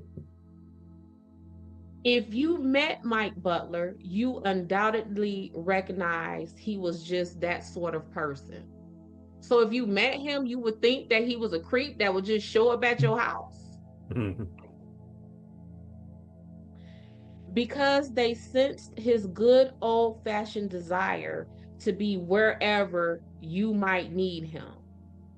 He readily shared his zeal for his beliefs. He was a deeply religious man. So he's a creep who will show up at your house. He was deeply religious, and he had this ridiculous crush on a woman who may have identified herself as bisexual. Which don't fit with the religious part of things. But also, to be fair, maybe the person who wrote that obituary is a really bad writer, because Well, there's more. Well, you don't have to be a bad writer to describe somebody weird. There's more. So remember when we were talking about how she would have been overtaken, there may not have been enough time for her to yell and scream for help. And we talked about that she took karate. I mean, she wouldn't have been like Jackie Chan or nothing, but you know what I'm saying? This is also what the family wrote.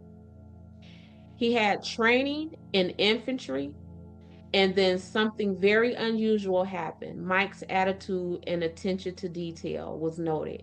He was assigned overseas in Germany. He served as the base commander's public information and media officer and photographer as well. Oh wow! So he was steeped in stalking and being able to find people and being able to find information. And strong and powerful and trained in combat, but there's still more. He became a music roadie for several rock bands, including the Beach Boys and Bertha, an all-girl rock band his sister was a member of.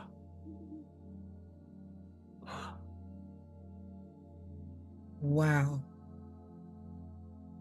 This is his obituary. Wow. Probably the same band that she was on tour with. So the fastest way to get yourself a crush on a person is the girl in the band. We like the boys in the band, but there's the fellas. They have groupies too. Yeah. And this is, and I have to keep going back. This is what his family wrote about him in the obituary. Wow. So are they dropping breadcrumbs? Like what? Or are they unknowingly just writing about things that could? Or they could just, as his family, just be, writing the lovingly information about their brother, cousin Mike, and don't even realize that the things that they're saying about their brother fits the profile just from what we're talking about on 15 Minutes of Murder. Yeah. Of the person who would have harmed Dorothy Scott. Here we are, 40 years? Questioned? What'd you say, Craig? I was just going to say, here we are 40 years later, quickly connecting the dots that nobody else seems to have connected. But he wasn't questioned? I don't know, Tanisha. And like I said with the other ones, even if he was, what did they do with it? Nothing came about it. Yeah, he died in 2014, where they left this lovely, glowing online obituary about him. Like, this was online. I didn't have to Google, like, go into a deep dive. It was online. I'm starting to think now, he worked at a collision shop. Look. And so would he had placed Dorothy's remains on this man's property to then take the heat off of himself, to draw suspicion somewhere else? Or would he place her body at that property because it was familiar? And I think more of that, because you would be giving him a lot of credit to yeah, use his brain that much to But that's what piece his together. brain, right? But that's what his brain was used for. These Oh, people right. just said He that was he was military. trained in over in Germany working communications in photography, and he was in the infantry and all of those things. I guess he could have pieced it together. Mm-hmm. But It, I it mean, either one of those situations does not look good for him. it does not look good for him. Mhm. I But must I say think back that to, okay, okay. I was gonna say I was convinced of the owner of the land and purchaser of the business, but now that I'm hearing this, I think Mm-hmm. my Yeah. my numbers, my list is changing. But at the same time, my thing goes back to your original Pam, because there's more than one person involved, because one person can only be one place at one time. And to Mm-hmm. know multiple things about a person in multiple different places, be it the workplace, at home, at a hospital, that's that's multiple eyes knowing things in multiple different places. And number Mm-hmm. two, like, you abducted this woman from a hospital parking lot in her car, but she's not found in her car. So how did you move her? Who helped you? You didn't carry her on your back. Another car had to have come to pick you up. Well, My, in that, what were you going to say, Craig? well, my thought was maybe because there was so much time between when she sped off from the hospital and Around 11 o'clock. they found her car at 4:30 in the morning, that person that kidnapped her could have killed her, dumped her, then brought the car back and then set it on When you fire. think about what it takes and how a body is not a light thing that you just carry, and it's exhausting, and you're frazzled, like, that's really not a lot of time. That's barely enough time to go food shop and come back and put your food away. I think it's a Yeah. lot of time, and I think it's enough time for someone who has this Training. man's training and background. If he pre-planned it. Mm-hmm. But And then I some, think, But then if he did that, has he done it other times? Are there other, because if you're that quick and efficient on that kind of a mission, have you done it before? and I, and again, back to his obituary, the family said he is the one who would just pop up. Show up. I have a question. How far away is that head shop and his mechanic shop from where the car was found on fire? I don't know. Like, It's gonna be in the vicinity, like, could he have dumped the car, caught it on fire, and then just walked back to his mechanic shop? with her on his back. No, no, like he would have killed her, dumped her, and then took the car to the alley and caught it on fire and walked back to his mechanic shop. Or maybe his car was, or maybe he parked his car nearby that alley. Yeah, Mhm. So he would have been able to just transfer her from her car into his car. right. Yeah. By that And alley for her mm-hmm, car. mm-hmm. Was there And I, significance there for that yeah, where he dumped the car? what'd you say, Tanisha? I wonder if there was significance of where he placed the car. Was there anything by there? Did she frequent there? Was it by any club that she ever played at with her I band? don't know. Yeah, I don't I mean, know. I'm alleys gonna are weird. Yeah, and what we know is that oftentimes suspects return to the scene, like they go to places that they are familiar with. Mhm. So what you're saying, T, that might be a possibility. Like, was that the alley of, a venue that Yeah, was it a his venue Brody alley? band and her band was at, or you Yeah. know what I'm saying, was this alleyway behind a restaurant or a bar where he saw her in, and I remember how good you looked in that dress. Like, it could have been Or, like you anything. said, he was a roadie or whatever. Did he Hmm. unload equipment in that alley Yep, for yep. a show? I would bet that there is some kind of familiarity with him in that Yeah. alley where he transferred them. It's not an open field. It's not a random Mm-mm. place. An alley is a Nope. very specific place where one, there's no police activity. You're not being watched. You're not being followed. That's like a dead end. Like it's oh yeah, maybe the alley's open ended. I don't know if it was open on both ends or if it was closed off on one end, but that's a spot for you to get caught, especially setting a car on fire, even if it is 4:30 in the morning. Mm-hmm. Do you know? There's something about do the you, alley for me. do you know what the name of the head shop was? Yeah. Because I just found where her car was.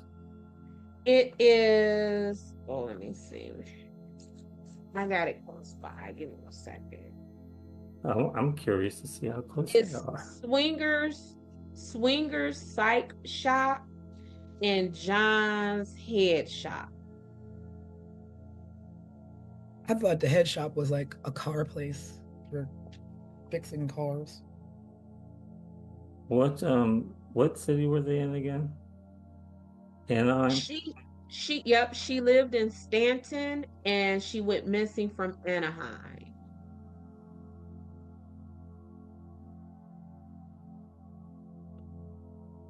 Oh, okay. Found it. Oh yeah, so it's Swingers Psych Shop and Custom John's Head Shop. By that way, a head shop is defined as a store that sells drug paraphernalia. That's all it says. And I don't think it needs to say more than that. We get it. Yeah, no, I mean we get it. That's everything very needs clear to to say. me. That's Yeah. very clear to me. So where her car was found in the head shop, it's 12, they're 12 miles apart. Mhm. So it's not walking distance. No. So remember when we were just talking about, like, I don't know if we're digging at stereotypes, but how someone who worked at the collision shop or something may have like their cigarettes tucked in their t-shirt pocket or something. I mean, it's the 80s. Everybody was smoking. Right. Kids. At her parking spot, when the cops went to begin investigation, they found a pack of cigarettes in where her car was, and she did not smoke. Come on. Mechanic. No fingerprints. If you think about that's the thing with this, Steve. So when this is the thing. So when I get to talking about police and what the police didn't do, this is the mess that I am talking about, y'all. Like, and this is why, as I began to do this investigation, this woman went from being Dorothy Jane Scott to Dot to me, because they wronged this girl. I get it that in 1980 we can't trace cars like we can, right? I get it in 1980 we can't track down DNA the way that we can. I get it in 1980 we might not even be able to work with fingerprints the way that we can. We can today. ask questions. We can ask questions. We can make connections. Yeah. And just right here, the connections that we made, what happened to this woman? And y'all gonna let these people go? And let them go to the point to where when this man died in 2014, his family writes an obituary that gives you point by point explanations and reasons why this man could have done this. And you know what a simple question would have been for the brother, the mechanic? What kind of cigarettes do you smoke? Because when people smoke, they smoke a very specific type of cigarettes. You don't just buy random cigarettes.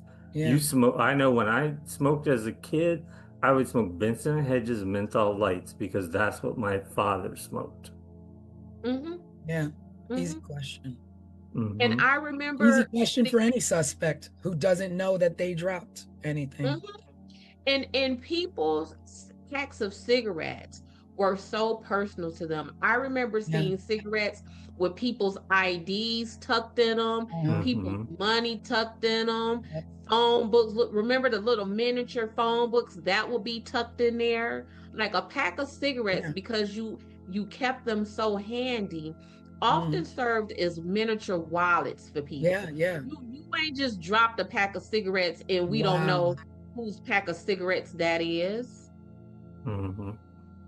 Yep, and they had that plastic sleeve over it, so you could tuck in like a $5 bill or like. I wonder if, like, I mean, I get it. I don't know, like, evidence and what have you, but if that was still in evidence today, if you could test it for anything, traces of anything, if you would find a connection. Anything, because again, you didn't have those things back then in 1980, but you had them in 2014. So when let's go back to the Colonial Parkway in our Waterman, y'all knew enough in after 7 years after he died to say that he's a suspect, and y'all done went back and tested his DNA after he died. Where's those cigarettes? Run the prints on those cigarettes now, because you can. You can do that now. It's crazy. I know, like, people have always, what about this? What about that? Did you do this? Did you do that? And I'm not discrediting the fact that maybe it was done, maybe it wasn't, but there's nothing that infers that it was. But you making me want to call a tip hotline. Be like, no, really. Did you think about this? Did you think you about didn't, this? because you just moved on to whatever was next. Because if you didn't, we would know what happened to her. Her son would know what happened to his mom, and his parents wouldn't have died without knowing what happened to their child.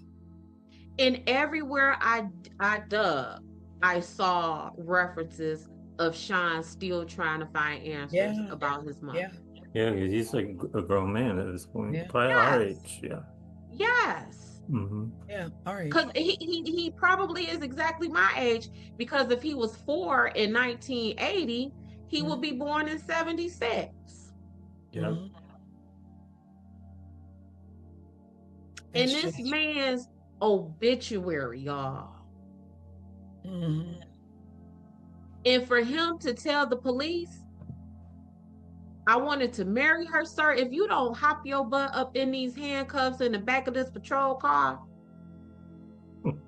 so I could take you where you belong. What you mean you was gonna marry her? And you know, and here's the thing, you know, we are investigating her disappearance. Right. And that's right. There's a 4-year span of investigation that either trailed off or didn't really get off the ground before she was found. So depending on the place in the investigation that Mike Butler would have been questioned, he would have either told police who was looking into a disappearance that I liked this woman and I wanted to marry her, or he would have been telling investigating homicide detectives, I like this woman and I wanted to marry her. I'm curious what his line of questioning was. Either one of those time frames, sir. I have handcuffs for you. I have handcuffs for you, sir. Not to keep harping on cigarettes, but I bet even his family members would know what kind of cigarettes that he smoked. That's a pretty standard big clue that you might even want to bring public. Listen, they could have interviewed his 7-8-year-old niece or nephew about his cigarettes, because what was we doing then? We was going to the store, going and buying them, or stealing them, or stealing them. Speak for yourself, Craig. But yeah. I'm just saying, like, and that's an easy follow-up. Visit to the store When did this man what cigarettes did this man purchase when he comes in here? Who sold him these? But here's the thing, guess where he probably purchased his cigarettes from? Right The across the street. headshot. The headshot. Right across the street. Because a So headshot would. how far would the police had to have gone to Not find really out far. to find Across the out street. what across the street to find out what type of cigarettes this man purchased? When was the last time he purchased them? Because if the pack was full and he just purchased his cigarettes earlier that day. Yeah. But wait a minute. The woman works at a head shop. The woman is abducted, taken. They find cigarettes. They don't think to question who, like, you work at a place that sells these things, but you don't smoke. So who do you know? Like, with I just don't understand, like, I mean, people laugh at me and go, everything's not that simple.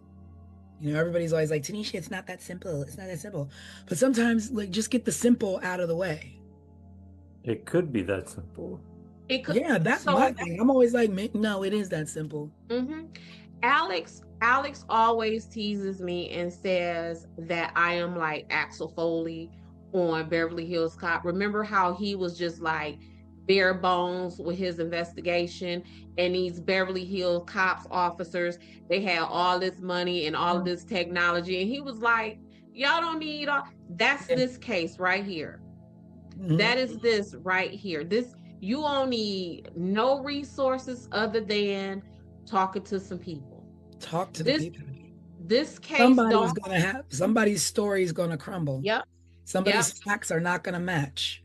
You don't need the technology to trace these calls. You don't need the DNA technology. You don't need the fingerprint technology. Well, they say good old-fashioned investigation. That's it. Axel Foley on it. That's all you need. And even like in Beverly Hills Cop, he was going to the sports club and the athletic club and crashing on people's lunches because that's what it takes. Yeah. You know what? Looking at where Anaheim is, it's right next, it's kind of part of LA in a sense.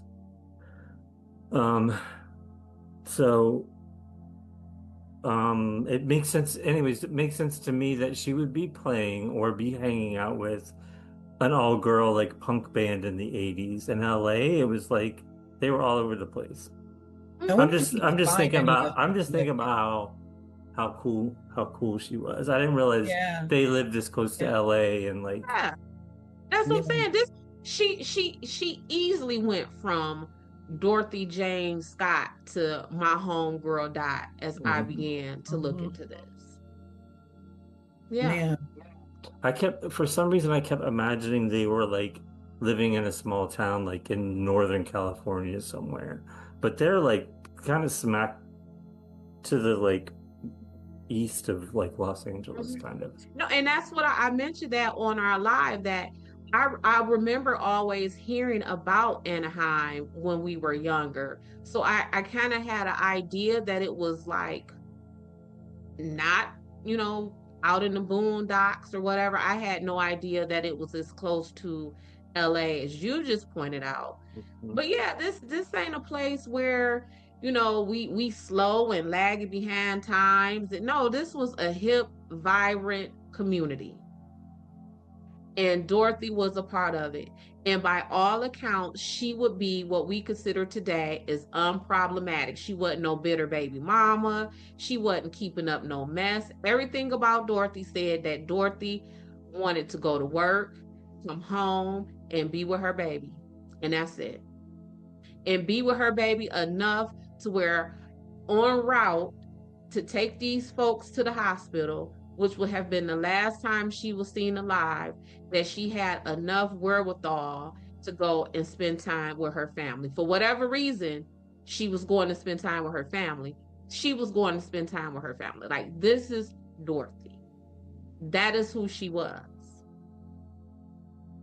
And they left that woman to be found in a field with nothing left than charred skeletal remains. next to a dog. It's Well, just this case is like blown my mind tonight. yeah, this one definitely. It Uh, seemed so like kind of simple when we got started into this and turned into That's the thing is something. that when you take just the basic facts and then you do the deep dive like Des did, you find out so much more and then you talk about it. Mhm. Mhm. I can't wait to see what some viewers Yeah. chime My in heart goes with. out to her son. Yeah. My heart goes out to Sean, definitely. And I pray he finds answers. And here's the thing about Sean. So I am sitting here and I am telling you how, as I was investigating um Dorothy, I became in love with her and she became my homegirl Dot. And these are memories and information that I have drudged up about this lady who was a complete stranger to me from the internet. Mm-hmm. Imagine what her son, Yeah. who probably didn't have memories of his mother. So as he is reading these things, oh wow, my mom was this, my mom was in a Yeah. band, or when he's hearing the stories of his mother from his family. So because I just know these things from the internet. Yeah. Like he would be Yeah. hearing Yeah. stories from her friends and family members. The depth of his mom, because being 4 years old when your mom was Right. brutally taken from you, you've got to have some really fond memories that aren't exactly your own, but being told to you secondhand because they Mhm. was robbed from you. Yeah. And all he has to grasp onto are those memories. And to think like, oh, this is my mom. My mom was this, and I didn't even get to know this Yeah. about my And mother. not even firsthand memories Yeah, this is told to you, and mm-hmm, maybe mm-hmm, the photos that you have up until she was right. taken. And Mm-hmm. yeah, I can't imagine. Yep. Dorothy I mean, I James think Scott. the consensus is that 1980s were not a good time for solving unfortunate murders. And so many people in that decade are just, I mean, so many of us, the Gen X generation, have no answers for the terribly criminal things that happened. And it was a different world then. It was a different time. I mean, these things still happen, but we got drones, we got all these, different things that, in a second you can barely get down the block committing crimes these days. Like it takes about a week, a month before, we find out the result of, there's no such thing as real kind of unsolved crimes at the volume that it was in the Well, 80s. yeah, and the unfortunate thing in everything you just said is absolutely correct. But even with what you're saying is being correct, at this rate, I believe just nationwide, about maybe half of murders still go unsolved. But that's a case of the bottom line. That's all Mm-hmm. this. Because if you Yep. have this, Yep. then it's solved. If you Mm-hmm. don't have this, then you can wait. Mm-hmm. You can wait until you can Yeah. afford to This meaning money, right? money, Mm-hmm. the Yeah. money. Yeah. Because there's no reason that a murder can't be solved with the proper time given. But when there's no money to be paid and there's no, the fact that you have to pay certain amount of pennies on the dollar for a page I mean, of the yeah, and of investigation for your own family right. member is insane. Right. And some families are actually, resorting to contacting investigation agencies. Like there are investigation agencies that just do this, like solve work on unsolved open cases, right? And yeah, is family shouldn't have to do that. I shouldn't, because the truth of the matter is our tax money is already paying that. So now I got to pay some more money to hire an investigator to pay y'all to do the work that I'm already paying you to do. Yeah. So I'm paying out of my pocket 2 or 3 times, and I'm paying out of my soul because my loved one is gone, and y'all ain't telling me nothing. Yeah. Y'all ain't telling me nothing. And you got cigarettes, you got coworkers.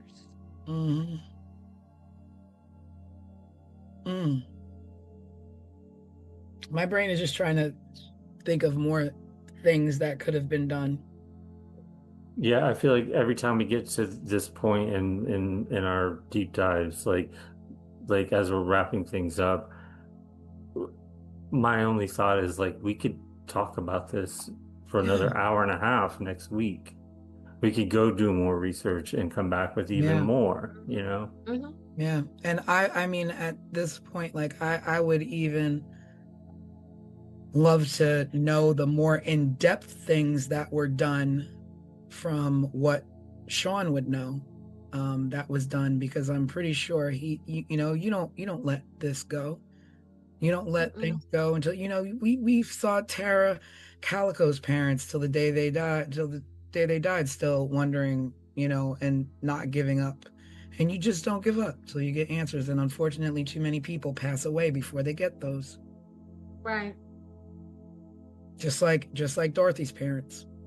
Just like Dorothy's parents. Just like Sean's mom. This was Sean's mom. This is, to the people in the media, this is Dorothy Jane Scott. Yeah. To Desiree, this is, her make-believe new BFF Dot. But to Sean, that's his mom. Yep. That's his mom. Yeah. And he, this community, how does he live peacefully amongst these people, whether he was 7-year-old Sean or 40-year-old Sean, when you don't know who took your mama away from you? And that fear of always, am I gonna be like my mom? The people who did what they did to her gonna do that to me? Like, just that fear and that uncertainty of life. Like you don't get to have that freedom of having just not having your mind inundated day in, day out by even being reminded, being in a store and seeing a 4-year-old kid with his mom, being triggered and remembering I was 4 years old when I lost my mom. Like, everything is just, your whole life is now this. Now this, and your own father was questioned in your mother's disappearance. What if anything has that done with his relationship with his father? Yeah. That's where we're at the end of another case, with no answers, nothing solved, but at least we did get to kind of go down that rabbit hole, pick apart some theories, look at some suspects. I don't know. What do you guys at home think? Do you think it was the crush? Do you think it was her ex, or the father of her child? Like, was it someone else? Was Pam involved? Did Conrad have anything to do with it? We don't know. But we talked about it, and so we extend this moment to you all watching this to bring your theories. What do you think? What are your thoughts? Who are the suspects that you think? Is it somebody that we didn't mention? Is there a theory that we didn't talk about? Are there clues out there that we didn't mention? What do you know that we don't know? Yeah. What else? What do you think we got right? What do you think we got wrong? Yeah. There was so many jaw-dropping moments in this case tonight. Yeah. So with that, we're gonna close it. we're gonna say thank you for joining us. Thank you for watching. We just, our hearts and thoughts and prayers go out to Sean, and hoping that he finds the answers that he needs. With his mom, Dorothy was an amazing woman, and and what we do know is that she loved her son. Yes. And that's the only thing at this point that we can actually smile about, in remembering her, is that she lived her life, she loved life, she loved her son, and her goal was protecting him. And unfortunately, someone removed her from this life way too early. Way too soon. Yes, so be sure to drop any comments or questions below. Check us out at 15minutesofmurder.com to see the overview for this case if you haven't watched it, and also to catch up on cases in the past that maybe you haven't seen yet. Yeah. And we will be going live Wednesday night, this Wednesday, with Wednesday Night Live. Join us then when we just catch up, just check in. Nothing's planned. We just pop in, talk about the current events and what's going on, and we will see you then. Yes, see you next time. Bye. Bye, everyone. Subscribe, share, and remember, someone is always waiting for answers. This was 15 Minutes of Murder.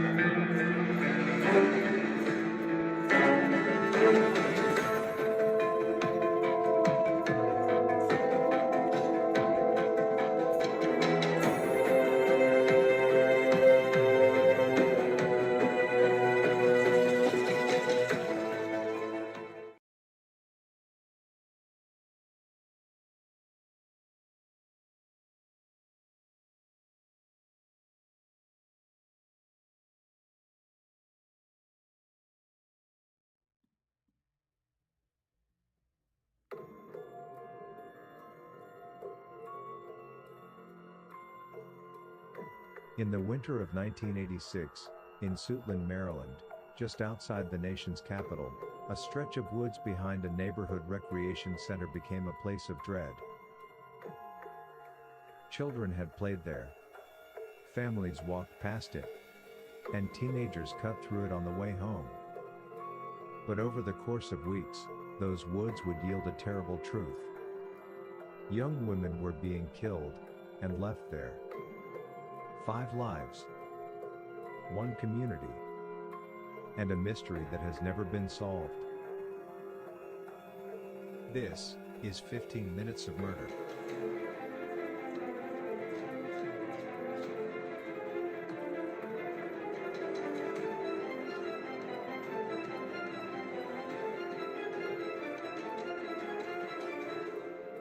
Before they were victims, they were women with lives in motion, and they mattered. They lived in southeast Washington, D.C. and nearby Suitland. They shared neighborhoods, bus routes, stores and friends.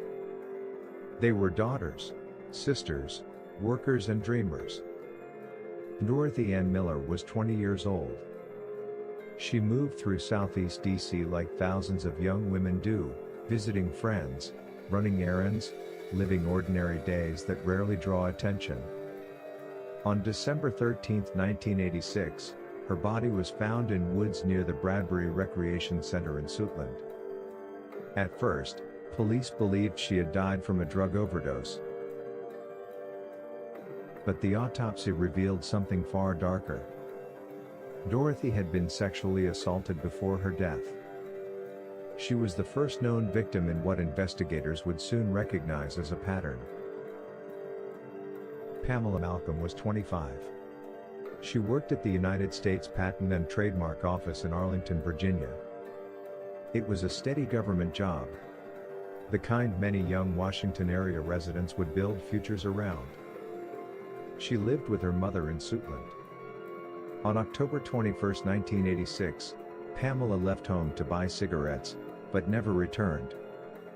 Nearly 3 months later, her remains were discovered in the same wooded area where Dorothy had been found. For her mother, time had frozen on the night Pamela stepped out the door. Juanita Marie Walls was 26. On October 30, 1986, she left her Southeast DC apartment to attend a birthday party. She told loved ones she'd be right back, but she never returned. Family members later said Juanita was strong and someone who would resist if she were threatened. Investigators found signs she had fought her attacker. Her remains were found in January 1987 in the Suitland woods. Cynthia Lee Westbury was 22. She lived with her mother and siblings in Southeast Washington. She had simple plans, steady work, independence, and a stable life. On November 10, 1986, she left home to meet a friend. When she disappeared, worry settled in immediately. It wasn't like Cynthia at all. Days later, a call came from the U.S. Postal Service, offering her a job interview. Her family had to explain, Cynthia was missing. Her body was later found alongside the others. A new crime show created by two behind-the-scenes television industry vets from the worlds of Hulu, MTV, CBS, and more. 15 Minutes of Murder. A raw, unfiltered dive into the most haunting unsolved crimes with your creator and hosts, Tanisha Slater and Craig Chapman. After every episode, they break down the case with resident private investigator Desiree Edwards of Sunshine Investigations and star of VH1's Caught in the Act, Unfaithful. But it's not just their theories, it's yours too. Viewers will have the chance to be part of the show. Sunday nights, because the clock is ticking and every murder should end in truth.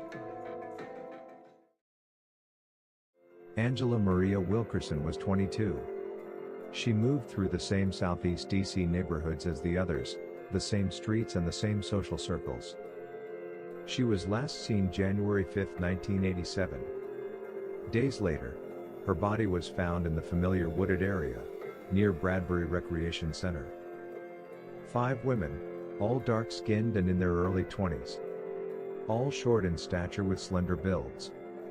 4 were from the same Southeast Washington neighborhoods. All were sexually assaulted and stabbed. All left in the same unsuspecting woods. All underserved because no one, except their families, were looking for them. All were just stumbled upon, like trash discarded on the wayside. By January 1987, fear in Suitland had become something heavier than rumor. It had become a frightening pattern for everyone living in that area. The woods behind the Bradbury Rec Center became the place parents had to warn their children about. Residents watched from windows facing the tree line, imagining the unthinkable. In February 1987, more than 100 residents gathered outside the Prince George's County Police Station. They demanded answers and safety measures. They demanded attention for the deaths of the young black women in their community. The outcome? Police formed a 25-detective task force. They conducted interviews, canvasses, and searches that turned up some leads. But the killer, or killers, remained unknown. Then, investigators made another discovery, this time in Northeast Washington, D.C.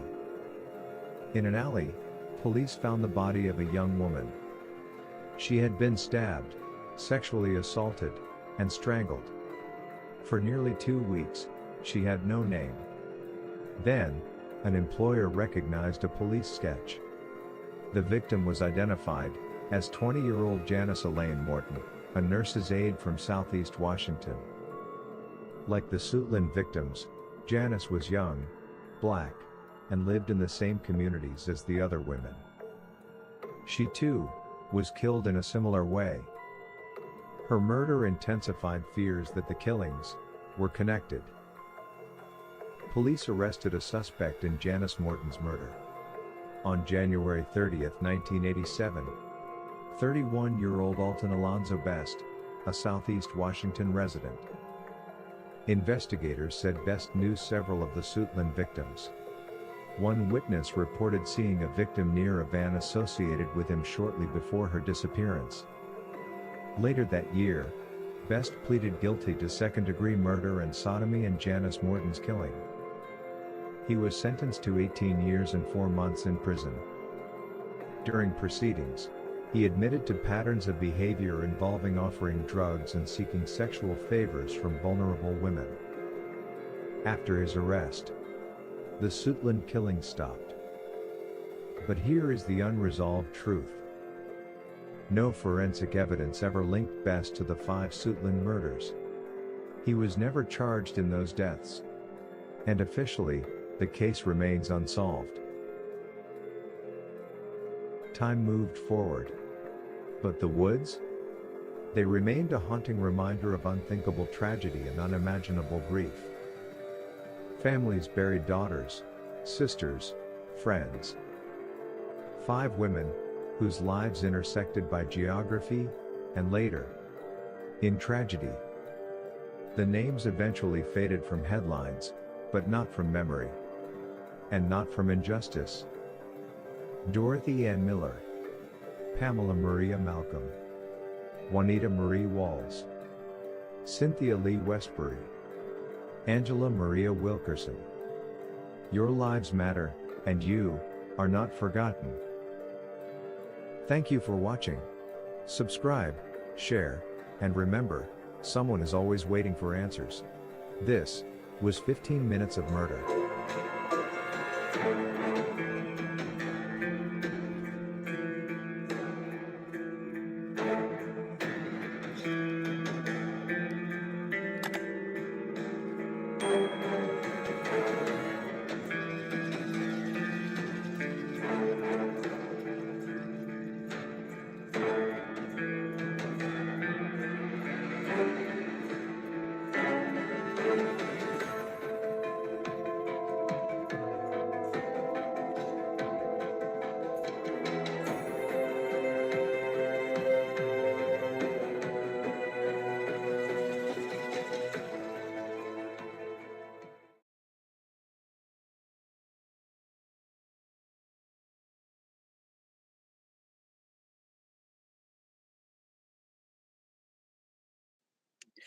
Hello, everybody, and welcome to our Sunday edition of 15 Minutes of Murder, where we take a deep dive on our last case file that we presented last Sunday, which is the Suitland murders. We're going to dig deep. We're going to talk amongst ourselves about what happened, what didn't happen, our thoughts, the crime, the punishment, and all of those things. So I am your host, Tanisha Slater, along with Craig Chapman and our resident crime expert, Ms. Desiree Edwards. Hey, in the y'all. house. So we are going to get into it. We are going to break it down. And this case is a little different than the things that we've been doing in the past, where we've had a lot of archive footage, and we've had newspaper clippings and witnesses and all these kind of things to report. In this case, we didn't have that. So that is definitely something we will be getting into as well. But thank you for joining us. And please, if you have any questions, if you have any comments, feel free to leave them below. We will address them on our Wednesday night live. But again, welcome to 15 Minutes of Murder. Sit back and enjoy.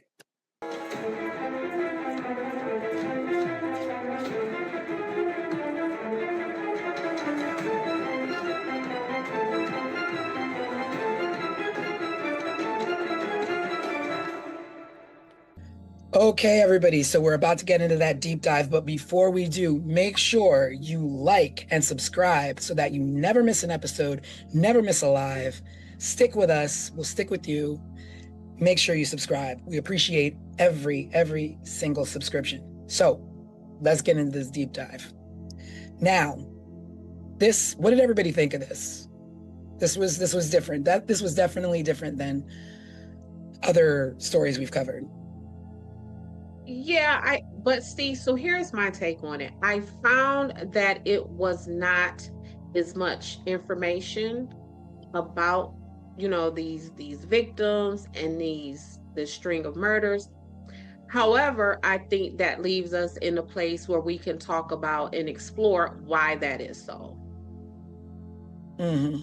I agree. I had the same frustration from the get-go. I was like, there's a few newspaper articles, but there are no pictures of these people. Mhm. There's no pictures of the suspect. They were obviously like serial killings. I mean, I think it's over 3. They consider it serial killings, and they never, anywhere I read, called them serial killings. So there was a lot of like missing information, like almost nothing Right. was done. Yeah. And so as I was exploring and trying to figure out what the heck is this and why is it almost an empty landscape for these victims, I started to get like curious about these dates. But listen, this is again, these dates started to be curious to me. Suitland murders occurred between October 1986 and January 1987. But guess what was happening less than 3 hours away during this exact same timeline? I don't know. The Colonial Parkway murders. Oh. You know what? I wondered why occasionally it would pop up in my Google searches when I was trying to find information about the Suitland murders. I just assumed they were close in proximity. I didn't realize the timeline was the same Watch also. these dates. So Rebecca and Kathy, they were the first victims of the Colonial Parkway. They were found on October 12, 1986. Paula Malcolm, who was the first victim of the Suitland murders, she was found October 21st, 1986. Wow. And so the timeline is the same, but is the proximity the same or no? Well, it was less than 3 hours away. So my thing with that is, the juxtaposition of the two of these Colonial Parkway murders are getting all of this outrage. They're probably getting all of this media attention, and less than 3 hours away during the exact same timeline is these 4 Black women up in the Washington area. And to this day, just as we were saying in this intro, there is nothing about them, very little. Yeah. And then with the Colonial Parkway murders, it's like not just, it wasn't as easy to find a lot of stuff about the Colonial Parkway, but you had brothers, family members who are still to this day advocating for their family members, where you have that sense of, 3 hours away, the same thing is happening to another community, but 20 years later, you don't have that push. And why? Right. Because the mentality that you bear is a lot different, where nobody really cares about me. I'm not going to advocate. It happened. Things happen. May she rest in peace. Like, let's protect our kids. Let it not happen again. I mean, just in preparation for Colonial Parkway, there was a ton of recently produced documentaries on like the ID channel and things like that about that. But a little bit more also caught my attention. So the Colonial Parkway, as we know from our show, is part of the National Park Services. The suspect in the Suitland murders, guess where he worked? As a groundskeeper for the National. Wow. He worked as the groundskeeper for the National Park Service. So it's what, Craig? Well, I was just going to say all the girls from Suitland Park were found in the woods behind a public park where people have like birthday parties and family reunions, and Mhm. those woods were literally backed up against a park. And with the Colonial Parkway murders, they literally went out of their way. They almost dug that man up from the grave Yeah. to assign him as the suspect 6 years after his death. And then this man right here, as we're talking, he worked for this. He knows this. And to this day, even after he pled guilty for the murder of Janice Morton, they still have refused to even name him as a suspect for these ladies in Swootland. Now, that's what I was wondering. I was like, but why? So when you have this suspect who, it's kind of tied in, but then you don't charge him with it. So what? Investigations just stop on these other 5 women? Like, so this other lady, Janice Morton, he pled guilty to her murder. And in his allocution, and allocution is the fancy court word for when you plead guilty, you can't just say, I plead guilty. You have to go on the court record and state what you plead guilty to. So in his allocution on the court record, he pled guilty to admitting to offering drugs for sexual favors from, prostitutes and young Black marginalized women. Like, he has pled guilty to essentially what would be the profile of these Swootland murders, and he's not a suspect.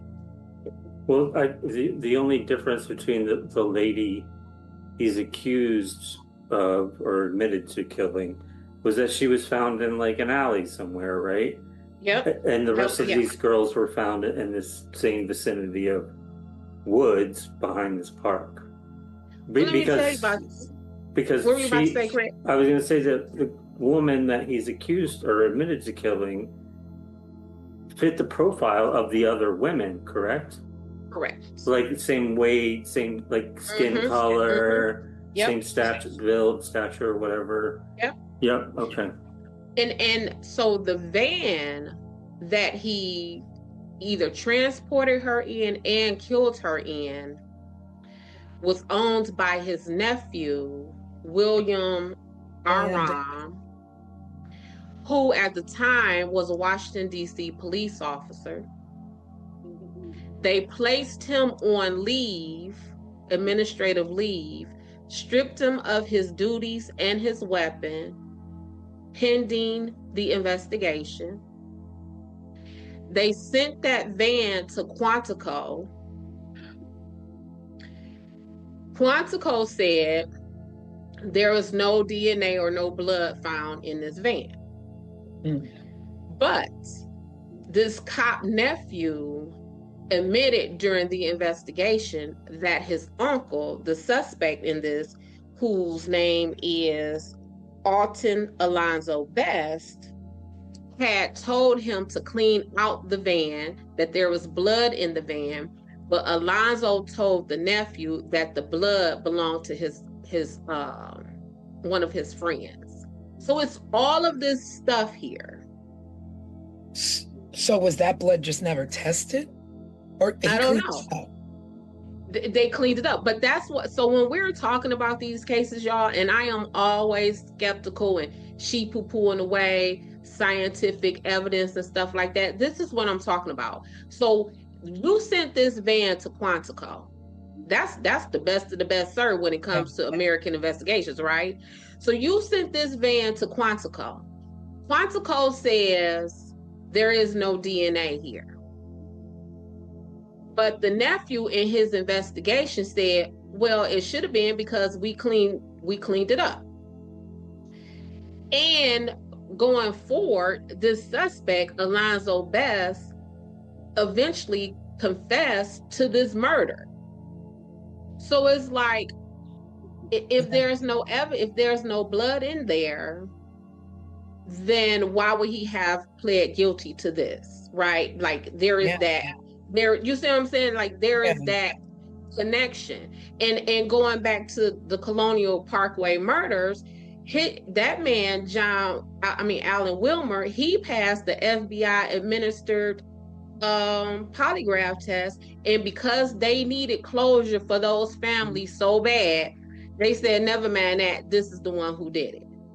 But in a very similar situation with this, they're like, okay, well, there's no, go ahead, whatever, it is what it is. So it's like, even in handling the evidence of this stuff, it's different between the two cases.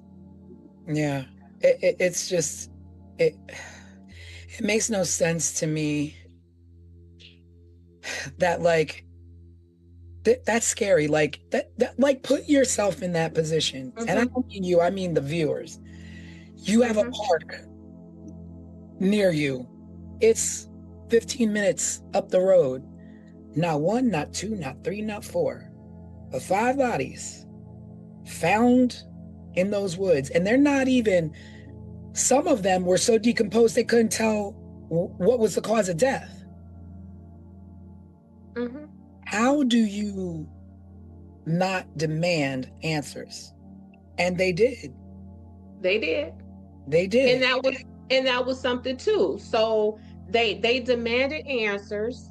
And in my research for Colonial Parkway murders, those families and those victims, it was like, come and talk to us, but it wasn't that outcry from the public where give us these, you know what I'm saying? Because there was no need for it.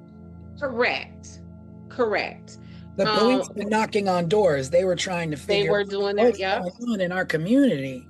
Yeah. So one of the things that I did not like with this Suitland investigation is I read that they said that whoever was committing these crimes was doing this for sexual pleasure. And this is something too that we talk about when you miscategorize crimes and motives and stuff like that. Rape is not about sex. Rape is about power and control and domination. Because if it was just about sex, then no one would rape, because you can get sexual release by yourself, right? Like you can do that to yourself. You don't have to do that. And then these women were stabbed, kind of like what we're always talking about, like the closeness and the intimacy that it takes to do stabbings. And so I know that the investigators were thinking that the women were not killed in the areas that they were found. But wherever they were killed, if they were stabbed, that still would have been a more intimate place, because again, that it's a struggle to stab someone. And then this back and forth motion is going to be blood everywhere. But I did some thinking about what was going on with these women from their physical descriptions, because obviously whoever did this had a type. He had a type. These were young Black women who were very petite and small in nature, with short hair and dark skin. And this was happening in the 80s. So my investigation brain said, Des, go back to the 80s. What did this look like and feel like for the 80s? Thin built, maybe these women were chosen because possibly childlike in their stature. Maybe they seemed to be powerless, not strong enough to fight back. Short hair, maybe that was a preference for like a boyish appearance versus CT, you got your long hair, you're flowing type deal. Dark skin. And let's just talk about what it is. For a whole lot of people, dark-skinned Black people are deemed less attractive, less valuable. So with that, had made these women even more easy for him to toss away and just discard. And then the sodomy, because they were sexually assaulted, but I found it wasn't just like vaginal rape, it was sodomy. Violent. But not just that. As I was putting all of this together, what is the connection of all of these things? And I was wondering if this person's motive to do this to these women was a release for some kind of internal sexual repressed rage, in the sense of, was this person fighting sexual demons? Was this man at the very minimum bisexual? And that these women in their physical descriptions gave him the, yes, these are women, but in their appearance, in their presence, they give him boyish type stuff. So now he's in a position to where now he is satisfying all of those rages, all of those taboo desires, and then to just toss them away like that, like, is that the internalized stuff that he has from himself, and he projected that on like it. I think so, but I don't know, Des. I think you think so, Craig. I don't know. This is definitely not one-offs. This is serial. Yes. And what made me really hone into the appearance of these women is in nothing else that we have seen thus far did the suspect have a set type. Yeah. Right. They've always been very different, very. It was, yes, this was very targeted, and not just very targeted, because you could say, okay, Black women, streetwalkers, that could be anything, but the appearance of these women was very concrete and very fixed. And I think that when we are looking at this and profiling a suspect and a motive, the way the descriptions of these women are, I think we would be remiss to not really dig into that and pick it apart in what it is.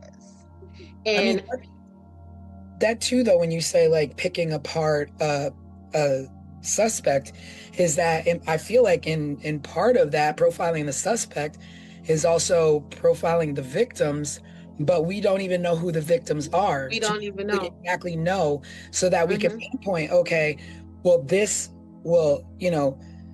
victim was about this. This is where she went. This is where she frequented. These are the people she knew, like, and they all like rolled in the same area, the same like parameters, and like, so we don't know anything about them.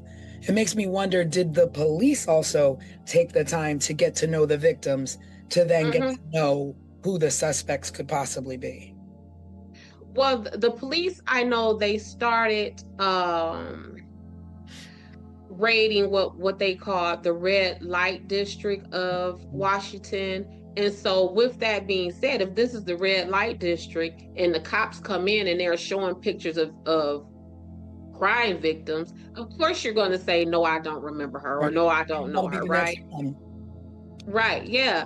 So it was, where do we go with this? Like, how do we start to put this together, except for the only thing that really struck out to me in my investigation of this is the description and the physical descriptions of all of these women. Everywhere I turned, it was Black women, small stature, Black women, small stature, Black. What does that mean? And if we don't put a meaning to that and we don't sit and pick that apart, then would we have missed that? And, and when I say that, I'm talking about, so like when I was in college and I majored in this and I minored in that, a lot of my academic focus was on delinquency, crimes against women and children. And this stuff that I'm talking about right here with this description of these women, this was like textbook stuff. Like, this man had some kind of repressed sexual energy that made these women look like this. Because if he just wanted to kill Black women, Black voluptuous women, tall women, whatever, but it was almost like bullying. You know what I'm saying? So Yeah, that's where my mind went. And what you say, T? It made me wonder too if any of these women knew each other or even knew him. Well, they said he knew some of them. I have so many questions or so many thoughts even. You know, digging into the psychology of this guy and maybe repressed homosexuality. Was it the environment he grew up in? Was it his parents? Was it his religion that was telling him these things were bad or wrong, or, you know, drove him to do these certain things? And the little I did read about these women, and you're talking about the cops went into the red light district, but wasn't one of them like a nurse and one was trying to get a job? Like, were they really like traipsing around in the red light district? It doesn't seem like it. I don't know. So the one lady who he pled guilty to her murder, she was a nurse's aide. And then the other lady, and let's just go down these women's names. I want to say their names. So there was Dorothy Ann Miller, who was 20 years old. Her body was found on December 13th, 1986. The next victim was Pamela Malcolm. She was 25. She disappeared on October 21st, 1986, and was found in January 1987. And it is from the investigation of Pamela Malcolm, because they are found in these wooded areas, that when the cops made like that widespread search is when they then found the bodies of Cynthia Westbury, Juanita Walls, and Angela Wilkerson. So had they not have went looking or did that widespread search for Miss Malcolm, they would not have found these other victims. But let's talk about this one other victim, Juanita Walls. They found skin cells underneath her nails. But timing, the mid-'80s, make it not so easy as it is today. Yeah. Did they keep any? Did they keep any samples of that evidence? I don't know, Craig. Now, are we able to try and get any police records or files and of that? How does that work? Like, if we wanted to actually look into this a little bit more?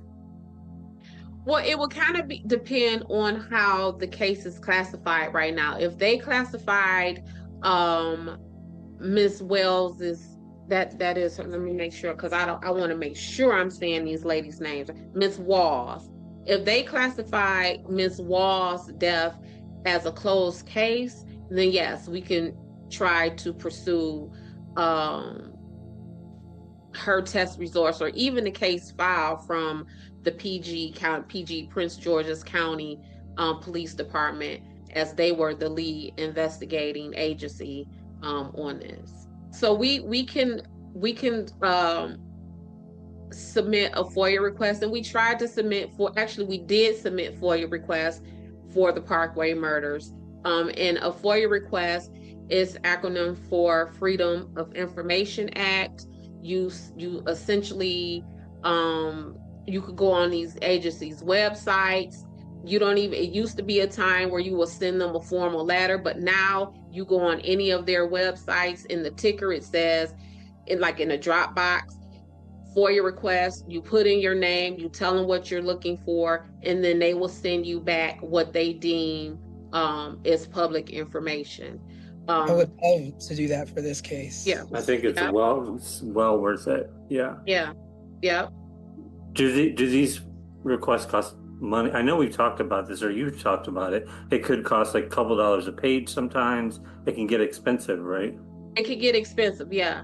And in thousands of dollars. I have heard of the fees for FOIA requests to be like $10,000, $100,000, depending on what is there, and they have to recreate it. If it's video, if it's papers, if they have to redact it, they charge you for all of that. One way they like to increase the charge on that is they will say, well, we charge you the lowest hourly rate of someone on our police force. That's how much an hour is going to take. So if the lowest paid police officer on PG County police force makes $30 an hour, let's say, then all the time that they take to supply or prepare this FOIA request, they're going to charge you $30 an hour to do that. And then you have to pay for the pieces of paper and all of that stuff. So let me ask, is there any time that you ever put in a FOIA request and you're like, but I will come do the manual labor, and they just drop a box in front of you? Oh no, they're not going to let you do that. I mean, so here's the thing. So there are so it's a couple of ways. So what you're talking about, T, that is closest to where if you go to a court and you say, I want the file for Dorothy Ann Miller, who was one of the victims of the Suitland murders. And they're going to say, well, here is the file. They may hand you 2 boxes of paper clips, and they will say, go through the file, put a paper clip on each sheet of paper, and then we'll make copies that way. So but that's something separate than the FOIA request. So you can actually walk into a courthouse and ask to see a file. And you don't have to have any sort of relation or connection to that case to do that? They might ask you, who are you to this case? And then they might ask you for your driver's license. But from my understanding, they can't deny that they can't deny you that. Are there any case files for these women? Do they exist even? Do any of these women have living family members still? I mean, obviously they do, but like, who were alive at the time and could speak about the cases? Well, that would be something that we can definitely look into, but I want to go back to the case files. So in order for the court to have the case file, the incident that you're talking about has to have actually made it to court.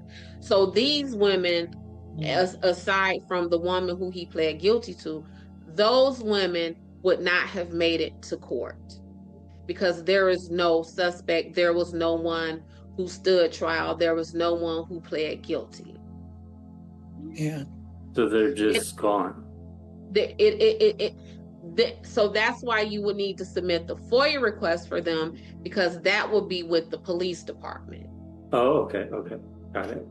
Right. But once it goes into court, now you could just go to the court and say, send me this, or I want to look at the file.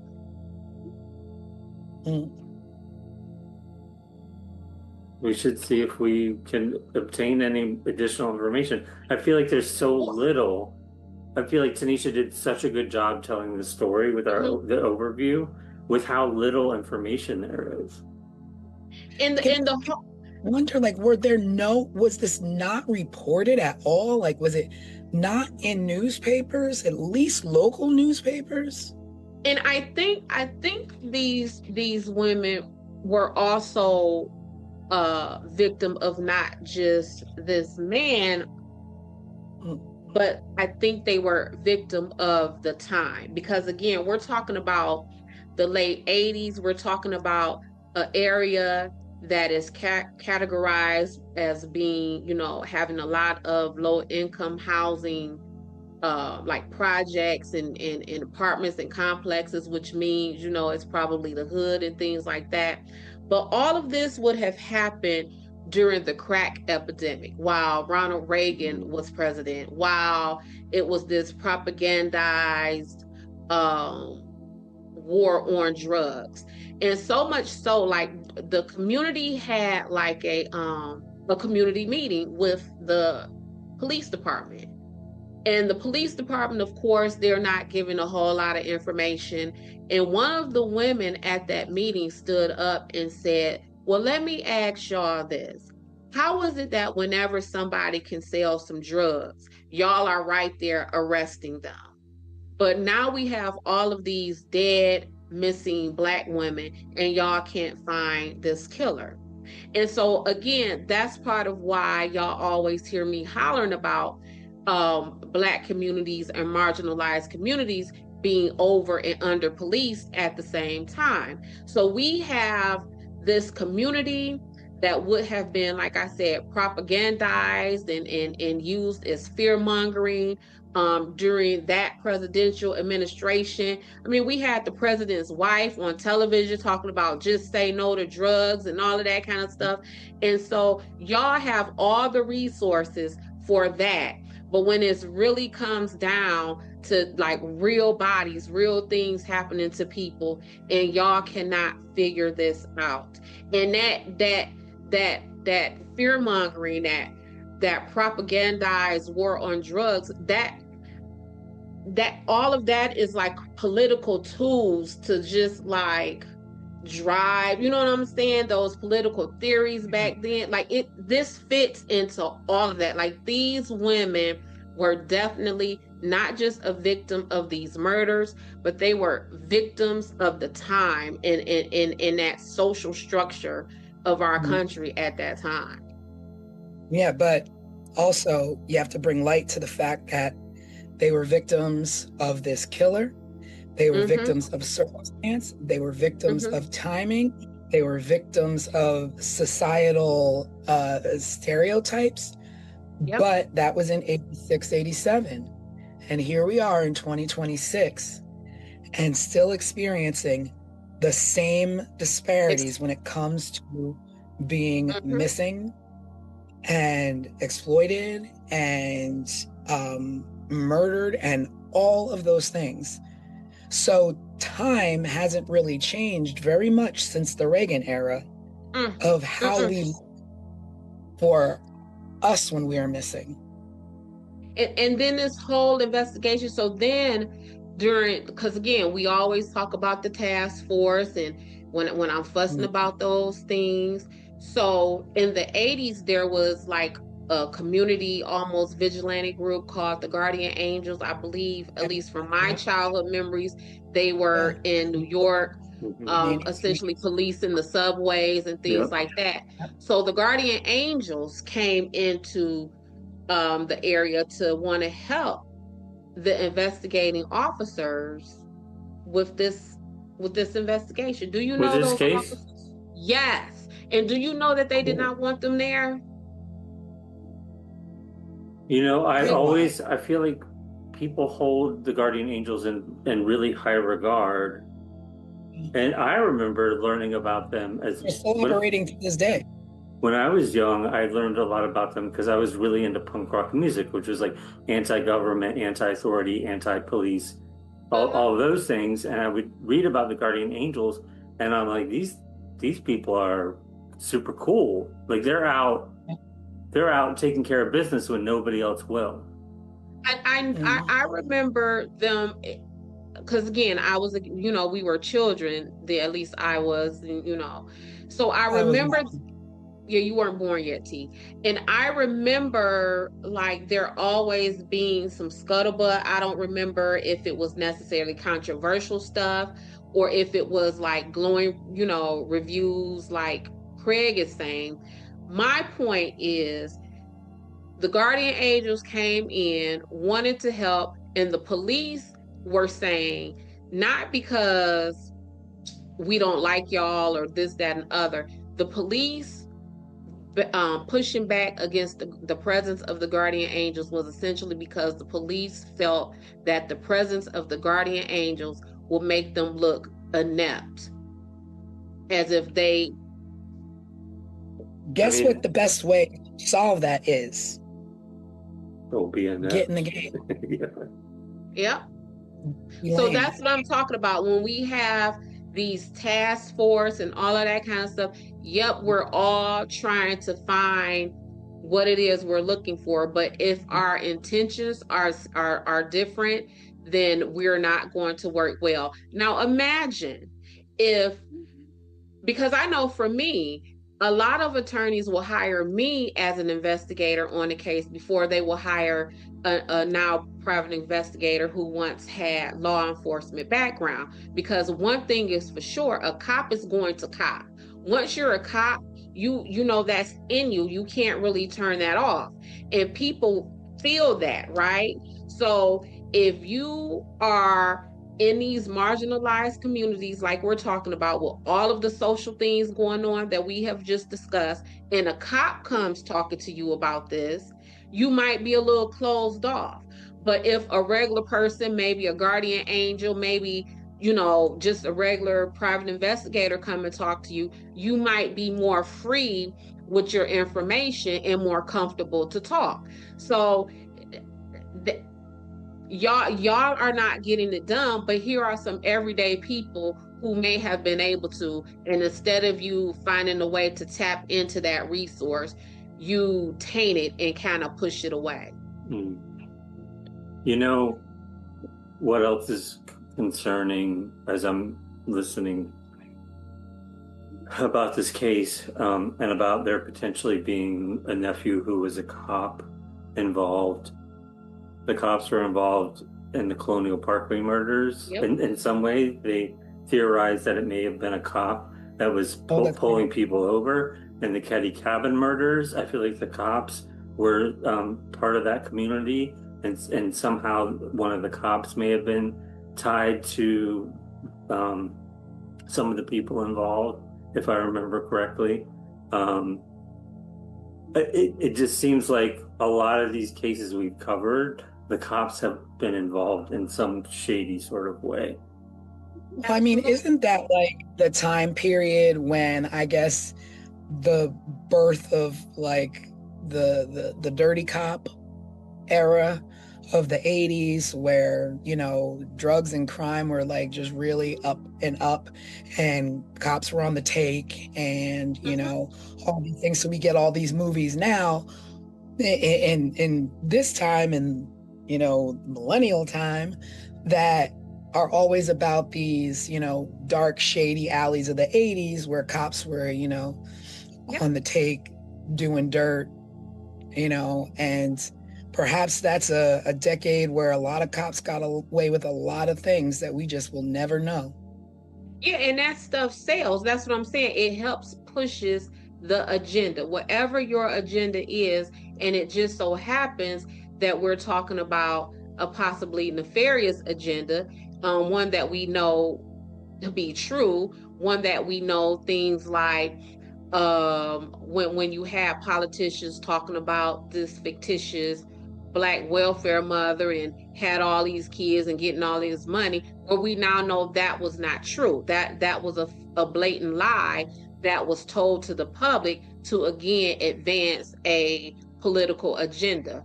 And so crime, especially when it is depicted coming from marginalized people, Black people, poor people, Hispanic people, whatever the people are, that is a way to push, again, an agenda. I tell my clients all the time, these prosecutors and these politicians are getting raises. They're getting reelected off of you. Like, you, whatever that crime is that you are being charged with, and they get a guilty plea out of you or a conviction out of you, it is highly possible that a detective or a prosecutor just got that corner office that everyone looks for.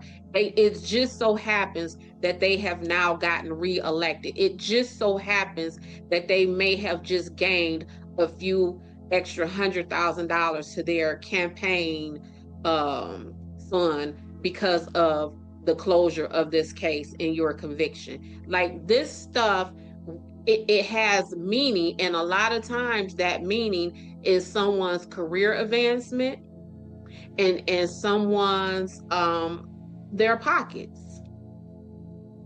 I mean, there's, we could point fingers at them as well, but there's also a difference in communities as well, where it's like snitches get stitches, so keep your mouth shut, which then the community makes it difficult for officers to get to the bottom of certain things. Absolutely. So and again, that is where, absolutely, and that is where the presence of the guardian angels could have been helpful, because this could have been people coming to people who looks like you in one way or another, at least closer to you than these cops or these investigators, to kind of talk you through that, right? To kind of explain to you or make you comfortable, or just help gear you in a better position to help the police than just the police coming there to you. But when you, all times, like I remember when I first started working at Sunshine Investigations, before I owned Sunshine Investigations, we would hold meetings, right? When we would get new cases, and we would literally break down some of the things that we're talking about. What is this community that we're going into? What was the crimes? Okay, well, amongst this staff, who is the best investigator for that? Who amongst this staff, which one of these investigators would fit better in this community? Who amongst this staff would these people be more comfortable with?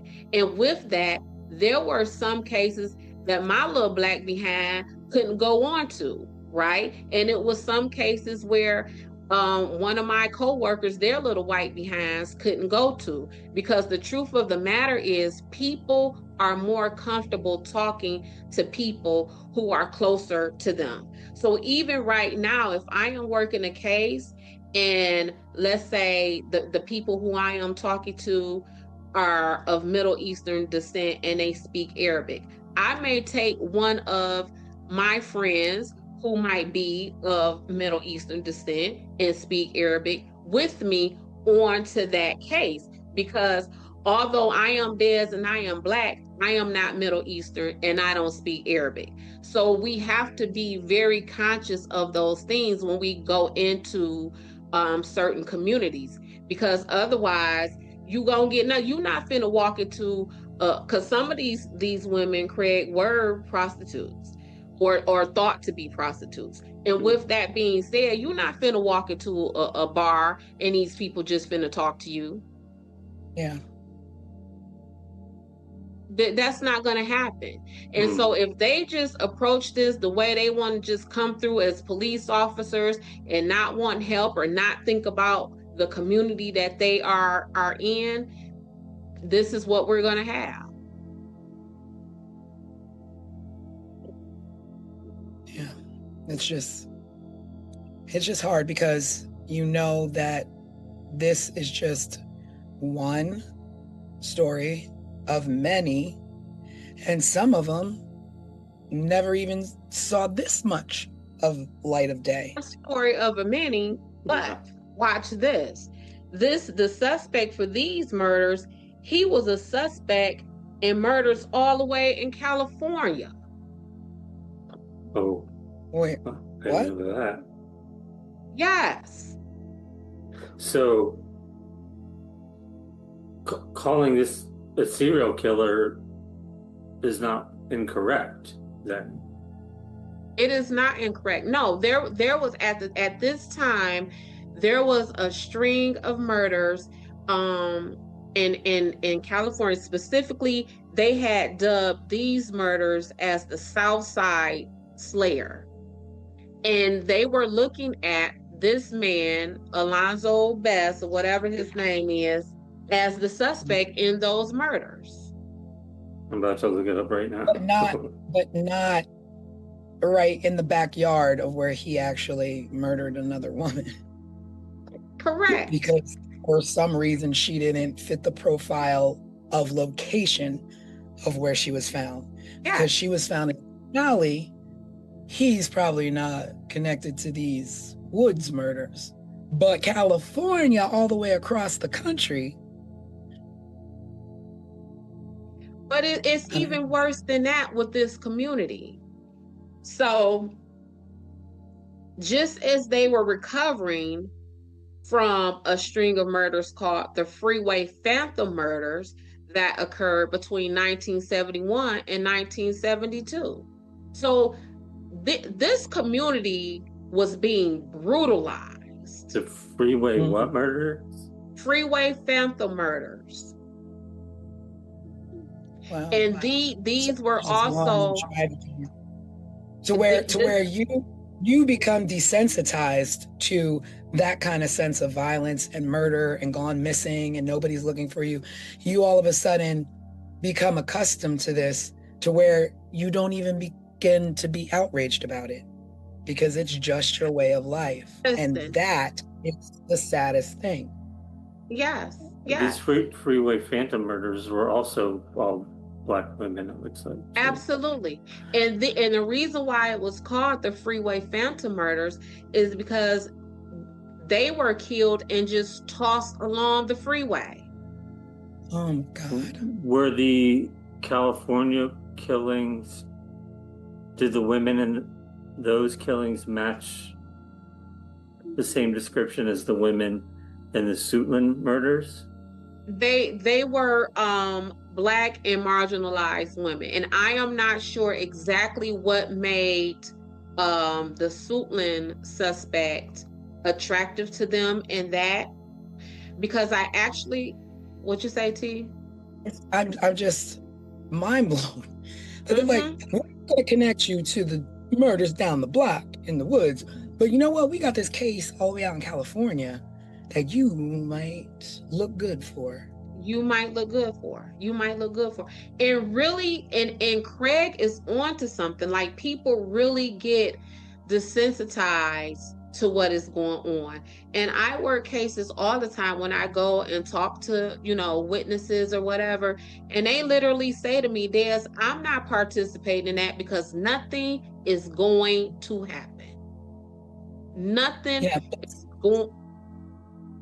Yeah. That's sad. You believe that your efforts are a waste of time because nobody is going to invest what they need to invest to get you the answers that you need. Yes. And it's happened because you see it time and time again. Correct. And then there's no protection for you when you are afraid of something, of repercussions coming down on you because you spoke. There's no protections for you. No protection, because you are absolutely right, T, when you said snitches get ditches. I mean, snitches get stitches and left in ditches. That is absolutely correct. And so now, if I am from underserved community and I am the brave one and I come forward, because now I'm a snitch, and I come forward and then nothing happens, now I have exposed myself for what? I've exposed myself for no reason at all. Because now you in the ditch and the person you were advocating for has no answers. So, but let me just say this, the whole snitches get stitches thing. I get it. All right. Well, yeah, whatever. All right. But you know what else is crazy? That you have the mentality that I did this bad thing. And if you say something, I'm going to take you out for it. And it's like, no, get your life together. Knock that off. Like, I have no right to take somebody else out of this world because I didn't bring them into it. And I get, like, things happen and you have to be able to get by in this world. And if somebody ain't going to help you, you're going to take it by any means necessary, whatever, blah, blah, blah, blah, blah. I'm not about that. I see something, I'm going to say something. Snitches can get stitches all day. Okay? Because my mom raised me to do the right thing. And I'm tired of people thinking that they don't have to live by a standard that everybody else wants to live by. And you know what? It could be an unpopular opinion, but that's my opinion. Get your life right. Get your life straight. There's a lot of... Someone has to be brave to change things, right? I mean,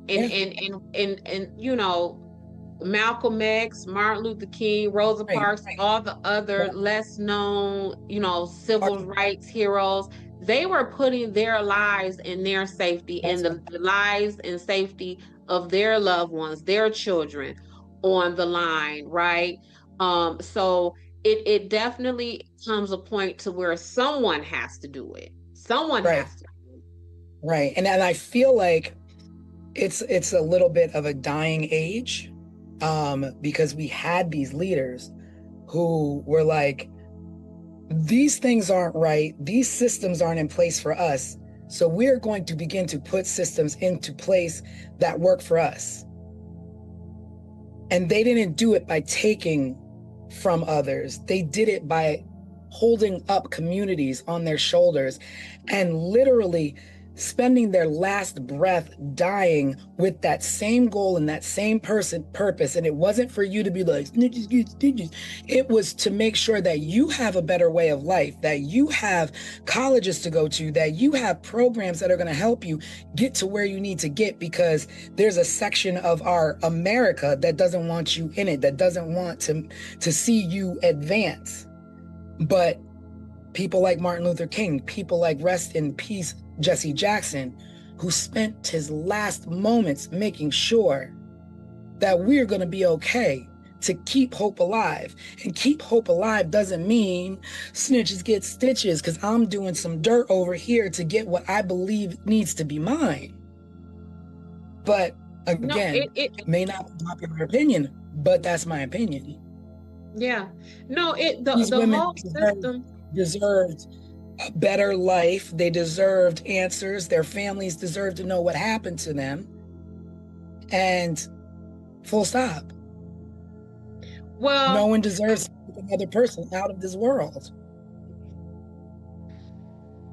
Well, this man, what's his name, Craig? Did you look him up for me? I have it right here. Alton Beth. Alton, yeah. Yeah, I think his middle name is Alonzo. Yeah, that's why I keep saying Alonzo, because his middle name is Alonzo. So this man, Alton Beth, let's go back to this young lady whose death he did plead guilty to. He met this woman at a party, offered her drugs in exchange for sex. She refused that offer, and that is when he killed her and possibly raped her. He confessed, he admitted, he went on the record and said he did these things to her. Do you know he was only sentenced to 18 years in prison? Is he still in prison? I mean, he is not. Is he still alive? I mean, he is. And let me tell you about it. He's still with us? Yes, he's like 70 years old. So he's out walking around and potentially could have killed these other women found in the woods in Suitland, could have potentially killed these other women in California before that. And he's out just walking around now? Hold on. And after his arrest for that lady who he pled guilty to, so the murder stopped right after he was arrested. After he was arrested. However, there was bodies that were discovered, and those bodies, the state of decomposition for those bodies gave indication that they could have also been victims of his. Yeah, so these are additional bodies on top of the 5.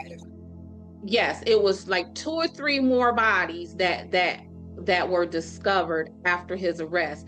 And the decomposition state of those bodies indicated that they could have definitely fit in the timeline that he was active. But different locations.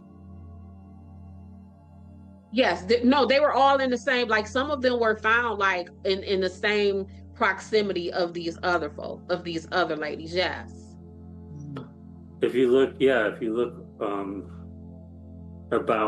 read about Suitland murders, it says victims 5 to 9.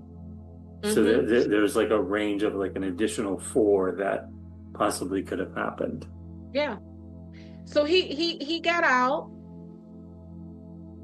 He is a registered sex offender for the rest of his life. But he's now a homeowner. He's just living out in the community like everyone else. Wow. And in the home, you know, I did the Google search and was able to look at the home. His home right now is in better condition than a lot of the homes that our viewers live in right now. Is he still living in the same area? Yes, he's still in the Maryland area. Yes. Jeez. Is So he let's married? talk about his cousin or his nephew who essentially helped him in this, the cop. Mhm. So I guess the cop either retired from being a cop or was no longer allowed to be a cop, because he then went on for a life of crime and he has been convicted of theft charges and it. Mhm.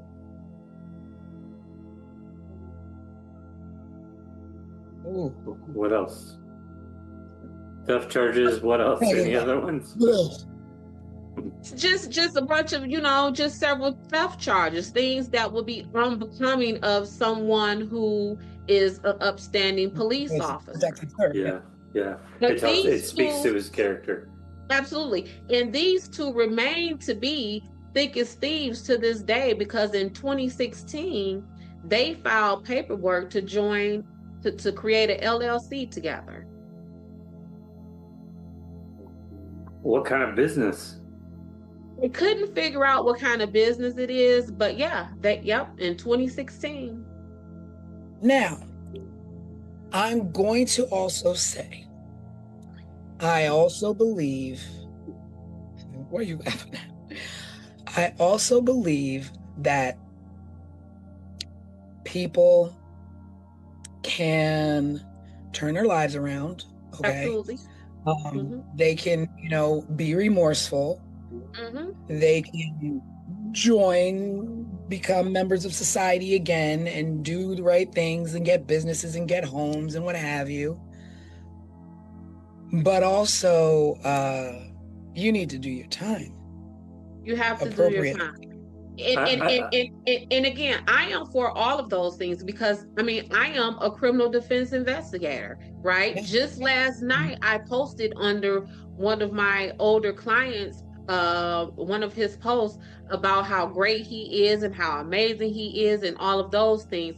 But that is different, like you just said, when you do your time. This man has a string of dead bodies behind him that it is questionable that he did the deading, he did the killing, and he is just out to live free amongst us with all of, you know, the benefits of being a free American.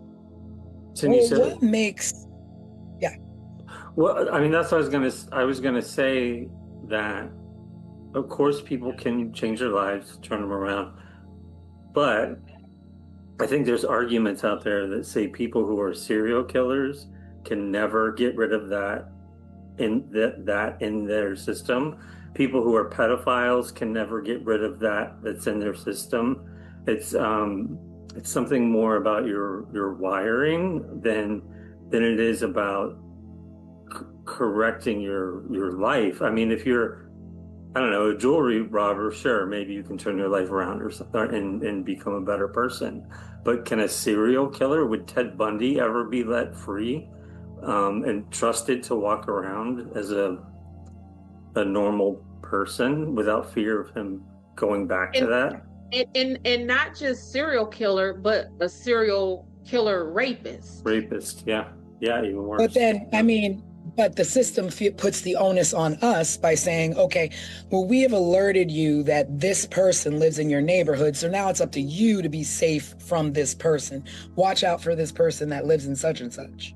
Well, I would say this. What I am finding in work is that a lot of rape crimes are receiving a lower prison sentence.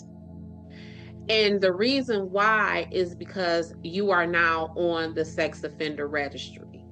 And when I tell you that is a very uncomfortable existence, but that is us entrusting you to register. Mm-hmm. So not just Because you could be, so let's say let's say I am now a convicted rapist and I have done my prison time and now I am released. It is up to me to do the reporting. If I don't go to report. So you don't just get on that list because so you're on the list, but if you move, the onus is on you to report that you have moved. You are supposed to report your employer. It's up to you to report that employer. So if I right now worked at CNN or wherever, let's just throw something out. And then I leave CNN and I go over to Fox News, it is left to me, the convicted sex criminal, to report that I am no longer at CNN. I now work for Fox News. That's crazy. You're supposed to report your vehicle. So if I once had an Explorer and I got a new car because I'm out here, I'm living my life or whatever, and now I have a Cadillac Escalade, it is up to me to report that I no longer have a Ford Explorer and that I have a Cadillac Escalade.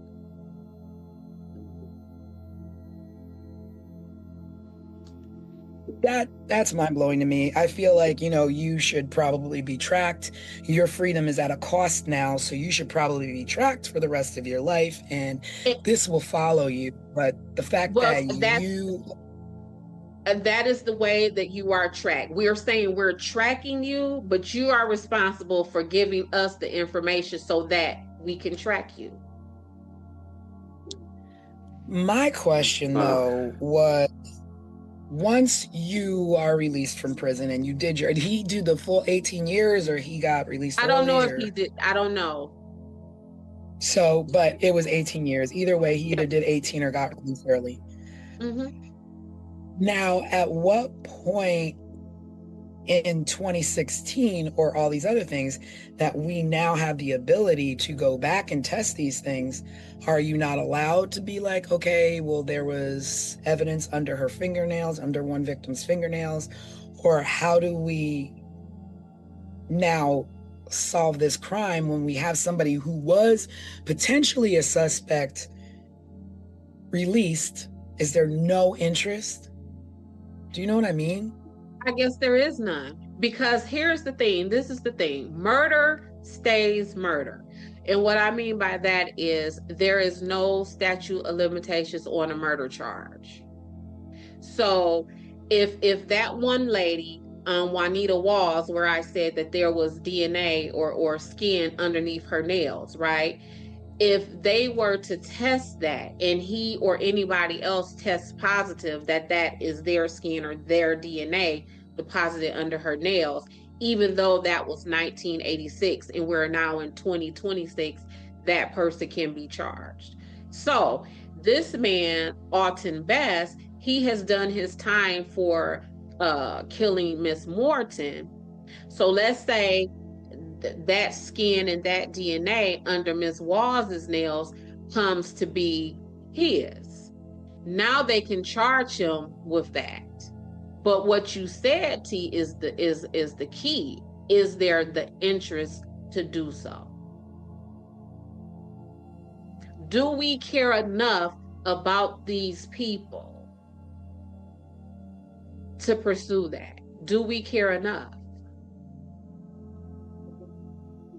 Because again, remember, like we said, they went through hell and high water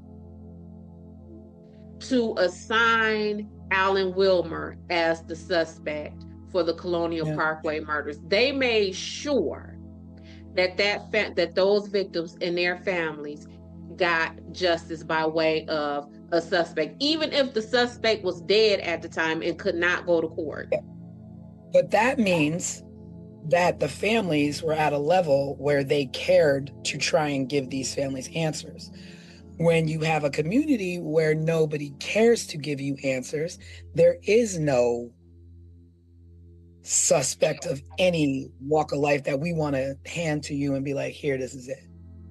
And for because they don't care about their reputation.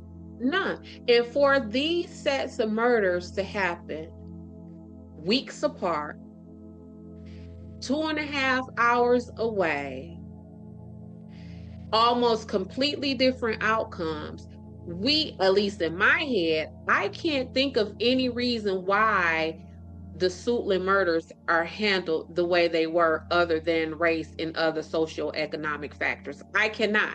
You cannot pay me to believe that there is any other reason than that. Yeah.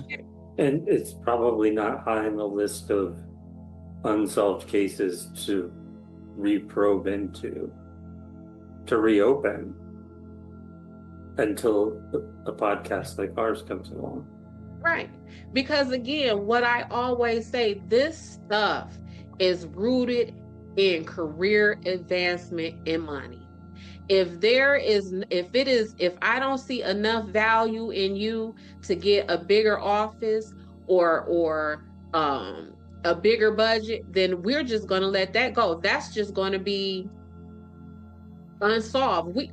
Right now, this whole Nancy Guthrie situation, the president said we finna give all the resources that we can to find this woman. Ronald Reagan didn't say we finna give all the resources that we can to find who did this to these Black women when he was president. This country has for-profit prisons where it is profitable to put people in the prison. And if your state that you live in has a for-profit prison, the moment that prison's population is one body less than the contracted amount, then that state is going to be taxed by that company. The state ain't gonna want to pay that company for having one body less than that contract. So they're going to make sure that prison always meets the contracted population. So this stuff is about money and advancement every single way we go. That is what this is about. And they didn't have value in these women, and they still don't. So then at the end of the trail, what do we do? Are the answers? And to me, I do go back to awareness and people like the Guardian Angels and people like Gabby Petito's father, who started a foundation in Gabby Petito's name for underprivileged and underserved people in the communities to be found. It takes people at this level to have awareness of people, so to speak, at this level, even though we're all here because we're human beings. Right. You say, let me reach that hand down and and pull you up and help you and give you that visibility that you need. Give you that platform where the president will say, we're putting all hands on deck to find your mother, whether she's white, Black, Mexican, Chinese, Indian, whatever she is, whoever you are, you deserve the same level of justice, but especially truth in what happened in your communities, what happened to your family, what happened to your loved ones. We have to do better. We're America, and the basic things that you expect are being brushed aside for certain people and being dished out for others. And that is not how this is supposed to go here. So where does that bring us with this case tonight? Should we take it a step further and put in FOIA requests and look into this deeper? I think it's the first case where maybe it makes sense to do that. It changes the game. Yeah, and I think it's worth us maybe even reaching out to the families of some of these women and talking to them and asking them, do they want us to tell their stories? And even further than that, how do they want us to do so? Because it is definitely stories that need to be told. These women individually and these women collectively need to have their stories told. Because these women, what happened to them just does not fall at the feet of Alton Best. This is systematic. I think this also will lead into thinking about the future of 15 Minutes of Murder. We've other cases that we've talked about covering coming up. We'll probably follow in the same steps as this case. We've talked about the forgotten cases, that revolve around trans people of color. I know we have some other cases. T, you can probably speak better. T is the one that usually, Tanisha is usually the one that goes out and figures out what cases we're going to cover next. But it feels like our direction is meant to go this way. Because I don't know how you can separate the politics of it all from what is happening, because the truth of the matter is, yes, stuff happens to wealthy white people or wealthy Black people. Stuff happens to all of us, right? It is the handling of that makes the disparity. It is what happens when these horrible things occurs in the lives of wealthy, powerful people versus us everyday, regular people. And that is an unfortunate truth that we're facing. Yeah. Well, the buck stops here. Yeah. I'm not even sure where to go. And it's just unfortunate, and just, we will just continue to collectively hope that our society can get better. One, with the way we operate in our lives and the way we see other human beings in our lives, whether that is to do harm or to do good, that you just do the right thing, and value yourself a little bit more so that you can value others, because murder and crime and all of this nonsense, we don't even have to be living like this. We don't have to be growing up with, my mom was taken out when I was 6 years old because somebody selfishly, took her from her family. There's no reason for any of this. No reason. And so there's no reason for us to even be sitting here on a show called 15 Minutes of Murder. That's the crazy part. That's what's the sick part. Yeah, and not talking about the topics that we're talking about. Yeah. I mean, and it's not just us. There are many, many, many crime shows, podcasts, TV shows, 60 minutes, 48 hours, you name it. You name it. We do not need to be steeped like this. Right. And it just blows my mind that we have, I can't even put my... I'm telling you, because when I realized the connection just in the proximity and the time span between Colonial Parkway and Suitland, my mind was blown. Like, wait a minute, that's 2.5 hours. Like, and I was just thinking, like, Detroiters love driving into Chicago.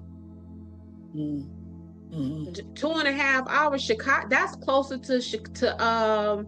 than we are to Chicago.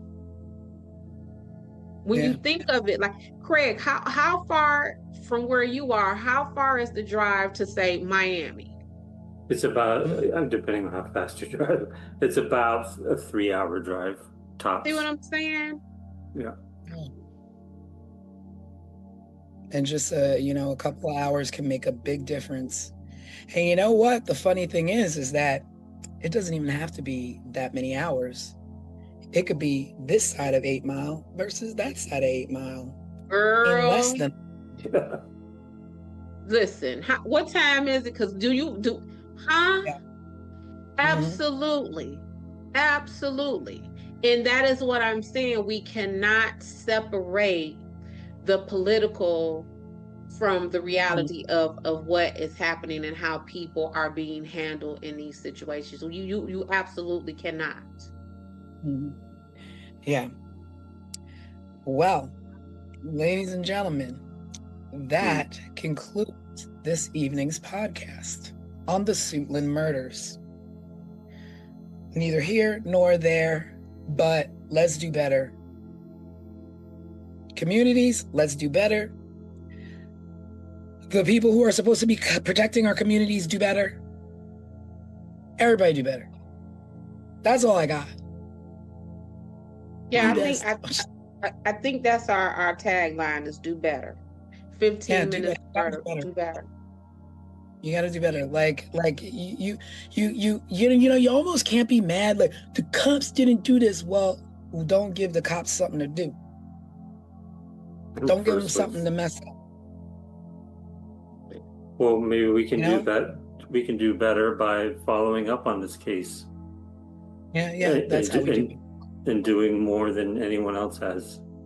Yeah, I would like to also do better by actually seeing if I could give proper faces to these women that I was not able to find. Oh, yes.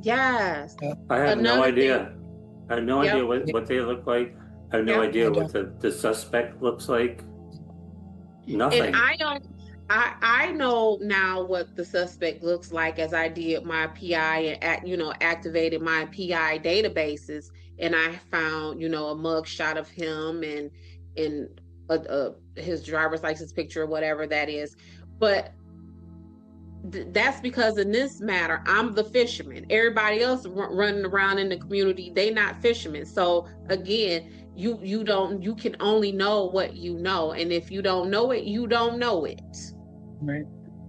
And I think that will be something great. Maybe we can locate these families and say, listen, we want to give a face, a name, a presence to your sister, your daughter, your mother, because these women, some of them, their last words to their family as they was leaving out of their homes was, okay, I'll see you later. One woman, speaking of cigarettes with Dorothy Scott, one woman said to her mom, I'll be right back. I'm going to the store to get some cigarettes. So just something basic that we all do. Another woman said to her family, I'll be right back. I'm going to my friend's home. And she was never found again. So just basic human things like that. Yeah. Just the face. It's like, it's one thing, to say somebody's name, but a name also has a face, and has a face. Hopefully maybe we can give some faces and a tribute to these women, because they deserve that much at the very least. They deserve dignity. And not just remembered as, a pile of clothes that was found, or a body that was stumbled upon, or, their remains were found in the woods. They were someone, and they had faces, they had smiles, they had dreams. So at this point, what we could do. Yeah, one of these women worked at the United States Patent and Trademark Office. And that has been reduced to her being a murdered rape victim in the woods somewhere. Yeah. But without a face and with hardly a name. Yep. Yeah. So let's we on our end is try and give a face to these names and to this case overview. And I'm with it. And with that, everyone, This is 15 Minutes of Murder. Yes. Sorry I feel like we're ending on a low note, but more like a real note. Yeah. More like a productive note. And where it is us not just telling or looking into horrible facts, it is us actually trying to do something and pull something better out of it. Yeah. And please, if you haven't already, it helps us to be able to look into these cases further. If you do, watch our videos, subscribe to our videos, share them. It gives us more leverage and leeway to get out and possibly look into this, not only these cases, but more in the future as well. So thank you. Thank you, everybody, and have a wonderful Sunday. Have a great week ahead, and we will see you on Wednesday Night Live. Thanks for tuning in. Be there, be Bye. square. Yes. Good night. Bye. Bye. Good night. Before we close, there's something important to say. In recent years, conversations around missing and murdered victims have brought attention to a painful truth: that not every story receives the same urgency, the same coverage, or the same resources. But let us show you what a champion from the ashes looks like. A true ally that has risen from tragedy, and instead of taking offense, what happened next is a lesson for all of us. After the loss of his daughter, Joseph Petito, father of Gabby Petito, became aware of such disparity in a rather harsh way. During a press conference to find his daughter, he was made aware of something often referred to as missing white woman syndrome. Instead of turning away from that reality, he leaned into it. He listened, he learned, and he acted by channeling his grief into purpose.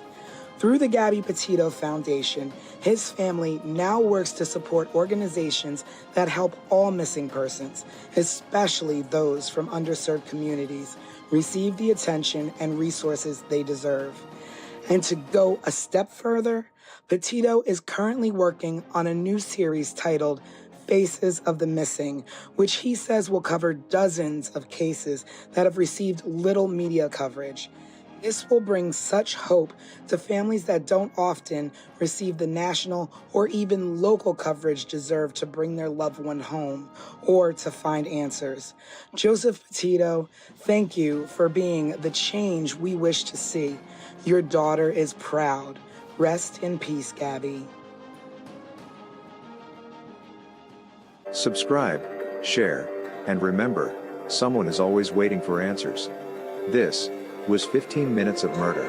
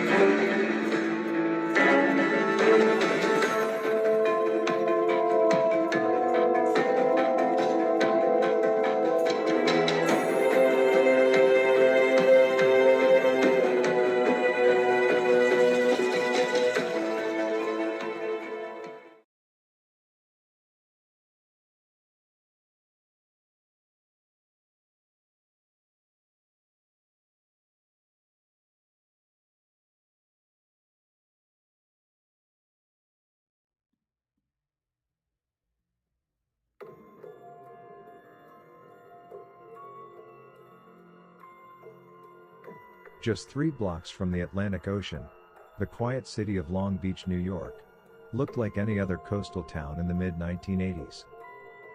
But tucked along East Beach Street stood a very different world, the dormitory of the Yeshiva of Long Beach. Inside, teenage boys lived a disciplined life of study, prayer, and tradition. And on the night of October 31, 1986, one of them went to sleep and never woke up. His name was Chaim Weiss. His murder remains one of the most baffling unsolved crimes in New York history. This is 15 Minutes of Murder.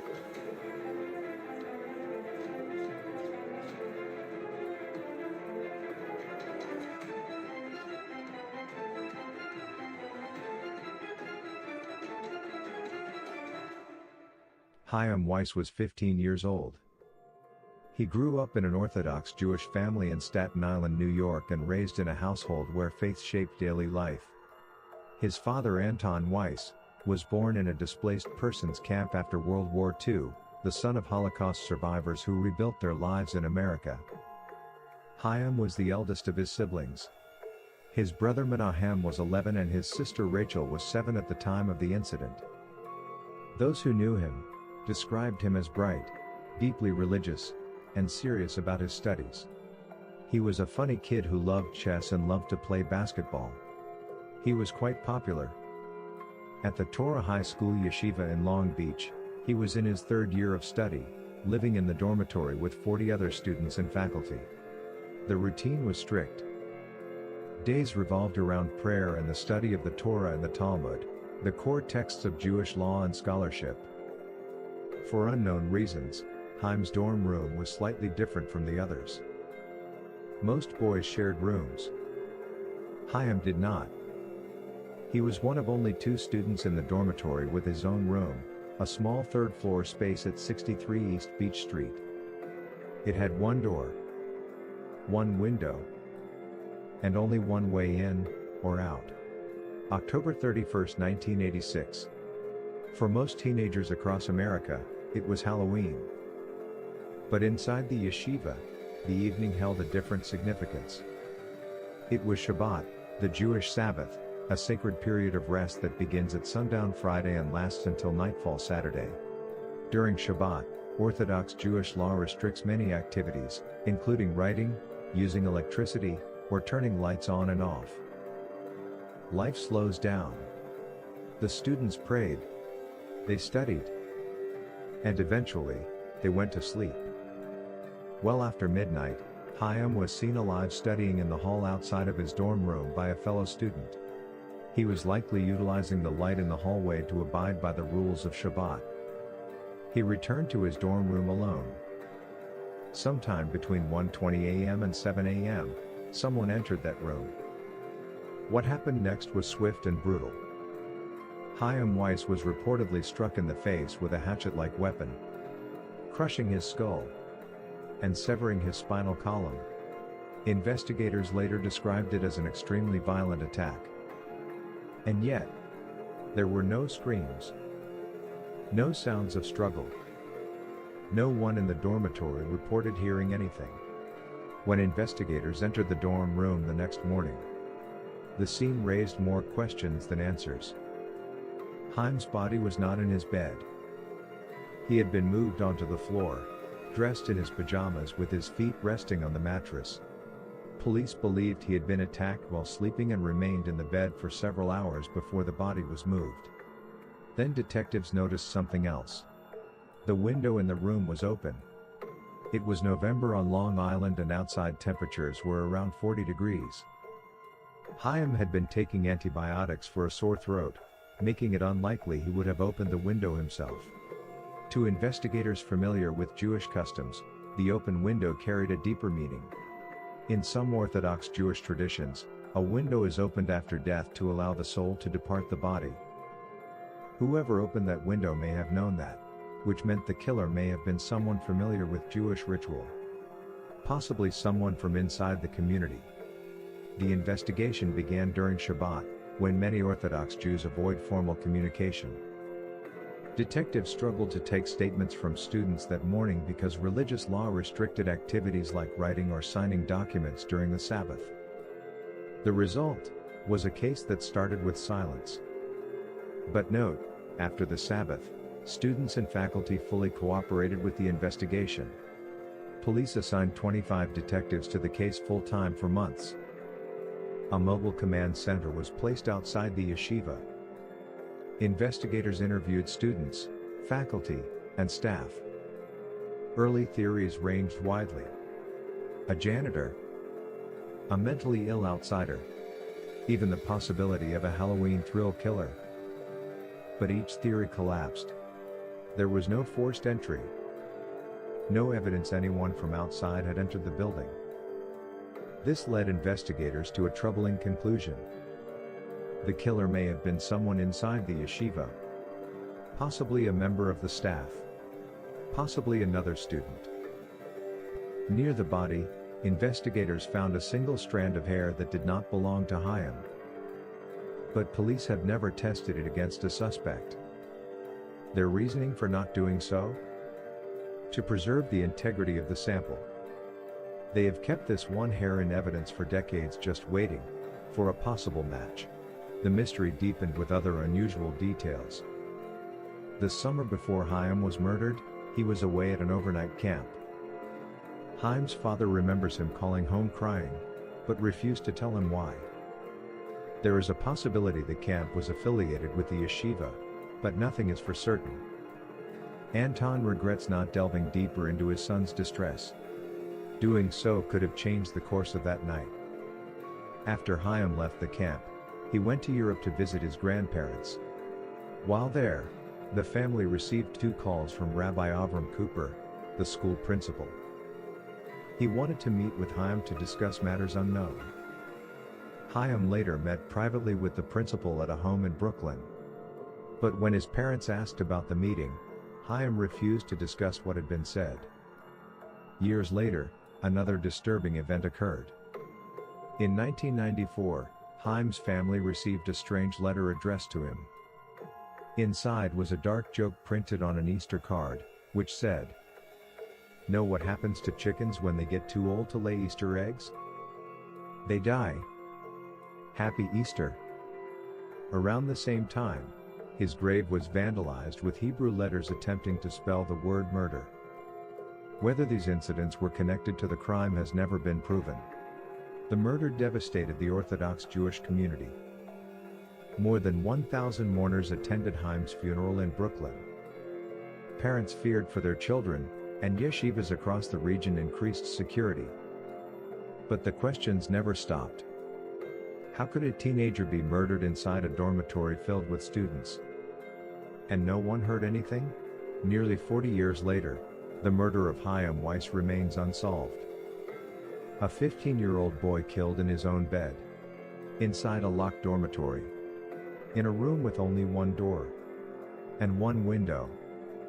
A window someone opened. Perhaps as a ritual. Perhaps as a message. Or perhaps as a final act by someone who knew exactly what they were doing. The killer has never been identified, but investigators believe one thing is certain.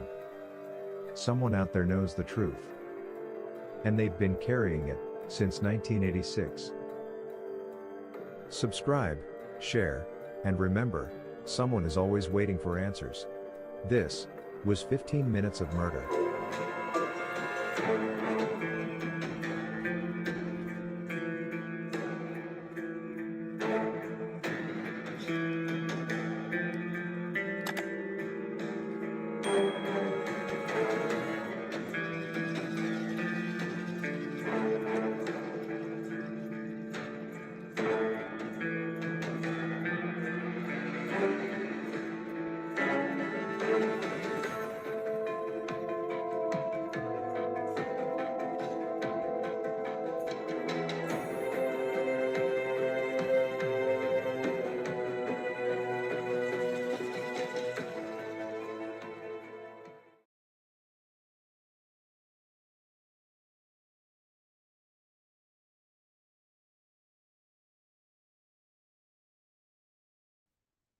Hello, everybody, and welcome to 15 Minutes of Murder Deep Dive Edition. It is Sunday. I hope you had a great weekend. I am your host, Tanisha Slater, along with co-host Craig Chapman and your resident crime expert, Desiree Edwards. Boom. And we are going to break down a case that we had this week that is just sensational. We're going to be getting into the Chaim Weiss case, which took place in Long Beach, New York. And he was a young 15-year-old kid who his parents entrusted him at the yeshiva in Long Beach to be safe and go to school, but he wound up being bludgeoned to death. And we're going to get into it. We're going to talk about it, and we're going to break down the details. So, welcome to 15 Minutes of Murder.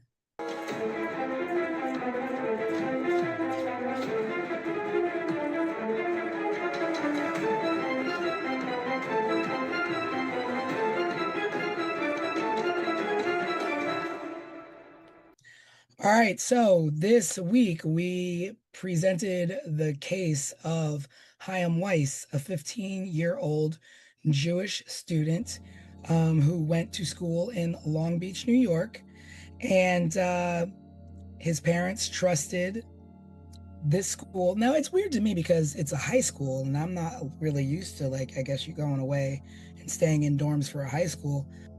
It wasn't really far away. I mean, he lived in Brooklyn, and this was in Long Island, so it's a matter of like not even an hour drive away. But yeah, but I've never like for a high school though, like college you live in dorms, but high school?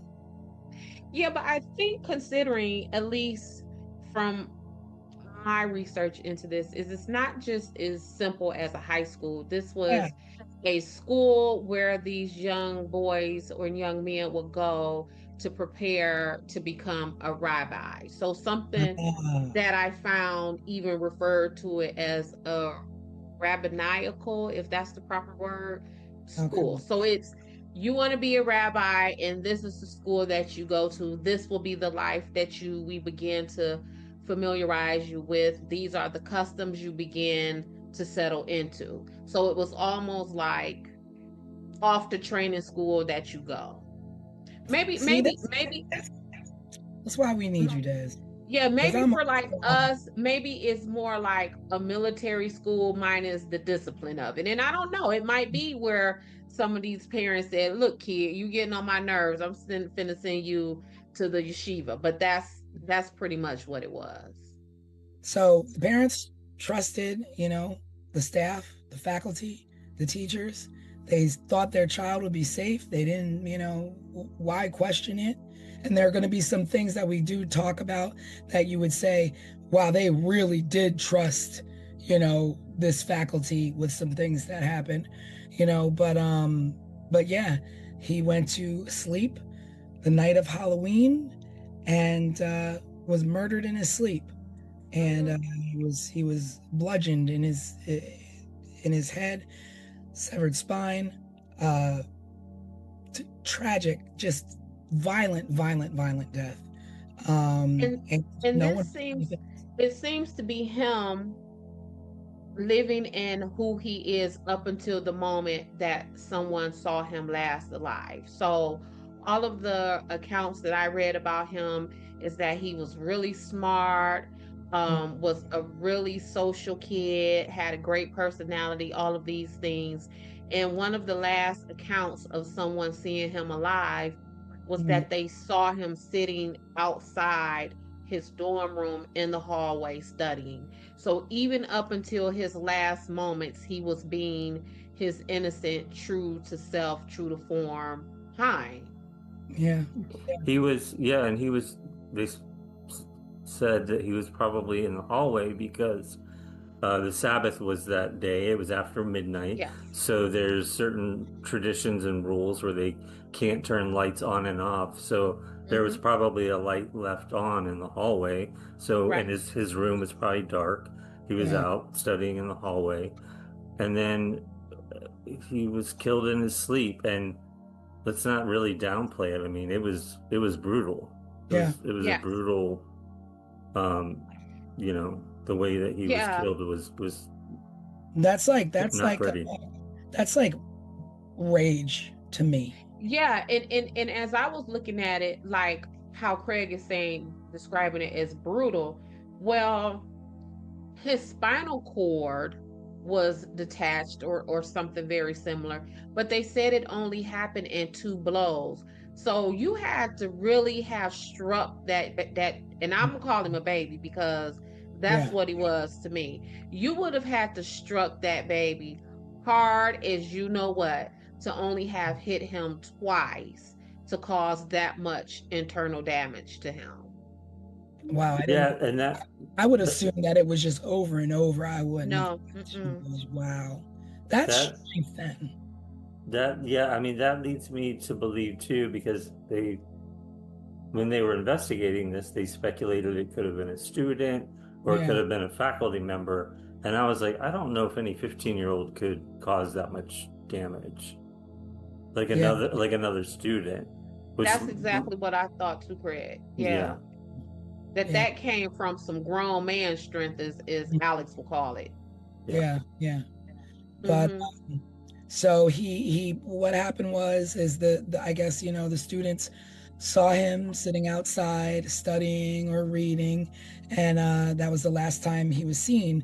The next morning he didn't show up for class or breakfast or something of the sorts, and one of the teachers went to go look for him and found him in the room, and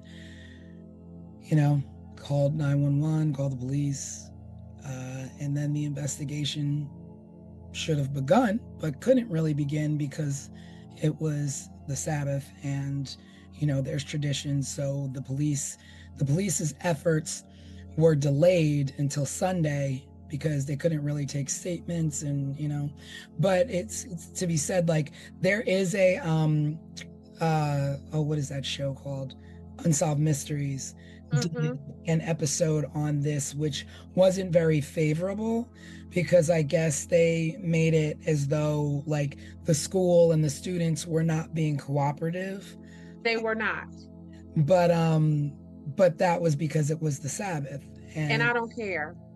Okay. And okay. Because you have he's a child, he's a baby.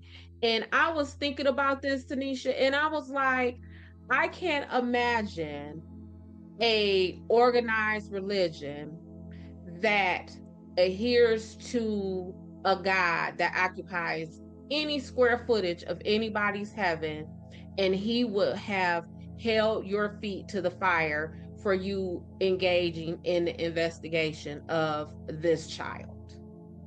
Like, and then they a certain point, it was like perhaps they were instructed that the Sabbath was used. Absolutely. Absolutely. That's what makes me believe that this was not an outsider, because anyone else may not have had that kind of knowledge. Like, we kind of in layman terms have some kind of idea about Jewish customs and the Sabbath or whatever, but we have known that they would stick to that to the point to where you can literally commit murder and no one is going to go look for you until a day and a half later, until the Sabbath is released. Like, that upset me really bad.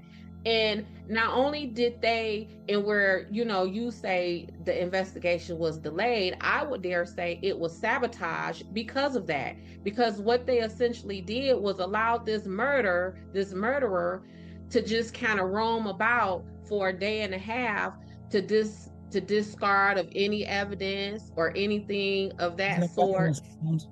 Yeah, and not only that, they didn't tell his parents that he was dead until after the Sabbath had released. So can you? Yes. Yeah, I didn't know that. Oh wow. When I tell y'all, I was upset, like angry, like my blood was boiling as I looked into this.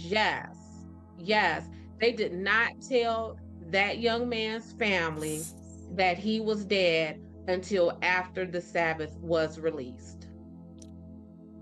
Wow. And it's crazy because there are just some strange things to me about the relationship that I think of the school. So Chaim was one. There were 40 students in this school, and Chaim and one other student were the only two students who had their own rooms.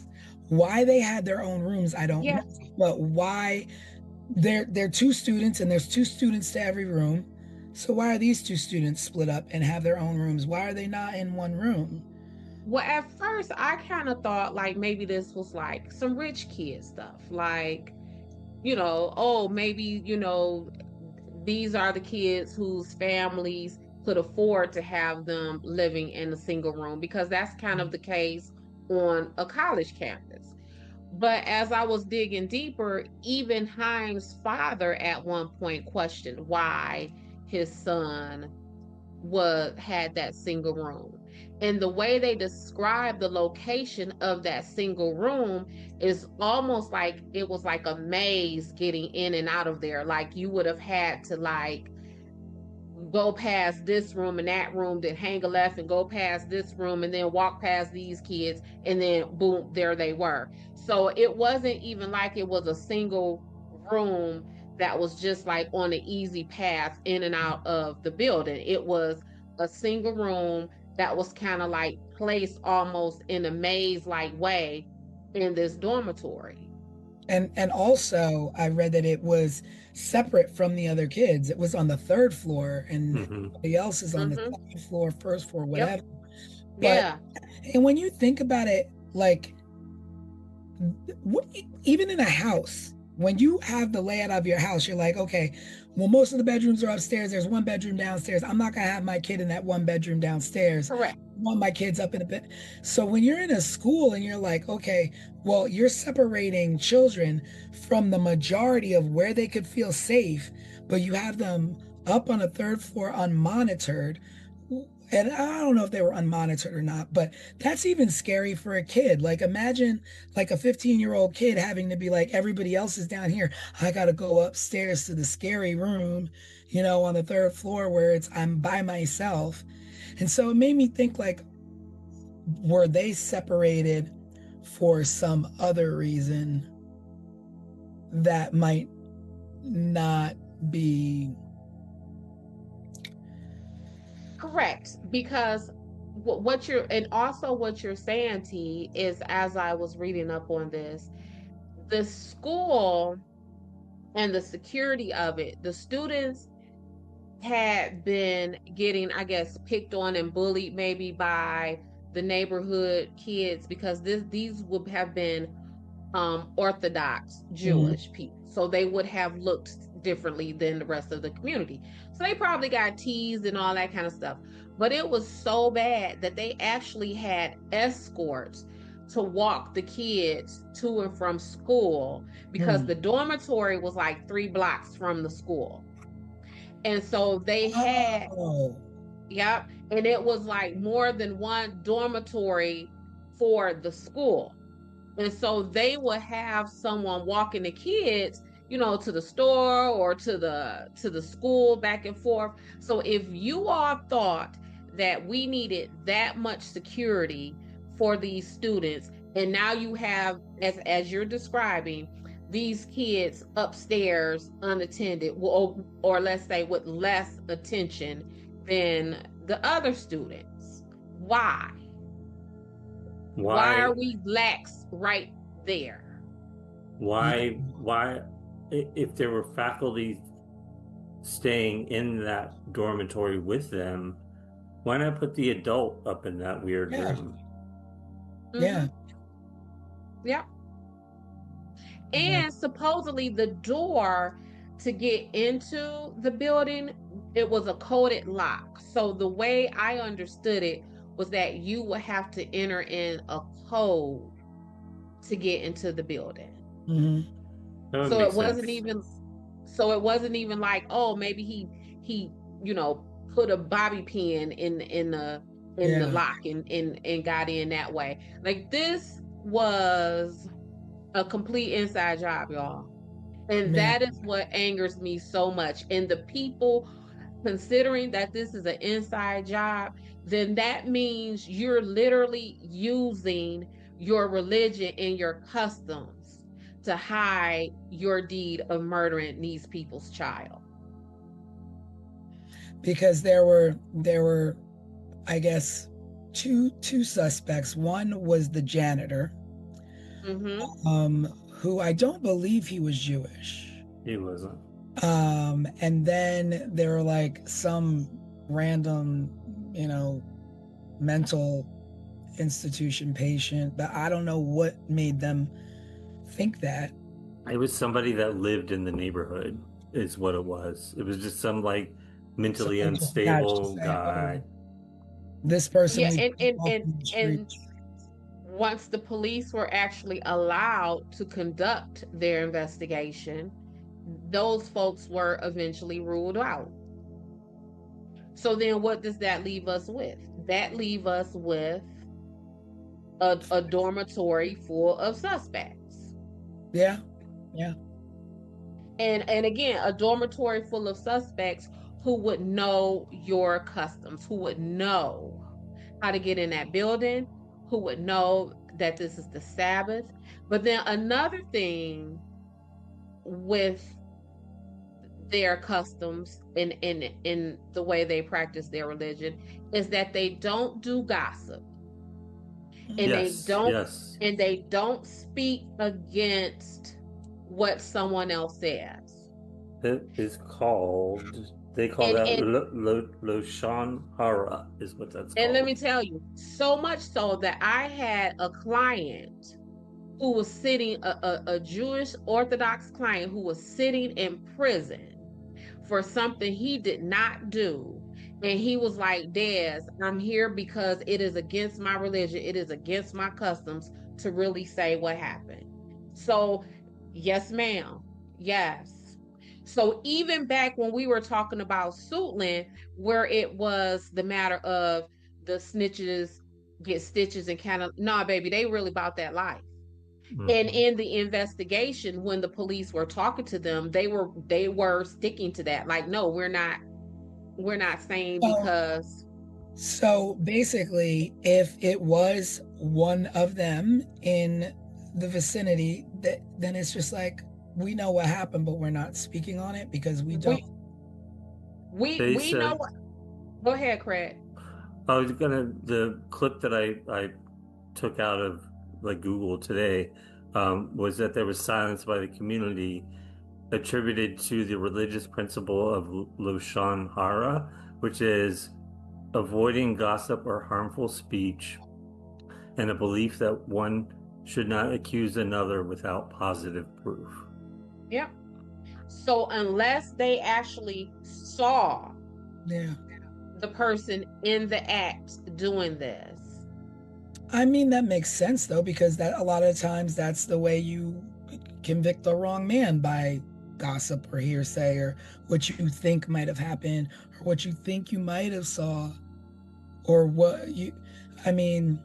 Yeah, but that's the difference between gossip and hearsay and a good lead. Yeah. That, it's that fine line. And whenever I'm working my investigations, I always tell my clients and my witnesses, I like to work under the premise of I would rather have too much information than not enough. Because if you give me too much information, I could pick it and throw it apart. I don't need this, I don't need that. But if I don't have enough, I'm just kind of sitting there twiddling my thumbs and I don't have anything, I don't have anywhere to go. So I get where, I don't want to say that because, I don't really know. That's gossiping or that's what I heard. But y'all not going to say nothing. And not only are y'all not going to say nothing, y'all going to wait a whole day and a half to tell us the nothing that y'all not going to tell us. Yeah. Well, there are other things that happened to also point in the direction of proximity, somebody from within the community. The ways things were left in his room with his body on the floor, the open window, the second candle that appeared out of nowhere. Nobody knows how it got there. That candle, that it said that candle was probably post, but not the day of. It could have been just the candle that was left like after the fact. But as far as that night, there was no candle left. Well, the way that I understood it is that a candle a second candle just appeared, and it was lit, and no one knew how it got there or how it got lit. Because it was put in the room when they still had it blocked off. Yeah, blocked off. Yeah, yeah. And then plus the tradition of opening a window to let the person's soul go. And at first, Craig, I kind of attributed that to him being sick, because I know a lot of the information we had said like, oh, it was 40 degrees, why would he have opened up the window? But a lot of folks, me included, when I'm not feeling well, I want the windows open. I don't care. And actually, the colder it is, the better. Yeah. And so that's kind of where my thinking was going at first. But then when all of this other stuff started catching in, and I was like, okay, well, maybe that could be part of someone, again, using the Jewish customs and traditions to hide this young man's murder. Because you couple that, we just talked about the candle, the window opening where they say that allows the soul to be set free, but then it's the way his body was positioned on the bed, and that also had some kind of Jewish symbolism. Like it what you finna say? That's crazy to me, that you go and bludgeon somebody but then want to respect customs. Like, that's an insane person. That is an insane person. You know, And because again, we're talking about someone, you would have bludgeoned this person and used the Sabbath as a way to get a head start on getting free. now but also if we're talking about like a student, so let's talk about like what would be some of the reasons in the path that a student would do this. He was liked, he was popular. Mm-hmm. And I thought all of those things too, until again I started digging deeper and started to coming up with some of this principles involvement in contact with Haim's family. Mm-hmm. So Haim's dad spoke about a meeting that they had with the principal, and I believe Haim may have even attended that meeting alone. Yeah. His parents waited outside for him. His parents waited outside. There is no way. No way. I don't care, teacher, rabbi. And not at school. And it was I'm not aware. It was at his house. It was at his I'm house. not aware what you're talking to my child about. They trusted way too much what was going on here. There's something that's not right. Well, as a parent, and I have 4 children, and I sometimes refer to my kids as kids, but really I have my daughter be 30 years old next year. Like, that is how old my children are. And I still speak about my children as if they are my babies. But when I tell you, you're not finna hold nothing with my kid and I am not present.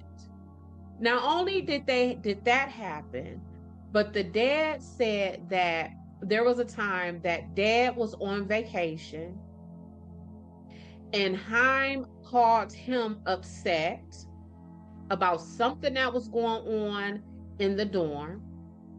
And dad said that he kind of blew him off and said, "Son, I am on vacation. We'll talk about it when I get back." Now, this is what the dad said. This ain't what somebody said the dad said. This is the dad recounting this.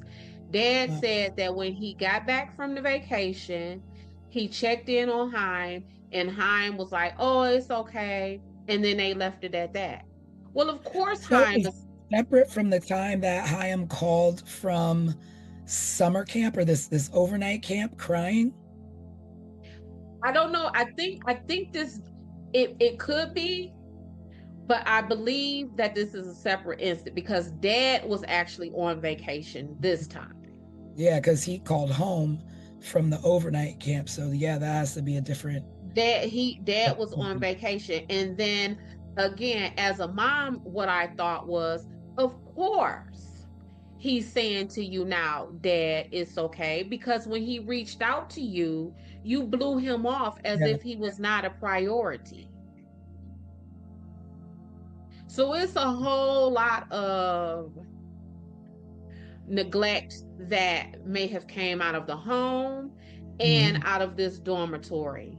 Yeah. And that is what upsets me with Haim, because what are we even investigating? You know, it bothers me too that he went, that the rabbi or the principal or whoever wanted to meet with him, but you didn't go to their house.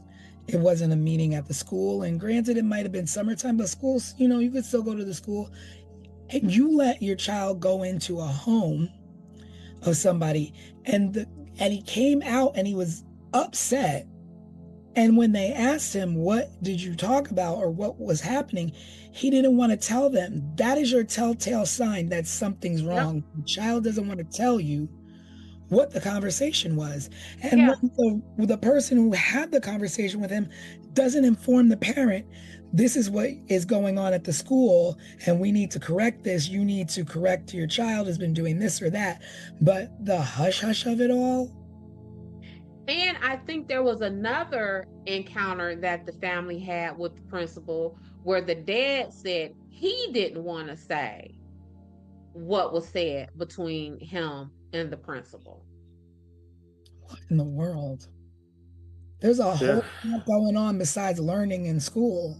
Learning in school, and that is all part of what I mean by, I understand that we all practice different religions and different customs and all of that, but when it comes to the well-being, when it comes to the safety and the protection of your children or the children just around you in your community, does that religion and sticking to its practices, is that bigger than protecting children? But then, like, we have to think, like, because we don't have a lot of answers, who are we protecting them from? Are we protecting them from the rabbi, the principal? Are we protecting them from the students? Because we already know it's not someone from the outside. And that is part of what I mean, because now if our goal is, look, we're talking about a kid who was struck in his head only twice, so violently that his spine and all that kind of stuff was dislocated and separated and all that kind of stuff. If that does not make you come up off of the no snitching, if that does not make you say, listen, guy, I understand that it's the Sabbath, I don't know what will. Yeah. I don't know what will. That what happened to that little boy, I would imagine it is a prayer that we could pray to atone for breaking that Sabbath or breaking these traditions, to get to the bottom of what happened to this child. Because that he was in the dormitory. Yeah. Yeah. So who are we protecting him from? People in the dormitory, because that's obviously where it happened at. And so we all know it was in the overview.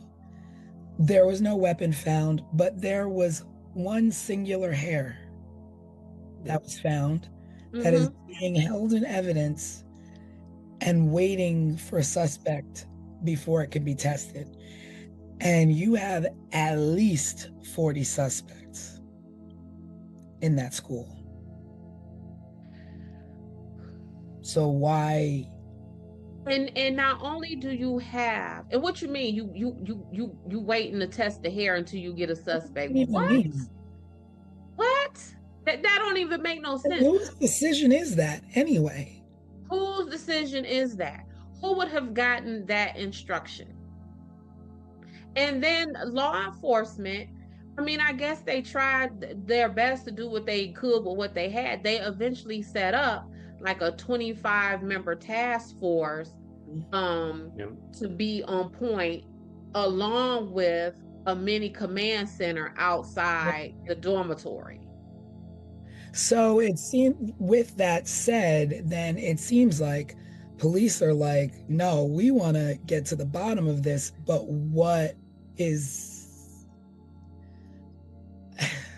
What prevented them from the access they needed? well, the first 28 or the first 48 is the most important of an investigation. Right. Yeah. They lost at least 24. Yeah, that's what I said, a day and a half, so maybe 36 hours. Yeah. So And this I don't, and then I often wonder as I was reading this stuff, is Haim's parents, are they still unorthodox Jews? Like, is this still their religion? Like, you know what I'm saying? Like, what has this done with their relationship with this religion? What has it done with their relationship with God as they know it? What has it done with their relationships as a couple, as a family? Because some of the stuff that I read is that the mom didn't want him there. oh, I didn't really find much about the mother. Like, it was just all about the dad, and like, I was lucky that I found the mom's name. Yeah. Yeah, she didn't want him there. And he had a younger brother and his sister too. Mm-hmm. Mm-hmm. Well, I read some weird things too. I mean, speaking about the principal, because I was wondering, I was like, up until this time period, has the father continued to press? 40 years, it's been a long time. And at one point, the father recounted the rabbi suggesting the family reflect on their own bad deeds as a reason for their misfortune. And See what I'm saying? And then, so the rabbi said this to the father, and the father actually sued the school a couple of times, or tried to, for not keeping his son safe. See what I mean? Are you kidding me? Bad things happen in this world, and you're going to say to a father of a slain son, maybe you should think about your deeds and why this happened to your child? But not just that. These people were paying you. I'm sure it wasn't free for Haim to attend this school and live in that dormitory. Wow. My child died on your watch, sir. And your question to me, or your statement is to me, is Des, check yourself.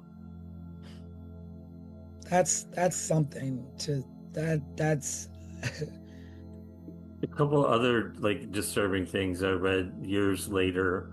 Some of the students finally spoke about abuse by another rabbi at the school, and then there was also a student who committed suicide at that school. They hung themselves. By hanging. Yeah. Yep. So years even before Haim's murder.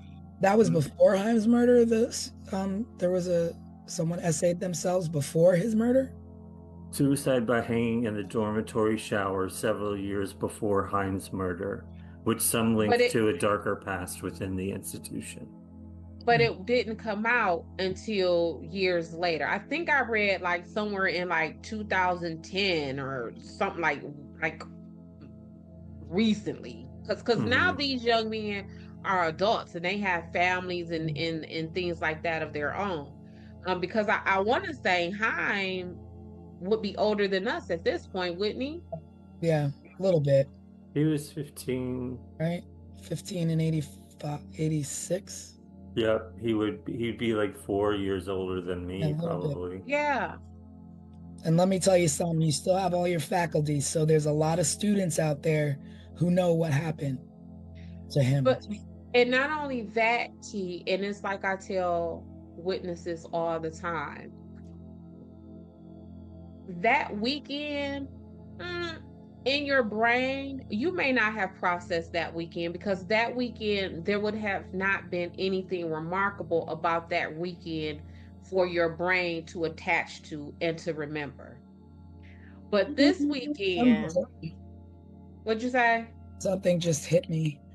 With what you were saying is that weekend was actually Halloween.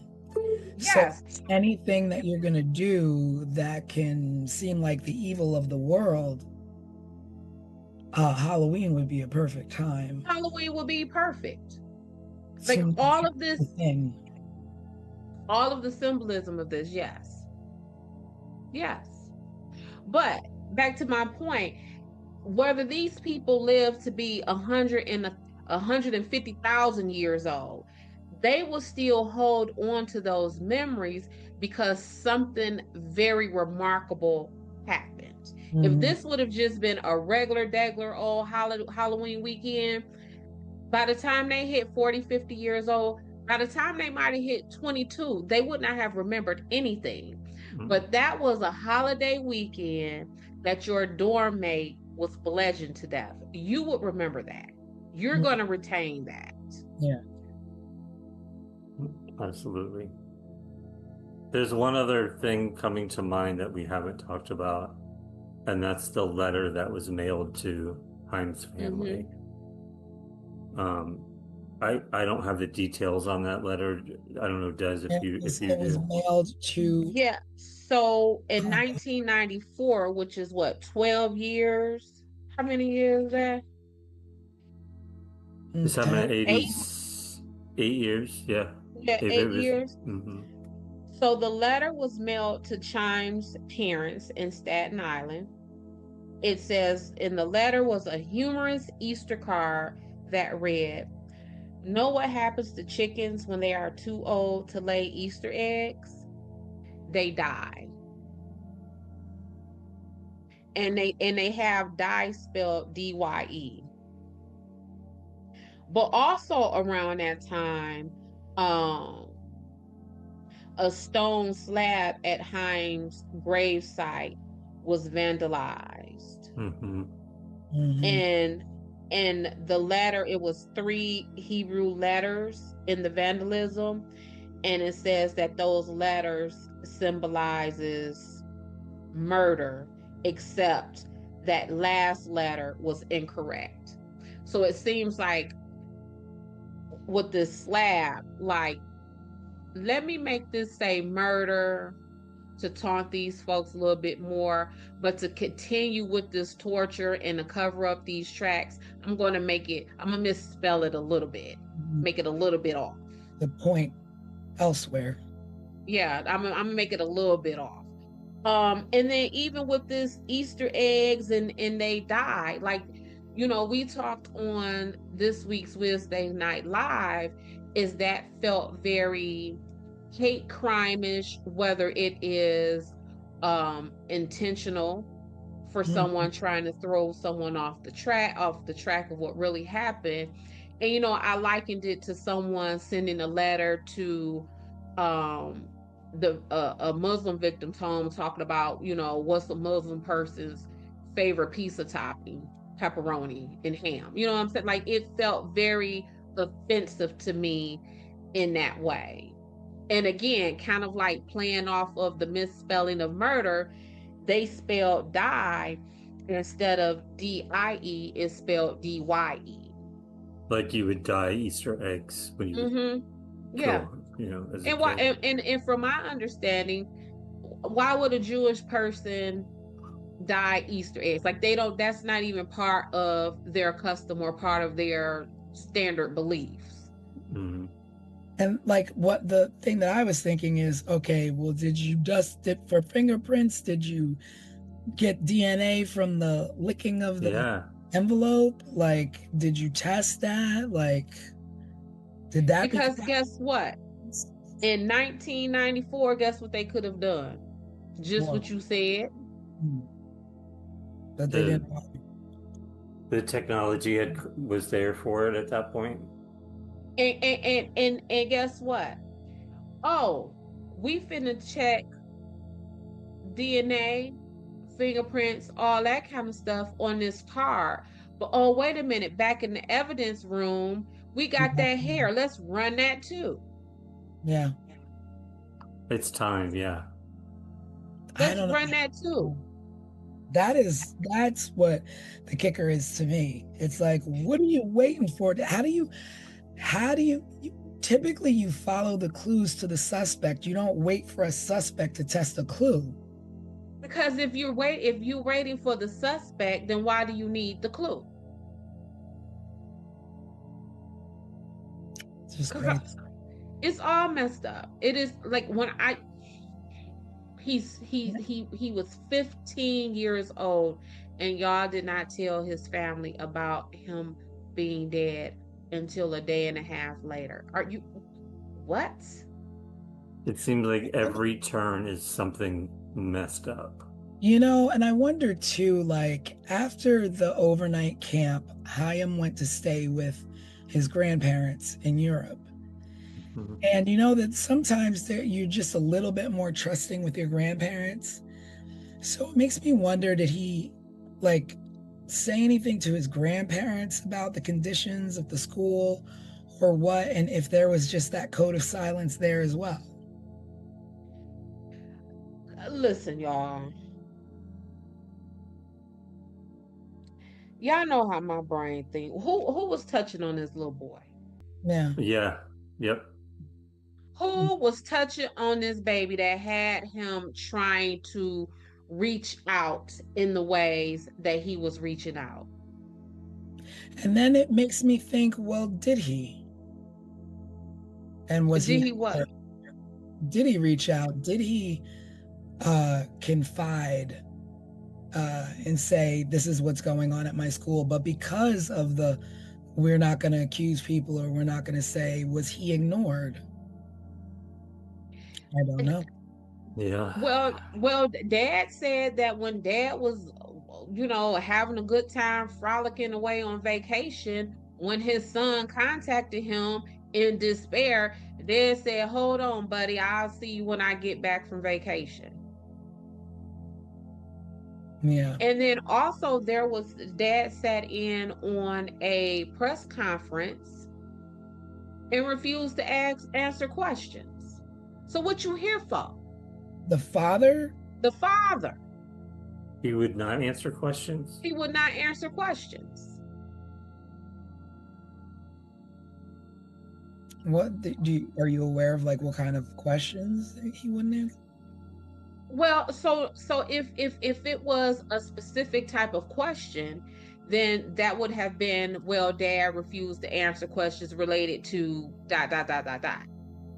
But it was simply there was a press conference and Dad refused to answer questions. So I just take that as I don't want to answer nothing that y'all talking about.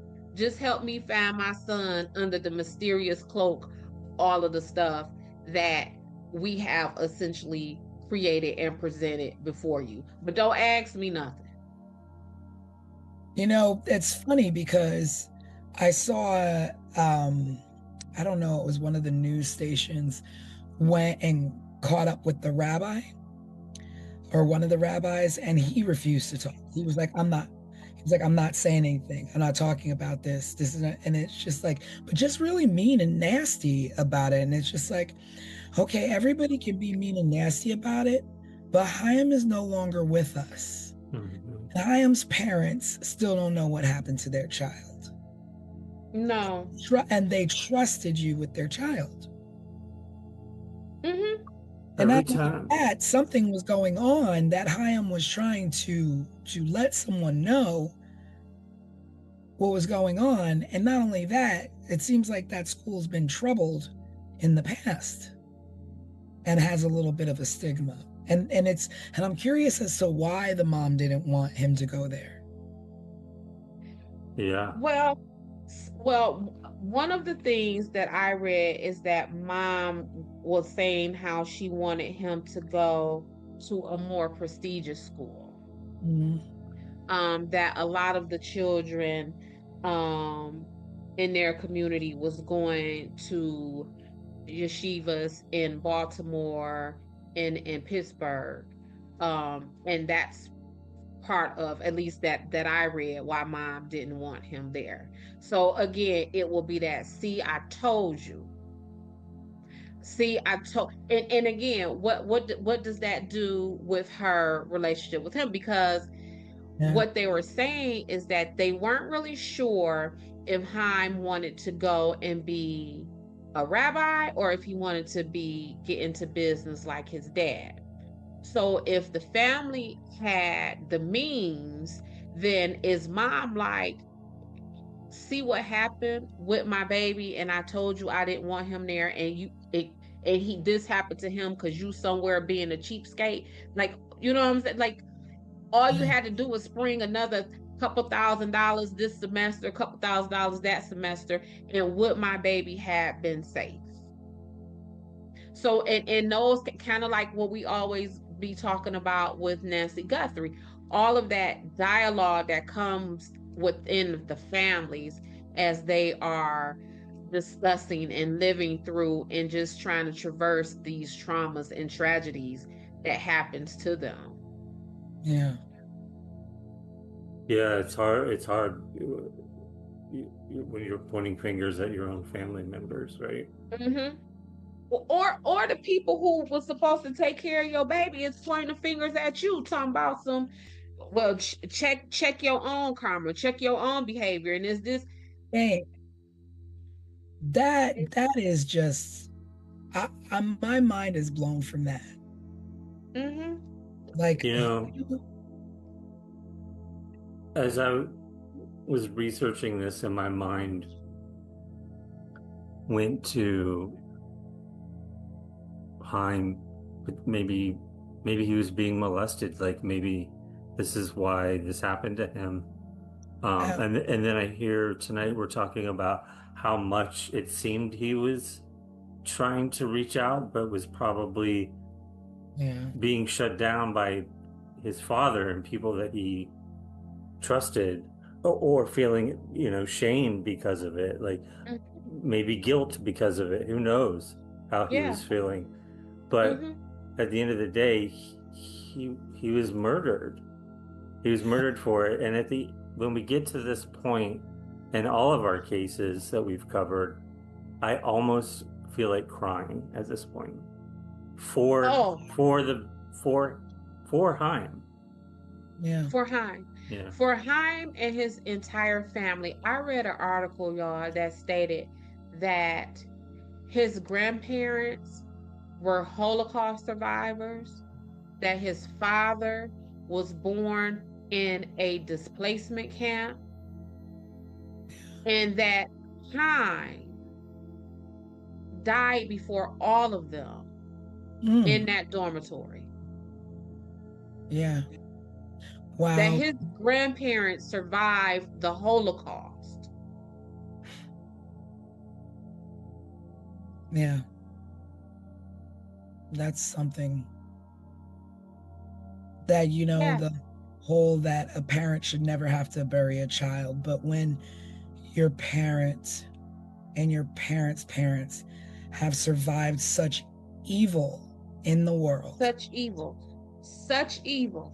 And then the people who were paid to take care of you say, your own people, your own community, not the enemy, not the outsider, own community where you're supposed to protect one another and feel safe.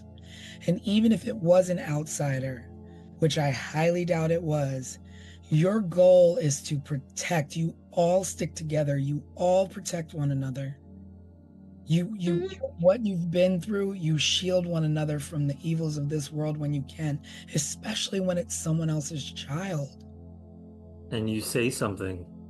You say something, but then to think the unthinkable of him being taken advantage of in a situation like that, and potentially covered up through murder is just heinous. And you touched on something to me, T, that's very personal to me. I was an education major for one day. I spent the day, going to all of my, oh, you finna be a teacher classes. And what you just said was you are entrusted with other people's children. That responsibility, just from that one day of classes, was so enormous to me Mm. that at the end of the day, I was already down at the academic advisor changing my major because I could not grasp Mm. the enormity of me being responsible for, just in one class period, 27 children that belongs to somebody else. Mm. Yeah. That's a I lot of couldn't. lives. That's a lot of lives. And like I said, if you are a middle school teacher or any school teacher where these kids are changing classes during the day, and that's 27 kids. If you are lucky enough to only have 27 children in your classroom, that's 27 sets of kids, 6, 7, 8 times a day. I'd be And wanting to throw up, hoping that they'd all show up at the next class. yes. And also, like, that really made me wonder too, like when you have kids that go to school and they go on field trips, and now you have one teacher at the front, one teacher at the back. Mhm. These kids, they want to run here and run there and run off and hide here and what have you. And then not only did they entrust Chaim at the school, but also at an overnight camp. Like, what happened in that overnight camp? What happened in that overnight He camp? called home crying. Mhm. So and it's not certain whether the overnight camp was attached to the yeshiva or if it had anything to do with it, but it was still an overnight camp in which he was told, you know, sorry, deal with it, whether it was a kid who was bullying him or maybe it was something worse. Yeah.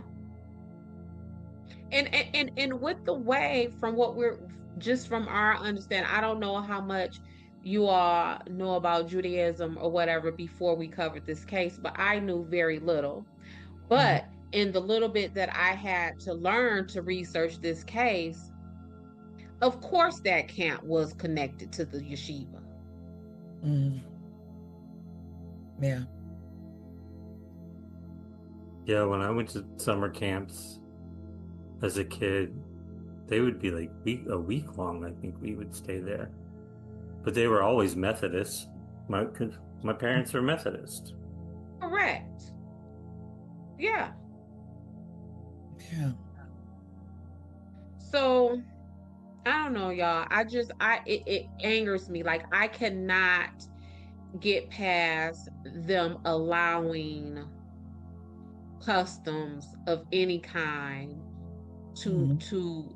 sabotage, to deter, to whatever you want to call it, the investigation of a child's murder. This is a child. Yeah. And not only do we not not only do we prevent the investigation going, y'all, I will die on this hill. Y'all waited a day and a half to tell these people their son was dead. Like, what are y'all doing? I really feel like this case, and I'm hoping that this is what happens, will open up a dialogue with our viewers and our community, Yeah. so they can chime in to try to help us make a little bit more sense out of what happened and why. Yeah. I mean, I was reading, and I don't know if you guys had saw it. I was just trying to look it up again, that they did reopen the case in 2013, Mm-hmm. asking anyone to come forward. And I mean, they kind of like were just like, I guess let's just go at this again. It's been enough time, 25 something years. Mm-hmm. Maybe somebody will be willing to say something, but as here we are today with no answers. So apparently someone's still sitting on information. Well, that time frame that you're talking about where they reopened the case, that is also the time frame that Craig and I are talking about where the former students came out and said that someone had committed suicide and that there were stories of abuse. Like, I believe, at least from what I was reading, that those accounts started coming in when the case was reopened. Mhm.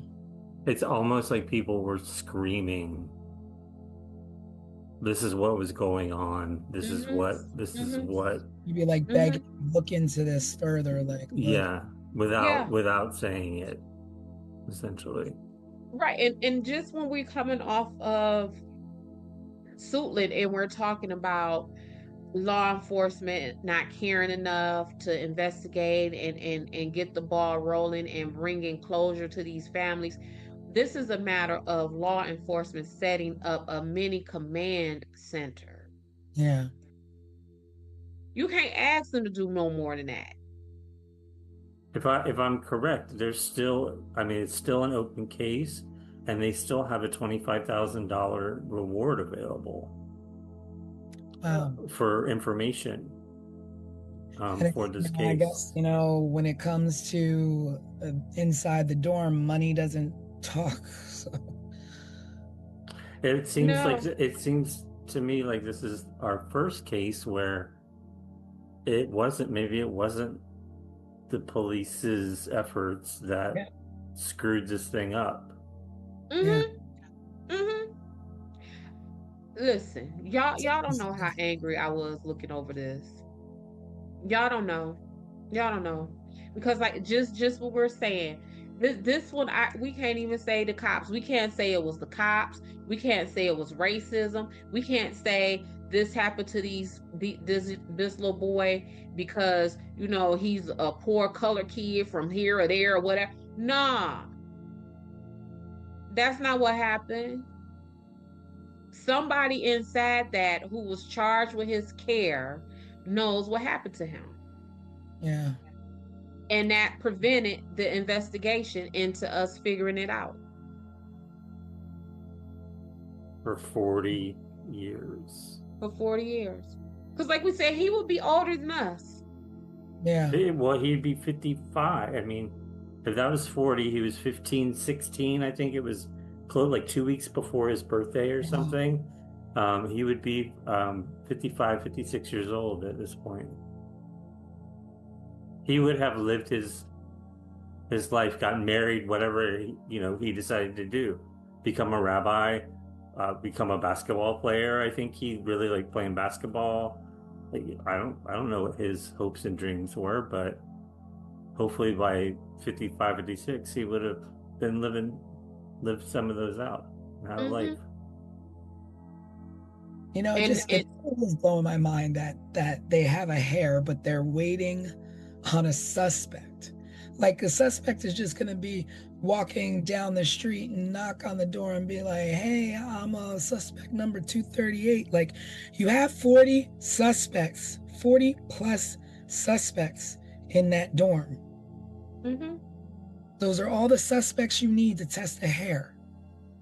At this point, they could test it, put it into what CODIS is that the name of it? Yeah, absolutely. And then find a match that way. So, like, and it's crazy to me too, like, if you have this, like, why isn't the community, like, in an outrage, like, pushing for testing of this? Like, what, like, I would be like, and how are, like, they were saying how they beefed up security at these yeshivas all across across the region because of it, and far and wide, like, it was like people were scared. But you can't be that scared if the killer is still out there and you think, oh, he only wanted to kill Chaim. You all have children. Well, it could have happened again, unless it was an isolated incident in which somebody covered up something they were doing and didn't want it out and are making sure that it doesn't happen again. Well, so for this case to be unopened successfully in for to make any progress is, again, we have to have this community set aside these customs and beliefs that they are holding on so tight. So again, back to Suitland. When T was doing her ranting about you can't do the snitches in the Martin Luther King, if somebody had to be brave, all of that applies here. Yeah. All of that applies here. Somebody at some point has to say, kind of what I said, that I know, I trust in the God that I honor and that I serve. And I trust that that God will forgive me from breaking against my traditions to Mhm. speak, to find who bludgeoned this 15-year-old child to death. I know my God. Yeah. I trust him to give me salvation and forgiveness for that. Yeah. And if you practice a religion where you can't say that and you still practicing that religion, I don't know what to tell you. don't know. I don't know what to tell you. I don't know what to tell you because I can't. You can't. No, I don't know what to tell Yeah. you. Yeah. Y'all got to say something about that. Yeah. This is I feel like that one hair can change a lot testing that. But not just that hair tea. If they still have that letter, Yeah. that letter can still be processed. Yeah. I mean, you got it right in your hands. You're not looking for it. You have it. And granted, it was etched in stone. You have the hair, you have the letter. I would imagine you can still some kind of handwriting expert can still examine those letters that were chiseled into that stone, because whether I am writing on a piece of paper or chiseling into a stone, I would imagine that there is still something there to be studied. Yeah. And it seems like, I don't know, you just wait until someone is dead and gone before you make them a suspect. Mm. Then it's like, oh, I'm not gonna, point fingers, but opinions are opinions and everybody's got one. Is that faculty? I mean, deathbed confessions sometimes never come. Mm-hmm. And I'm kind of like, I mean, keep it. Because what do we do with it now? We can't, that's not getting my family the justice that we need. I need you sitting up here on your dying bed saying, yeah, I did whatever that is. That Mm-hmm. still leaves a hole in me, because you still got to die and live all of your life in peace. And the only reason why in that moment you decided to say you did whatever it is that you did, even that's selfish, because you did that in that moment because you chose not to take that with you when you go stand before your maker. So that's a guilt. If that's the case, if it comes down to you confessing something on your deathbed, I would rather you rot with that on your soul than for you to have the release of that. There's also this thing where you can feel convicted enough to do what Des said, is that, the God you serve, there's some penance that you can do, or some, prayer that you can say for forgiveness. But there's also something called anonymity, where no one has to know that it was you who knows what happened. You can give your account, you can send a letter, you could send clues, you could do whatever you want, but get the information to who needs this information to find out what happened to him. Mm-hmm. Yeah, they have Maybe you don't want that $25,000 because you don't want nobody knowing that you said anything. Anonymously drop a tip. anonymously make a phone call. Because I don't know what it's called anywhere else, but here in the Detroit area, we have the 1-800 number for Crime Stoppers. You call Crime Stoppers and you say XYZ did ABC. Mm. No one will know about that. Attorneys always say, well, Des, they said the tip came in from a Crime Stopper. But I can't access that. Yeah.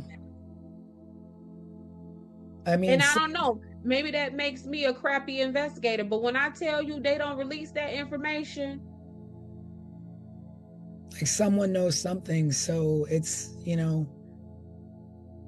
it's time to let someone know what happened to this young boy. time to let someone happen.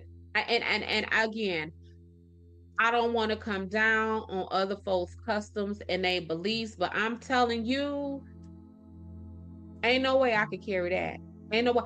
I would feel as guilty carrying information about what happened to that child as if I did that to that child myself. That is how I would internalize that.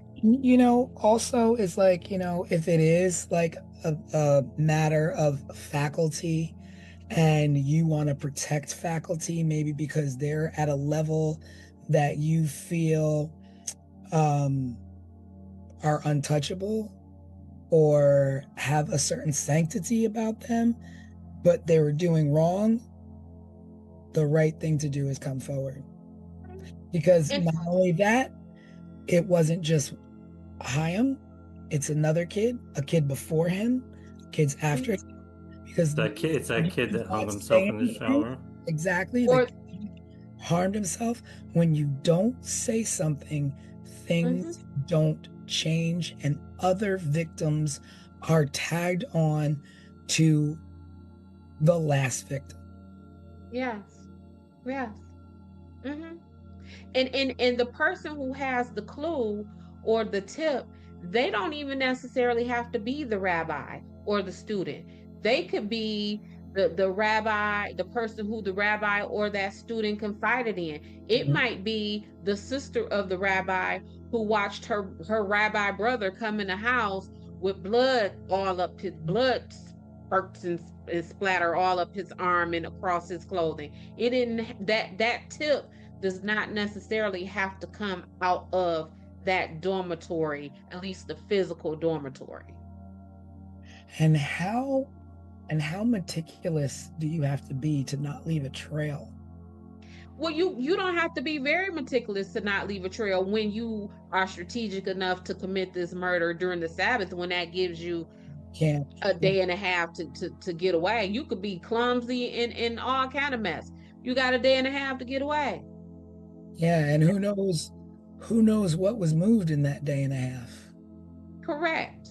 That was especially when they of a murder weapon getting further and further away. Right, because they can't even account for how the candle ended up lit. The second candle ended up lit. Yeah. So where does that leave us with the case of Chaim Weiss? It leaves us with the fact that nothing's solved, and there's $25,000 out there for anybody who has any tips and any leads that can lead to justice for his family and for him. Because a stranger did not do this. No. I would like to know, I wish I knew somebody from this faith so that we could ask them. Maybe it's a viewer even that chimes in. What? From this faith, that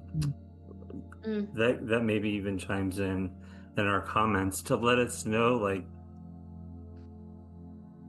the seriousness or the, like, why was everyone so strict on not saying anything?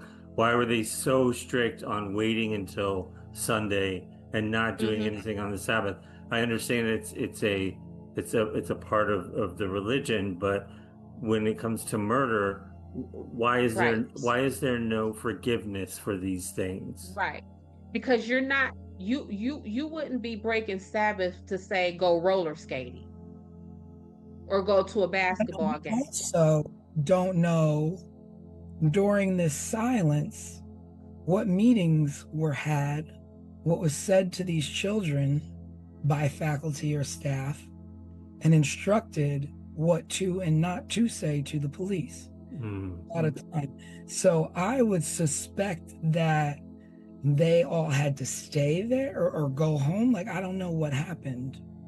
So keeping with what you're saying, T, is that would have literally been them having at least 36 hours to get the story straight. Mhm. Yeah. That would have been them having 36 hours to further indoctrinate into these children Mhm. the priority of Sabbath and how we don't break Sabbath for no reasons. Yeah. Well, maybe we can find somebody to come on and discuss some of these things with us on a Wednesday night live. That would be interesting. Maybe I can reach out to a few people. It would be Yeah. great to know. Yeah, I'll reach out to a few people and see if we can speak to someone.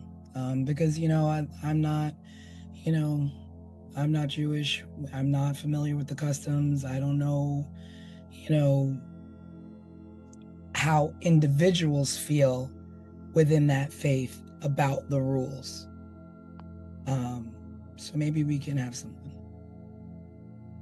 But at the end of the day,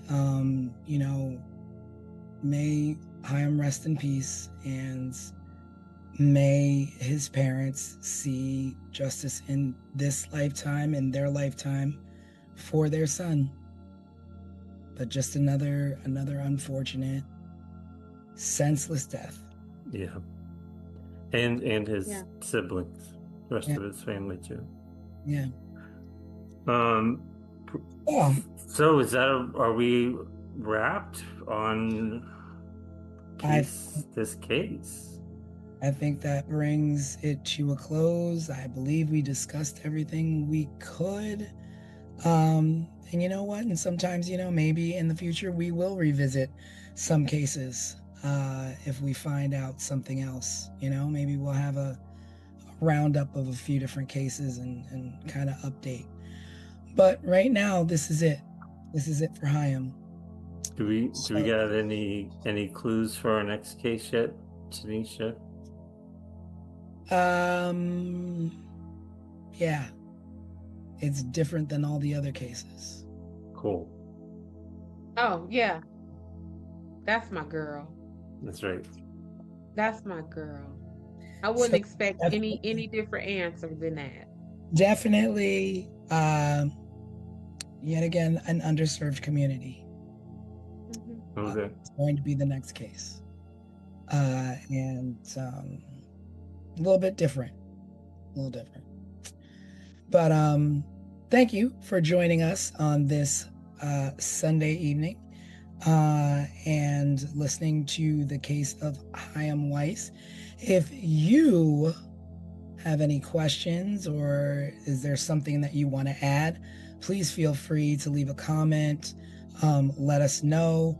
We will include your comment on our Wednesday night live. We'll address your questions, what have you. And if you are watching this and you attended the school with Chaim before, after, and you know something, please say something. Please don't hold on to information that could help this case and help this young man or anyone before or after him that may have potentially either been harmed themselves, or are in danger. At Chaim school or any school, if you see something, say something. That is the truest line. If you see something, say something. You can always call Crime Stoppers. I believe there's Crime Stoppers in every area, right? Like I think it's a national thing. national. It's a national call. There's a $25,000 reward for anyone coming forward with clues for Hyam. So please, if you see something, say something. Again, thank you for joining us. And we will see you on Wednesday night when we just catch up, perhaps give a little bit more clues to the next case. And if you like what you see and you enjoyed our program, please like, subscribe, and share. We appreciate all of the support. And again, have a wonderful evening, and we'll see you on Wednesday. Bye, everyone. Bye, family. Bye-bye. Subscribe, share, and remember, someone is always waiting for answers. This was 15 Minutes of Murder.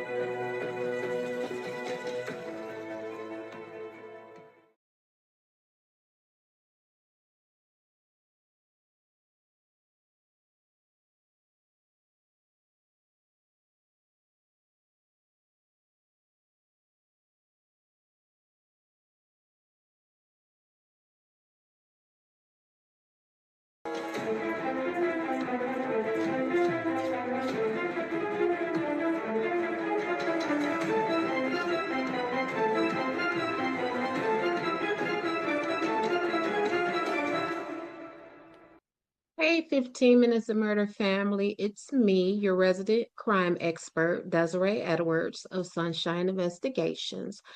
I started to stop by and kick it with y'all tonight to kind of give you an idea of what it is that I do in my work, whether it is Sunshine Investigations or 15 Minutes of Murder. I wanted to come to y'all and give you an idea of what investigators do. A lot of people think that investigators simply investigate, and I get it because what? It is in the title, the job title, right? So, but I wanted to let you know what I do in my approach. So, before I even begin any investigations, I like to do a deep dive into the people who I am working with, whether that is my client or a witness. I like to understand who they are. This helps me understand your ideas, your actions, what motivates you. I want to know what you like, what you dislike, your icks and your yums.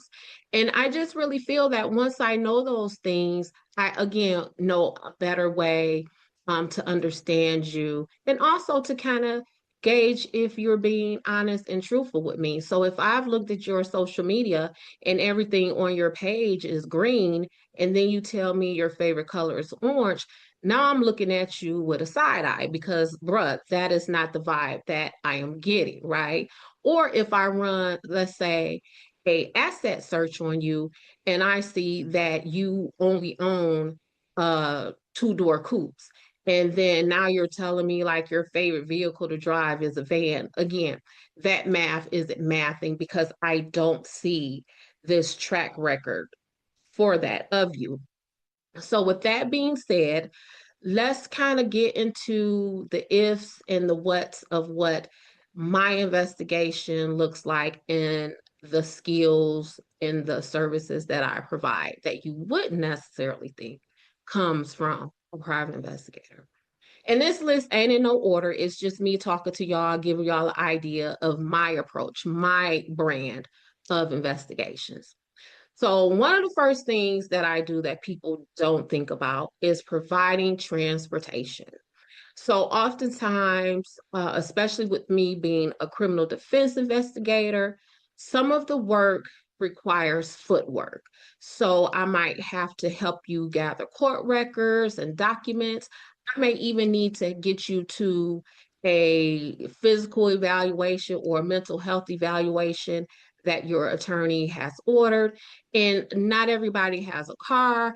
If it's now where the whole country is almost frozen over, you don't want to stand at the bus. And so, as your investigator, I'm going to pick you up. What time is the appointment? I'm on my way. Let me get you there.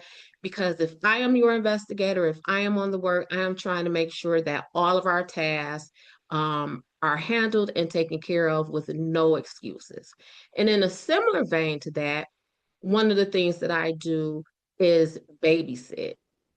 Now, babysit as a private investigator. Yep. So let me tell you about this one time. So at this time, my youngest kid was like 17, 16 years old. So obviously taking care of small children was definitely part of my past. But this witness had a 2-year-old child. So I was like, okay, I meet y'all at the court. So while mom is testifying, I had the baby with me. We were in the hallway coloring. I even think that we went in a judge's chambers where the judge's support staff was loving all over this baby, right? Now, granted, when I got home, I was exhausted because, like I said, childcare was long into my past, and that little 2-year-old kid wore me into the ground. Do you hear me? But the baby's mom got to testify in peace and didn't have to worry about if her baby was safe and sound, right? Now, this other one that I do takes a lot more human skill and a lot more finesse, and this is family crisis management. A lot of investigators may look at it as if that ain't my job. I don't care what you got going on in your life. That ain't got nothing to do with me. But in fact, I believe that it does because if my client is distracted by family issues, I feel that my client is not in their best condition to help me help them. And one time in particular, I had a client who had an extremely close relationship with their mother, and their mother was ill. Actually, their mother may have not survived this medical condition. And so, one of the things that I did is I fought with the legal team to have a grief counselor on standby so that if something happened with this client's mother, if the mom's medical condition deteriorated, or sadly, if the mom died, we would have some kind of care and professional services in place to help this client. Because if their mom died, how is this client going to be in a position to help us help them? How is this client going to be able to sit in any defense team meetings with us and answer any questions when they are feeling sad and depressed about the condition or even death of their mother? And those are some of the things that I do that don't necessarily um, involve investigation, but for me and my approach, they definitely apply because, again, it is my job to make sure that all impediments are overcome when I am trying to service my clients. And y'all kind of see some of that human approach I take in my 15 minutes of murder investigations. So that is why I refer to Dorothy Jane Scott as my homegirl Dot. That is why when we were talking about Caddy, where I referred to or described Sue Sharp as a hot girl, or even why I took total offense to Alan Wilmer being declared a suspect in the Colonial Parkway murders 7 years after his death, and even more years after he passed the FBI polygraph test. Because again, I took the time to research these people to get an idea of who they are. And again, once I do that, what am I in a better position to do? Serve you, to understand you, to see where you fit in my suspect list. So that is it for now. I just wanted to drop by and talk to y'all. Tell you what, how about if y'all drop critiques, compliments, insight, whatever you have in the comments below. I'll be there to chat with you, to talk to you, um, so we can go through all of this process. Because again, I keep telling y'all are part of this investigation team too. I want to hear from y'all. I don't want to just be talking to myself. And no, I'm not always right. So, yep, I'm an investigator, but y'all know some stuff too. So drop that stuff in the comments. That's it for now. I will see y'all in the next 15. Talk to you then. Bye.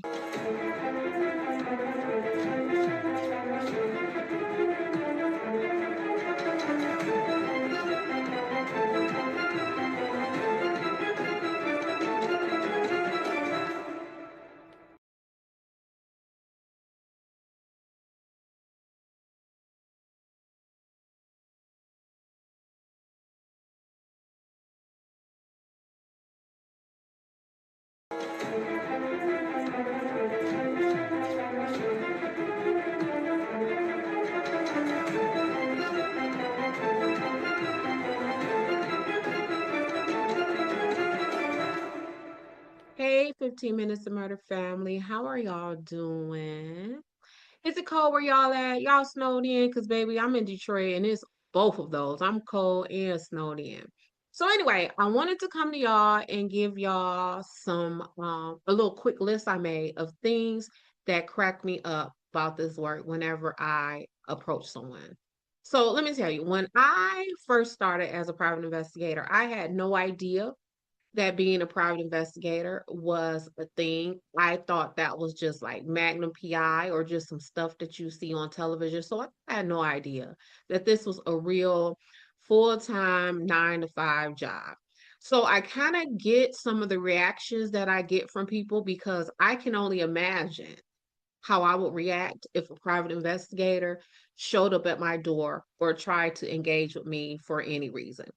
So, with that being said, here is a list of the things that crack me up when I approach people. This list ain't in no particular order. It's just some of the things that I thought of that crack me up, that happen more often than other things when I encounter people. So, number one on the list is, girl, how did you find me? Now, listen, as a criminal defense attorney, I make sure that no one can ever say that I misrepresented myself in any way. So when I approach you, I give the full introduction of myself. Hello, I am Desiree Edwards of Sunshine Investigations. I am a court appointed private investigator, and here's my business card. And even with me saying all of that, people look at me and say, how did you find me? And my response is always, baby, I just told you I'm a private investigator. But people still, it like in that moment, it's like it does not register. And like I said, I get it because I will probably be taken aback if a private investigator approached me. But I'm telling you, it never fails to tickle my soul. I be laughing so hard, like I just told you what I am and what I do for a living. That's how I found you. Number two, when people tell me that I have asked more questions than the police did.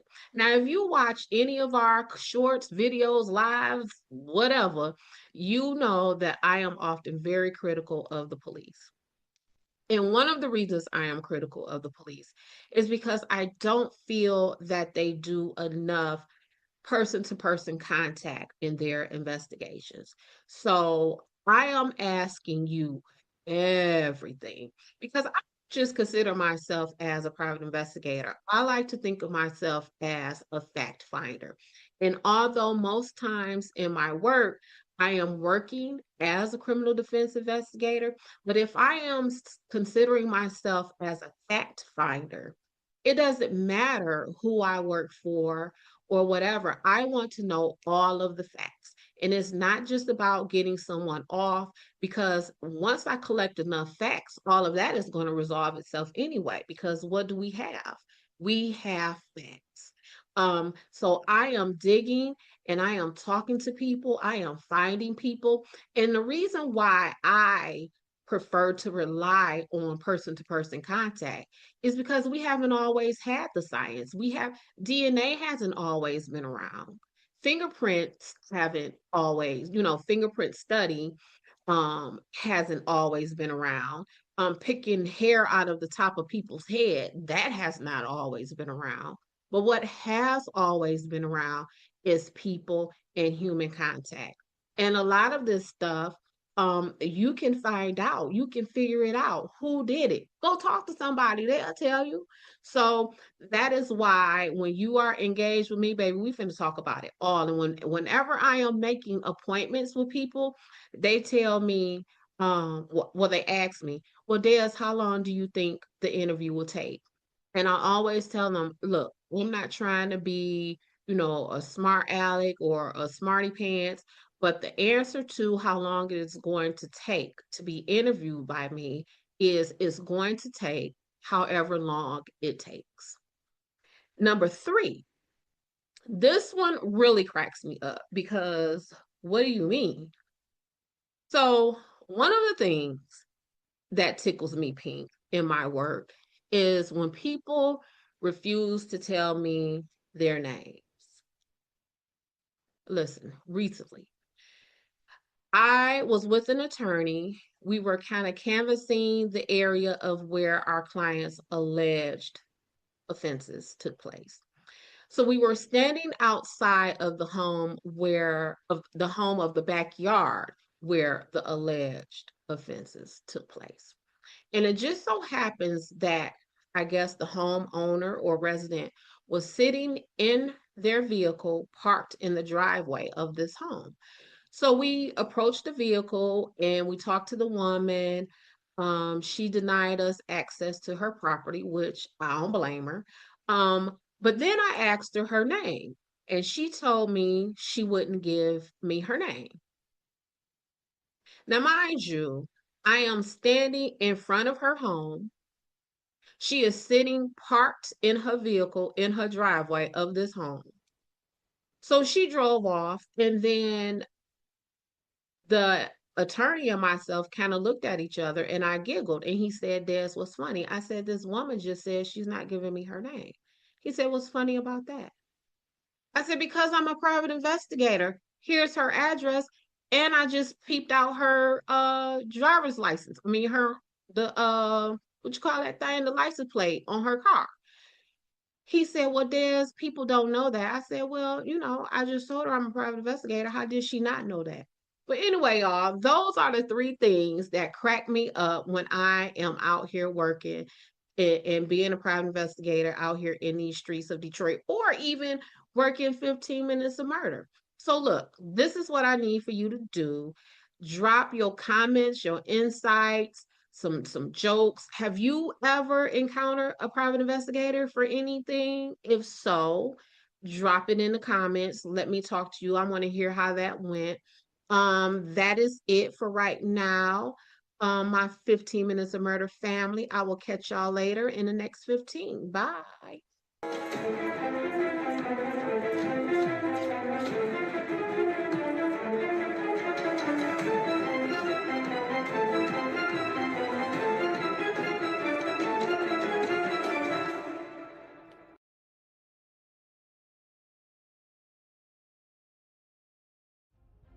Before we close, there's something important to say.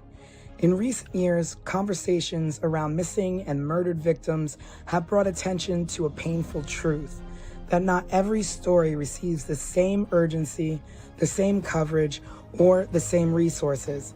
But let us show you what a champion from the ashes looks like.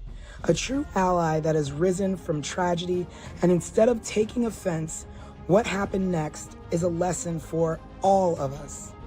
After the loss of his daughter, Joseph Petito, father of Gabby Petito, became aware of such disparity in a rather harsh way.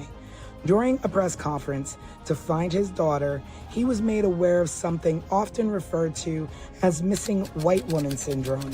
Instead of turning away from that reality, he leaned into it. He listened, he learned, and he acted by channeling his grief into purpose. Through the Gabby Petito Foundation, his family now works to support organizations that help all missing persons, especially those from underserved communities, receive the attention and resources they deserve. And to go a step further, Petito is currently working on a new series titled Faces of the Missing, which he says will cover dozens of cases that have received little media coverage. This will bring such hope to families that don't often receive the national or even local coverage deserved to bring their loved one home or to find answers. Joseph Petito, thank you for being the change we wish to see. Your daughter is proud. Rest in peace, Gabby.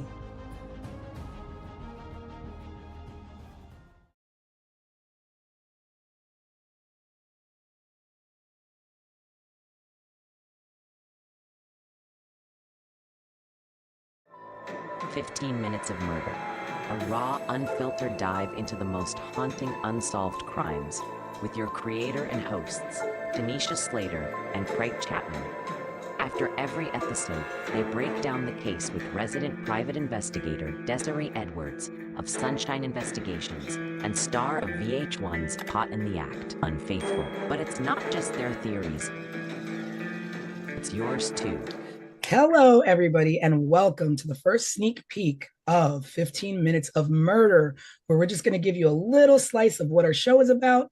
I am one of your hosts, Tanisha Slater. And I am Desiree Edwards, your resident crime expert. And my name is Craig. We just wanted to give you a rundown of how this series is going to work. Every episode and every story and every case that we go through will start off with a sort of like preview television series that gives a rundown of the case that we're going to be featuring that week. In the first week, we will show this video, and then after that airs, people will be able to submit questions to us. You can also go to our website, 15minutesofmurder.com, and join our Substack. So we'll have a case file there for you to look at, and you can submit questions there. You can submit questions on our YouTube channel and any other social media outlet. And then the following week, we'll deep dive into the case through a podcast where we'll all join in, and you at home will have your questions answered, and possibly one or two of you will join us on the series. Craig, that's a big deal. The viewers get to join us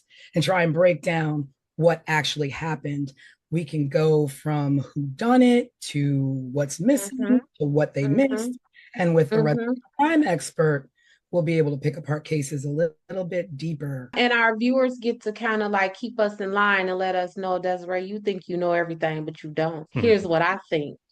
See, I'm ready for that part. This will also give not only us, but everybody at home an opportunity to explore things that maybe weren't explored at the time that the cases happened. So alternative theories, things maybe we see that were missed, or any sort of like ideas that we might have or you might have at home. Yeah, I think the best part about this too is that we're going to be featuring all unsolved cases. So it also brings light to the 15 Minutes of Murder, which is also our title, obviously. But 15 Minutes of Murder doesn't mean like 15 minutes of murder. We're going to show you a 15-minute clip. It means every murder somehow gets its 15 minutes of, so to speak, fame. So hopefully with this, with cold cases and unsolved cases, we're bringing to light some things that maybe got overlooked. So you never know what we can crack. I'm hopeful that maybe some of these cases can become solved just from renewed interest, right? And new advancements and crime investigations and all that kind of stuff. So I'm excited. I think this show is going to be hugely beneficial, and I think our viewers are going to enjoy it. And we're going to be covering cases specifically from like the 80s, early 80s, where technology and crime solving was a lot different. It was more boots on the ground. That whole perspective of these investigating agencies just have experience overall that they may not have had 30 years ago, and they can employ those things and get some of these families and communities some closure. Maybe we should also take this time to sort of introduce ourselves in case people are wondering like where we come from and sort of what we're all about. I was a television producer for 20 years in New York, working on some good and some really terrible reality shows at MTV and VH1. And I started at Nickelodeon. And that's kind of how I met Tanisha. Yes, and my name is Tanisha Slater, and I have been in the television industry for over 20 years. I have worked on live shows, morning shows, competition shows, reality shows, talk shows, you name it. I've worked on it, from MTV, CBS, ABC, Hulu, lots of good stuff. Like Craig said, lots good, but also some, you don't really want to mention. But I am a big true crime fan. Me and my gals, we get together on Fridays and we watch crime documentaries and throw our 2 cents in there. And that's why this show is going to be really exciting for me. I will be editing your shows, bringing you all the details from what happened to what didn't happen. And I'm really enjoying that a lot as well. I am Desiree Edwards. I am a criminal defense investigator in the proud city of Detroit, Michigan. A woman approached me, said, "Hey, Des, I like your vibe. I like the way you talk, the way you move. I own a private investigation agency. Do you want to come work for me?" I didn't know private investigation is a real thing. And that's what I've been doing. I went to work for her. It's been more than 10 years, and this is what I do. My work is kind of different from other investigators because I specialize in criminal defense. So 15 minutes of murder isn't just an interest for me, it is my career. This is what I do in real life every day, which is solving crimes and figuring out who did it and who didn't. Okay, let me just interrupt you really quickly because Hey, girl. don't let Des fool you. Des is at the top of her game. Des now owns this private investigation firm, which is her own. Okay, and she is the top sought after private investigator. That is Fool true. you. That all of those things are true. I, She just where wants do- status. yeah, where do we put these things? We put it out there for the people. Let them We know. put it out there for everybody to know. That's right. Not only do I do these criminal defense cases here in Michigan at the state level and the Fed level, I do them across this country. I've worked in more states in this country than I have not. I get international phone calls inquiring about my investigation services. And what Tanisha, while she's checking me, what she ain't tell y'all is that she casted me for the second season of MTV's Caught in the Act Unfaithful, where I was a featured investigator for season 2. So when Tanisha say that I do it all, she's not lying. Nope, not one tell. And we're going to bring you some good programming and we're going to have lots of amazing, great conversation and hopefully, bring some things to light and hopefully you will enjoy our show. Yeah, lots of really good cases coming up. And again, just another quick rundown. Each week we'll feature a short sort of television style series that gives a background on the case that we're featuring. You can then go to our website, 15 Minutes of Murder, check out what we have going on there, and to also link to our Substack where you can download a case file just to get more information. You can submit questions there, and you can submit questions through our YouTube channel as well. You can just comment below our videos. The following week, we'll dive a little deeper here on the podcast for the series. We'll answer your questions, give our own opinions, and also, at some point, maybe bring a guest or two on the series to join us as well. Thanks for tuning into the preview. Let us know what you think, if you have any thoughts or ideas, and we will see you in a couple weeks.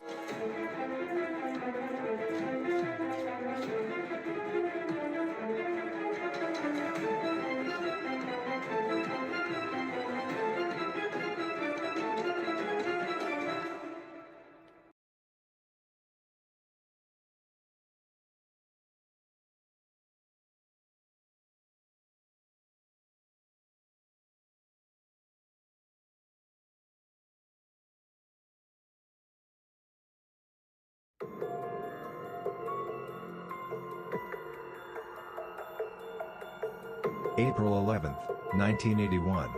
A quiet mountain town in Plumas County, California.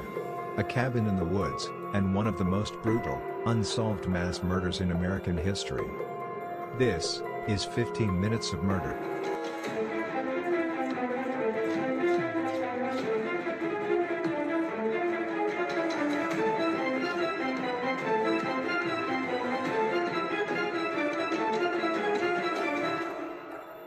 Tonight we take you inside the infamous Ketty Cabin murders.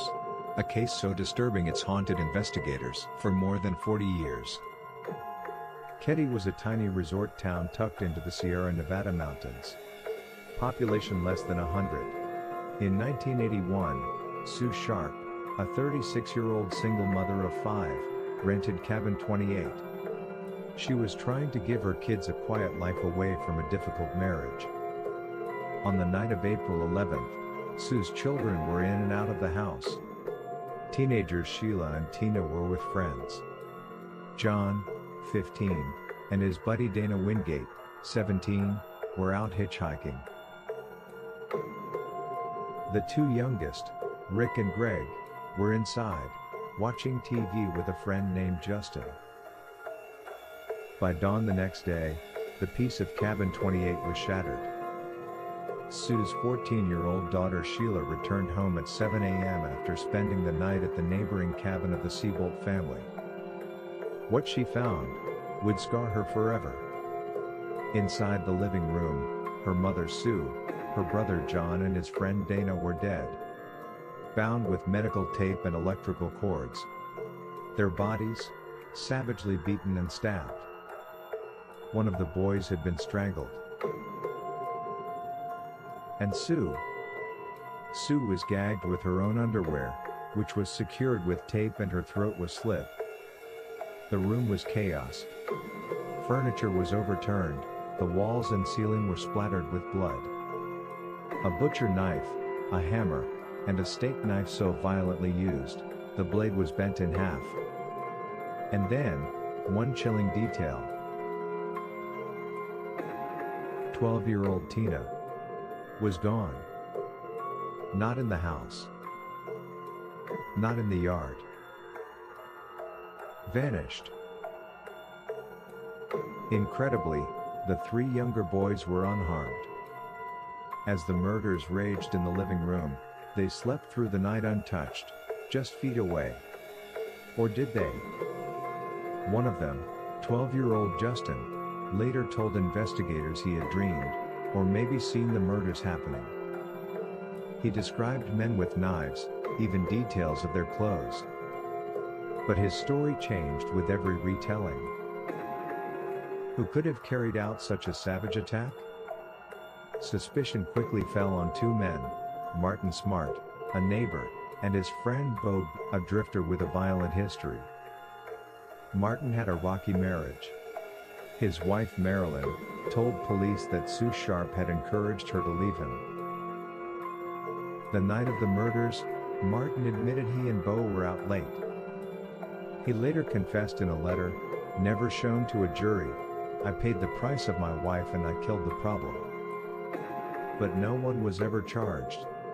Decades later, in 2016, investigators uncovered a hammer in a nearby pond believed to be one of the missing murder weapons. Still, DNA evidence has not yet solved the case. In 1984, a skull was found in the woods of Feather Falls nearly 100 miles away. Dental records confirmed it was Tina Sharp. How had she been taken? Why was she separated from the others? And why, after 4 decades, does this case still remain unsolved? The Ketty Cabin murders are among the most haunting mysteries in American crime history. A family slaughtered. A child abducted. Multiple suspects. And a trail of evidence that always seemed to go cold.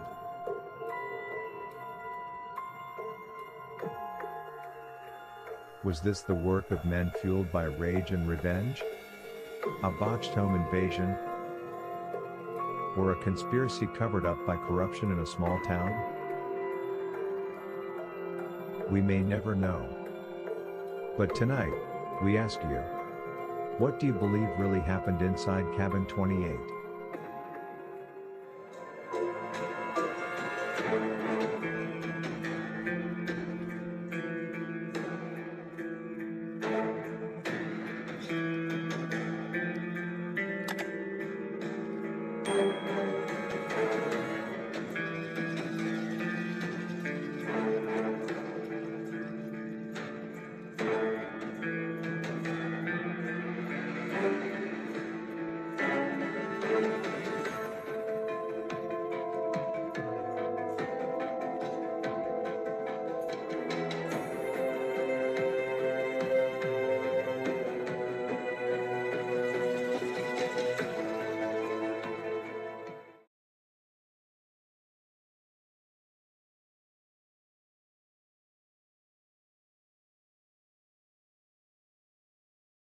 When officers stepped into cabin 28, they walked straight into a nightmare.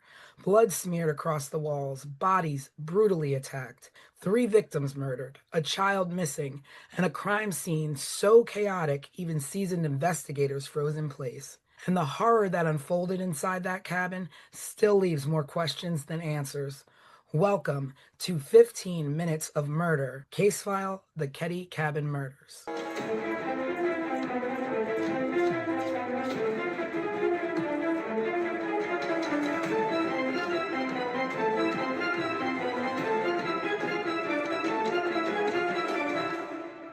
Hello, everyone. Happy Sunday, and welcome to the full podcast version of 15 Minutes of Murder, where we are going to deep dive into the Ketty Cabin murder case.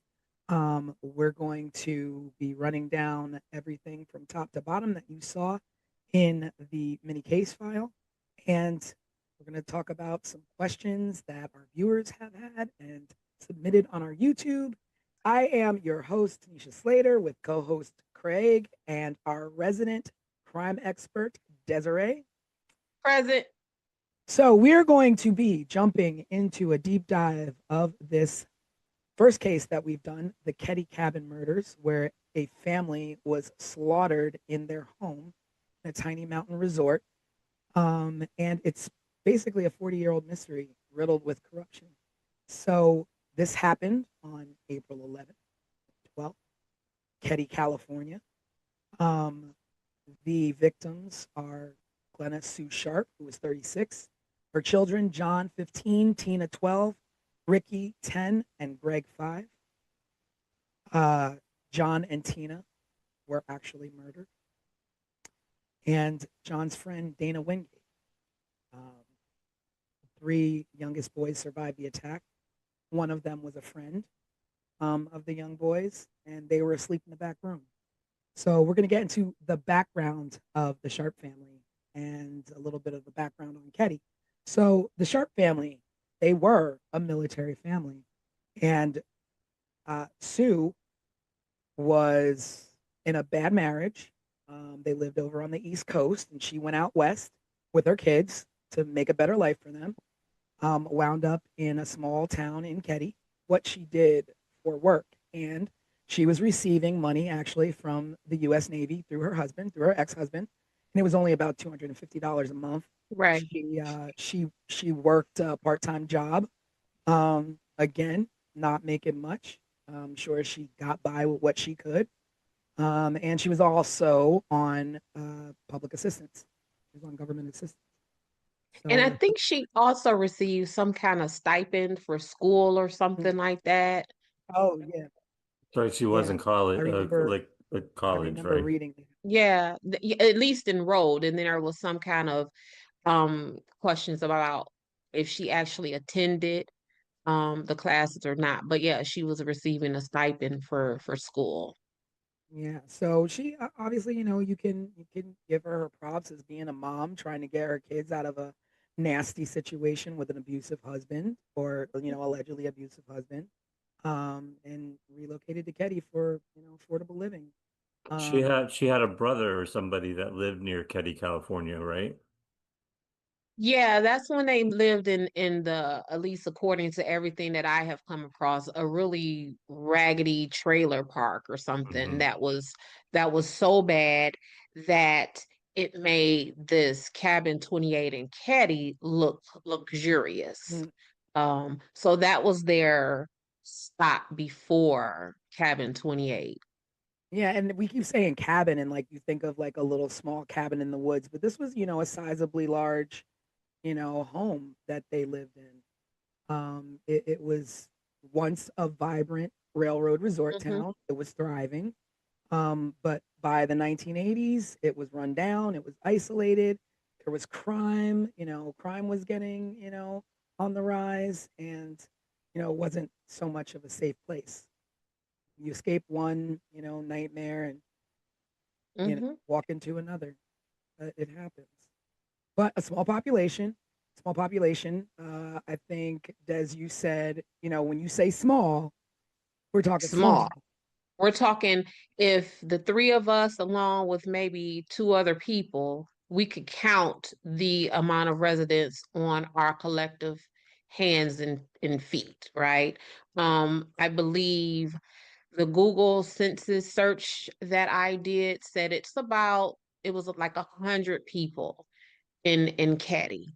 I have worked dozens of cases where there have been more than 100 witnesses. So we're not talking a lot of people. Like if we were to probably to count up the people who lived on any of the blocks that either of us live on, we would probably come to 100 folks easily.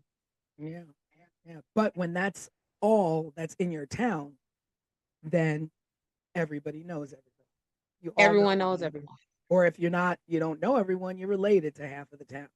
So, Right. the fact that, it's a small town and the fact that there was poor police oversight from the Plymouth County Sheriff's Department kind of puts this case in a tricky situation of being unsolved all these years Mm-hmm. later. Mm-hmm. So, let's get into some social dynamics of the town.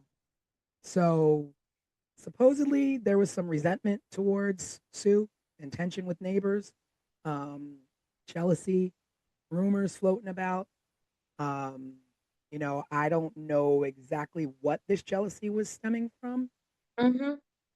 but I could only guess that it might have been her neighbor and little thing happening there between her neighbor's husband, who wound up being a suspect for a minute. From the things that I've seen, I would kind of,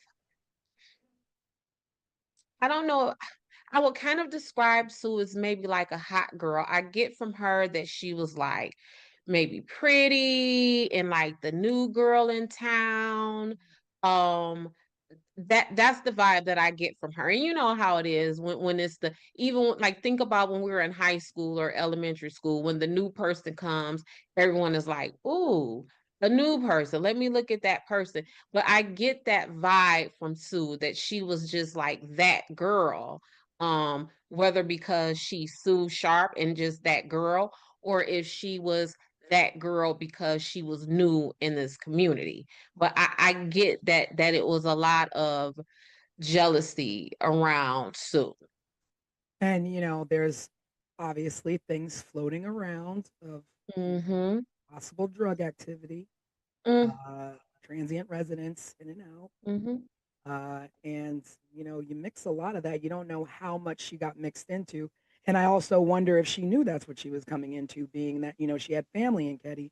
Did she know that's the kind of town she was walking into with her kids? Yeah, I don't know if because see, what I don't know is how long her family was in that area, right? So if her family was there long enough to know that this was kind of like a shady population, and they were just like, "Hey, sis, bring the kids to come out here." But it definitely was a shady population. And I think somewhere I read it was because the the sheriff lived there in cabin 28 previously, and it was some kind of scuttlebutt about the sheriff living in cabin 28 and therefore being surrounded around a lot of lawlessness amongst the community with him living in 28. So it was a shady environment. No, so I was gonna say, like, one of the things as you're setting up and going into the intro of the stuff that we're talking about, something that has always stuck in my head is the husband's name is John. I'm Mhm. sorry, James. James Sharp is Sue's ex-husband and this military person. What do we know about his discharge or whatever from the military? You know, Like, I don't know much about what yeah. went on. Like I'm wondering what was because it was the allegations that he was abusive to Mhm. Sue and the children. And the military, they have a whole nother set of rules. Like you can't be Oh, over yeah. here with this mess, right? So Not I'm at all. wondering if like he was discharged from the military in what that looked like Yeah, in that is his definitely That is definitely interesting. And you also wonder, like, what uh did he have any role in or say with her taking the kids, or was it, she Yeah. just got up and left? Because even like how much contact would he have had with those kids? Because what we know about children, they gonna run their mouth Yeah. and they gonna tell everything. And if he was on the phone with any of those kids at any time and Sue had some mess going on in and out that house, Dad, mommy was hanging out with so and so and so and Mhm. so, and mommy was, you know what I'm Well, saying? but we have to remember too, it's 1981, or It in the early is. 80s, and we didn't Yep. have like quick, call up dad on FaceTime and tell him all Yeah, about what but mom did but on the even if weekend. even if it was a pay phone call once or twice a month, kids are always kids. Kids are always going to tell. So even if it was that monthly call, it would have been mommy, daddy, mommy has been hanging out with these people. And as Yeah. far as the investigation goes, um, was James ever part of that? And did he ever report back to the investigators any information that the kids will have given him about the company Sue was keeping? True. Like, just where is James? I think that's a good question. Like all the research I did and all of the background I read about this case, they mentioned him and they mentioned that she moved a pretty long distance from the east coast of Mm-hmm. the US all the way out to Keddie, California, which I believe is like northern mid California somewhere up Yes. in the mountains. But that was the extent of it, just that he was abusive and that she bounced and took the kids with her. Yeah. Because I'm gonna tell y'all, when I'm working cases and I really want to find out some good stuff about someone, I will go into the family court side because typically courts have two sides, the criminal side, well, maybe three, criminal, civil, and then family. So I would then go into the family court side and run a person's name to see if there were any divorce filings, any paternity filings, any child support filings. And I will go and talk to that person and get tons of information from those people. So essentially, I'm going to find your baby mama or your baby daddy to give me all of the tea on you as an investigative tool. And I think that Mhm. if they didn't do that with James, they may have missed Mhm. a lot of information. But also the fact that, you know, a lot of people and a lot of things that I've read in the specific site where I read that, she wasn't exactly the ideal mom who everybody painted her out to be, and that she was actually renowned for leaving her kids and abandoning her kids and leaving them at home to fend for themselves, and that she spent most of her time with her best friend named Nina. So, I mean, you just don't really know what happened, because Right. but when I, people are saying, I mean, people are quick to say when you leave your kids, when you're not a good mom, people are quick to, point that out and just, spread that.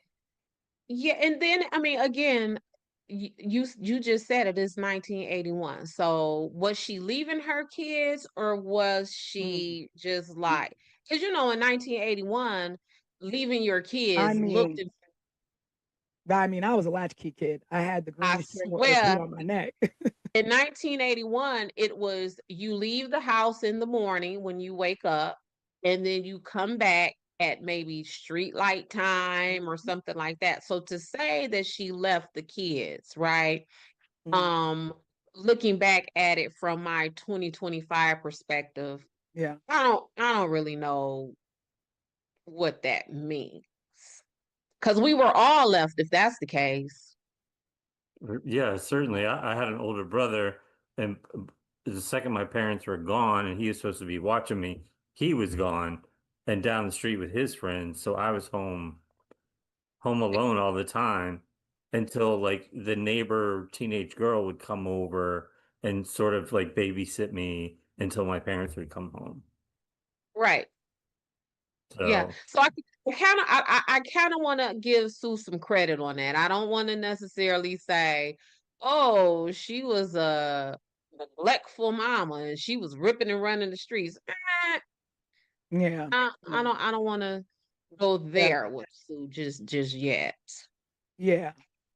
I I mean, was that's looking true. for a little more information on the husband, and Yeah, no. the only thing I could find is what we've already talked about. Yeah, Mm-hmm. it's very slim. There's really not a lot out there about him, just that basically she left him and was trying to look for something better. I read that she even stayed with his parents for a little bit. Oh, really? Yeah, She was a stay-at-home mom while he was in the military. Mm-hmm. but So yeah, there's just a lot about like her mothering, and sad to say, like when you have a lot, it makes me wonder if people were talking bad about her being a mom, be are they recalling her being a bad mom because of what happened, or if they really thought that. Right. And so, like, basically, like an implied truth, kind of like, Mm. oh, well, now that this has happened, Yeah, hindsight, I yeah, guess she was a bad mom because how else could this have happened if she wasn't a bad mom? yeah. And I feel that's a sad and unfair assessment, right? Um, I mean, because when you think about it, you could say somebody's a bad mom all they want, but with that amount of kids, and you are concerned with, she could have left and went to Ketty all on her own and left those kids wherever if she didn't care. she could If have she left him was a with bad James. mom, she could have left them with James. She could have left them with their parents. Mm-hmm. Mm-hmm. So like you, I won't Mm-hmm. go down that road and and speak ill Right. in that way.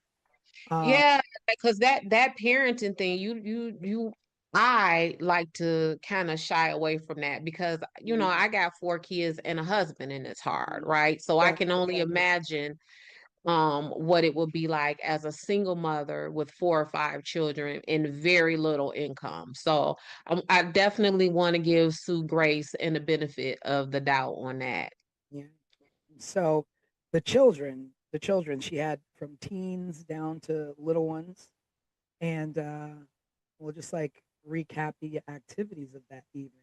So what we do know is that on that evening, John and Dana went to hitchhike to hang out in Quincy, where I think that's where her brother had lived, in a Mm-hmm. small place out there. And they went to go hang out with some friends. And their friends that claimed that there was possible encounters with drug involved teens. I don't know a lot about that, and that the friend Dana was seen with some sketchy individuals, some street locals. So Yeah, in this side of town where this activity where the kids were hitchhiking to and going to party to, that's the side of the town that everyone alleges that Sue would, when she was abandoning the kids, that's where she would go, mm, on this side of town. mm, Um, and it was some like conflicting information about how the boys got back home and who took them back home and mm, was that those sketchy people they were with in yeah, this were they sketchy part of followed? town. I mean, that's true too. If the kids Yeah, were like involved in something that mom didn't know about, did the kids owe money? Did the kids, yeah, get too cocky out there? Like we don't know. And yeah, and and who exactly was Dana Wingate? Like, like they couldn't have been, lifelong friends. These are new. This has to be a new friend. You don't know who he was or what he was into or what he got John into. Because I mean, you could go off on any angle and be like, oh, it was the kids hanging out with the wrong people, or it was right. Sheila hanging out with the wrong people. It was the neighbors who were jealous. There's just Yeah, so and that's what has frustrated me from the top to the bottom about this case because it has just been left with so many possibilities, right? So at some point, if we start off with 10 theories or 10 possibilities, at some point a thorough investigation will narrow that down. So now we went from 10 to now we're at 6. But with this case, all of these possibilities and all of these theories have been just left to fester and survive 40 years later. So we've got John and Dana who went off and they were out hitchhiking, doing whatever, young fellas do in the 80s. And Mm-hmm. then, you got Sue and the younger kids at home watching TV. Now, with Sue, her two younger boys, and their friend Justin. And, I guess they're all watching, TV, just sitting at home. Um, and I guess Sheila uh, was over at a friend's house. Now, the thing with Sheila being at the friend's house is that I had read that Tina, Tina, the youngest daughter, usually Mm-hmm. slept over at the neighbor's house, and Sheila never had anything to do with them. And that's because Sheila was new into Caddy. Mm-hmm.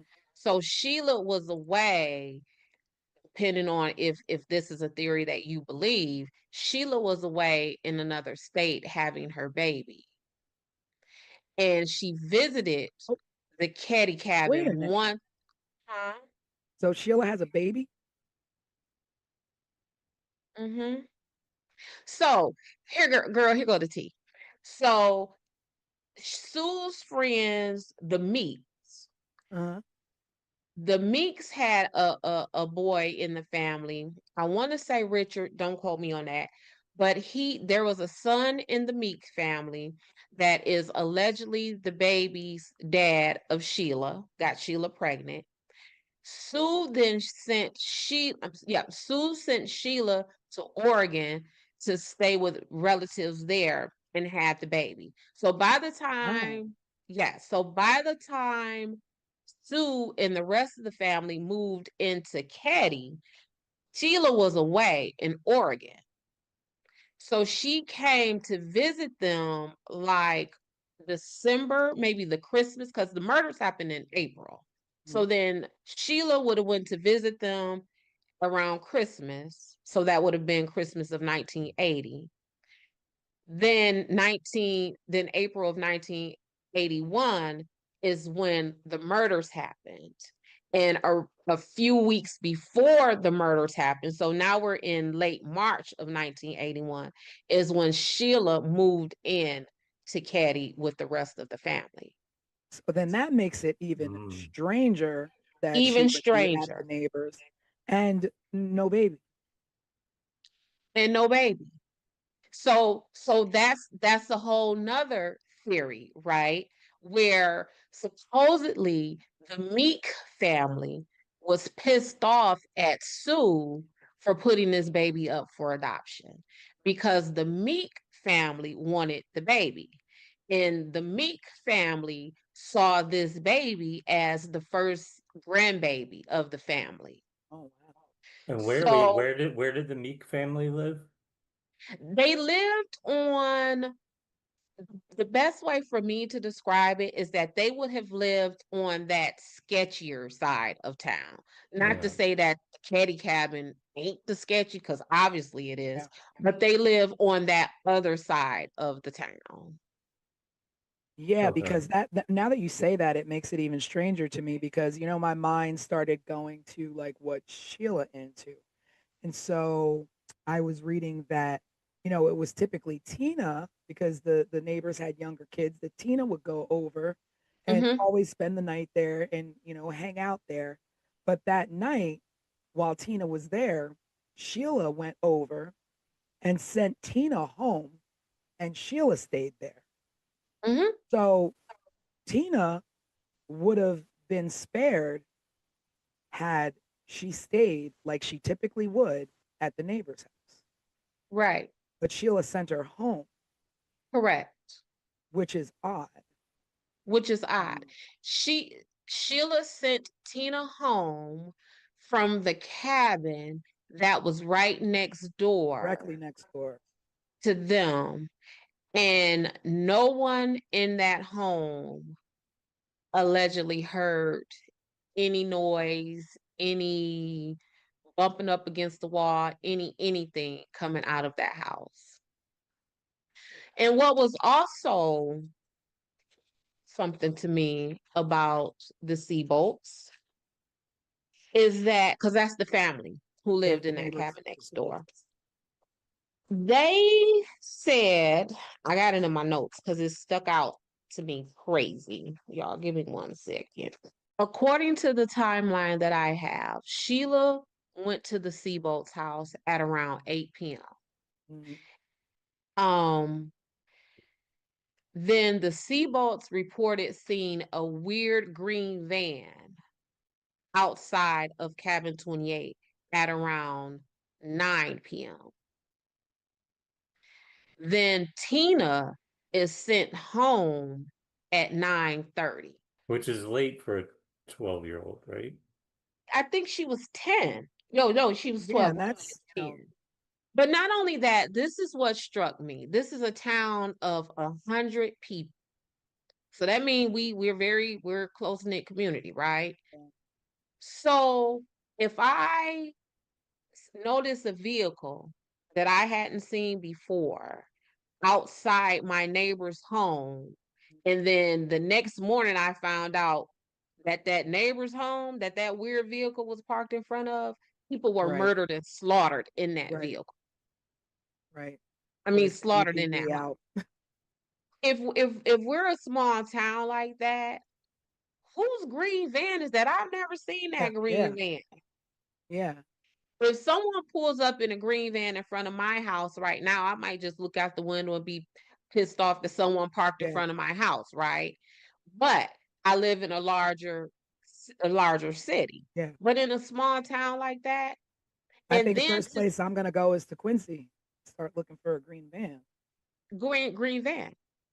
But also when Tina was sent out to go home and you saw that weird, awkward Oh van, yeah, yeah, yeah. you're not like, Tina, hold on. Hey, I'm finna walk Tina home. It's a Right, car out here. right. It's just, Yeah, and we don't know how Ah, long that car was out there or when it mm-hmm, left. mm-hmm. So did someone send Tina away to be murdered? Mm. I mean, Tina was ultimately not murdered at first, right? we don't know that. I mean, We she could don't have know been that. murdered first and dumped, or she could have been held for who knows how long. Mm-hmm. She could have escaped from her captors and died on her own. Well, we know that she at least tried to escape because the Yeah, back pocket of her jeans was ripped yeah. when And I when when guess they when they found her remains. So somebody she was trying to get away from someone. But yeah, I think that timeline right there, that hour and a half timeline, has been sticking with me since I started doing my homework on this case. so. There were witnesses who did, report that they saw a bearded man with glasses earlier in the week, seen around the Sharps cabin. No, no leads were really ever followed up properly to check and see who that was, who the green van was. No, we don't know. And part of that is because um back to the Seabolts. When Sheila made her discovery and she went and reported it to them, do you know that they didn't call, it took an hour before they called the cops? How in the world? What are you doing for an hour? What are you doing? And they are the people who went back. So Sheila reported what she saw to them and that the boys were in the bedroom. So they went back and retrieved these kids. So you would have seen this scene and you not call the cops for a Yeah. whole hour. How do you pull the Maybe, kids out without? maybe, I mean, they walk through the living room and see everything that's happened. But let's Well, let's just let's just talk about the. I'm sorry. Go ahead, Craig. no, I was going to say maybe we should just for people listening at home describe sort of Yeah, I'm going to talk about what the crime happened. scene. Yeah. So the oh, crime scene, they were found. The family was found on April 12th by Sheila. She was at the neighbors. She got up in the morning. She walked home, opened the door, and found her mom, John, and Mm-hmm. Dana slaughtered in the living room and bound with medical tape, bludgeoned, stab wounds, blunt force trauma, blood splatter everywhere, uh, Everywhere. everywhere. That it literally looked like there was just complete struggle and hours of torture. Mm-hmm. There was a knife that was bent in half. Like, do you know how much force it takes to bend a knife in half when you're stabbing somebody? That's violent. That is brutal. That is hatred. That is zero Mm-hmm. regard for human life Mm-hmm. and zero regard for a mother and children. Um, a hammer was used. Mm-hmm. To murder with a hammer, that is that's monstrous. Yeah, and in my work, um, knives, stabbings are some of the most personal um crimes, right? We know if I'm working a case and the victim in my case has been stabbed, I immediately think of the closest people to that victim. Who has the most access to him? Who, whether that is physical or just like in the family, in the friend unit, because a stabbing Yeah. is a very intimate crime. Um, One of Sue's wounds was so deep that it touched her spine. Like that is the force. And just think about your torso, your body right now, like where your spine is. You know what I'm saying? Like someone would have to force that knife through your torso, through your chest cavity or wherever and reach yeah. your spine. And your spine is deep in there for a reason. Yeah. And And It's that so knife, protected. that knife, in the pictures, it almost looks like they would have had to like push down on them, like Mm-hmm. almost cave them in a little bit to reach down in that deep. Yeah, I don't even know how you would the direction and motion you would need to stab someone to get to a spine. Like I don't even medically, I don't even know how that's possible.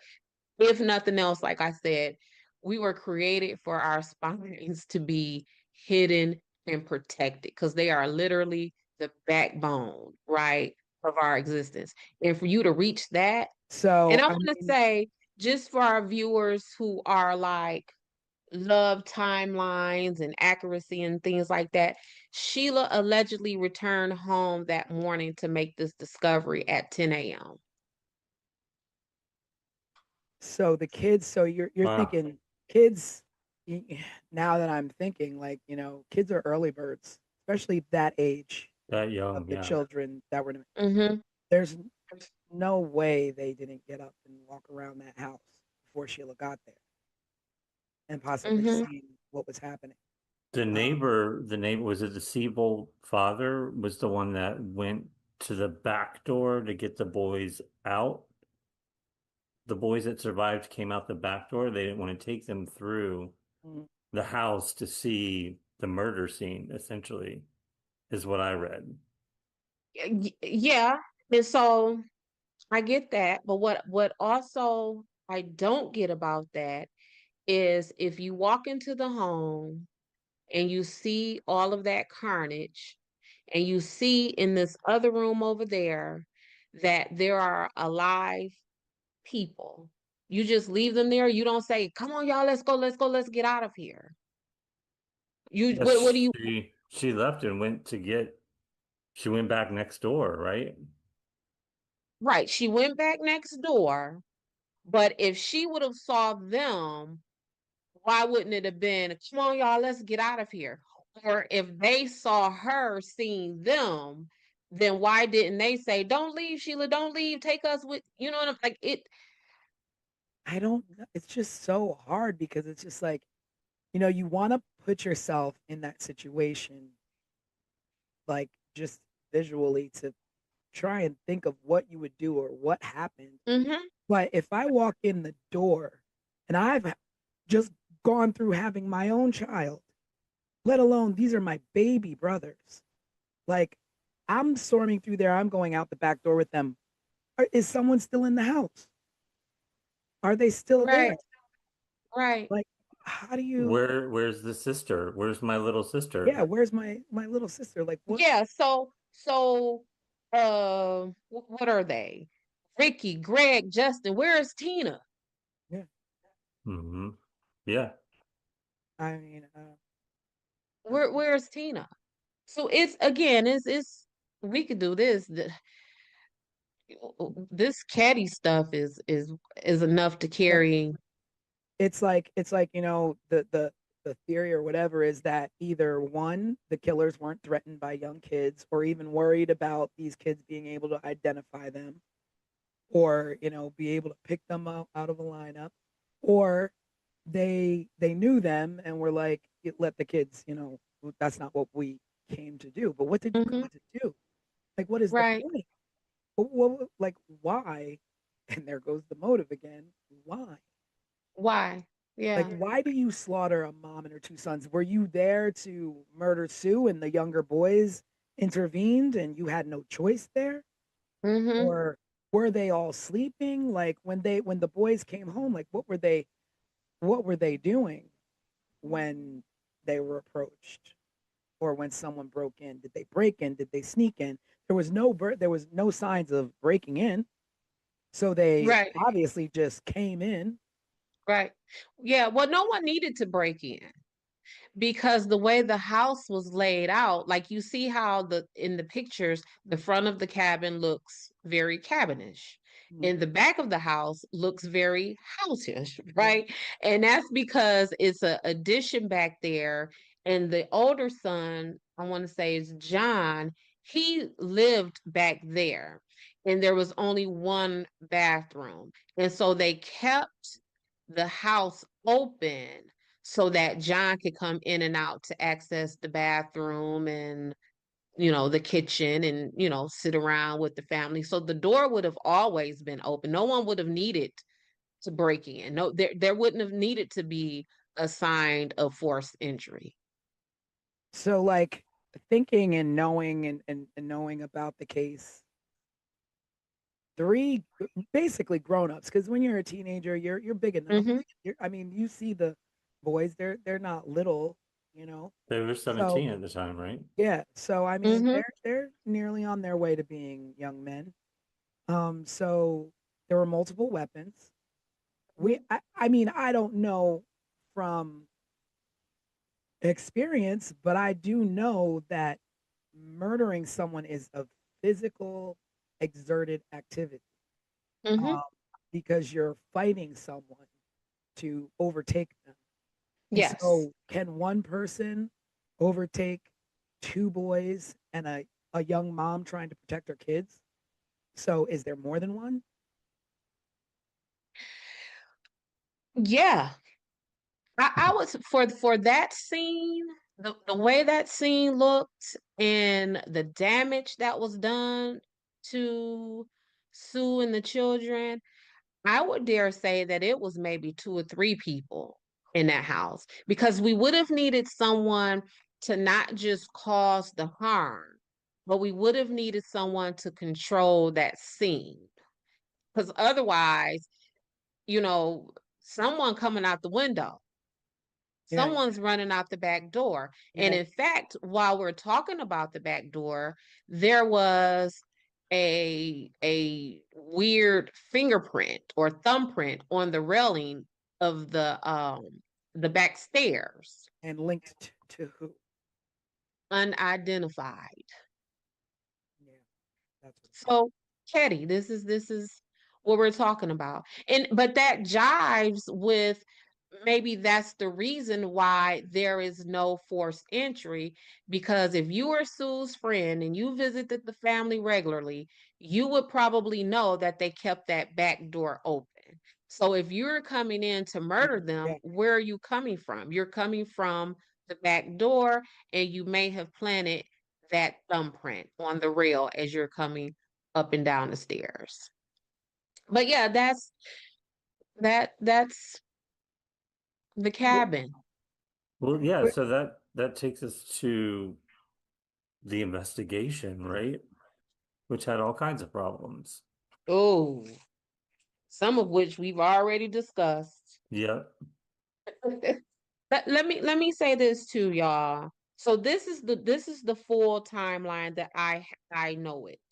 So we have Sheila going to the Seabolt's cabin at 8:30 p.m. that night. Then the Seabolts reportedly see the van outside cabin 28 at 9 p.m. Then Tina leaves the Seabolts to go home at approximately 9:30 p.m. Then John and Dana, depending on who says it, arrived home at sometime between 11 and 11:30 p.m. And then the murders supposedly take place between we don't know. Between we don't know. So around 1:15 that morning, the folks in cabin 16 woke up because they heard noise. Marty and Bo left the bar that they were hanging out at. Who is Marty and Bo? So Marty is I know who they are, but I know. we should explain who Go they ahead, crime are. expert. We're Yeah. about to. We're about to. Okay. So Marty Smart is Jason, the one of the little boys who are in the bedroom. That is his stepdad. It's Justin or Jason? Justin, Jason, what did I say? It was Justin, right? Okay. Justin. So listen, I'm a mom. I don't even know my Whatever kids' your name names is. sometimes. Yeah, whoever you are, that person. So that's his stepdad, and Marty is married to Marilyn. Bo is Marty's homeboy. So they were at this bar acting a mess and drinking and fussing and causing a commotion, and they left the bar at 1 a.m. Now, And the two of them were actual suspects. they were suspects. That's where this is going. So they were the suspects. They leave the bar at 1 a.m. And not only are they actual suspects, but the legend is that Marty was having an affair with Sue. Mm-hmm. And Sue may have told Marilyn, who was Marty's wife, that of this affair. And so, Or I heard or read what you that hear she was trying to convince Marilyn to leave her husband. to leave? So Marty and Bo at the bar, hanging out, whatever, they lit. Then they come. So then we got the people in cabin number 16 hear some noise and commotion at 1:15. Now, Marty and Bo allegedly returns back to that bar at 1:30. So what's the So time frame between they leave the bar and come back to the bar? 30 minutes. 30 minutes. Exactly. Mhm. That's a whole lot of stuff to have done to a whole lot of You're people. talking about travel time. You're talking about, and you can't, there's no cleanup. You're going to have blood all They over gotta you. clean themselves, yeah. You're going to have blood all over you. And to murder Mhm. 3 people in 30 minutes or less than 30 minutes, maybe 10 minutes, you And leave and fingerprints. and you're gonna want to sit down because Yeah. if you're stabbing someone so hard with that much force where you're reaching their spine, you're tired, you're out of breath. It makes me wonder, like, why they were even suspected. Like, was it solely on the supposed affair or because they were at a bar and left the bar? They were Well, hell-bent. one of the young boys that survived out of the three described them. Mm. But Remember, he he was was, describing, but then Justin's just allegedly describing his dad. yeah. Correct. And then Or there is maybe they did go to the cabin. Maybe he just went there to check on his kid. I mean, that's a Yeah, possibility. that's a whole nother set of like a whole nother level of twisted though. Like I am going to go into this home where my stepchild, if you want to be specific about it, where my child is asleep and there to have a good time with their friends, and I am going to go in this house, me and my drunk homeboy, and we're going to slaughter everyone in this house while my son is in the back room. Yeah, but I mean, maybe they did leave the bar in that 30 minutes, Mm-hmm. go visit, Okay. but nothing had happened at that point. They just Nothing go happened. check in and then, Went go back to the and bar. go back to the bar. Yeah. Right. But So I don't, you don't think what'd that you happened? say? You don't think that happened? I don't think what happened. That they just kind of popped in, checked in, and then went back to the bar?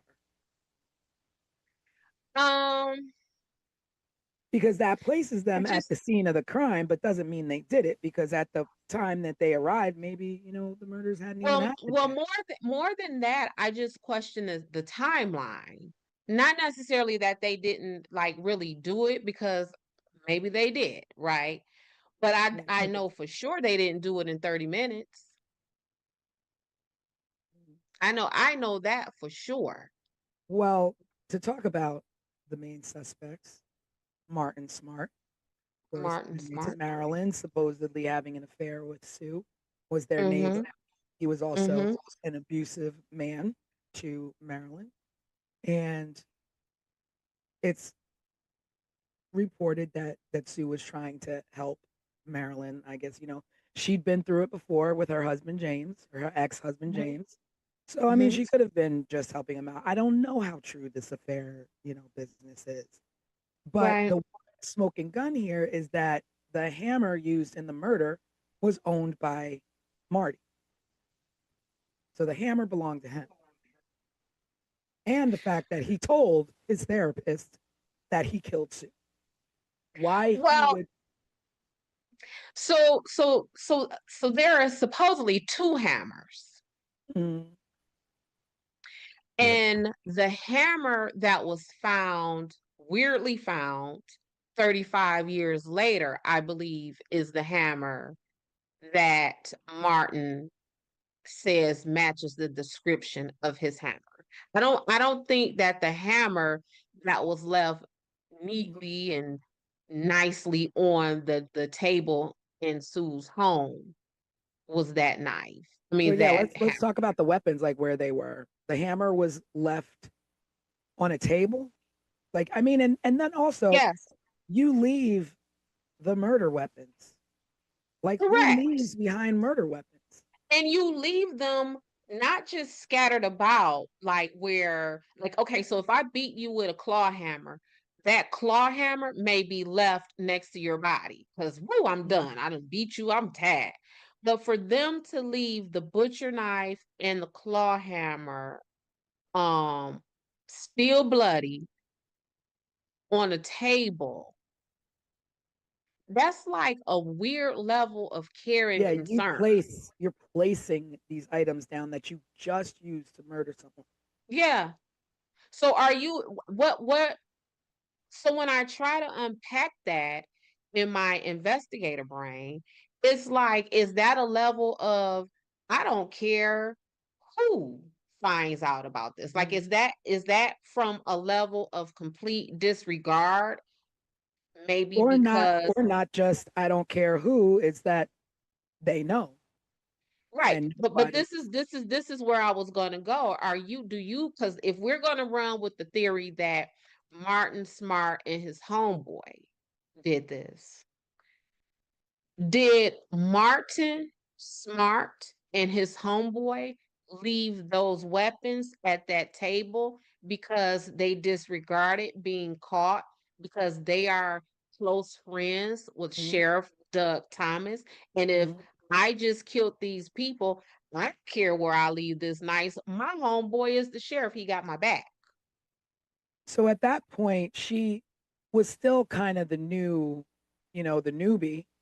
but she'd been living there for months. So she kind of, integrated into the town. Integrated, I'm sure people, adored her kids or Well, integrated enough to where, she allegedly is sleeping with this woman's husband. yeah. Integrated enough to where her children were staying the night at other people's True. cabins and other people's children were staying the True. night at her Well, cabin. because my thinking was like nobody's gonna care because this is the new woman in town. She's not from here. Nobody's gonna care what happens to this woman or her family. Yeah. There is So some we don't kind of have to a, cover our tracks. yeah.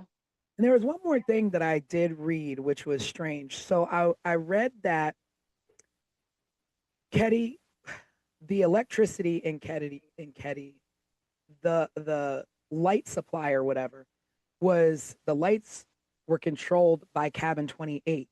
So in order to Yeah. turn off the lights in the town, you would have to turn off the lights on cabin 28. Mm-hmm. And before Sheila went over to the neighbors